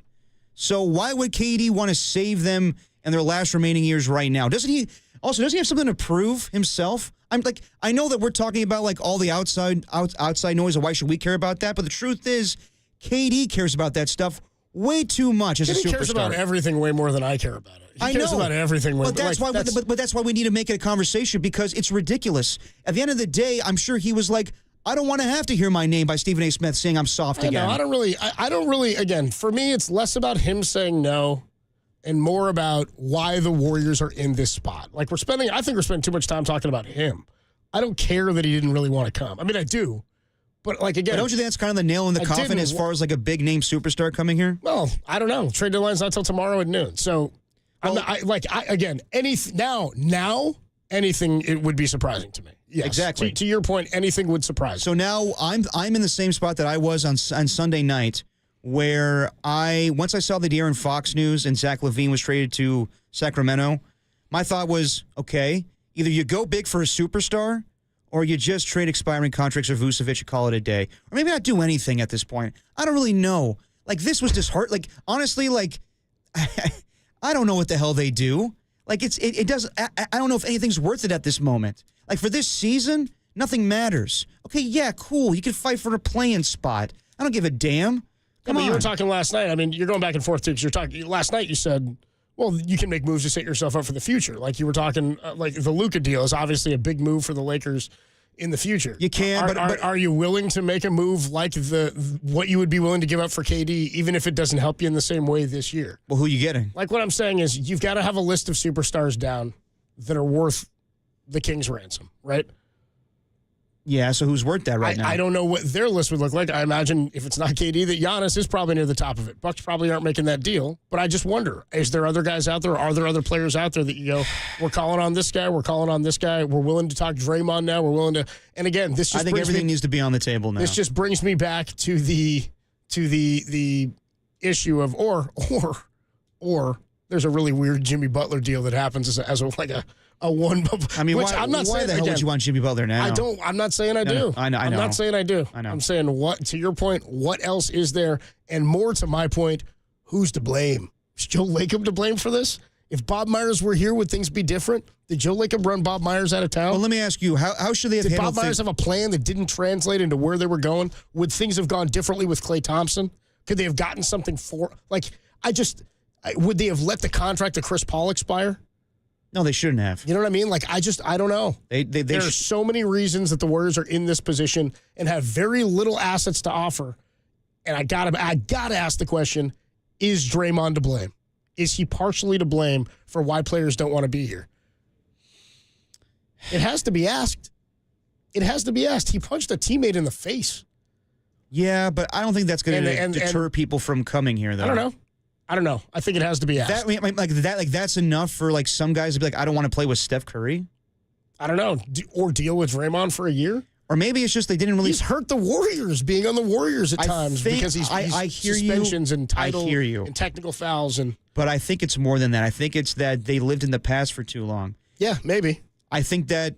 But they tried to go 2 timeline. Yeah, they did, but also then maybe they should have developed those guys a little quicker. I don't know. I don't know if it's that easy to do. I mean, you it's hit gold not. on Like, 3 draft picks like that. We're totally just prisoners of the moment, and we're thinking about the past and what they should have done. I mean, we were all riding high after that NBA Finals. I don't know how you handle that differently. The only thing that I say for certain that Nobody I would have done, saw it coming. Yeah, exactly. Something like you had to pay Wiggins. You had to pay Jordan Poole. Honestly, you and I were talking about it.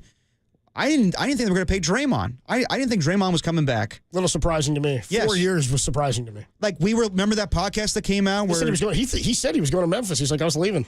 Well, before that, like, you and I were listening to a podcast that it was Draymond's podcast, where he was like, I got my contract date coming up on August 16th, or whatever it was. I look forward to that day. And simultaneously, Joe Lacob was on Tim Kawakami's podcast saying, we got some hard decisions to make. We were all under the assumption that they were going to pay Andrew Wiggins and Jordan Poole, and they did. And then for that little bit of time they didn't pay Draymond, we were like, this is Draymond's last year. And he even said that's later why on, Draymond punched Jordan Poole. That's what we all thought.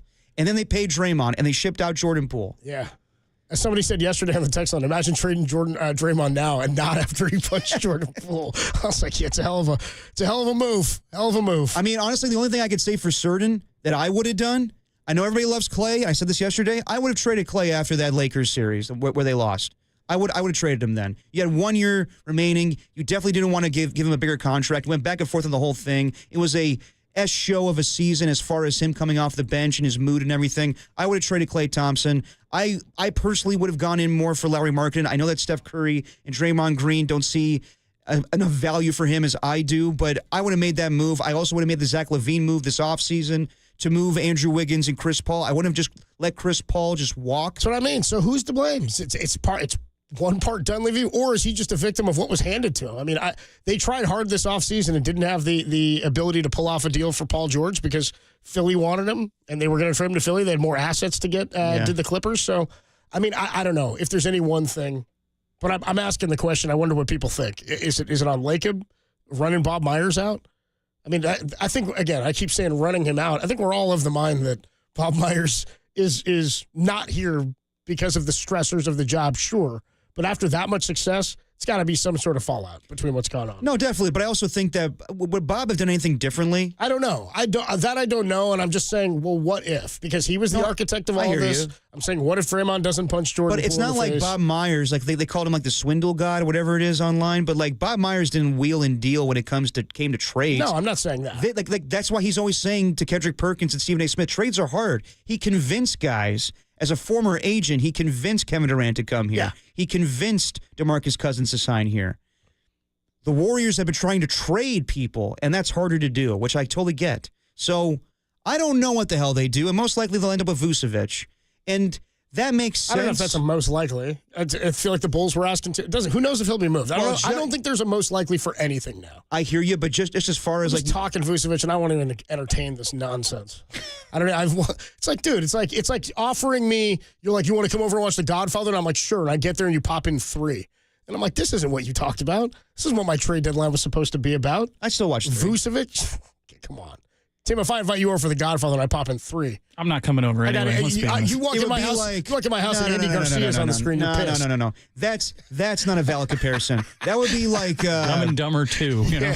No. Not even that. That would be like you want to watch The Godfather instead we're watching. What's the movie with Marlon Brando and Matthew Broderick? It's like a Godfather knockoff. I don't even know. That's terrible. Tim, you know what I'm talking about? I have no idea. You should have known the movie before you went with this reference. Yeah, I know, but it's a terrible. It's more like this other reference that I can't come up with. I was just going to say, and this is just to circle back to your point we were saying before, getting kind of tired as a Bay Area fan, getting kicked in the beans by people saying, nah, I don't really want to come here. Yeah. It's like, all right, well, we'll get somebody who does. Willie Adamas saying he wanted to come made me feel pretty good. The freshman. Kicking the beans. The freshman. No, I don't know it. Yeah.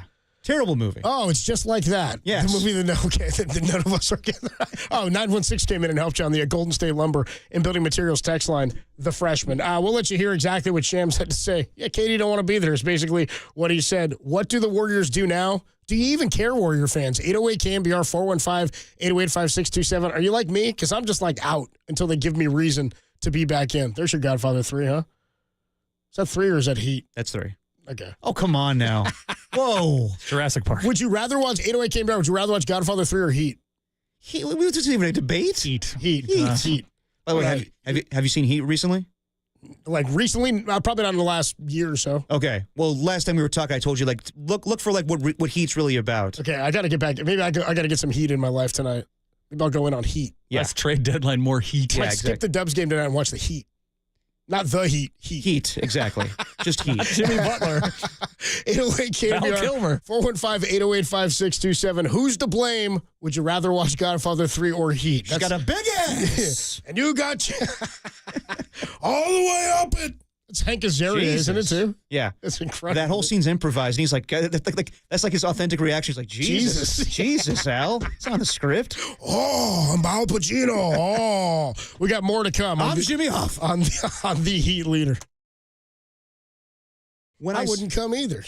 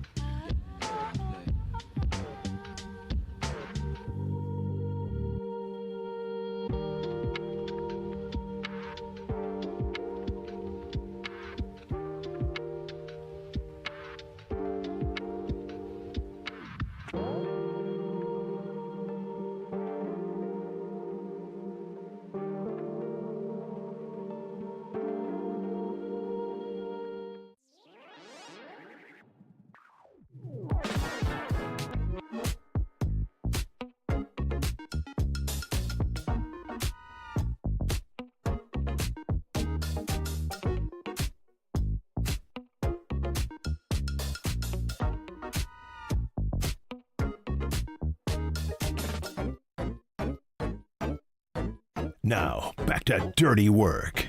Adam Copeland and Derek Papa on KNBR 104.5 and 680 AM. The sports leader. I wouldn't come either. Kevin Durant does not. He does not want to come back to the Warriors. Dirty Work on a Wednesday. Thank you. Adam Copeland, Derek Papa. We were all riding high. We all thought, well, this could actually happen. Sam Amick this morning, I think it was on the FanDuel show, was like, I was expecting this thing to go down last night in a trade. And, we were all on pins and needles that this was going to go down. KD was going to reunite with the Warriors.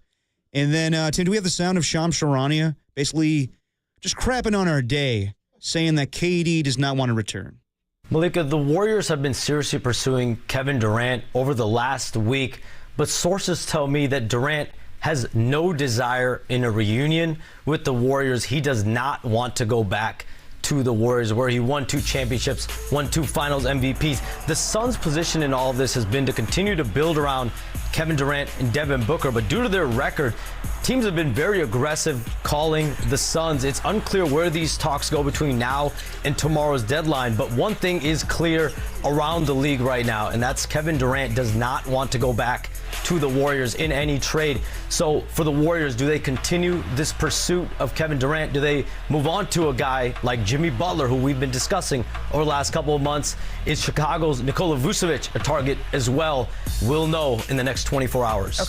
See, NBA reporting is so fascinating to me because in the span of less than 24 hours, we had people that were adamant, I think this is happening. Like multiple reporters saying, I think that Kevin Durant's going back to the Golden State Warriors. Well, that there was increasing belief from sources and whatnot, well, because clearly the Suns were entertaining it and the Warriors were aggressive and interested. And then it come to find out that KD's like, you guys didn't ask me. I want no part of this. And they're like, well, okay, that's over. Wow. 808 KNBR, 415-808-567. Where are you with the Dubs? Let's go out to Frank White. Dude, Frank White. King of New York? My man. Frank White in Oakland. You're on the Sports Leader. How you doing, gentlemen? What's up, bro? Well. The call? Good. D-Pop. What up, Frank White? I'm doing well, man. You know that movie, King of New York? King of Oakland. Okay. Frank White was the character, Christopher Walken. He was King of New York. He was selling drugs. Anyway, go on, Frank White. The main reason he didn't come back, and Warrior fans are just in denial, when Steve Kerr said there's nothing Draymond could do wrong. Why would you come back to that? He wasn't, that's what they swept everything under the rug when all the yelling and all the stuff went down and nothing happened.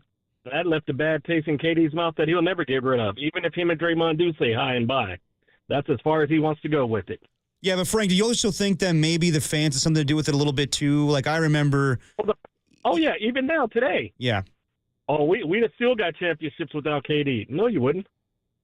You wouldn't have got those 2. Yep, I agree. And then the guy gave his, popped his ankle or Achilles. Yep. Trying to get you on in Toronto. And KD's petty, so that still cuts deep. Yeah. Do you blame Draymond for any of this then? Oh, Draymond and Kerr. Why Kerr? Just because of what he said? Yeah, and he holds the cape. And look, Draymond's still there no matter what he does. He can do no wrong. Yeah, but don't you kind of need him for his defense? Yeah, but look, he's falling apart. Everyone's turning a blind eye. These guys are not only getting older, but he's falling apart. And just like the other teams, they're trying to win a championship too. Yeah. The only one I felt bad for was Luca. He was like, man, I thought it was April 1st. That's a whole lot. Oh, man, Frank, so are you of the mindset, 'cause this is kind of where I'm at, where I'm like, if you believe in a Hail Mary and you're pot committed with Steph, do you just mortgage the roster and see what you can do in the next year, and Draymond's included in that? Yep. That's where I'm at. Bye. Okay, but who do you want, Frank? You know what? If you're trying to rebuild and if you're trying to give Steph his ride out to glory on the great horse, you just go and spend the money like you've been spending. Right now, Clay's looking like a genius. Yes and no. I mean, he doesn't have Luca. Appreciate the call, Frank. Yeah, I mean, I don't know. I just, if the Hail Mary and the thought for us and again, this was kind of a pipe dream anyway. I thought this Kevin Durant stuff was going to happen this summer. Yeah. So the fact that it happened now seems like it was maybe perpetuated by the Luca trade, which again for me is so funny because it seems like everything got really, really aggressive with the Warriors. They started calling on every superstar was what was reported by Shams. Well, that's what it takes now. But I'm saying after the Luca trade went down. Of course. And again, as we talked to, who was it yesterday we talked to? We talked to Dana Scott and Frank Isola. Frank Isola. He said, you realize that right after that trade happened, every good GM had to call on because why wouldn't you ask? After Luka's available, then everybody has to be available. But You're surprised by that? No. That's not what I'm surprised by. What I'm saying is that the Warriors were the only team that were mentioned specifically that were calling about every superstar, right? Yeah. So I'm saying that showed, one, a level of desperation, but two, a level of I'm still of the mind that move didn't change the power balance in the Western Conference. So the desperation by the Warriors after that move seems odd to me in that move didn't really affect you directly right now. It didn't affect anybody you were going after. Like I said, after that trade, they were in the same position they were in before that trade. It had nothing to do with them. right? You'd still be trying to chase down the Lakers. You'd still be trying to chase down a playoff spot or a play-in game spot, whatever it may be. So why did they get so much more aggressive and desperate right after that? Or was it because Jimmy Butler just said, I'm not going to sign an extension there? So, I mean, it's probably multifaceted here. Yeah, because you see your next superstar for the next 10 years in Los Angeles Lakers. And no matter what, I understand, like... And then you decide Kevin Durant's the guy you have to have right now? Like, that's what's interesting. It's not like that's we're talking about like Kevin Durant being petty and Steph Curry being petty. Joe Lacob will be petty too, and being the ego of an owner. Like, Jeannie Buss is going to one up me with that. I asked for LeBron James last year. You know what? I'm doing it again, and now I'm calling up about Giannis and I'm calling about KD. I'm not surprised that the Warriors saw the Luca news and was like, whoa, okay, they are really passing the torch right now. They're really doing their two-timeline thing in a good way. And they're willing to sacrifice this season they're having right now. So what are we going to do? Let's get KD back. Let's get Giannis if we can. They did all these crazy things, and I don't know if they have an answer right now.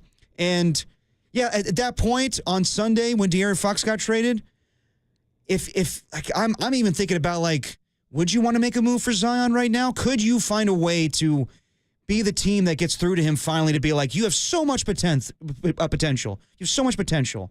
You're always hurt. He knows the potential. You're just always hurt. I know, but also like you're messing around with porn stars and you're eating too much. That don't matter. Who isn't? You think what Lacob is thinking to himself is saying, Anthony Davis is not untouchable. Why is Draymond?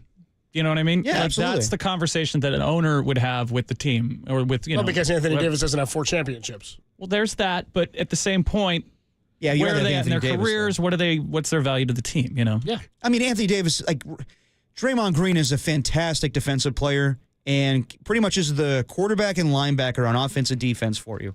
He moves the ball around as an offensive player with his assists. As a defensive player, he's like a middle linebacker, just always roaming around.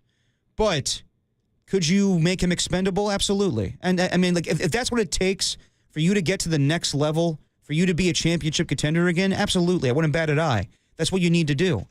But at this point, the idea, like the end, like the number one option that we all been thinking about, like maybe we could go back to KD, maybe go back to that well, and you found out today that's not going to happen. So I think you're very limited on what you could do now. Do you pick up the phone for Zion? The Jimmy Butler thing I don't even want to entertain anymore. The Giannis thing I think is just a pipe dream. I don't know what the hell you do right now. 63 on the Golden State Lumber and Building Materials text line with a great text. Says the Kevin Durant jersey retirement ceremony just took a major hit. Hey, does Kevin Durant still get his jersey retired? I think so. I don't want to go back there unless they're hanging my jersey up. Yeah, I mean, yeah, that'll happen. It's a different honor. It's a different honor, sure. But 707 says, you think Dunleavy called and asked about Shai Gilgeous-Alexander? Should have. May as well. Not for sale, but why not, right? 707 says we wouldn't have won without him. I think you're saying the next 2 championships. I mean, they had just lost an NBA Finals without Kevin Durant. Yeah, I agree with that 100%. I don't know that they and even Draymond said that. Yeah, they needed him for those 2, for sure. I don't know if they go back-to-back. To go to 4 straight is really hard. Dude, the 3-1 collapse was eye-opening. Where they were like, damn, we're a great team. I don't know if all of us can beat LeBron and Kyrie and Kevin Love. Like, we should be able to, but I don't know if we will. And we need a guy that could just get a basket. Here's a question. Do you think KD's still traded? No, I don't. You think the Suns are just going to hold him? Why not? Why would it? I mean, again, it'd have to be the right. Other teams are asking and offering. That's why I'm saying. If other teams are in, I'm just wondering: is there a deal out there to be had for the Phoenix Suns? Because they were talking yesterday when we talked to Dana Scott about recouping some of their draft capital. Even, I'm just wondering: you think he's held on to completely now? Because he just said, "I don't want to go to the Warriors." Not, I don't want to. I want to stay in Phoenix. I hear you, but that's a different statement. At this point, okay, so you're going to go to Miami and then not have Jimmy Butler with you, or I mean, the best situation for him would be to go to Dallas. Go to the Mavericks, or go to the Lakers and team up with Luca and LeBron. But that's not a good look for KD either. At this point, I think KD really cares about how people think of him. And he finally wins a championship. Point, he's always cared about how people think of him. No, I know, but I'm just saying, like, when it's this late in his career, that still bothers him. And he wants to prove that he can still win a championship with his own super team. So I think it's best for KD to ride it out with the Phoenix Suns and try to make it work with Devin Booker and Bradley Beal. I just don't care about his image. I know you're talking about what he thinks. I'm just talking, do you think they'll trade him? Do you think they're still open to moving Kevin Durant? I don't, because again, I don't really care what KD thinks about what people think of him. I just mean from like a basketball perspective. No, but that does play a factor in this whole... I mean, I just wonder, like, does this mean Jimmy Butler's not getting moved? Like that would be insane. I mean, there's a lot of dominoes here that have yet to fall. Well, it sounds like it's impossible to trade Jimmy Butler to the Phoenix Suns right now, and it sounds like the only. I mean, like it sounds. I don't know. It sounds like the Warriors are the only team that the Phoenix Suns are willing to trade with right now, as far as we know. So I don't know. I think Kevin Durant stays. I think we're making this a big deal because Luca got traded, and that's what I'm saying. Is the Warriors was a lot of hype. Well, we're making a big deal because the Warriors are one of the most talked about teams right now as being desperate and calling on every superstar. They wanted Kevin Durant. There was not a deal in place per se, but lots of discussion about it last night. Like it was heating up. It was anticipated that there was increasing thought around the league that he would come here. Then he's like, I don't want to go there. And now it just seems like, well, that's dead. So now the question is, where do they go? If they were this desperate for the last 3 days or 4 days, are they still this desperate, or are they battered and beaten and are going to go back and lick their wounds and say, we'll live to fight another day? We'll figure this out. I don't know, man. That's what we're just waiting to see. They're me when the I don't need to psychoanalyze Kevin Durant. On. I don't care what Kevin Durant thinks about his legacy. I just mean, like, I wonder if Phoenix is listening to deals from the Warriors, who's to say Houston doesn't make an offer that they're intrigued by, or the Dallas, who obviously is active in the trade market, doesn't make an offer that they're intrigued by. I think it's out there. 408 on the text line says, why not Trae Young? What's his cost? Whatever, man. I'd take Trae Young over Vucevic. Yeah. I'd do that. Need a guard, need offense, whatever. Get them both then. I don't know. 808 KNBR, 415-808-5627. John Nadali checks in on the YouTube chat, KNBR YouTube chat. Always a fun place for Bay Area fans to sound off on their KD disdain. Says Dubs are going to get waxed tonight by the Jazz. That'd be a pretty Dubs thing to just lay down tonight, too, against the Jazz. To get the Lakers, by the way. Is that Jazz tonight, Lakers tomorrow? Yep. Utah, L.A., Chicago. Nice six-game roadie? Oof. Perfect time to not land a player at the trade deadline. KG checks in on the YouTube chat, says, when the offseason is more exciting than the regular season. That's the Warriors situation now. Otis Bird checks in, says, Warriors are still in it, even though it feels like another play-in year. Hopefully they can turn it around when Kuminga comes back. Yeah, they're a play-in team at best is my problem. I love Otis Bird, but he always thinks there's elite optimism. with Elite optimism. Nicest dude, Otis. Oh, yeah. Adam Copeland, Depop, Tim Webb. It's Dirty Work on a Wednesday. Brian Billick's going to join us, talk some Super Bowl from Radio Row coming up at 3:50. We'll talk a little bit more about what's gone on. Did we appreciate Kevin Durant enough? Whose fault is this? I blame Draymond and I blame Joe Lacob. That's where I am. Joe Lacob wants to be desperate, wants to be the owner, doesn't care about the rules. Let's pay for it. Let's put some money where your mouth is. Let's make something insane happen if you're invested on Kevin Durant. Whose fault is this? 808 KNBR. Your call's next on the Sports Leader.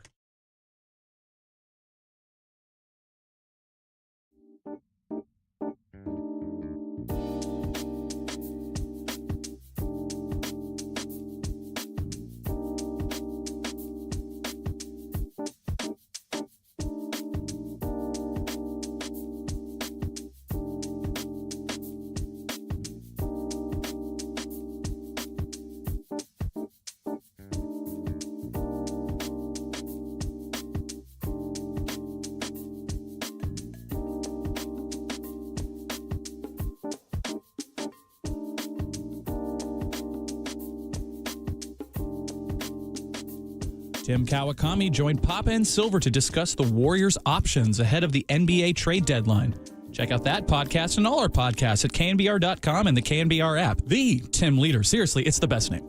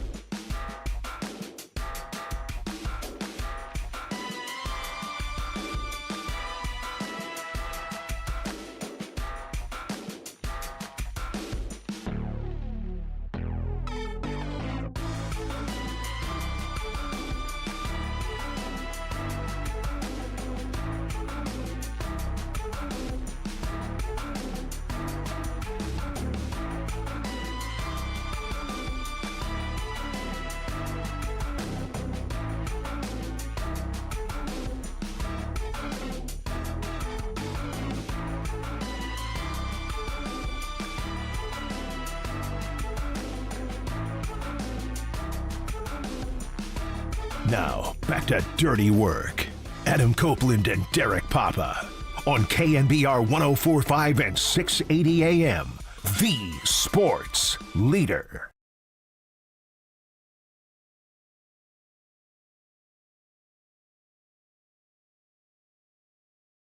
Adam Copeland, T-Pop, Tim Webb with you.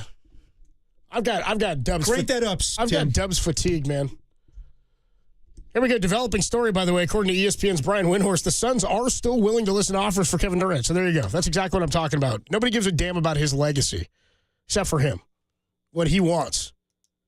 If the Warriors make his a big legacy enough is he's offer, a mercenary. That's it. He doesn't have a championship except when he played here. That's the story. I'm exhausted by this. The what will the Warriors do, and the same few players up there potentially. It's just like if they do it, they'll do it. But I'm so bored with watching this team. I'm so tired. They're playing a crap opponent tonight in the Jazz. Nothing will be exciting about today's game. Nothing. Yeah. Nothing. Steph could hit 15 threes tonight. I don't care. And I'll be watching Heat. You know what I mean? Oh, the movie. 808 De Niro KNBR versus Pacino. 808 KNBR. And Kilmer. Who is this on? Because Hank Azaria. I'm like, is this on? Is it on Lacob? Ashley Judd. Does it start at the top with Lacob? Like, is it him and the trickle down effect to Bob Myers and to Dunleavy? Yeah, no, dude. If you just talk Heat, that's better with me. Somebody checked in, by the way, and said, dude, Heat's better. If you fast forward through the love stuff. Well, see, that's okay. See, that's what I was going to say. So we're talking Heat versus Godfather 3, 808 the KNBR. love stuff. Yeah. Well, that's the thing. Heat's really about the women, like the girlfriends and wives that take care of the gangsters and the cops. That's what that movie's about. Yeah. Okay. Just saying. Yeah, I get it. A lot of people think it's like Pacino versus De Niro. Not really. Read between the lines. I mean, so then what's The Departed about? Is that got a hidden message too? Pretty straightforward, I think. It's just don't be a rat. Yeah, don't be a rat. Dude. I mean, the symbolism at the end with the rat on the ledge. Scorsese's like, ooh, what does that mean? It's a rat. We get it. Yeah, Scorsese. dude, 707's with me. They're like, this is exhausting. It is. Can we revisit the Brandon Ayuk holdout? I mean, it's that. It's every couple of years we get 10 these times stories. worse. That was months and months and months. Yeah, I mean but at least it was football. You know what I mean? At least it was football. It was football for a team that had hope. You know what I mean? Well, It was an element to a team that had hope. At least the Brandon Ayuk one. That was reasonable expectations. This team has like no real hope, and even if they get it, we're like, we'll see. You know, like then it was like they got to get this done. They got to figure this out now because this team has a chance. Yeah. Little did we know. And it gave us all a chance to be a GM to be like, I'm not paying him $30 million a year. I'd rather trade him to Pittsburgh, which I think in hindsight they should have done. Well, there's more debate about it. There's more debate about what they should do, what they can do. I know it was exhausting to talk Ayuk all the time, but like with this, there's no real debate. It's just like they can't do anything and they stink and they're boring. Because that's really just sports. That's where I'm at. That's sports reporting these days. It's just lame. It is, but and also the NBA it's just the most boring of them because all of the drama is just all of the NBA is just this to me. It's just minutia. Like that's why Steph Curry is such a spectacle, right? It's so cool when he's on the court because his play becomes the story, right? Like what Shai Gilgeous-Alexander's doing is the story. What Jokic does is the story. That's why it's a superstar-driven league. But there's so much more of this crap than there is attention to how cool the ability on the court is. And I'm not saying that doesn't happen with other sports. But with football, because the games and the cycle of it is much different, it's one a week and you roll into, we got a Monday night game tonight and there's a Thursday night game. There's only a couple days without any games. The story is oftentimes about matchup on the field, how they match up with each other. This is never about matchups with each other. This is just about what does so-and-so want, who's calling whose agent represents so-and-so. And I think it's so exhausting. I'm with you, Copes. I'm with you. It's back to Tim's take from yesterday, dude. I'm just echoing the NBA sucks is what Tim said. But that goes back to it was a mix of that back in the day, that final season with Kevin Durant on the Warriors, where it was a mix of, well, KD wants to go to the Knicks, so why do we even care about these games? And it was never about what was on the court. There was a point where we actually cared about the Warriors and Steph Curry and them winning championships, and now it's about what's the next superstar. I know that's the bigger, sexier story, but, like, that's where we are right now. And it sucks, and I hate that we got to that point. Like, I was so into that 2022 team, was like, can they repeat? And then, boom, Draymond Green punches Jordan Poole in the face. Now we're talking about off-the-court crap. Like, that's why football is set up so perfectly, because we're going to talk about the Super Bowl. And then when Super Bowl ends, then we talk about free agency. I'd rather talk Ayuk. I'd rather talk will GBG come back. Jimmy G come back. Guess what? You mean I'm talking about all the things that dragged out forever, all the different topics that we had to talk about at nauseum. That was one forever. That you're talking about when Trey Lance was the quarterback? 2 years ago, yeah dude. Did Kyle ruin Trey Lance? I'd rather do that right now. 808 KNBR. Was it Kyle's fault Trey Lance got hurt? Well, because this topic against Seattle week 2 years ago. Please no. Did Kyle injure Trey Lance? 808 KNBR. Trey Lance is not a running quarterback. Just give me something else. You know what I mean? I hear you, because we're at that point now because this feels helpless. This doesn't feel like there's a good alternative. Like with all those other stories, there was hope. It doesn't feel like there's hope right now. No. And to Mark Spears' point he made with the Gregs today, he didn't think that Kevin Durant. This was like probably 30 minutes before the news broke that Shams Charania said that Kevin Durant has no interest in going to the Warriors. Mark Spears basically said, I don't see it happening. I think it's a long shot, and he thinks Vucevic is going to be that guy, and he's been saying that for weeks. But basically the main point he was saying was Warriors can't be choosers right now. They're begging so much. They're so desperate. So when you go around asking for superstars all around the league, and then you're like, well, hey, Steph Curry's the non-negotiable in this whole thing, along with Draymond, along with Kuminga. I can't believe we're not having the conversation more of trading Kuminga. We should be trading Kuminga. I don't know why we need to hang on to him. I guess you got to hang on to him now because you have no other answers. But it's such a risk to hang on to him because you don't know if he's going to be here. So why would we hang on to him? He's the most attractive trade piece the Warriors have right now. It doesn't matter. None of it matters. They'll make it I don't know. I don't care even anymore. That's what I mean is I don't even care. There's nothing interesting about this team. I know. Coach wants to talk Combine. Dude, I'd rather talk Combine with you. I would. I'm so over this. Like Stein 16 checks in and says, this is the movie Wicked. You lose excitement after 10 minutes into the movie. And that's why I didn't want to do back-to-back screenings. 3 more blanking hours of this movie. See, I would have lost my mind. If back-to-back I see screenings. Wicked back-to-back times, can we stop talking Warriors? So how many days of non-Warriors talking I get if I go see Wicked twice? Can I opt out? Me at the station for 28 hours is more compelling. Can I opt out, dude? Well, what would it take for you to get back in? I don't know, man. Get me honest now. First I was Butler, then I was Cade. Dude, they've got to do something. I'm just tired of swirling the drain talking about what's happened the last 5 years to get us to, well, they should make a deal now or they should, we're just going in circles. We're just getting, nobody has any good answer for them because they're not a good team. It's kind of like the Giants at the deadline last year. Make a move, make a move, make a move. They didn't make a move. They're like, well, what'd you want them to do? They stink. There's nobody anybody wants. Nothing is going to make you that much better now. Players don't even want to come here. So you're saying that the only compelling thing in all of Bay Area sports right now is just to talk football with the Niners? Yeah, dude. I'm just saying. I'll go anything. You offer something up. Text line. Give me a call. Give me a topic. 808 KNBR. If it's Giants baseball, dude, whatever. Yeah. It's dirty work with Adam Cole. I'm trying to go on a heat thread. I'm not getting any love back. But I got to be honest. Even the Giants that compelling right now? Again, it doesn't have to be sports. You can give me anything at this point. I'm worn out, man. You guys are wearing me out. 916 says, I love worn out Copes. I'm feeling you on this, dude. Enough already. Seriously, I'd rather you talk about Jackie Moon's Tropics than this. Why would you get rid of Kuminga? See? Says the 408. Here comes the Kuminga war. Can we get into the belt wars? I don't care. Anything, man. 808 KNBR, 415-808-5627. What you guys want to talk about, huh? Let's go to Kyle who's in San Jose. Hang on. Tim's answering some calls, but Kyle's in San Jose. What's up, man? You're on the sports leader. Hey, how's it going? I love your show. What's up, bro? Guys, big mental hug. I feel your pain. I feel it deeply. It's Lacob, dude. He's at fault, but the more I think about it too, it's Father Time, dude. This is the natural end of everything that was before. So the pain, this is what happens, man. This pain. I don't know. The pain, man. Yeah. But it's definitely Lacob's fault. He got nepotism involved. He had his son involved in Santa Cruz Warriors. Then they drafted center based on his son's recommendation. He drove Bob Myers out. Bob Myers has all these connections through the league that we don't know. I don't know anything about Dunleavy, but I know that Myers was a Nike representative at one point, right? He was, yes. Or maybe an agent, something like that. So we lost all of that. It comes down to Lacob.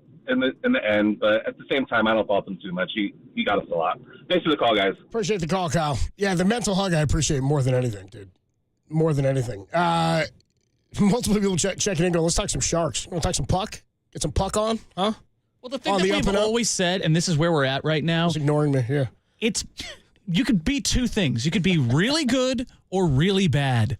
Don't be boring. It's the most cardinal sin in sports is being boring. Yeah. And that's what it is. No, the Warriors are on the Giants level right now as far as boringness. At least they have Steph. But even then, it's like... No, but that's the thing. Like, these next two seasons are going to be like, let's just appreciate Steph. They're more like the Angels were with Ohtani. You know what I mean? Like, there's one reason to be out there. You just go watch Ohtani play. Well, right now, basically, we're in Kobe Bryant territory of, like, the last remaining years of Kobe Bryant on the Lakers, just enjoying Steph while we have him.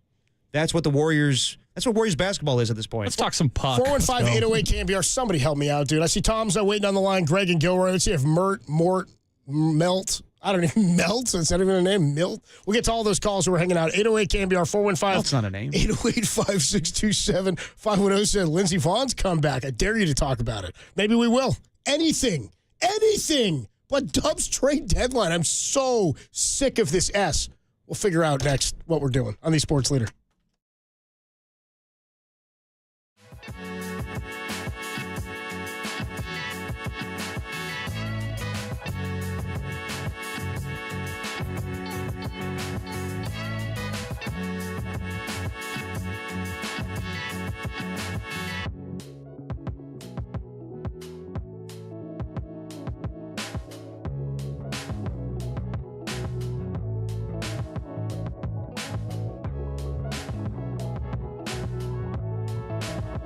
Today, San Francisco Mayor Daniel Lurie declared 2/5/25 would be forever known as Barry Bonds Day. Quote, "We are celebrating Barry Bonds for his contributions to baseball, and more importantly, everything he has given to San Francisco." Keep it locked to KNBR for any announcements regarding the upcoming Adam Copeland Day, yet to be determined.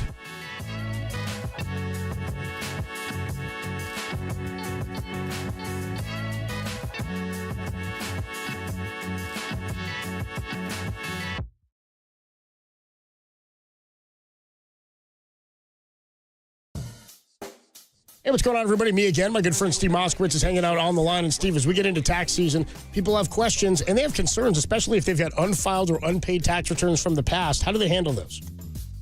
They call us. This comes up all the time. People can't pay their taxes. So some make a mistake, and they don't file the returns. If that's you, we can go back, file all the old returns, and then go ahead, and we want to make a deal for you. If you filed all the returns, you're just frustrated. You feel like you're drowning under 1,000 feet of water, and if you live to be 300, you'll never be able to pay this off. Don't worry, we want to make a deal for you. There's a lot of good solutions. We've dedicated our professional lives to this. For over 30 years, we've been in the trenches working this. We're really familiar with the system and what you can do and all the good solutions. Maybe you're not. Maybe that's why you feel the way you feel. So call us for your free consultation. We'll explain everything that we can do for you.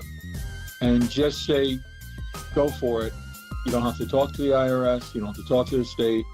We want to do everything for you. And when we're done, you can sleep at nights. You don't have to worry about anything. Just give us a call and say, hey, Steve, take this problem off of me. Steve Moskowitz can help. Give him a call, 1-88-TAX-DEAL, or you can find him online at MoskowitzLLP.com.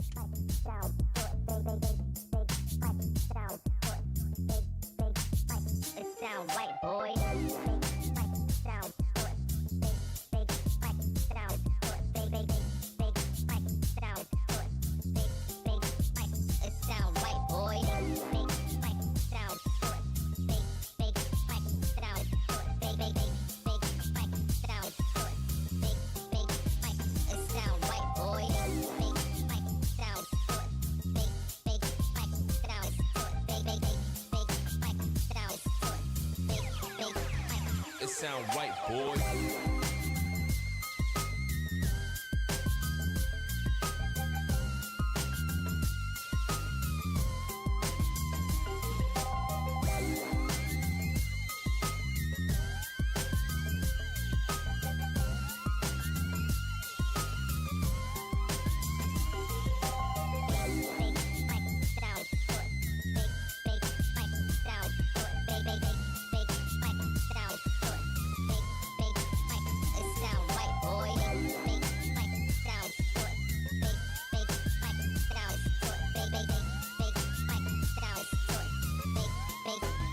It sound right, boy.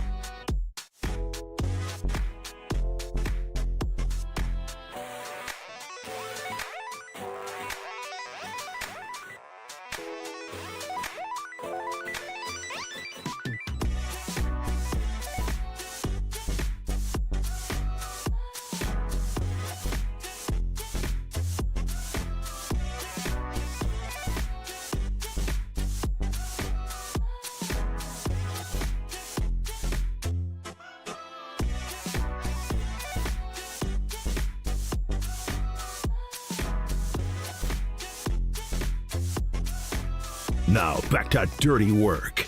Adam Copeland and Derek Papa in the KNBR Casino Matrix Progressive Jackpot Studios. Casino Matrix Progressive Jackpots are here. Where are you? Just drop in. Please play responsibly. Call 1-800-GAMBLER.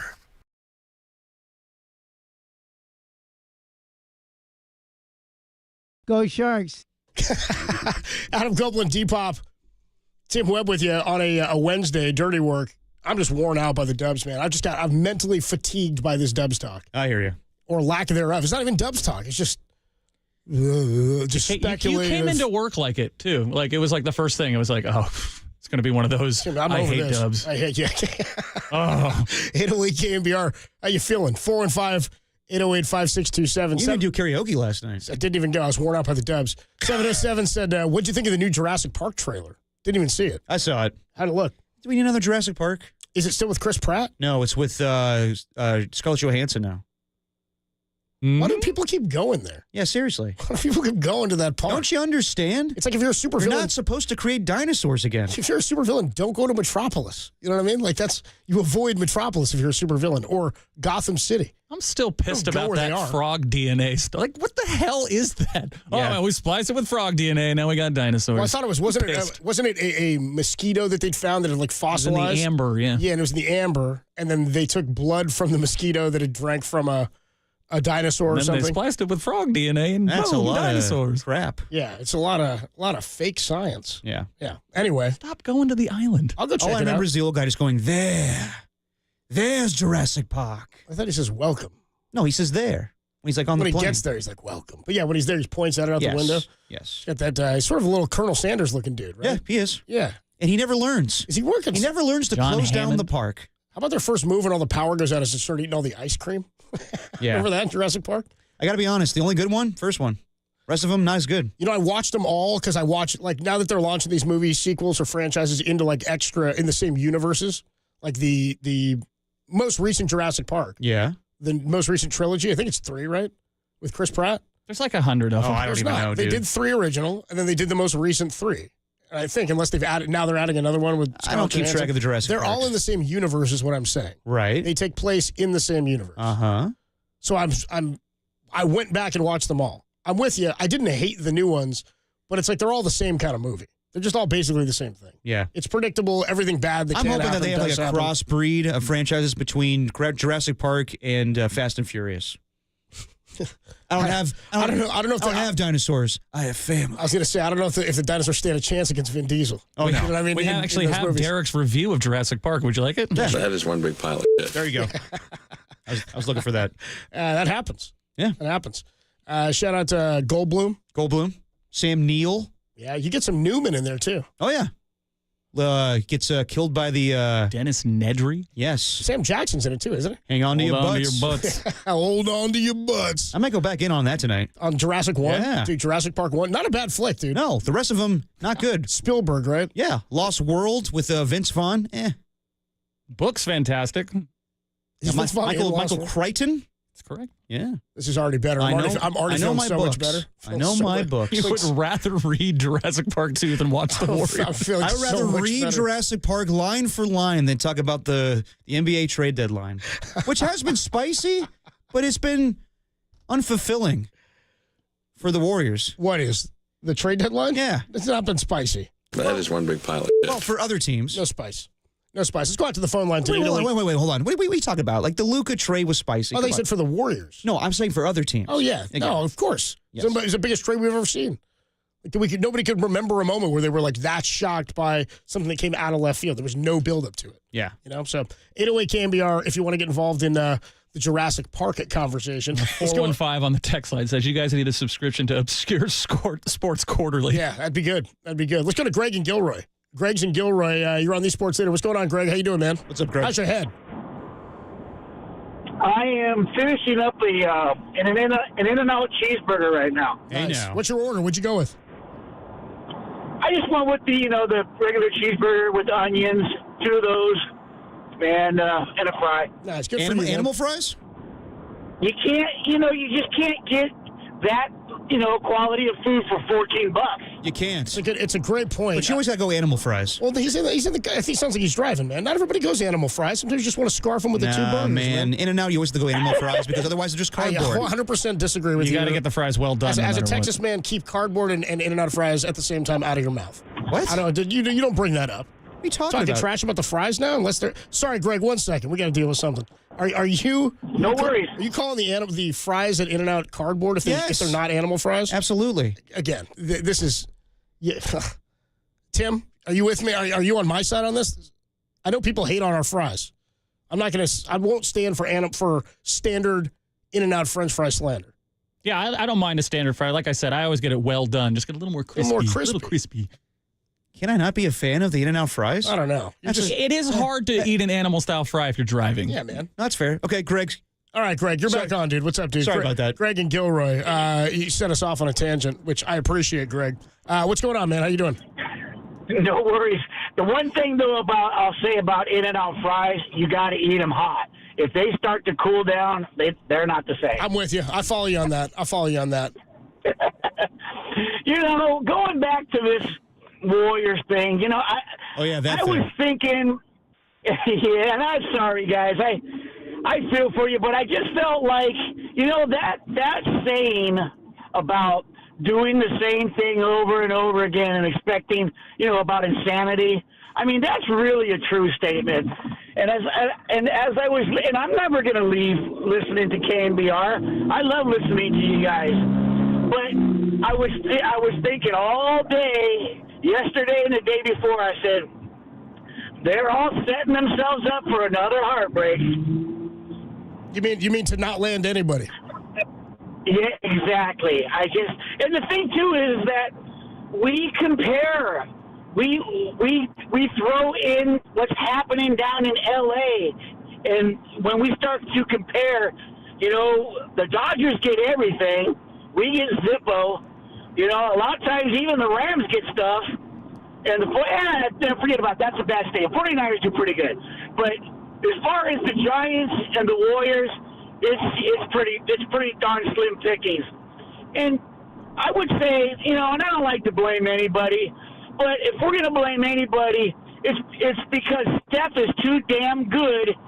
And, Steph, we all want to see Steph continue to succeed. And Steph also, protects Draymond. And so, I love Steph, but, he's the hardest one to try to make happy right now. Greg, I appreciate the comment. I appreciate you setting us off on the In-N-Out tangent, too. Dude, the text line lit up. Just only wants to talk In-N-Out now. I mean, I hear what he's saying, too. He said, his point is taken, I think, at the end where he says, I don't like to point blame, and I don't think that's what he's talking about, but he goes, Steph is so damn good that it makes all of this more complicated. Because you want to win. Because you want to win with Steph, and you've already committed to that for the next couple of years, right? But I was asking that earlier, like in Ocean's 13, when he plops that big seismograph down on Willie Banks' desk. And it's akin to what's going on with the Warriors right here. Here you go. Take this. It's a standard torsion seismograph. If there's a foreshock, it will register, and you just might have time to evacuate. I don't want this thing on my desk. Well, sir, let me tell you what you don't want. Your hotel on the cover of Time magazine, in a twisted heap of steel and glass. You and your customers are underneath it. Headline reads, "Who's to blame?" That's what you don't want. That's what the Warriors got right now. Yeah. Who's to blame? I thought you might go here.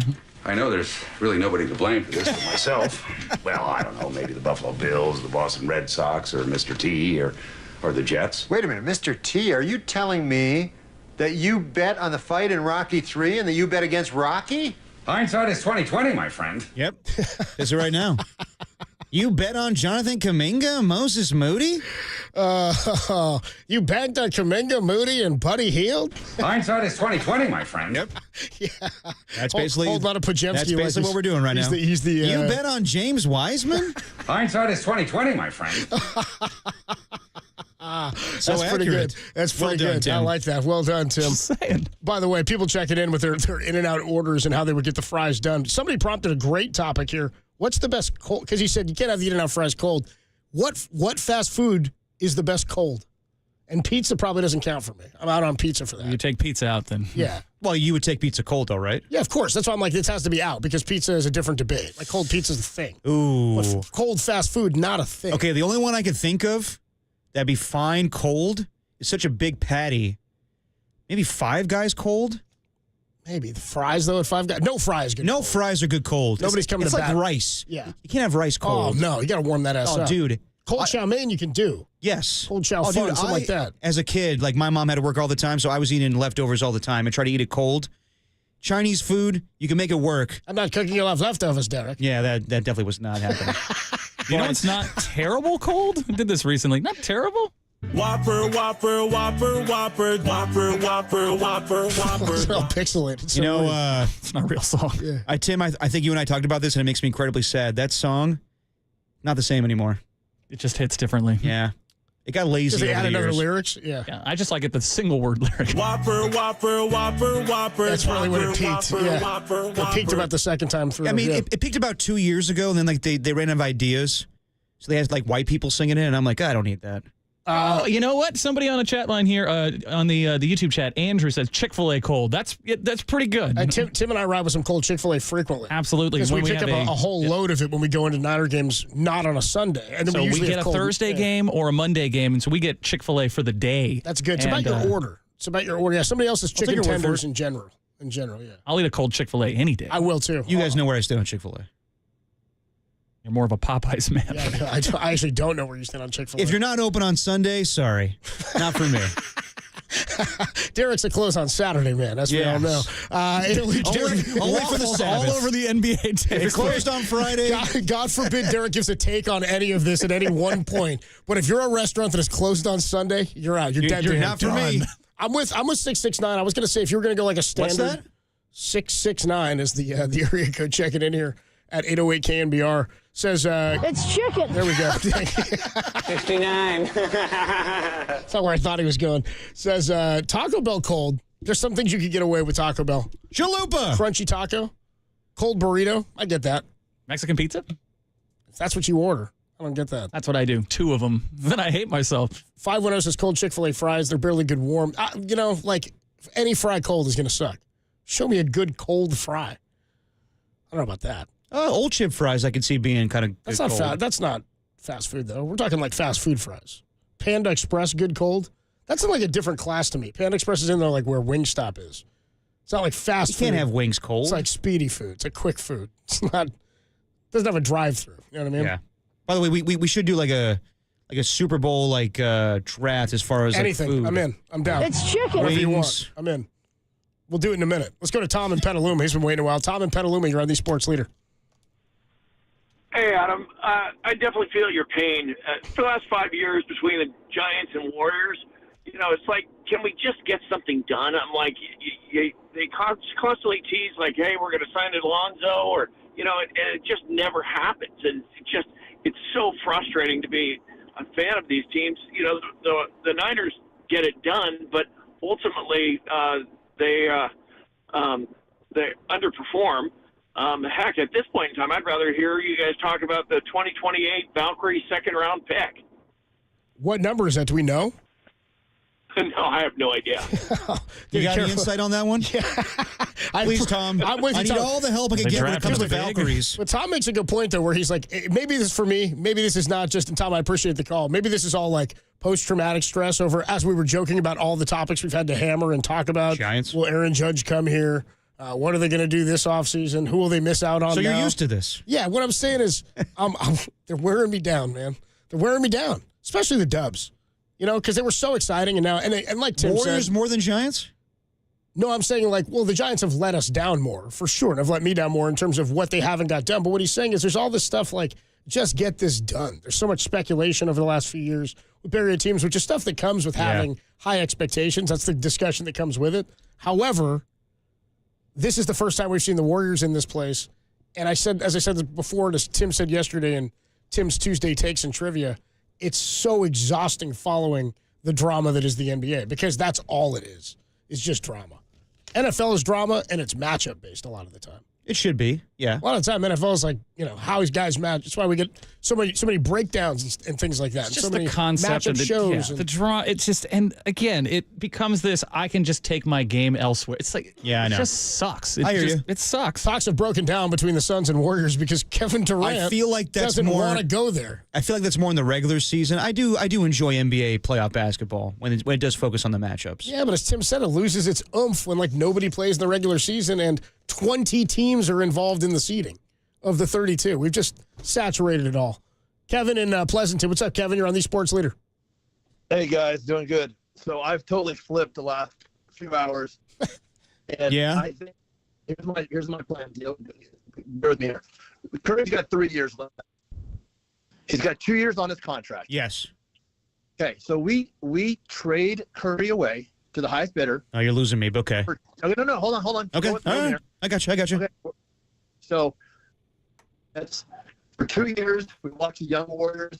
These guys develop. We were able to re-sign Kuminga. We might get lucky on a draft pick because we're not going to make the playoffs. We watch Curry. We love watching Curry. We love watching him win. Come somewhere east where we can not stay up till 11.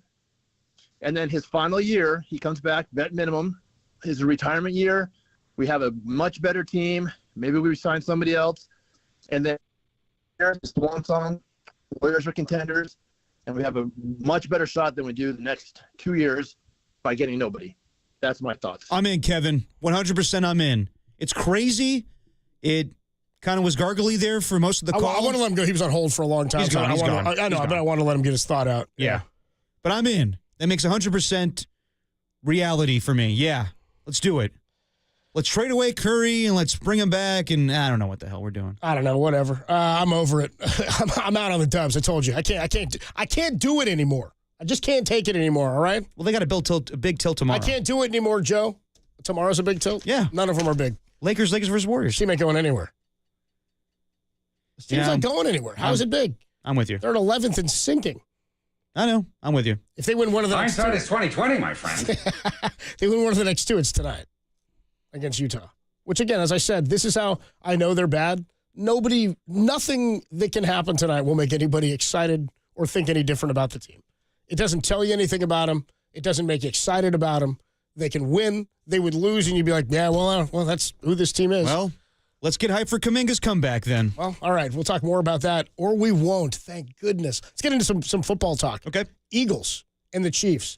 Is this Eagles team right now, who's playing the Chiefs on Sunday? Nice, Tim. Better than the 49er team who lost to the Chiefs a year ago in the Super Bowl. Are the Eagles now better than the 49ers were a year ago? The defense certainly is. We'll talk more about it next, only here on the Sports Leader.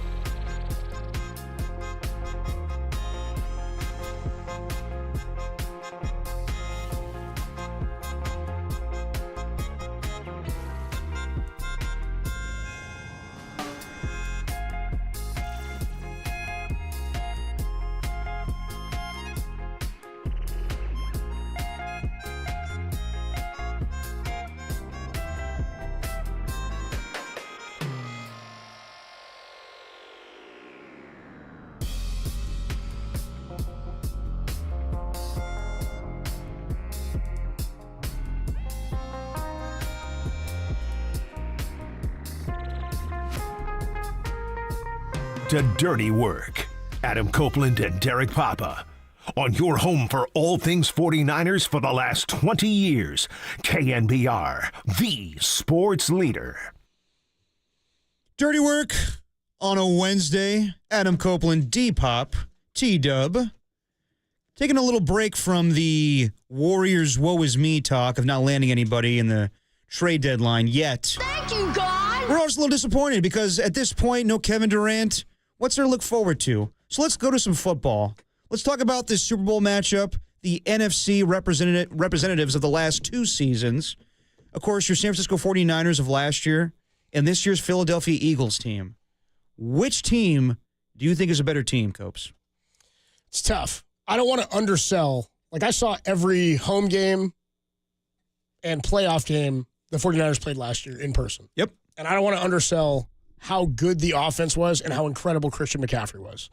I mean, when we talk to Kyle Shanahan, I keep thinking about this as far as this next season's going to go. We talk about the easiest schedule anybody's ever seen. Mm-hmm. They have a really good shot, you'd think, in the division to become champions again based on the talent. If it regains form, if they can rebuild the O-line and the D-line, there's stuff to be done. But there's still a lot of hope for this Niner roster.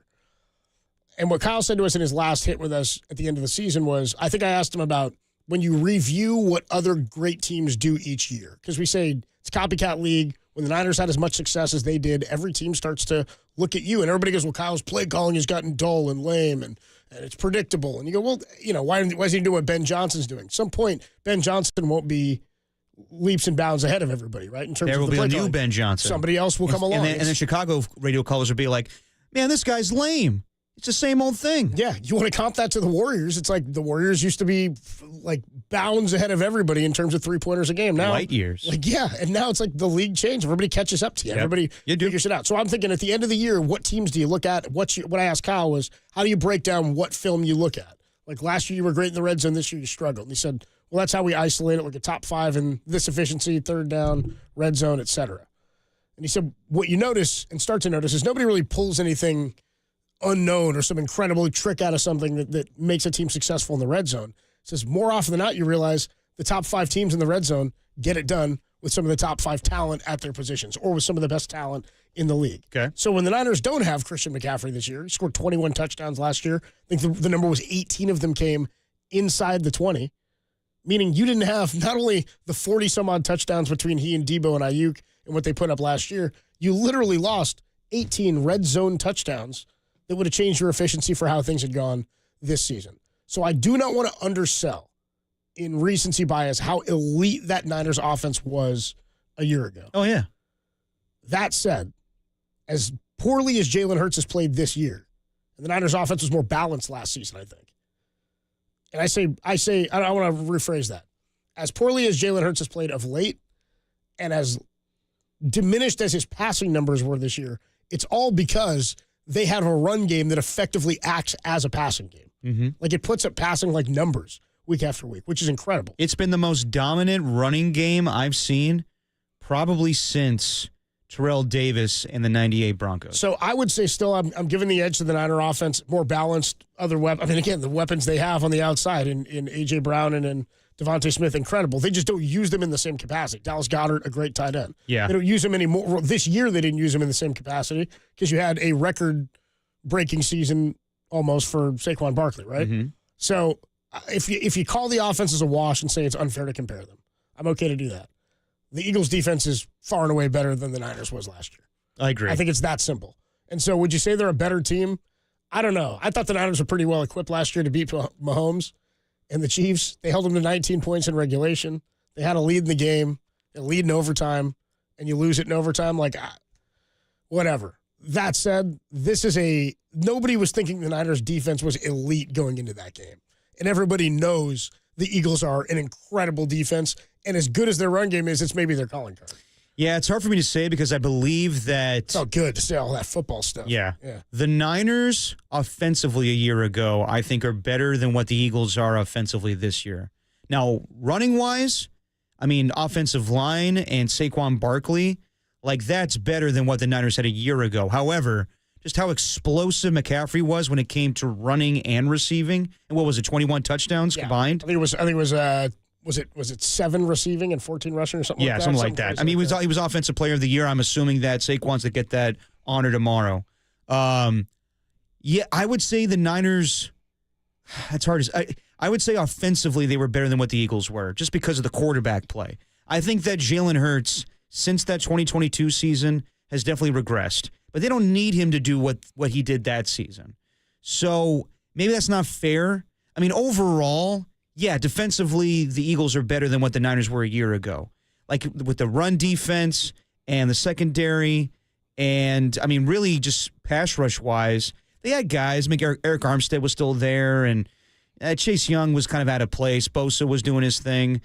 This year, the Eagles are not getting the sack numbers that they did in 2022, but, I mean, just Jalen Carter's a force. Like, there's no, like, prominent pass rushers on this team. Josh Sweat, Brandon Graham, he may come back for the Super Bowl, but just in coverage, like, we kind of dismissed when Debo said James Bradbury's trash, and it really showed in the Super Bowl. Like, they didn't go after Darius Slay, they went after him. Right. This game, I don't think the Eagles can pick on, or the Chiefs can pick on any of the Eagles secondary.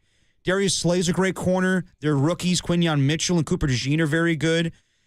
It's just, to me, I think the 49ers were better just because of the play by Brock Purdy. I had more faith in Purdy a year ago. They were more balanced. Yes. That's what I'm seeing. Better coaching. Like, if they get behind in this game and they have to pass it, I don't have as much confidence. I mean, again, Niners don't play great with Brock when they're playing from behind anyway. Yeah. But I'm saying the Niners had a more balanced passing attack last year than the Eagles have this year. Absolutely. So with that, the Niners were a better team than the Chiefs a year ago in the Super Bowl.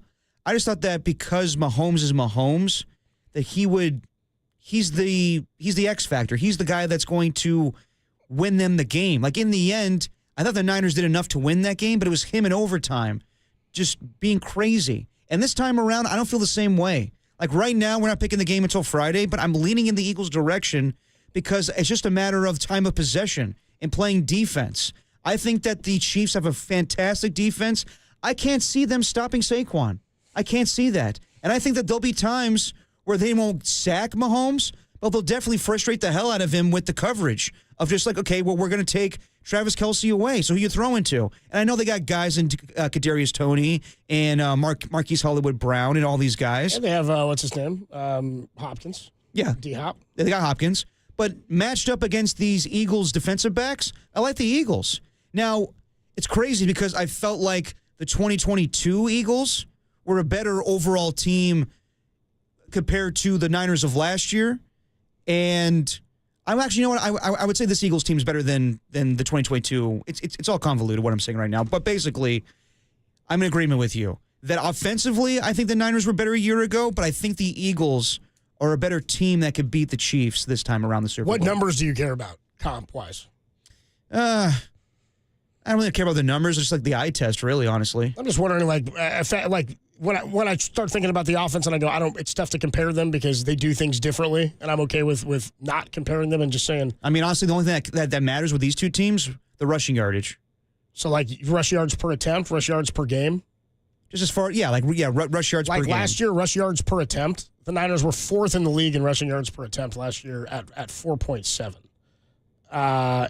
In rush yards per game last year, I would bet they were lower than what the Eagles are. The yards per game aren't as big of a deal to me, I guess, because, again, we talk about the balance of the offense. That's what the Eagles do, is all they do is run.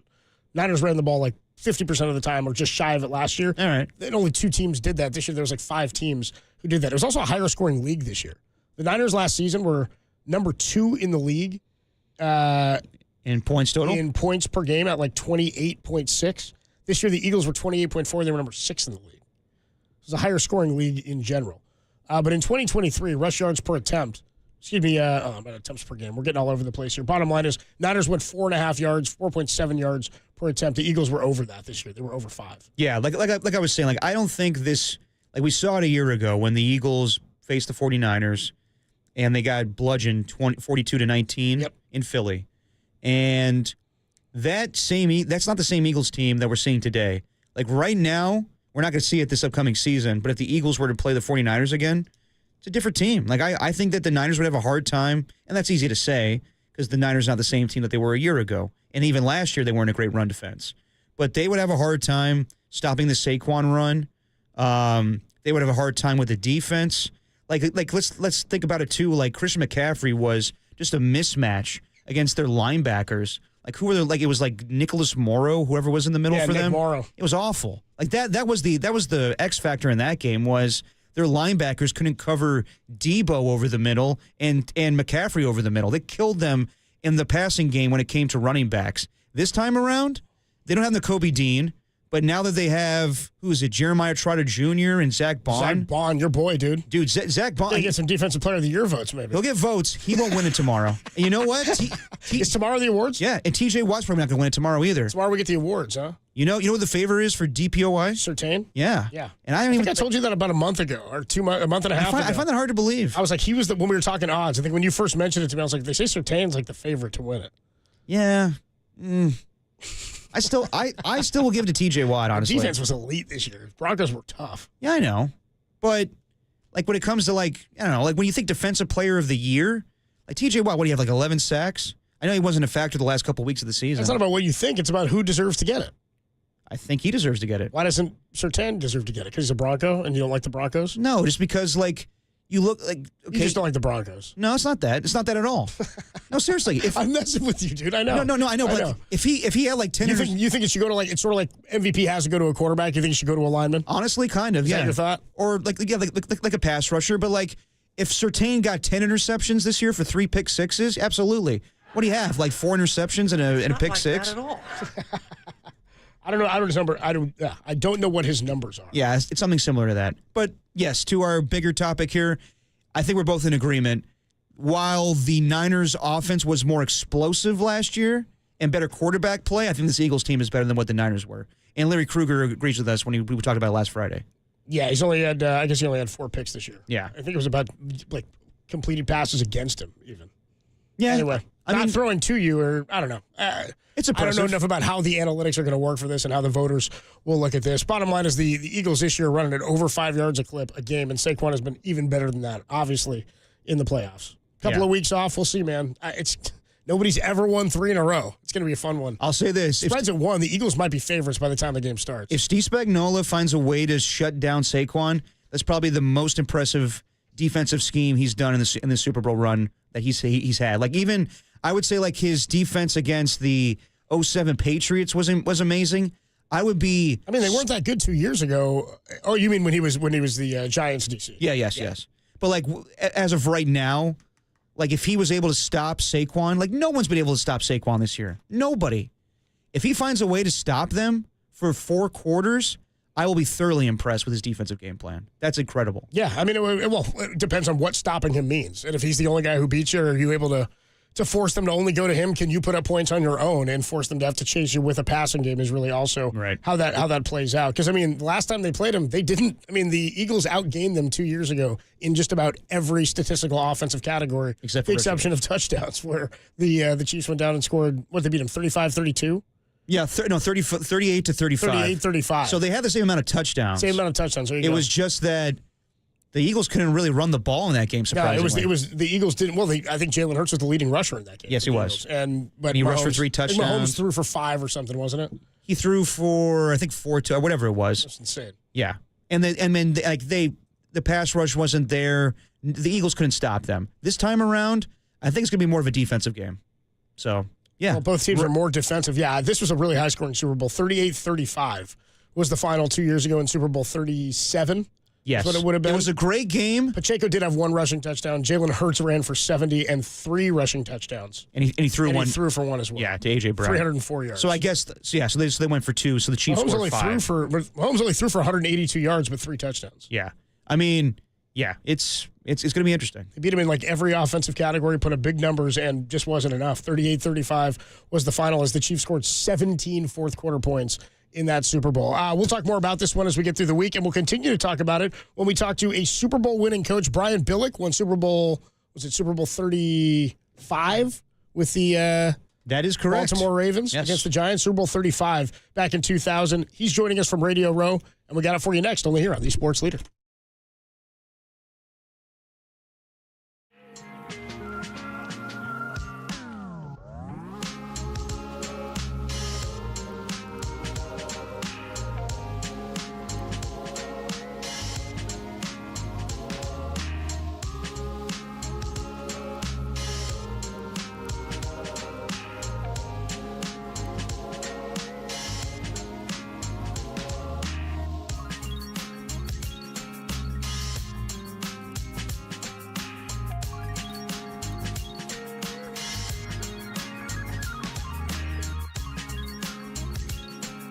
Broadcaster extraordinaire Andrew Siciliano joined Greg Squared to preview the big game and the stare-down currently between the Browns and Myles Garrett. Check out that podcast and all our podcasts at KNBR.com and the KNBR app.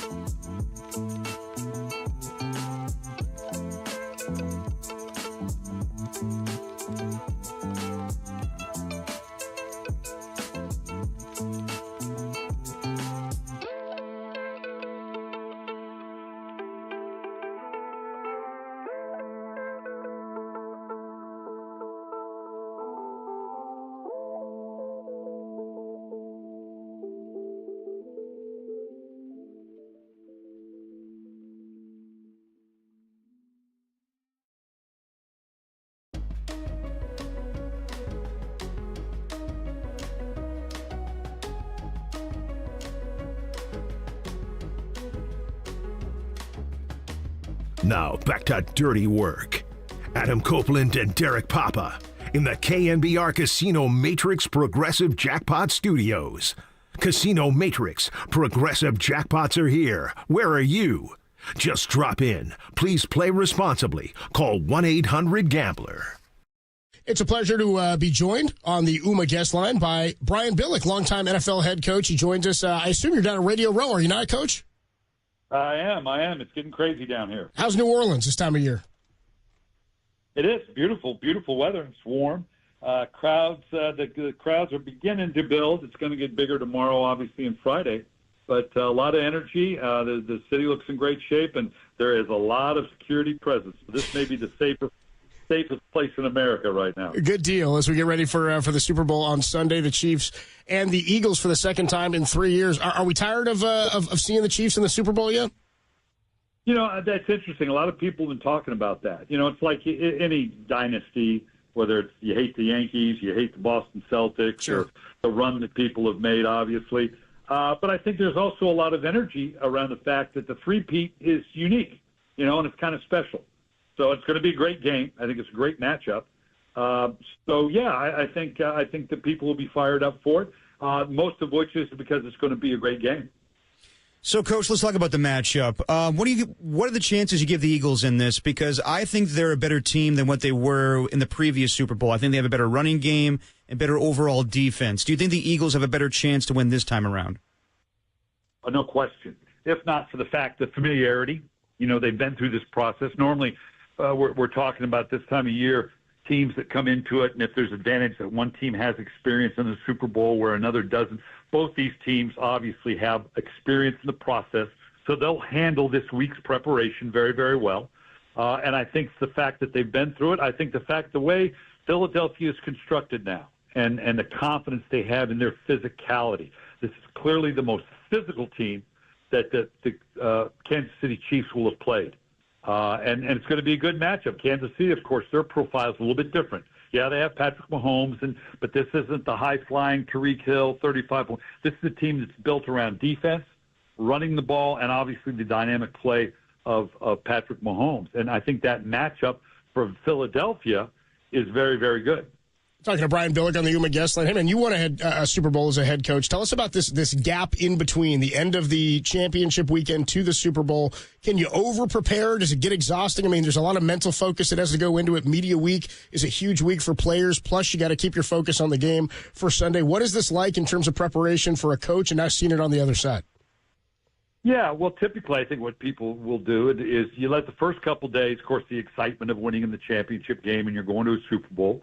You let the administrative staff take over in terms of try to get the next couple days, get all the logistics out of the way, get their tickets, their hotel rooms and cars and everything that they're going to need in the city or in New Orleans. And then for the coaches, you get about creating the game plan. And the best advice I got and the one I implemented was to create your game plan in the normal time frame that you can. The players come back. You really don't do a lot in practice because you want to let them rest. But you get the entire game plan installed so that come Sunday, you could play the game, having installed and worked the game plan. You then get into the city and you it's Super Bowl, whatever the craziness is, it is what it is. Players are going to, the Sunday, the Monday, even the Tuesday. But beginning today, the challenge for the coach is to bring it back to some normalcy. Can you get it to feel like this is normal preparation? By now, you work the game plan that you've already installed. You try to keep it fresh, but you don't want to do a lot of changes because players will recognize that maybe there's a little panic setting in if all of a sudden you're changing things from what you've done to get there and the fact that you've already installed the game plan. And then you try to get through the week and then account for a different Saturday and Sunday than any you've ever played to try to get it to the point that when after the kickoff, it's like every other game you've played. The outcome, obviously, is much more unique, but it's like you want to get them in that normalized and feeling like, yes, this is like every game we've played, and we know how to do that. Coach, you were around Bill Walsh early in your career. Do you think that right now Andy Reid, as a play caller / head coach of Patrick Mahomes, is the closest thing since Joe Montana and Bill Walsh as far as a coach, play caller, quarterback combination? Yeah, it's pretty good. I think Andy, if he's to be applauded for anything, and he's obviously done a brilliant coaching job, is that he's adapted what they do and wrapped it around Patrick Mahomes in a brilliant way. And they obviously have a great relationship. They've won a lot of games. They believe in one another. And so, I think that's probably a fair analogy. In particular, that just because of the uniqueness of Patrick Mahomes, not that Tom Brady, you're not Tom Brady, but Joe Montana wasn't unique or special. He was. He's obviously a Hall of Fame quarterback and one of the best of all time.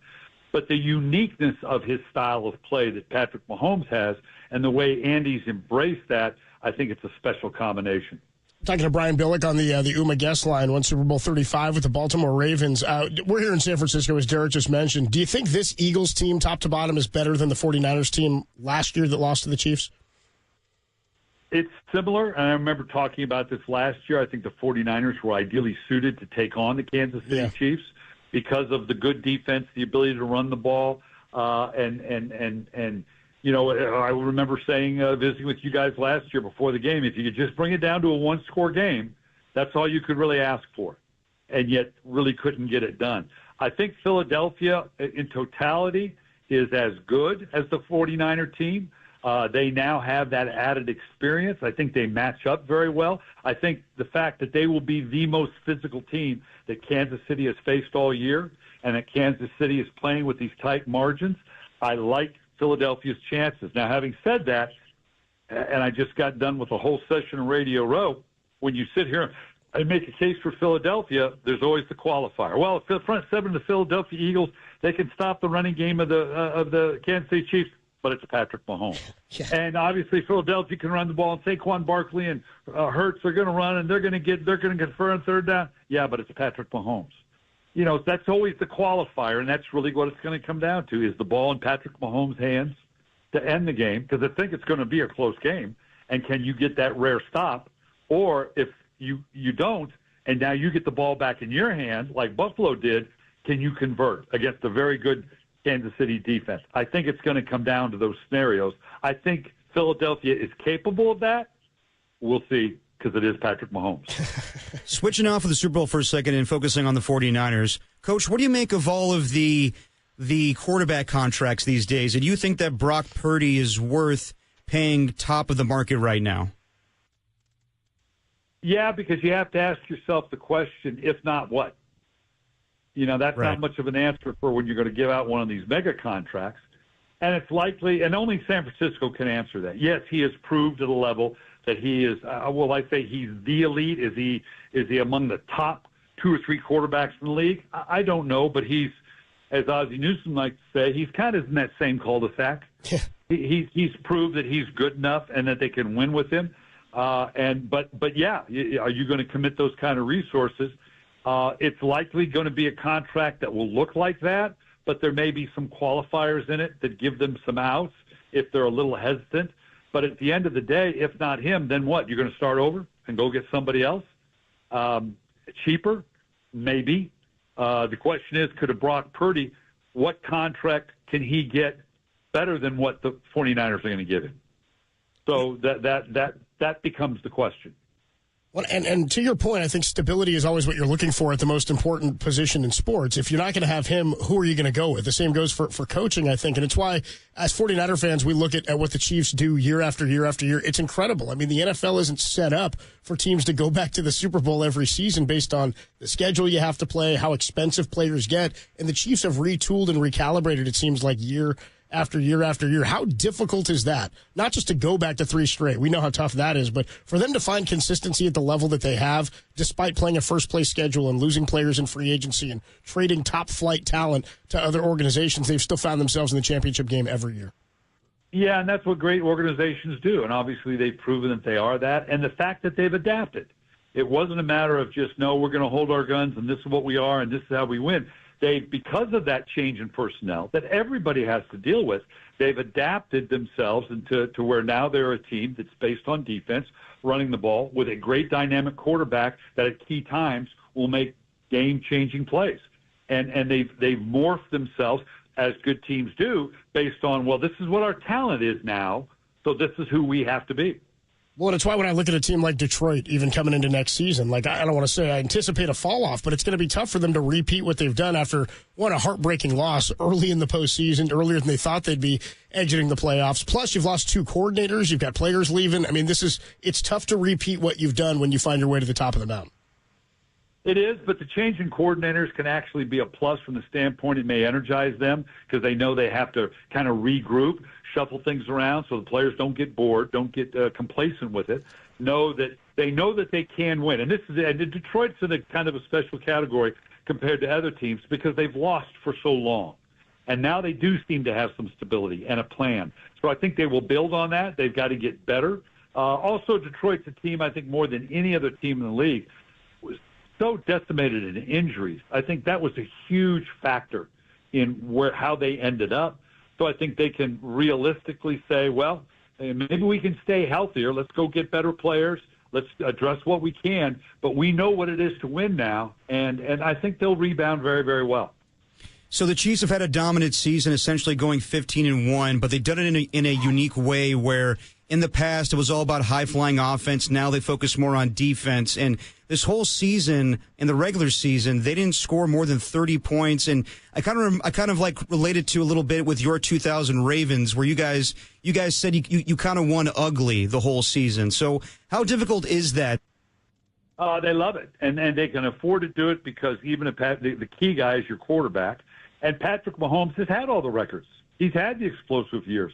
So he's fine with giving himself over to the process and says, okay, if this is not going to be totally wrapped around me making the big plays, we can win games as me only throwing the ball 25, 30 times, yet getting the productivity out of it because we're running the ball better and playing good defense. They're all in because they're all in about the winning, because that's the legacy that he's chasing. So his buy-in makes everybody buy in, and they're all about winning, and that's a good place to be. Talking to Brian Billick on the UMA guest line with us from Radio Row down in New Orleans, getting ready for the Super Bowl on Sunday. Let's talk about X-Tech. X-Tech's digital bot powered by AI. X-Tech took 13 years of data from personally fitting thousands of athletes, and in March, they're going to launch an AI-powered bot to help parents and coaches decide the proper size and fit for their players. After years of research and requests from the market, X-Tech is proud to announce the launch of a youth pad for the 2025 season. What can you tell us about X-Tech, Coach? Well, I'm just so proud of where we are after 13 years. We're the number one pad in professional football, major college, high schools, and the fact that we're going into the youth market, I absolutely love it. I have two grandsons that are playing football. They're 12 and 9, and they need this pad, this next level of protection. And as you alluded to, with that 13 years, we have a lot of data, and now AI-driven in terms of, the old days, big pads, big guys were in big pads, little guys were in little pads. Now, with the technology we have, they're basically form-fitted for you based on your position, your height, your weight, injury history, the level you play at, so that as like a lot of things with technology, it's suited specifically for you. It's the best, safest pads for our young players to be in this great game. People need to check it out at X-Tech Pads. It's xtechpads.com, or you can find them on social media at xtechpads on Instagram. Coach Brian Billick joins us from New Orleans at Radio Row. I appreciate the time, Coach. Thanks so much, man. Thanks, Coach. Glad to do it. Great stuff from head coach Brian Billick. Of course, won Super Bowl 35 with the Baltimore Ravens over the New York Giants. Was that 35-7, I think was the final in that game back in 2000. Anyway, if you missed any of that, available KNBR.com and the KNBR app. I do feel like Philadelphia better suited to take down the Chiefs. Not necessarily better than the Niners were last year. I think they're a better team top to bottom, though, just in terms of they've got the run game. They've got a better defense than the Niners had last year, even though the Niners held Patrick Mahomes to 19 points in regulation. Bummer. Anyway, missed any of that, check it out on the website. We'll go back down to Radio Row. Actually, I'm not even sure if he's down at Radio Row. Kenny Mayne is going to join us. The main event. He joined us at Radio Row last year. He'll join us at 4:50 live here on Dirty Work. More to come. Adam Copeland, Depop, Tim Webb with you. It's Dirty Work on a hump day on the Sports Leader.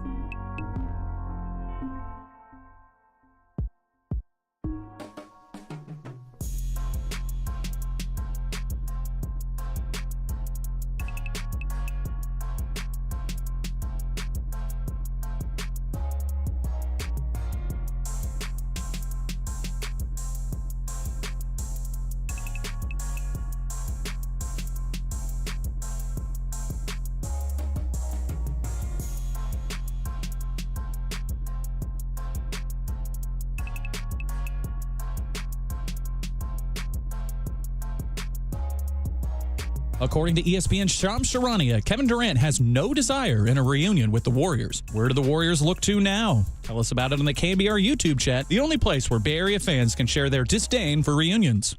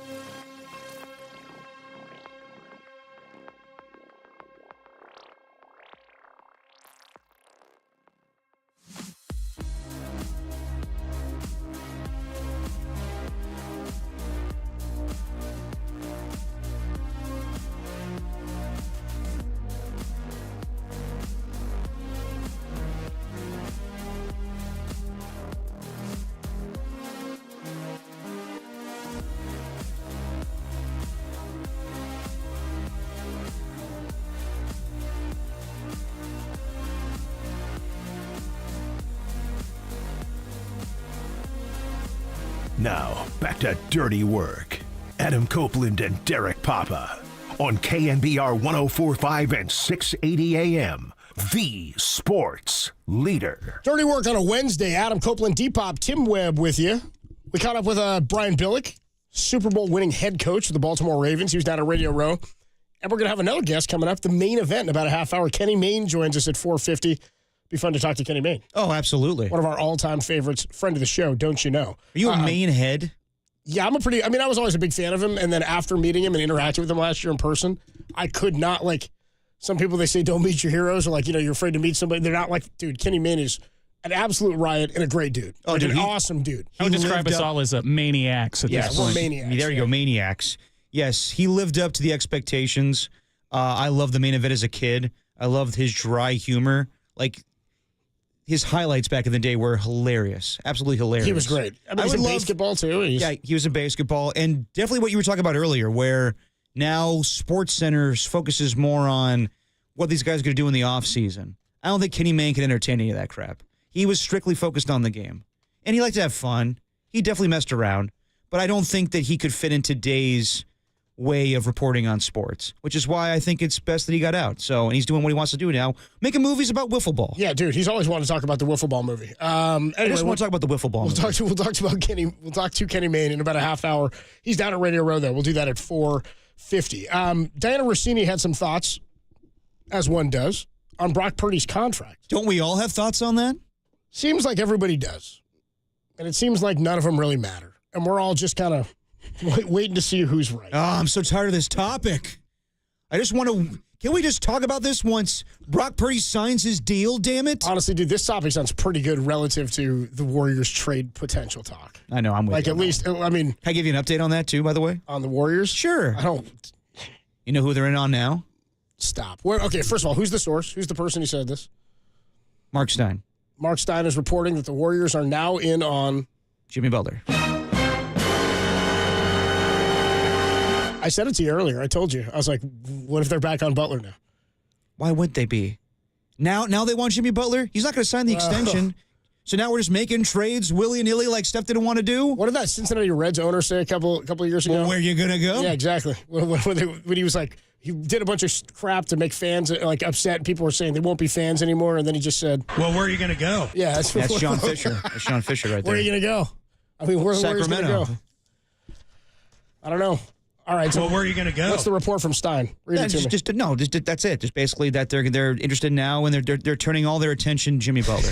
And I said, I'm like, okay, fine. I'll believe it when I see it because I don't think they want to do that deal. At this point, just trade for Vucevic. At this point, let's talk about what Diana Rossini has to say about Purdy's contract. Stop bringing up Vucevic. Stop bringing us up. Stop it.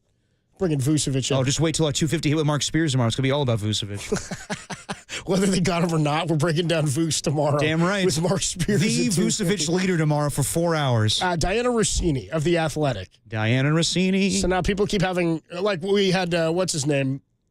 Dan Graziano put out the article this week. He did. About his projections for some of the top free agent contracts. Was it 4 for 196? Yeah, and it was 49 guaranteed. I think it was 112 guaranteed, something like that.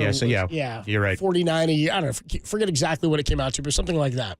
Dana Rossini in a recent episode of The Athletic Scoop City. Good podcast. She gave her expectation of a Brock Purdy contract. I think basically what Graziano was saying was he was kind of molding it around what Dan Jones got 4 years ago or whatever it was, right? And he got 40 a year at 80 guaranteed. Mm-hmm. For a 4-year contract. And he was saying, well, if you... A little more than 80, but yeah. Yeah, he's like, if you account for inflation, and then you get, I think it was, a little more 80 guaranteed. Yeah. If you account for inflation and the success of Purdy, and I'm like, it's real tough to do that because they're wildly different. And the reason Dan Jones got his contract was more of the Giants and Brian Dable being between a rock and a hard place than it is. I mean, every team is when you have to pay a quarterback. More to my point is that Brock Purdy has earned, everybody knows, to some extent, a level of pay. Dan Jones was still jury was out. Yeah. On Dan Jones. So you're paying him for different reasons. I think $49 a year is probably way too low. The guaranteed money-wise and annually would put him, they said, I think right around number 10 in the league, right above Kyler, I think is where it would put him. I think Kyler is number. 6, I want to say. Or for what number? AAV. I could be wrong on that one, just top of my head. But maybe, you know what? No, it's whatever it is, yes, it's right above Kyler. Bottom line is, $49 a year in my mind is too low. Diana Rossini's saying she's expecting him to go for $55 to $60 million per year, which isn't news. That's kind of what we thought the expectation was going to be about Brock's contract all offseason, and that's been the debate, is people saying, well, it's not worth that much to pay a quarterback that, and my argument is whether it's worth it or not, that's the price of doing business with a starting quarterback. I think he should get more than a guy like, I mean, I'd give him more than what Jalen Hurts got. Like, to me, that's okay. That's kind of the high watermark for me. Kyler Murray is 9th in the league in total you're money. right. Yep. If you want average money per year, Kyler Murray's 10th in the league. Yeah. And so the 49 would put him right above, 49 a year would put him above Kyler at number 10, below Jalen Hurts, who's at 51. Yeah. That's the average AAV per year. I mean, like I said, I think that Graziano is doing what's appropriate for what Brock Purdy's getting in his skill set and what he's put out there. But also, like, what he's accomplished in his stats and going to the NFC Championship game twice in the Super Bowl, I just think that his agent's going to, want top dollar. And at this point, I don't think the Niners can argue with that. And they've said that.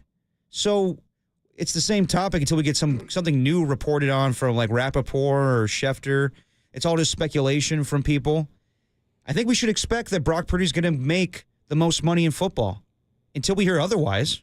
Why would we think otherwise? Because fans don't want that? Because fans want to have a reasonable contract? You mean at the time that he signs it? Yes. Like, what if isn't Josh Allen due for an extension?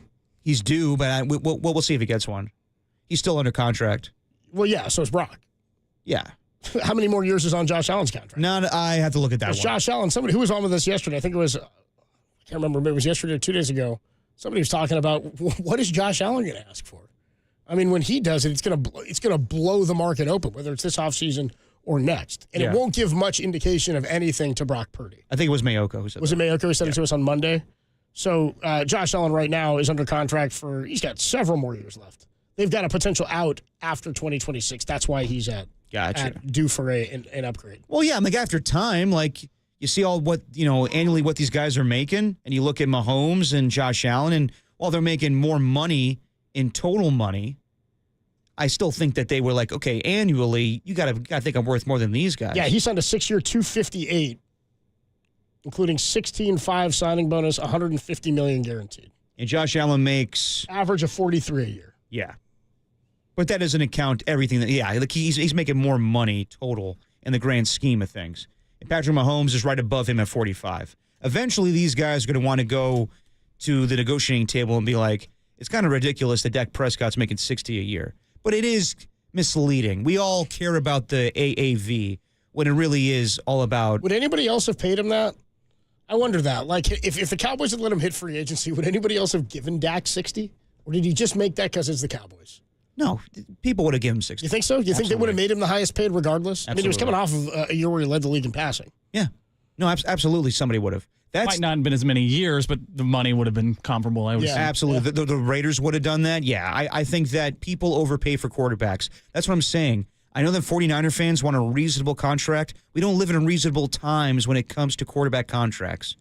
I understand, like, you got to save the team. Wouldn't that be reasonable, though, based on what's going to happen? Like, wouldn't that be reasonable? The next time his contract comes up, if he lives up to this one and he stays a 49er, could be looking at like 90 a year but with the way contracts are going. And you can already see what's happening with the 49ers in that Fred Warner has already restructured his contract. Yeah. Watch what happens. Like, the dominoes will fall. Well, there'll be somebody else who's asked to restructure their contract, or it's converted into some sort of bonus or whatever, and all of a sudden that money. And then, again, we still don't even know what the cap number is going to be for next year. Yeah. The question I have is, they probably want to get it done as quickly as humanly possible. They don't want somebody else to get another big contract and have that as a comp. Wouldn't you assume? I would assume that as well. But I guess I misread Tim Kawakami's thing on Friday. Was he saying that fireworks, there won't be any fireworks as in that's a positive? Like they're like there won't be any holdups in the negotiation? Yeah, I read that as fireworks like any tension between them. It seems like there's not going to be any I read that as in like excitement, like there's not going to be any contract anytime soon, but I misread that. I thought he meant no surprises. Okay. Like, there's not going to be anything that's going to hold anything up. It seems like both sides do want to get something done. Question is, I would assume so. Who says the number first is the question. Yeah. You know what I mean? And that's why I think they're more focused on that than any trade with Myles Garrett right now. Now, I am assuming that John Lynch is going to acquire by Myles Garrett, but I just don't think that's feasible. He said that even said to us Monday, though, and this is kind of my point, is the cap doesn't matter, man. Just don't worry. It's not the NBA. If they want him, they'll figure out a way to do it. If they want him and they can come to a deal, they'll figure out a way to do it. Yeah, I'm not saying so it's sure not about feasible. I'm It's saying not. it is. It's just at what cost? the cost of paying 2 defensive linemen the most money in football? I'm not saying it's going to happen. I'm saying if a team wants to do it, they'll figure it out. They'll move money around. To Tim's point, they'll figure out whatever they have to do if they feel like that's the right move. Yeah. I don't know that would be the right move based on how many other things they have to get done. It's not just Brock, right? It's also Greenlaw. It's the offensive line. It's the defensive line. There's so many things that would handle a lot on the defensive line. But then, what else is out there, and what are you putting yourself in position to do at other positions? And we'll hear from Myles Garrett later, but he basically came out today and said, to the extent, I don't need to be the highest non-quarterback paid player. Yeah. I want to win. And so, again, that's great when you hear it, but he is also a pretty cerebral guy. I've kind of take him at his word on that. No, definitely. I mean, I think that he wants to win. I think this is one of the more interesting trade requests because he's not saying I need to be paid. Now, I'm assuming once he does get traded, and even if we'll see if he gets traded, but I'm assuming that team's going to want to give him a contract extension and most likely make him the highest paid defensive player in football. But his whole holdup is, I just don't want to be on this team anymore. There's nothing that you could do that could entice me to stay here. He sat down with Andrew Berry. I'll let you guys go through this build over and over and over again, and I'm wasting my best years here. Yeah, but like some trade negotiations are always about like I want to get paid. This one's strictly about I can't see myself being here anymore. Yeah. Like I know you guys have the second overall pick, but like what are you doing? We're resetting with a rookie quarterback, or now we have to wait on Deshaun Watson to come back, or we're going to reset with Kirk Cousins for a year? I can't do this anymore. So I respect him for that. And the Browns don't have to do diddly-poo. But because Myles Garrett is such a respected defensive player in this league, I think that you're going to see a lot of people be like, they should let him go. And honestly, to recoup all of the draft compensation they lost on Deshaun Watson, they probably should do this. I think they will. Once a guy like that, of that caliber, says he wants out, usually it's accommodated. But should you, though? I mean, God, he's such a talent. What else do you have there, though? You need so much more. But you are getting the second overall pick. Yeah. There is, it's not on his time. They are rebuilding. It's just not going to be fast enough for him. By the time they're good enough to be a playoff team, is it still good enough for him? Does he want to? They're rebuilding again. Is the point? He's like, I don't want to do this again. Yeah, I want to compete. We should be winning right now. Just to give you updates, don't read anything into this anymore because we don't know what's real or what's factual. But this is a respected journalist, so we will give him his due. Kevin O'Connor just tweeted out, Jimmy Butler to the Golden State Warriors is about as loud in NBA circles as Kevin Durant to Golden State was yesterday at the same time. This is Kevin O'Connor with The Ringer. Okay. We'll see if the Warriors and he can actually reach the finish line on this one, though. He's even like, I'm kind of over this. So we'll see. Yes, Jimmy Butler to Golden State. We'll see if it happens. But at this point, with all the noise we heard of like, I don't want to sign a contract extension, and Steph and Draymond don't think he's very good for the locker room, I don't know how I feel about that. We'll see. I don't know what to expect anymore. Brian Windhorst did say, as you said on the second, his tweet was, Jimmy Butler communicated to the Warriors that he's unwilling to sign an extension. Yes. And therefore trade talks to send him to Golden State have ended for now, sources told ESPN. Anthony Slater said the Warriors indicated at that time, for now, was an important part of that statement because they moved on to Kevin Durant. And since Kevin Durant's not coming here, how about some of the other great Bay Area reunions that we might have wanted and never got? We'll talk about it next, only here on the Sports Leader.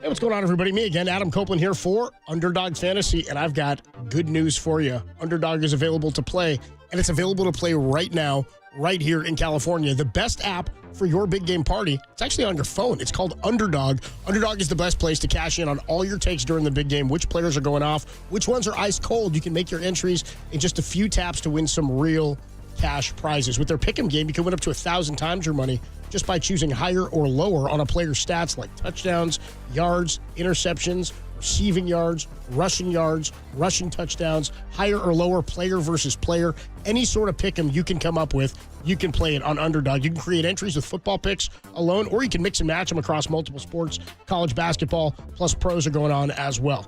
You think Patrick Mahomes is going to throw for more yards in the game than Jalen Hurts on Sunday? You can find out, and if you're right, you'll win some real money. Cook up some entries and win real cash prizes while you watch the big game. And every dog deserves a second chance with Underdog. With Underdog Rescues, you can even get your money back and receive a promo if an early injury in the game causes you to lose. Plus, with Underdog's double flex option, you can even take 2 L's and still turn them into a W. Underdog is the best place to play Pick'em. So sign up today, and when you do, use promo code KNBR, like you're listening to right now, and Underdog will give you up to $1,000 in bonus cash instantly. That's promo code KNBR. You must be 18 or older and present in a state where Underdog Fantasy operates. Terms apply. Concerned with your play, call 1-800-GAMBLER or visit www.ncpgambling.org.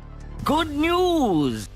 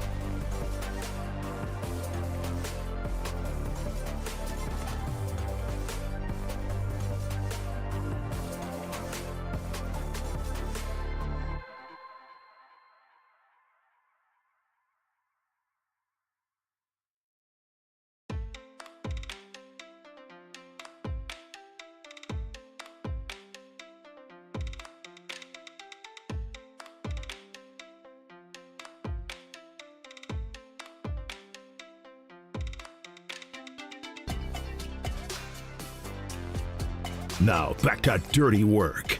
Adam Copeland and Derek Papa in the KNBR Casino Matrix Progressive Jackpot Studios.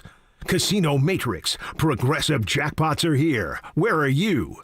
Just drop in. Please play responsibly. Call 1-800-GAMBLER. Dirty Work on a Wednesday. Kenny Mayne going to join us at 4:50 in about 15 minutes. We'll catch up with Kenny Mayne, who's down at Radio Row in New Orleans ahead of Super Bowl 59. Do you wish we were there this year?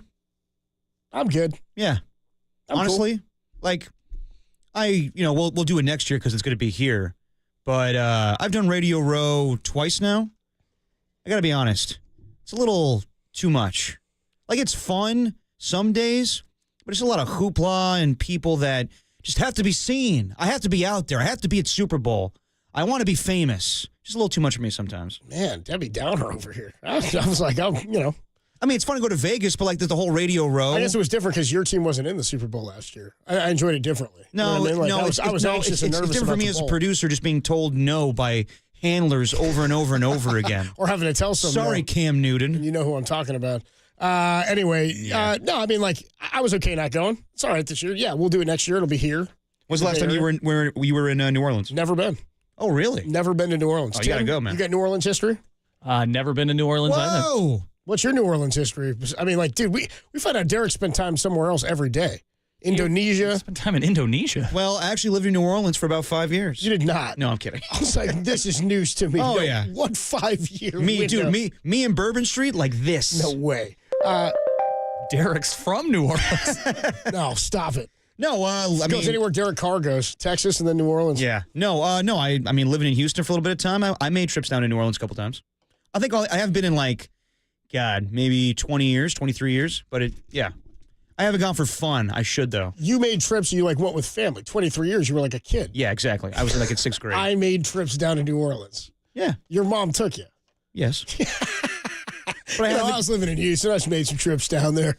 No, I just said. You made it sound like he's meeting the boys. You know what I mean? Hold on. You didn't hear me. I said I never went down for fun, but I have been to New Orleans. Always wanted to do that. Me and Bourbon Street like this. Trying to think of the towns that are with my mom holding my hand down Bourbon Street. The towns that are the worst to go to as a kid, like the ones that are the worst to go as a kid, as opposed to being adult. Vegas is number one. Oh yeah. New Orleans got to be pretty high up there. Dude, I've done trips to New Orleans with my mom when I was young, and then a trip to Vegas with my pops when we're young. Not fun at all.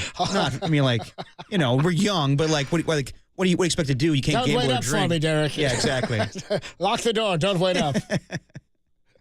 I was on Vegas before anybody. Yeah, you know what can be our worst cities to visit as a kid? Yeah, with your family. It's got to be like Vegas, New Orleans. I imagine like Amsterdam. Spent a lot of time in Reno for like baseball tournaments when I was a kid. That's I don't know. Reno's up there, I guess. Okay. Amsterdam, yeah. Miami, maybe. Yeah, Miami. That's one. New York City. No, that's a good There's one. enough to do in New York City with as your a family. kid. You'd enjoy that one. That's Atlantic City. Atlantic City. There you go. Trailer park with casinos, dude. I don't know. Anywhere else? Those got to be the top ones. Probably those. I say New Orleans pretty high on that list. Boomtown. You know, you don't want to go there as a kid. I'll be hanging around there. I'll be hanging around there. In Hoffer. 4 Oasis Tijuana. Yeah. Good call. Bay Area reunions that we never got. So the KD one is one that we're hoping for. Yeah, I was hoping for it. Yeah. Not happening. He doesn't want to come. Doesn't want to come back. And now we should just update you as Kevin O'Connor of The Ringer reports Jimmy Butler to Golden State is about as loud in NBA circles as Kevin Durant to Golden State was yesterday at this same time. We'll see if the Warriors and Heat can actually reach the finish line on this one, though, is what Kevin O'Connor says. So what Marcus was saying on Friday when Steph and KD were just looking at each other on the court and just be like, man, what are we doing? Like, like an old ex, like you want to get back together. And KD was like, I don't want to go back down that road again. Yeah. It was toxic for me. KD was like, it was toxic. I can't do it again. I don't want to do it again. All right. Anyway. I don't fault him. I don't blame him for not wanting to come back. I don't. Is this the biggest reunion that Bay Area fans never got or haven't gotten? Well, it's so interesting because I think Warrior fans are like, it's mixed. On any other superstar that's been here where it's like, oh, man, I miss KD, and I really appreciated him for those two finals. And some people are like, he was a mercenary. He was here just to get his legacy better. We don't need him. Like, even Draymond told him to his face, we don't need you. And that's pretty much what started the whole thing. But then maybe at that moment he already knew he wanted to go. That's why, like, you see the strategy, clip. Dre. You know what exactly. I mean? That's why I'm pointing fingers to. No, but also like in that moment though, like when you see that clip where Draymond yells at him, you can see KD mouthing, "This is why I'm out." So I don't know. As far as like Bay Area reunions that we never got, I think like a lot of 49er fans hope that one day DeForest Buckner comes back to play defensive tackle for them again because no one ever wanted that trade to begin with.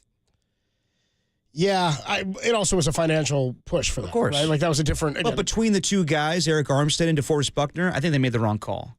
Yeah, they were 1 year off contractually. Though, yes. Too. But they paid Eric Armstead. Eric Armstead was still going to be there, and they paid him, and then they didn't keep Buckner. Yeah, if memory serves me correctly, he got franchised and then was given the bag that offseason. Yep, that's right. Yeah. Anyway, Kevin Durant not coming back. Robert Saleh is one that I think a lot of people wanted, and we are going to get. Robert Saleh back with the 49ers. DeForest Buckner, that's when I know people want him to come back, and he's still a great player. Don't get me wrong. It's not going to be necessarily the same thing as it was before. He would plug a huge hole for you, though. Well, a phenomenal get. It's a vital need right now at defensive tackle. It's never been the same since he left, I think is the point. I mean, they would gladly take it back right now. Like they have not had that talent since he left. If the Colts were willing to trade him, yeah, I think the Niners should be on the phone to. I mean, more so than Myles Garrett, in my opinion. That's reasonable to trade for DeForest Buckner. One you brought up to me earlier that I think is a pretty cool one. Barry Zito back to the A's, his final year. Well, ones that we did get. In the bigs. This is one we did get. Final year back to the A's. Remember, he pitched like all season. Against Zito.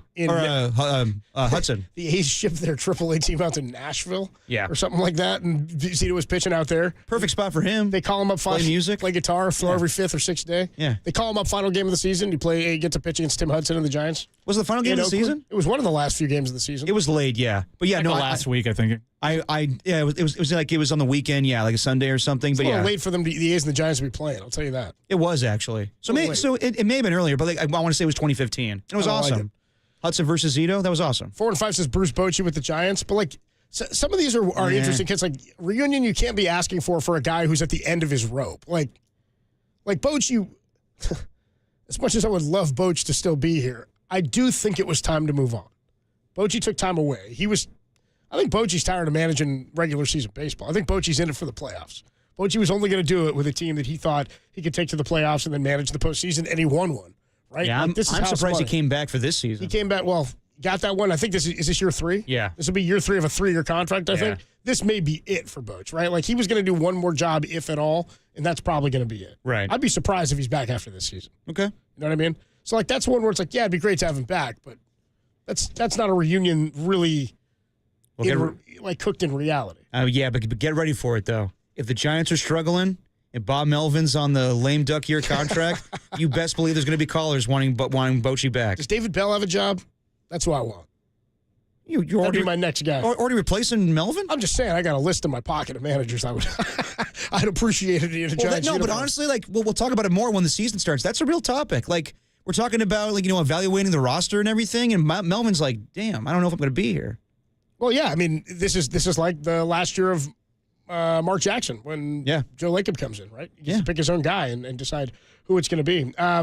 Any other reunions we didn't get that people really wanted? As far as Barry athletes, Pablo Sandoval came on back after a fractured relationship. Willie McCovey came back. Rich Aurelia. Aurelia came back. Reggie came back at the end of his career with the A's. My guy Rich. How about my guy JT Snow? I'm still the sickest retirement anybody's ever had, I think. He was signed to like a one-day contract or something at the end of 2006. Yeah. I want to say it was. And threw on a uni, dude, when we used to expand rosters to 40 guys. Dude, they threw on a uniform, let him go out there, run out to first, throw ground balls to the infielders. Oh, nice. And then they pull him and he gets an ovation before. I was like, dude, this is so cool. JT Snow got one like that. That was a pretty sick. I'm gonna call that a reunion that I got because JT came on back. Do you count Sergio Romo in spring training last year? Yeah, why not? I was there. Yeah. I saw him throw, yeah. Why not? That was fun. I can't think of any others. Like, any Raiders come back at the end? They were great Raiders. Like Tim Brown didn't come back, or I don't let them come back. Once they leave, they're dead to me. Especially when I tell the family they can't be in a booth for a game. I tell them to shove it, especially if they throw on that Chiefs red. I guess Gruden came back for Raider fans, but that was weird. You know what? That's one. Yeah. I mean, I'd have traded his ass again. Well, dude, I'd have shipped his ass to Jacksonville. Yeah, I mean that was the holdup. Al did want to bring Gruden back, but at his price, obviously. Yeah. And I mean, it was awesome. We got the news Gruden's coming back, but then you're cutting Michael Crabtree. Okay, that's weird. How about Chris Webber coming back? Just 5-1-0. No. Short-lived. And wasn't Nelly here for it too? I think Nelly was here for both times. Yeah, I think so. What's up, Tim? I'll tell you one that we never got, and this is more just for fans, is Gus Johnson calling NCAA games in the tournament. Yeah. Oh, man, I always wanted Gus back because he would just go crazy. That'd be sweet. His buzzer beaters or last second, you're sitting in a sports book and you hear a Gus Johnson call. Woo! 650. I was just thinking about it. 650 is Charles Woodson. Yeah, Charles Woodson. Yeah, Charles Woodson came back. That was awesome. How'd you forget? Yep. 623 says Fitz and Brooks was nice. We got a Fitz and Brooks reunion. That was cool, right? Last year. Any other ones we're missing? No? Any other ones you want to see that you're dying for? I'd do anything just to see Tim Lincecum. You know what I mean? Well, I think that's came and went, right? Yeah. What do you got, Tim? I don't need him to pitch. I just want him to come hang out. I just want him to come hang out. Gotcha. Okay. Just flow the locks or whatever. Yeah. Just hang out. Adam Copeland, Depop, Tim Webb with you. It's Dirty Work on a Wednesday afternoon. Tim, do you have something for us? I think, you know what I saw was puttering around here. What's that? Of course, the second the rain ends, because he's only scheduled for certain days, dude. I saw Raph fresh out of the KNBR Weather Center.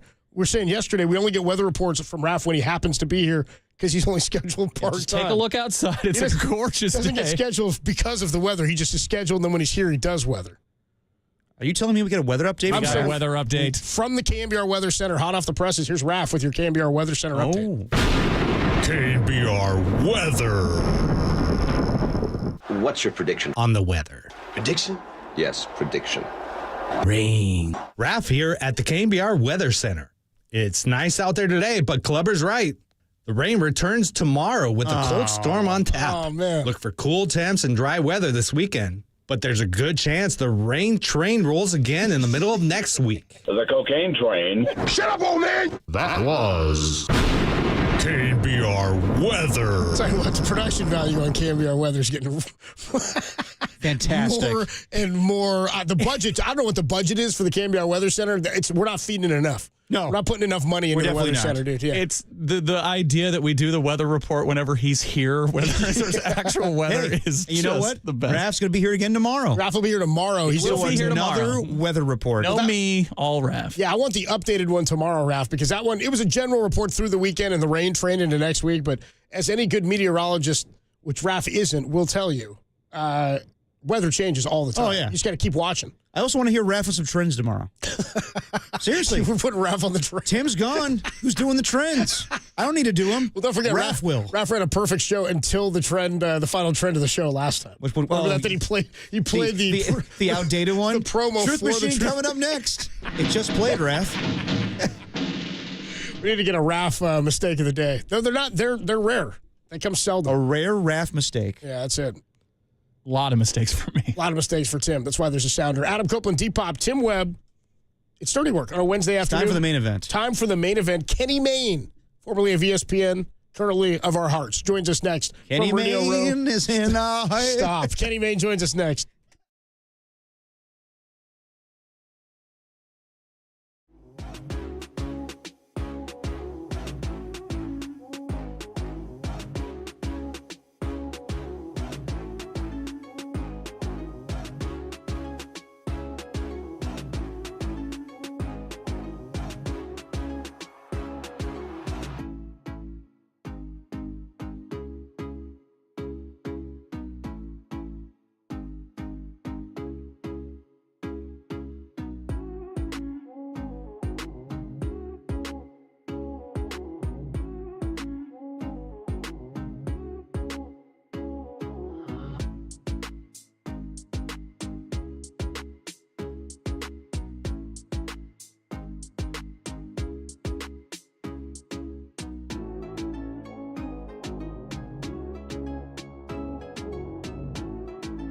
Tim Kawakami joined Papa and Silver to discuss the Warriors' options ahead of the NBA trade deadline.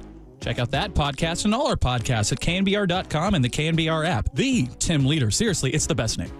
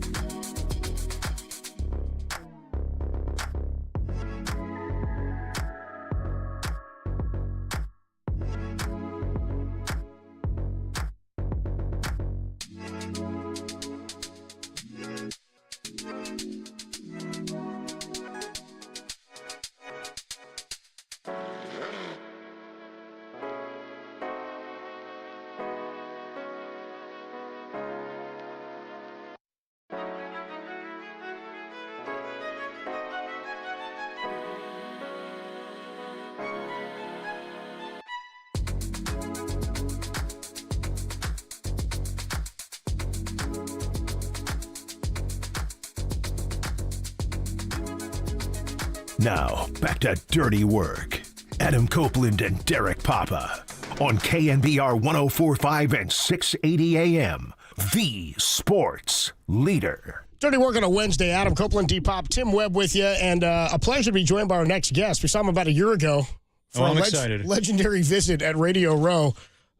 Longtime reporter and on the desk at ESPN. It's Kenny Mayne, joins us courtesy of the UMA guest line now, of course, with Run Freely. We'll talk all about that, and I'm sure we'll talk some wiffle ball movie as well. Kenny, how we doing, man? What's Super up, Bowl Kenny? week. I'm well. It's not going to be as good as last year, guys. We got to set reasonable goals. You can't replicate that type of magic. No, you can't. Well, Kenny, So let's do our best. Well, I'll tell you what. You know what? I don't know if you guys know this. I sent it on our DM exchanges. Oh, I saw him. I'm doing, so Monday night, I did my first stand-up attempt ever at Kimmel's Club in Vegas. Now Wednesday, I'm in New Orleans, and I'm doing it at Caesars. Whoa. But it's all to support my foundation. So they gave us a nice room. I don't know how many people are going to show. I'm going to try to do better than Monday. Monday, I didn't suck, but I was too hurried. You know what I mean? I didn't measure it right. But I think I'm in better shape for tonight. And then hopefully these people are going to donate to our Run Freely cause for veterans.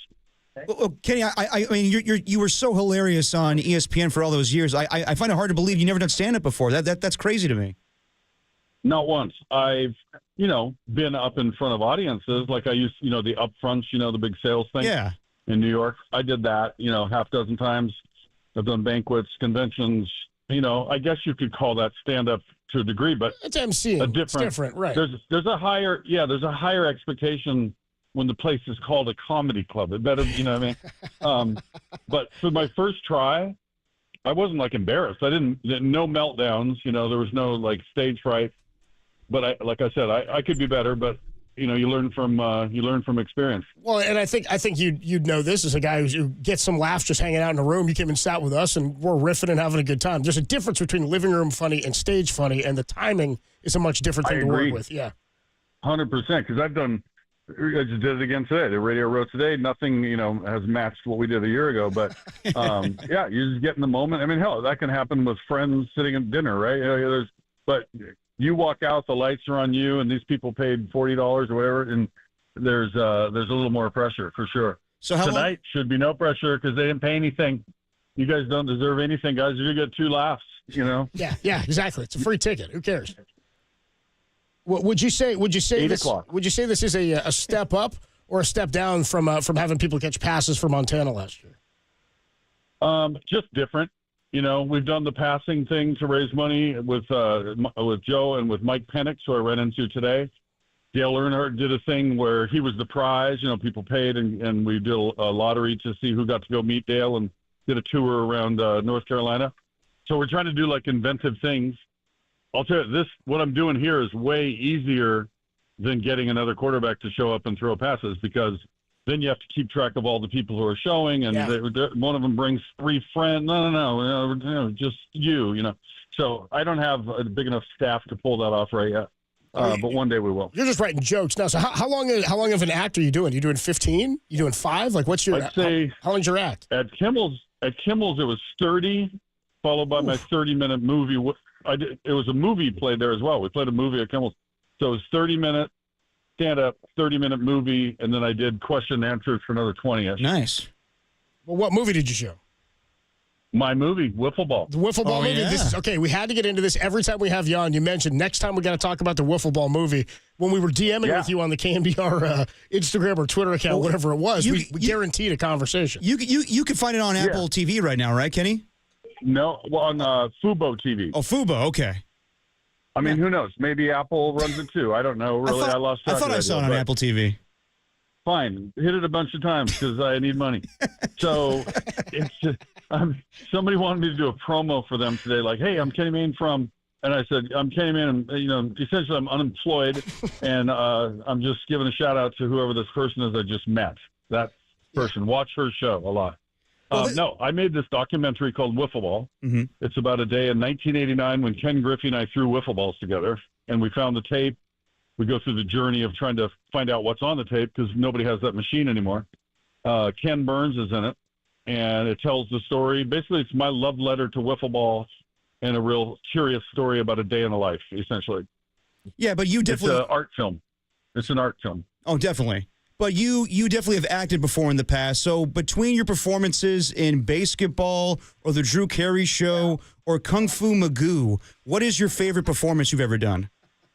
You didn't even listen to one. I think Trainwreck was my best, and I got cut out of the movie. They cut you out of Trainwreck? Oh, I didn't know that. Yeah, I was so mad. So Judd Apatow is the director. Yeah. And there was no script. It's just they just talk and say, "Hey, here's what we're doing next." And he says, "Just go over there and pretend like you're hitting on Amy Schumer. Just you're kind of a jerk and you're trying to hit on her because she's there with her boyfriend, who's Bill Hader, right? He's up speaking or whatever." And I was like, "Just go for it." And he said, "Yeah, do whatever you want." So I said, "Hey, are you a doctor's wife or a prostitute, or is there really a difference?" And I don't mean that. I don't mean to offend prostitutes at all in saying that, or doctor's wives. Why would you? No. It was just kind of be a jerk. And then the other scene was with Amari Stoudemire and Tony Romo. Stoudemire remembers getting the knee surgery. That's like the big thing there. And I can't remember what happened there, but we all made each other laugh. But they gave me it was like hey man, really funny stuff. It worked in the room. We're just not having time for it. And so I was sad about that. So can you talk to us a little bit about the scene you had in Basketball? Because whenever we go through playoff scenarios, we always reference like you and Dan Patrick. Oh, it's three-man sack race will be held on consecutive Sundays till a champion is crowned. I mean, we run every time we got to run through baseball or NBA scenarios of how teams get to the playoffs or the ifs and what can happen. It's the ultimate thing to play. That's funny because I just did a different interview where I brought up what you just brought up. I said, the NFL this year had some new rule I've never heard of. I can't even quote it. Also, I didn't know in the NFL that a referee can just award a touchdown if he thinks he's had enough of these rascals. Hey, quit jumping over the pile. Touchdown. Like, who do you give it to? Who gets the touchdown? Team, That's a dumb rule. Here's one rule that my dad taught me and was, excuse me, he was always fascinated by the fair catch kick. Rarely used and little known. But it's a thing. It's kind of an amazing rule. You're down by 2. They're punting from their goal line. You fair catch at the 50, and you get a free kick for a field goal. Like the Chargers did this year. Yeah, Harbaugh did it. Exactly. A lot of knowledge going on. Is that what got you into basketball? So it'll put you in the movie? Yeah, basketball. That's a brilliant use of that because that was a funny scene. We had a great time shooting it. I do remember my introduction. Al Michaels and Bob Costas are in there too, right? Yes, they are. We've talked to Costas about it. So Dan and I were kind of like, Dan was probably pissed that he was in with me because I brought him down. We were kind of the JV and the other guys were the stars, right? So they're shooting. They always make you come early. We're just hanging out in a little trailer and eating a sandwich or whatever. And Al Michaels walks up and says, "Wait, can I swear on your air?" Depends, but go. We're ready. We're good. Go for it. Your station's rules ruined the joke, so that's on you. Yeah.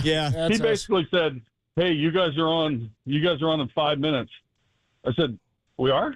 Like, why is Al Michaels the guy informing me of this? Yeah, right. Says, "You know why you're on in 5 minutes? Because I'm effing leaving in 5 minutes." He's like, "See, it wasn't as funny, was it?" No, it wasn't. You should have just said. You shouldn't have asked. We'd have been fine, dude. Yeah. We're good. We're on internet and streaming. It's all good. Would have been fine. Talking to Kenny Mayne, by the way, on the Uma Guest. Tell us more about Run Freely. I mean, we love to plug this for you. You're doing great work. RunFreely.org. Tell the people who don't remember last year, and weren't listening last year about this program. Thank you. I wrecked my ankle playing football in college, which is now 45 years ago. Just 45, guys. It flew by. What a time I had. And UNLV, right? Each year. Yeah, we were at Oregon. Last play of the game, some idiot broke my leg, and I played the next year, though. I played in 81. I was second string to a guy named Sam King, who led the nation in passing. Randall Cunningham was fourth string. He was a freshman coming over from Santa Barbara. Alan Reynolds from Buell, Idaho was third. You guys know Alan. And each year, I'd had a bunch of surgery. My ankle just sucked, right? By 50-something, not kidding, I was considering taking it off, fusing it, replacing it, doing something with it. And I found a brace that kind of got me by for a while, but I found a much better one. I think it was 2017, 2018, right in there. And it just changed my life. Like, I can play golf with it. I can play football. I can run. I can do whatever I want. And Gretchen and I said, let's do something good about this. So we started a foundation, and we give these to veterans who've earned them for their service and their whatever injury they had. And it's a miracle. It's unbelievable how well it works. Like, it just takes all the pressure off the joint, and it lets people move about in a way they can't without it. So we're raising money, hopefully here tonight, and anytime we talk about it. Nice. Well, Kenny, I'm a huge fan of the main event from back in the day. You interviewing Marshawn Lynch is like all-time comedy for me. Have you ever thought about bringing that back in like a YouTube format? And if you had to like do a sketch with any NFL athletes today, who would it be? I don't know that I have the right to do what you asked me to do, because I think ESPN probably technically owns all that. Damn it. But good idea. You can find a bunch of them like on Vimeo and wherever YouTube. One of my favorite ones was the Super Bowl in Arizona. Tony Sirico, and I'm ducking your other question. I would do it with Mike Penix because I like him. I'd hook him up. We were in air. Hang on. Thank you. Yeah. These two people. I met two people. We did business. You got my card. We did business. We're in development. I'm surprised we're not shooting already, guys. Are they funding the movie? Thank you. No, I met two guys, and they knew who I was because I'm famous. Oh yeah, and, of course. I'm actually I would call it mid-famous. That's the best description. Mid-famous, Not, okay. Really important. Just kind of vaguely, some people. But people recognize you, but they're not sure from where or why. Like they're like, I know you from think somewhere. Most of them think I'm Trey Wingo. They don't know. Dude, yeah, you're an ESPN guy. You're Trey, Actually, my favorite thing Wingo. is when a black guy says, "Are you Trey Wingo?" And I say, "We all look alike." It's true. It's just the way it is. That's good. So That's good. We were at the Super Bowl in Arizona, whatever year it was, a long time ago, and Tony Sirico, God rest, the Sopranos, Paulie Walnuts, right? Yeah. He and some of the Sopranos had done me a couple favors. They'd, for no charge, just done some fun little half-hour skit that we put on SportsCenter, right? Or Countdown, more like it. Yeah. And I'm out there in Arizona, and whatever story we're working on just kind of fell through. I don't remember why, but we were kind of like, what the fuck are we doing? You would have to figure out something here. And all of a sudden I get a call from Tony Sirico. He's like, "Hey, kid, I need 4 Super Bowl tickets." I said, "Yeah, I'll give it a shot. They're really hard. I know you can do it." And he just hangs up. I'm not kidding. So I tell Ben, the guy I'm working with, this is a weird call I just got. And we kind of debated it. And then we're like, why don't we, the truth is always funnier, always. So we just made that story. We do the setup that my life's been threatened by Tony Sirico. And in the middle of it, we're just daydreaming, man, we should just go really wild. We should like blow up a car, like they came in the blue. And there's a lady standing next to us, no joke. She overhears us saying, "Oh, we want to blow up a car." She's like, "I know a guy who does munition stuff for Hollywood. He lives like half hour from here. He can blow up a car." So we buy a car for like $100. That guy blows it up. We hire a small person actor. His title said midget actor, but small person. Either way. Mark Trombino. Just, keeping it okay. Yeah. And we got you. He's rolling. Go ahead. Like when I played Little League Baseball, it was midget league. That's what they call it, small people league now. But so we blew up a car. We had a small person, Dave Craig on a horse. Michael Clark Duncan did the voiceover. The Green Mile. Green Mile. Right. He's the best. And two people who have passed, both great legends in their fields. But I think I've forgotten. Stacy Keibler slapped me at one point. I don't know why that happened. Former women's champ. So, the premise was I need 4 tickets. Yeah. So I'm running all over town, desperately trying to find 4 because I'm going to get killed by Tony Sirico if I don't find them. Right. In the meantime, in real life, Mark Dalton, the nice guy for the Arizona Cardinals, he's a PR guy, gets me 4 tickets. I got to pay for them. So I call Tony, I got your tickets. But we're going to leave this out of the story because it's not as funny. Yeah. And by then, he now wants a hotel. I said, I'm not, what am I, like, Triple H? I'm not a travel agent. I said, I'm staying at a Quality Inn. I'm like not even at a good hotel. Like nothing against Quality Inn. It's a great hotel, but you know what I mean? Relative to where, Berman's staying or something. So or Trey Wingo. He ends up not coming anyway. He just changes so I give the tickets back, but we made a funny story out of it. You can Google it. If you go, I think if you put in my name Super Bowl, it's one of the things that shows up. Oh, that's hysterical. Kenny Mayne, the voice here on the UMA guest line. Anything else you want to get out there right now? Anything else? I like the Eagles. Yeah. You don't like the 3-peat? Are you betting this week? You hitting the tables in New Orleans? No, you know what? Gretchen and I were in Vegas to do the thing at Kimmel, and we gambled for a total of 4 minutes. We played roulette, like 2 or 3 rolls. I wasn't interested. You know what? I was trying to treat my wife to a good time. Okay. Okay. Yeah. And you weren't having it. No, she had a great time. She's my coach. Oh, you're saying you didn't play because you're with your wife. I got you. Yeah. Yeah. Happy wife, happy life. She's not a gambler. And like, hey, Gretchen, I'm going to shoot dice after I play golf for 6 hours. Like, yeah, it's not going to fly. No. Why don't you go get your nails done? Now, so Katie, I wanted to ask you, as a former SportsCenter anchor, like today we've been spending all day talking about how, the NBA trade deadline and all these storylines that are not related to sports on the court. It's about like Kevin Durant wanting to go to the Warriors and all that stuff. What do you think about the way sports is reported these days? Like on SportsCenter now, they focus more on the contracts and off the field stuff. It's not the highlights anymore. What's your take on everything like the way we do sports media? I don't know. Is that true, what you just said? We were watching White Lotus 3 and missed that story. I don't know. Yeah, Kevin Durant does not want to come back to the Warriors. Shout out Mike White, not the quarterback, the creator of White Lotus, right. Honestly, the sports I have watched, to me, I know there is a lot of that. I agree. But I think they're still showing what happened, aren't they? Like, good dunk. Look at that man score a basket, right? They do that still, don't they? Yeah, but like like back in the 90s and early 2000s when you were doing it, Kenny, it was more focused on the sports. Now it's more the storylines and everything. What you're saying is I'm way better than them. Absolutely, I get it. Yes. I mean, I understand what the point is. I don't even like to criticize who does what. Everybody's doing whatever they're doing. Yeah. The thing is, they have so many channels and they have so many ways to put it out. There's kind of something for everyone anyway. It's a big buffet of sports. If you want people arguing about, the Mets middle relief, you got those guys. They're yelling at each other. Those Mets better get better middle relievers. I'll tell you. And then you got the people who want to argue about elite quarterbacks. And then you got the people who want to argue about LeBron or MJ. And then you got those highlights and you got your contracts. You got highlights, Yeah, highlight, There's a guy on a poster there's a hotel. I'm looking out a window, and there's a guy like their big video screen to attract you to come to that hotel. Yeah. And he looks like Trey Wingo. I'm not. It might be Trey. The voice you hear is Trey Wingo, ESPN. He joins us on the UMA guest line. No, I forgot. Did I tell you this story, or was it the other station? I don't know, but I'm going to tell it twice here. Interrupt me if I did. Go ahead. Trey used to cover women's basketball. We had different assignments, and it seemed like for like 5 years in a row, when it came to March, he was then assigned to be the women's basketball anchor, and he'd have the analysts and so forth, right? And I get a call one day, some radio station somewhere. They're like, hey, would you come on with us at 5:15? I was like, yeah, I could use more attention. Sure, whatever, I'll be on. And they call me, and they start asking me about the Final Four for the women. Yeah. Now, fortunately, I had been following it, so I gave reasonable answers. I wasn't an expert, but I wasn't terrible.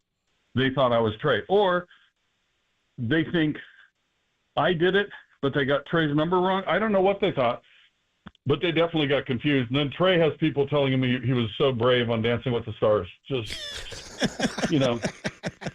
just two generic old white guys. I get it. Y'all look alike, man. Y'all do. Do you know how many people at 7:12? My show's in 48 minutes. Yeah. Guess how many people are here? You can see the room right now? No, I can see the lobby. Yeah. I mean, I don't think anybody's seated in the room yet. That would be really stupid. Really early. Conference. How many people is it? I don't know. I'm going to say like 30. I'm going to take the under on 30. Just one so far. One person. Okay. One is lined up 47 minutes now. Is that good or is tough crowd? Well, yeah, but like then. Go ahead. You know what? I'm going to just yell. Hey, why do you guys hate veterans? That's on you guys. Yeah. Bunch of veteran haters down here in New Orleans. Get me in line. I think I'll do better than one because I ran into two other guys in the lobby earlier. So we'll be up to 3. Okay, that's good. And like I said, whatever it is, right? Like I'm going to do my best. We're going to raise $1 or $0 or 1,000 or, But I'm anticipating, like the Caesars guy told me, he did email blast to all the big shots and everybody in town. It's a late arriving crowd. Nobody shows up for comedy set here at the Caesars Resort too early, right? Except for one guy. Yeah, except for had to get a good seat, dude. Big fan of Kenny Mayne. And by the way, the organization, you can find out more, runfreely.org, Freely, runfreely.org. Kenny Mayne. Dude, break a leg James, tonight, you're man. the only person. James, you want to interview James? He's the only guy here. James is the only guy there. Does he know you already? Yeah. Does he know who you are? We work together. It's mostly people I know. Do you guys need to do one of those 9-minute commercial breaks that radio people do? Yeah, there's one right around the corner. Yeah, it's coming right up. Have you guys been to the house in Nanking recently? Dude, we were just talking about it the other day. I think Tim has been up there. Our producer Tim, I think, makes a regular run to Nanking. I have not been since we last talked. Joining us on the House of Nanking hotline. Yeah, that's what you need to do. The House of Nanking hotline. Or the Amy Trask hotline. There you go. And high. Amy Trask put out like big hype for this event. She put it on all her socials. Oh, nice. She loves it. Yeah. She's Amy been a coming? great supporter. She's a good person. No, she's in LA. She didn't come. Oh, that's right. Okay. The Princess of Darkness. Yeah. No, she's a good person. I don't know her that well, but I've gotten to know her just through the demonstration of who she is socially on socials. That's what I'm trying to say. I think it's what set us ablaze last year, because everybody was aware of the socials and high that when you came out with it. All right, you're on stage in 45 minutes, dude. And then your other guy quit. He just said, "I've done enough." What's he doing now? What, Tom? He didn't quit. Yeah. They asked him to quit. They just they ushered him out. They were like, "You're not." No, they didn't. They said, "You don't do this anymore," is what they told him. It's basically how it went down. Yeah, they let him come back. He did a farewell show. You must have missed the call. I know. I think I put out some kind of message. That what a time it was. My old job, I quit on one day's notice. It's a long story. I stood up to the man. The man was holding me down. I just thought I was better than the place, and I wanted out. And I went from being on TV in Seattle. The next job I had was making garbage cans. And I have a high respect for the whole garbage industry, because without garbage people, you don't want more garbage sitting on your street. But I went in to make my demand, and I said, if it doesn't go the way I want, I'm just going to quit. I just don't want to do this anymore. And he said, you can get in trouble for that. So what do you mean? I just said I'm going to quit. What are you going to imprison me? What more? That's an empty threat. Wait, 2 people are here now. 2 people. There you go. 2 people. They're pouring in. They are pouring in. I got my open ready to go. There you go. You're getting warmed up. It's Kenny Mayne. Runfreely.org is the website. Dude, we'll get you on again soon. And when you make it to the city, we got to go Nanking. Let us know. House of Nanking hotline. Thanks, guys. Talk to you later, Kenny. Thanks so much, man. Appreciate the time. We got breaking news. The great Kenny Mayne. Yeah, we got breaking news just about a minute ago. Here we go. I will give it to you. This is happening. Yeah, so Tim Kawakami about 10 minutes ago reported the Warriors had closed their locker room during open media time for Steve Kerr to address the team. Now, about a minute ago, Shams Charania reporting this is breaking news and active right now. Breaking, the Miami Heat are finalizing a deal to send Jimmy Butler to the Golden State Warriors in exchange for Andrew Wiggins, Dennis Schroeder, Kyle Anderson, and a protected first-round pick. Again, Jimmy Butler on his way to the Golden State Warriors. Shams Charania reporting from the Miami Heat finalizing a deal to send Jimmy to the Golden State Warriors for Andrew Wiggins, Dennis Schroeder, Kyle Anderson, and a protected first-round pick. This is all what sources are telling Shams Charania at ESPN. We will talk more about this, obviously, for the remainder of the show. Plenty more to come. Jimmy freaking Butler is a Golden State Warrior. More next on the Sports Leader.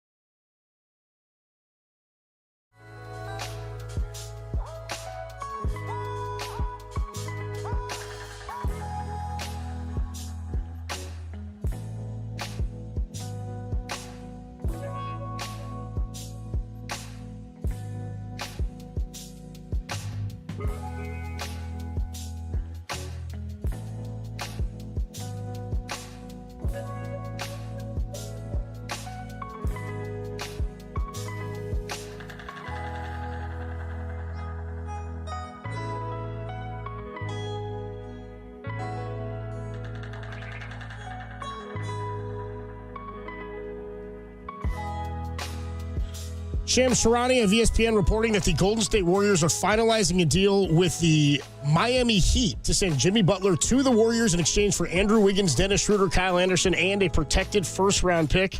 Again, Jimmy Butler coming to the Golden State Warriors.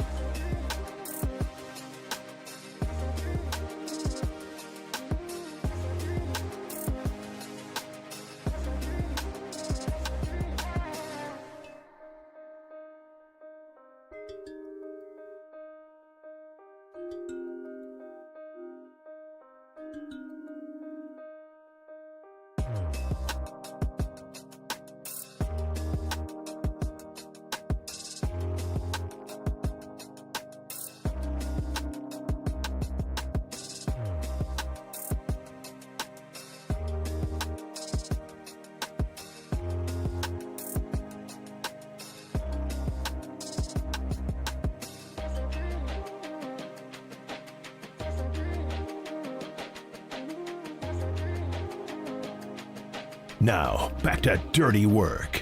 Adam Copeland and Derek Papa. on KNBR 104.5 and 680 AM. The Sports Leader. Jimmy freaking Butler!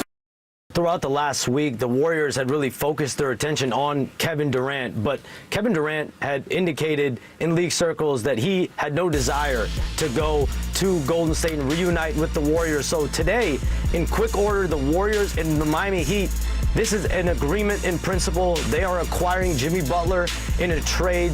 Andrew Wiggins, Dennis Schroeder, Kyle Anderson, and a protected first-round pick going to Miami. So after a almost 2-month-long saga between the Heat and Jimmy Butler, he is now out. He's going to a Western Conference home, a hopeful contender. He's going to join Stephen Curry, Draymond Green. They've been looking all year for a star player to join those two in that Warriors rotation and lineup. They have aspirations for a championship. They want Jimmy Butler, playoff Jimmy, to be a big part of it. That's Shams Charania with the news. Jimmy Butler's coming to Golden State. Breaking news. It just happened about, 10 minutes ago. I'll tell you this, Warriors are more interesting than they were 10 minutes ago, whether you like the trade or not. Copes is back in. I'm back in. I'm back in on the interest of talking about the Warriors because something has been done, whether you like this or not. Jimmy Butler is now a Golden State Warrior. The news from Shams Charania that they are sending, the Warriors are a protected first-round pick, Dennis Schroeder, Andrew Wiggins. So say goodbye to Andrew Wiggins, a 2022 champion here with the Warriors, and Kyle Anderson, as well as that protected first rounder to Miami in exchange for Jimmy Butler. Now, the report earlier today is that Jimmy Butler had no intention, this was a couple of days ago, no intention of signing an extension with the Warriors, and so they were out on trading for him. They've now given up a lot for him. Some of those expiring contracts, sure, but a protected first-round pick. Also, Lindy Waters and Josh Richardson. Lindy Waters of the Warriors, Josh Richardson of Miami. And we have this as well. Is headed to the Pistons as part of a three-team deal. What else is there? We have breaking news yesterday or 2 days ago, whatever it was. Jimmy Butler said he would not be signing a contract extension with the Golden State Warriors. Jimmy Butler has agreed to a 2-year, $121 million extension with the Golden State Warriors that ties him to the franchise until the summer of 2027. Who's that reporting that?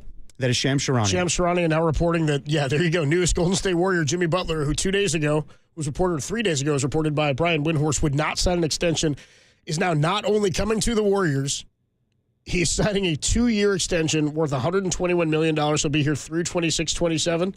Here's your three. It's Jimmy Butler, it's Steph Curry, and it's Draymond Green. Going to try to go get one more. Well, 808 KNBR 415-808-5627. I see the phone line starting to light up here. A lot of people checking in immediately. 925 on the Golden State Lumber and Building Materials text line says, this trade sucks on character alone. Jesus effing Christ. Yeah. People are very upset. You seem like you're down about it. 310 says maybe Butler can be packaged in the next 18 hours. He has just signed a 2-year extension. He'll be here. He's staying here, guys. For the next couple of years. He is a Golden State Warrior. 707 says Pat Riley just stole the Warriors' lunch money. They didn't give up that much. Protected first-round Andrew pick. Wiggins? Well, we knew, but here's the thing. You knew if you were going to get Butler I know. We knew that if they were going to acquire a player, Wiggins was going to be gone. Yeah. Contract had to go. We all knew this. To me, the bigger deal is you held Jonathan Kuminga. You did. And acquired Jimmy Butler. And basically, you gave up Andrew Wiggins and a protected first-round pick. No, I get that. And, yes, we all thought that if you're going to have to move to get... I kind of like the deal. I mean, in order to get Jimmy Butler, you were going to have to get rid of Wiggins. But we all assumed that was going to be Jonathan Kuminga as well. But in the recent days, Jimmy Butler has caused such a stink that they came down on the offer. Honestly, this reeks of desperation on the Warriors' part. Well, we know that they were desperate. We know they were desperate. It's why earlier today when I said, well, where do they go now? Could they be back in on Jimmy Butler? Sure enough, within 2 hours, the trade is completed. The extension is fascinating to me. The extension's interesting. Fascinating that they had that done. No, because Jimmy Butler was out of options. He couldn't go to Phoenix. Yeah. And we all know that he wanted to go to Phoenix. So in the last 2 days of reporting, it's been Jimmy Butler doesn't want to sign a contract extension with the Warriors. He doesn't even want to be here. But now he is because he ran out of options and money the Warriors talks, baby. Ran out of options. Extensions and money talks, dude. 2 years. He's got to be all in, damn it. Well, he's just signed a 2-year deal. No, I know that, but as far as not causing a scene with Steph Curry and Draymond Green, they had their hesitation about this. So I guess if you had to make a move, you had to make a move. I don't love it. 808 KNBR 415-808-5627. I don't think he gave up that much, except for the contract that you just paid him. 2 years, $121 is what he signs as an extension. Jimmy Butler coming to the Warriors in exchange, and I get the one that might sting is Andrew Wiggins. You knew if they were going to make a move, Wiggins had to go. That was going to be the biggest money move there. Dennis Schroeder, an expiring contract. Kyle Anderson expiring in a protected first-rounder. Didn't give up that much does play defense. You held Jonathan Kuminga. Can you still go get Vucevic? Do you have the pieces in Looney and in GP2 and future picks? I think to you go do. get Nikola Vucevic? Because now I would make that move as well. Let's go out to Aaron. Aaron's in Albany. I kind of like the deal, man. I don't think it's that bad of a deal. I understand the frustration and the fear about, is he all in to play for the next 2 years? Sure, I get all that. But in terms of a player, I think it's kind of an upgrade. They didn't give away that much. Aaron, you're on the Sports Leader. What's up, man? Hey, yeah, two things. So I think one, this increases championship odds for this year immediately, which was one of the most important things. I think doing that while Curry is still performing the way he's performing was the most important thing the organization had to do. Second thing is Jimmy already stated he doesn't want to re-sign with us. I think that's fine. He just signed an extension. It's already reported 2 years, 121. He'll be here beyond this season, 2 more years. Stick it around. Whoa. Yeah. Whoa. Okay, that's news to me. Yeah, it's shocking. Within minutes of the deal being done, he's here. Oh, okay, that's great. Well, I was going to say I like the way Moody's been playing, and I think he could have earned a starting role next year. But, you know, Kuminga, Butler, Green, Curry starting in the starting lineup for the next couple years sounds good to me. Yeah, I'm good with it, too. Appreciate the call, Aaron. 808 KNBR 415-808-5627. Jimmy Butler is going to be a Golden State Warrior, and they've signed him to a 2-year extension. 770 says the Heat just won the Jimmy Butler trade. Jimmy's getting old and worn out, so I don't think the Warriors are going to have him for long. Well, they've got him for 2 more years. Plus, Miami is going to get Schroeder, who had not been good for the Warriors at all. All of his averages dropped in the time that he came here. I don't mind moving off of Schroeder. And an expiring contract. Anderson, expiring contract, I believe, right? After this year? He was around for 3 years. He was a 3-year deal. So Anderson moves in this for the money and a first-rounder. It's a protected first-round pick. I don't know what the protections are yet. This is obviously the end of Jimmy Butler, says 770. I understand the frustration because he's not a likable guy, at least to this point. But now he's ours. Now he's here. Talk about the defensive improvement. They're being a number 2. His numbers this year are comparable to that of Andrew Wiggins. And so people were, and Marcus Thompson said this to us about a week ago, Andrew Wiggins was looked at as like, oh my gosh, he's having a great bounce back year. Whereas Jimmy Butler's looking like he's having a down year. And I get the frustrations. Got to a point where I didn't want him either. But as we said earlier today, if you're this desperate and all these other moves are being made and you're not getting Kevin Durant, these two may have been the last two on the dance floor that had to dance with each other. But the Warriors are better, I think, right now than they were 15 minutes ago. I agree with you. I think they have a shot of getting into the 7, maybe out of the 7 with 3 guys like this. I don't think they're a championship team per se. They're not. And maybe they're not done. Go get Vucevic. You still have the pieces. I don't think this is a bad trade. I think the Warriors were lucky to get away with just giving away what they did here. I hear you, but also it's. You don't have to like the guy. I get it. You don't like that this is the guy that they got. But if you're not denying that they're better, then what's the problem with the trade? Because it's an older starting lineup right now. Yeah, but are they better than they were 10 minutes ago? It's not just that simple, Copes. Are they better? Are they just better than where they were 10 minutes ago? Are they better? Did the trade make them better? That's the simplicity of it. Yeah, but they're also an older starting lineup. You have guys that miss time all the time now. Steph Curry's not playing on back-to-backs. How was that younger starting lineup working out for you? What difference does the age of the player make if you're better than you were? Of course it makes a difference of what the age of the player makes. I don't love the extension. The trade itself was not a bad one. I cannot unless he shows up and doesn't do anything at all for 3 years. And again, it's a protected first-round pick, an expiring contract, a role player from a team that was barely 500. I get not liking Jimmy Butler, but to say they're worse off now when we've seen this crap product all year is kind of ridiculous. They're better now. Would you like Vegas's take on it? Yeah, did they get better? MGM's odds went from 6,600 to plus 4,000. So Vegas thinks they got better. Okay. I mean, whatever, but I'm just saying, I think they got better, and isn't that the point of making these trades, to get better? Absolutely. To give yourself a chance. I just don't know if Jimmy Butler's not the answer to get them a championship. You don't know that yet. We don't know that. I just think they're better. I think their chances with them are better than they were 10 minutes ago. That's my point. So what's their starting 5 now? It's Steph Curry. The question I have is about Kuminga always, because we talked about this with Butler, is they don't like him at the 3, really. Yes. So what do you do with him? If Butler's more of a 2-3 for you, then Kuminga's more of a 4. I mean, I'm okay with Kuminga off the bench. I'm fine with that. Does it give you other options to play Kuminga at the 4 off the bench with Jimmy as the 2? Let's go out to the phone lines at 808 KNBR. A lot of people want to check in. Reaction to Jimmy Butler not just becoming a Warrior, but signing a 2-year contract. Frank is in Half Moon Bay. What's up, Frank? You're on the Sports Leader. Frank, we got you there? All right, Frank. Let's go to Ed in San Francisco. What's up, Ed? You're on the Sports Leader. How you feel about the trade? What's going on, Copes? I just want to be a little bit of the voice of reason in here. I mean, I kind of agree with both of you guys. And before coming in the air, you kind of took a little bit of my thunder. I feel like Wiggins and Butler are kind of a similar player right now with the numbers. But with Wiggins, I mean, he's a quiet player. He's been coming around. And, you know, Dennis Schroeder, he's kind of fitting in with these guys. And moving these guys out right now for Jimmy Butler, which is almost like Wiggins and with his baggage, and now we're putting him with Draymond Green. I don't know, man. And in regards to them getting better, I truly don't think they gotten better. They have to make another mega move, just like the Lakers. That center position is key for both of them. If they get a center, I mean, or even if they play like Looney a little bit more, I think it might look a little bit different. I mean, what if they get Vucevic? Right My thing is, what if they get Vucevic now, man? Like they still, because the hope for that would have been some future picks and maybe some expiring contracts, right? And you still have the money to potentially do that. That would be intriguing to me. I mean, like, I listen to your show all the time, and I think, like, when you guys had Spears on, what was it, like a couple of weeks ago? He's been harping on that. About, yeah, like making trades with the Bulls and, you know, all this and that. I mean, I don't know. It would have been a good thing for the Warriors. You know what? This probably isn't our year, and let's just play it out to the end of the year and see what happens. You know, I know we're like, well, we don't want to waste Curry's time, which is, of course, you know, you don't want to.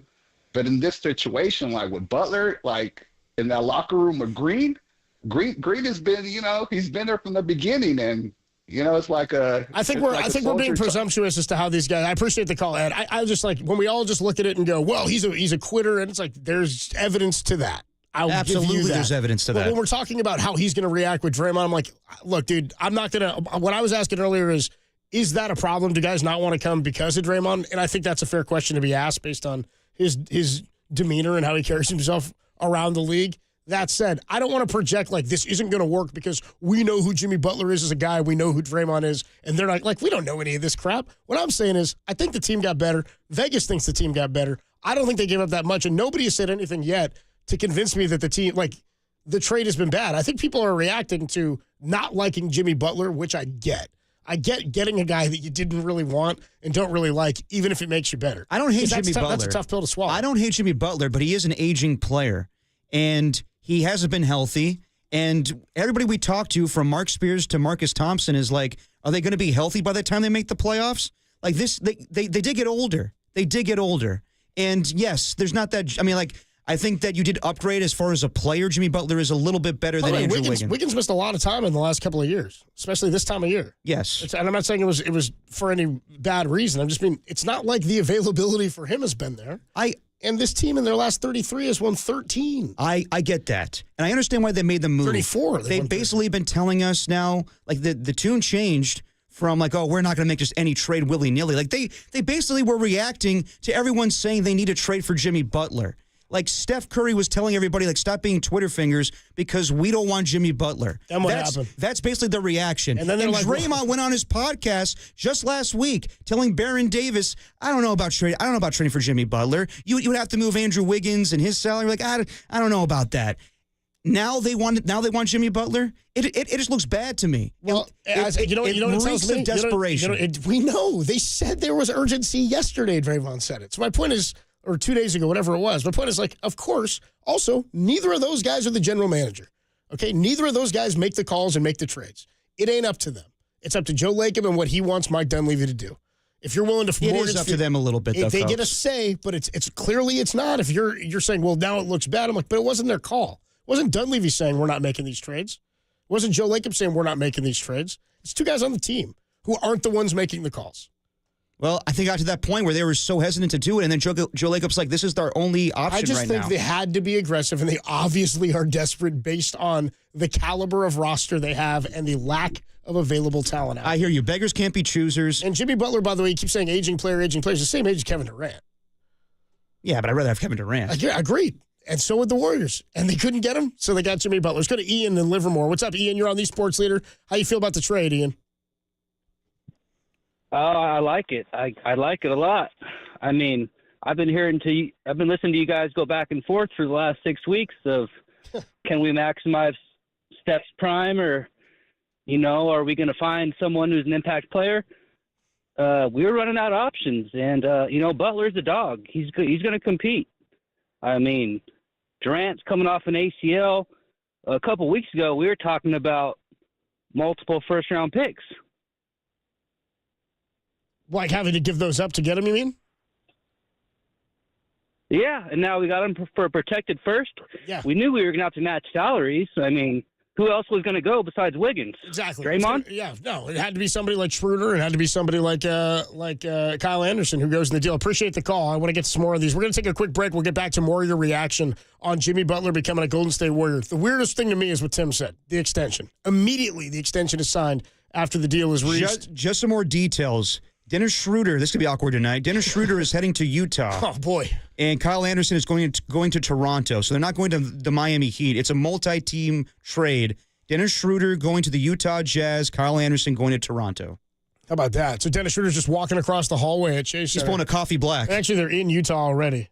Oh, man, that's tough. Trade him while he's there. He just doesn't even get to come home and pick up his stuff from the hotel. Yeah. Probably just sat in the hotel when he was Going here. from the San Antonio Spurs to the Flint Tropics. We hardly knew ye. Adam Copeland, D-Pop. It's a huge moment here as Jimmy Butler is traded to the Golden State Warriors in exchange for Kyle Anderson, Andrew Wiggins, a protected first-round pick, and Dennis Schroeder. Kyle Anderson is going to the Raptors. Dennis Schroeder is going to the Utah Jazz. Also in the deal, we know that the Detroit Pistons were involved as a third team. Josh Richardson of Miami headed to the Pistons. Lindy Waters from the Warriors going to Detroit as well. And a 2-year extension signed by Jimmy Butler at $121 million. So how many teams involved here? Miami? I can't even keep track of it. Golden State, Utah, Toronto, Detroit. The NBA's 5-team trade. The NBA is baffling at this point. More to come. 808 KNBR 415-808-5627. I don't think the Heat won the trade necessarily. I think they got something back for a guy who is dead weight on their roster. I think the Warriors got better, and if they got better, that's a win. I don't know about the next 2 years. That's a time for future dirty work to talk about. More to come. 808 KNBR is the number to call on the Sports Leader.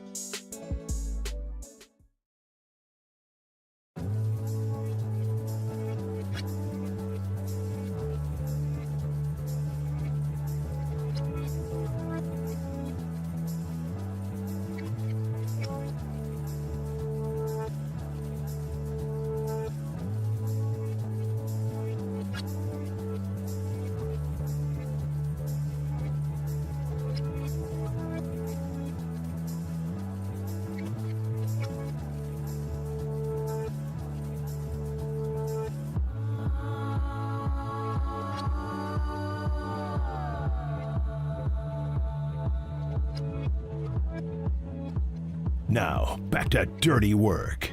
Adam Copeland and Derek Papa on KNBR 104.5 and 680 AM, the sports leader. Dirty work on a Wednesday, and big breaking news in the last half hour or so. Jimmy Butler is coming to the Golden State Warriors in a deal that has involved 5 different teams, at least to this point, that we know about.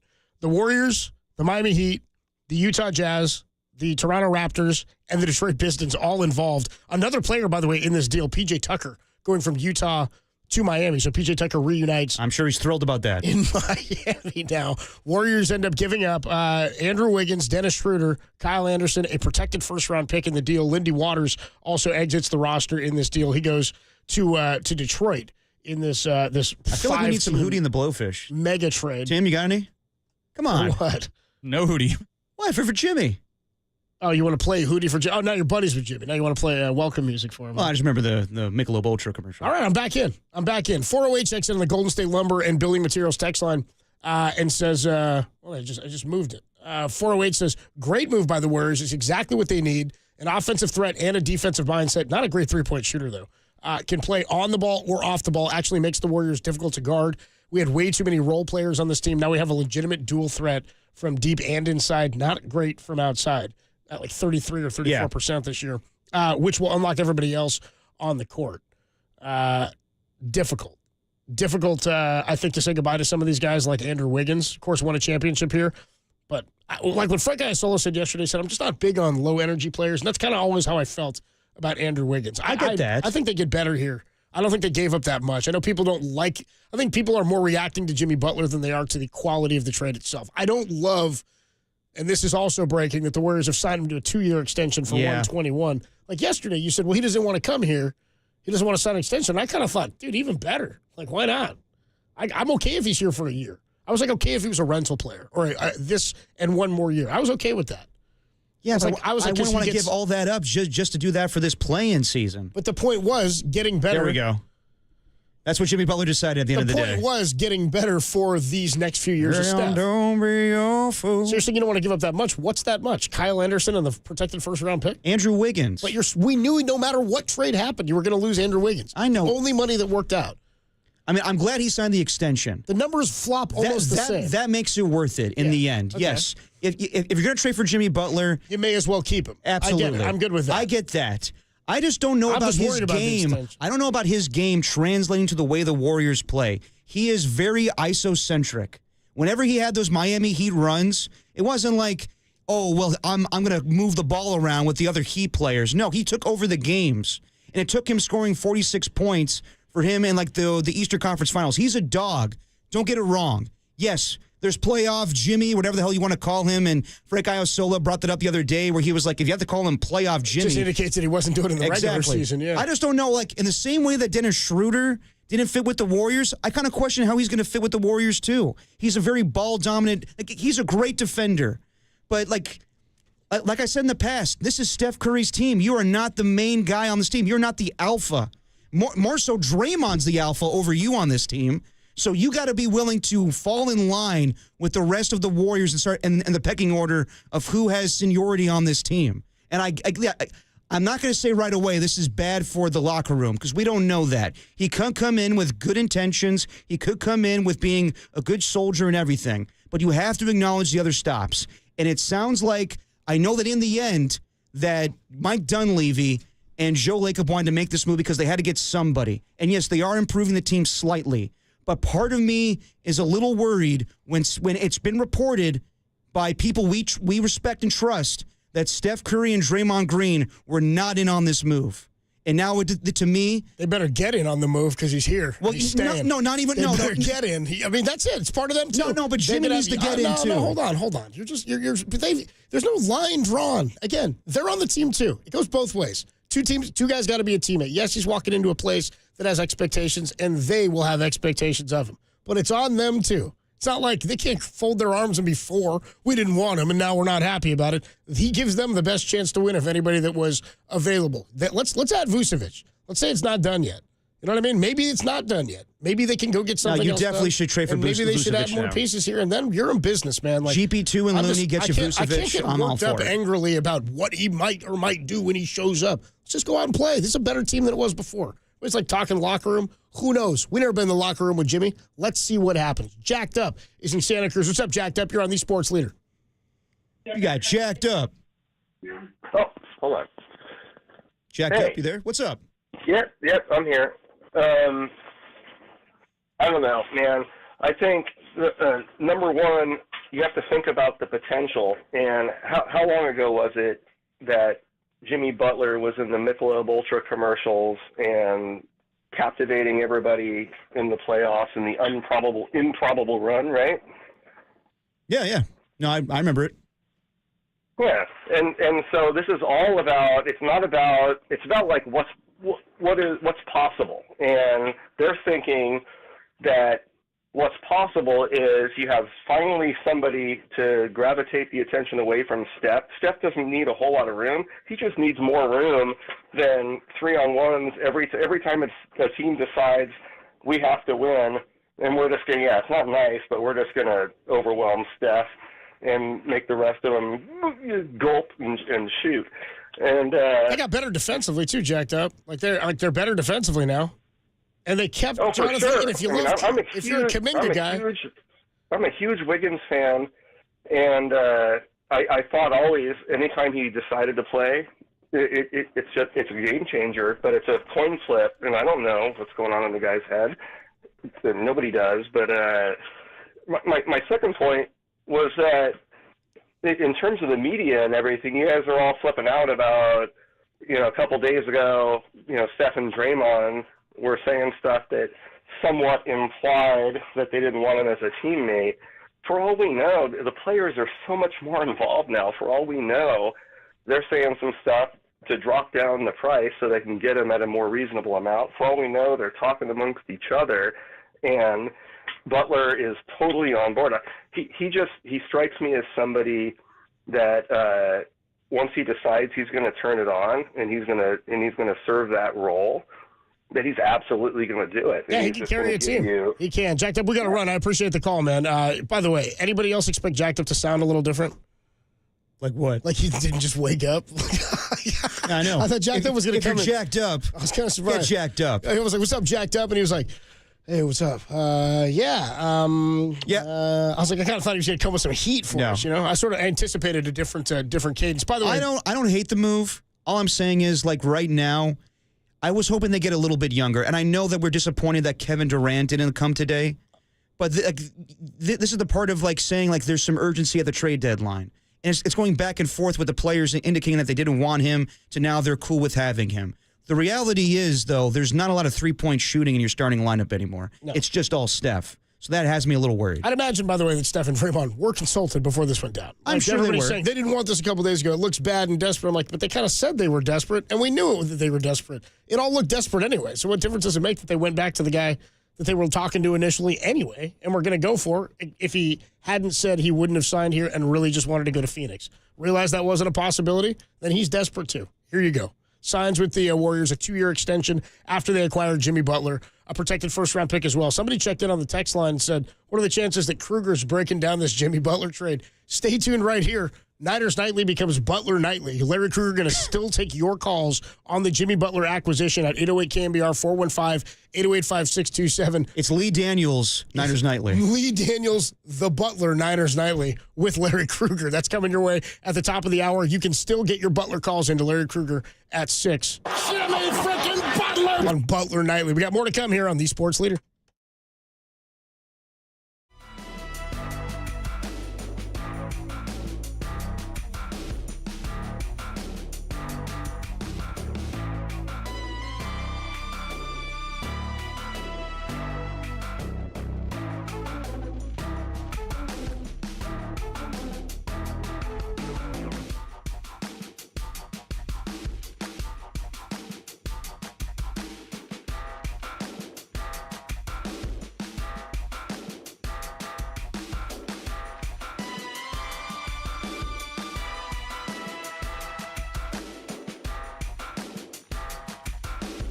Shams Charania of ESPN reporting that the Golden State Warriors are finalizing a deal with the Miami Heat to send Jimmy Butler to the Warriors in exchange for Andrew Wiggins, Dennis Schroeder, Kyle Anderson, and a protected first-round pick. Again, Jimmy Butler coming to the Golden State Warriors.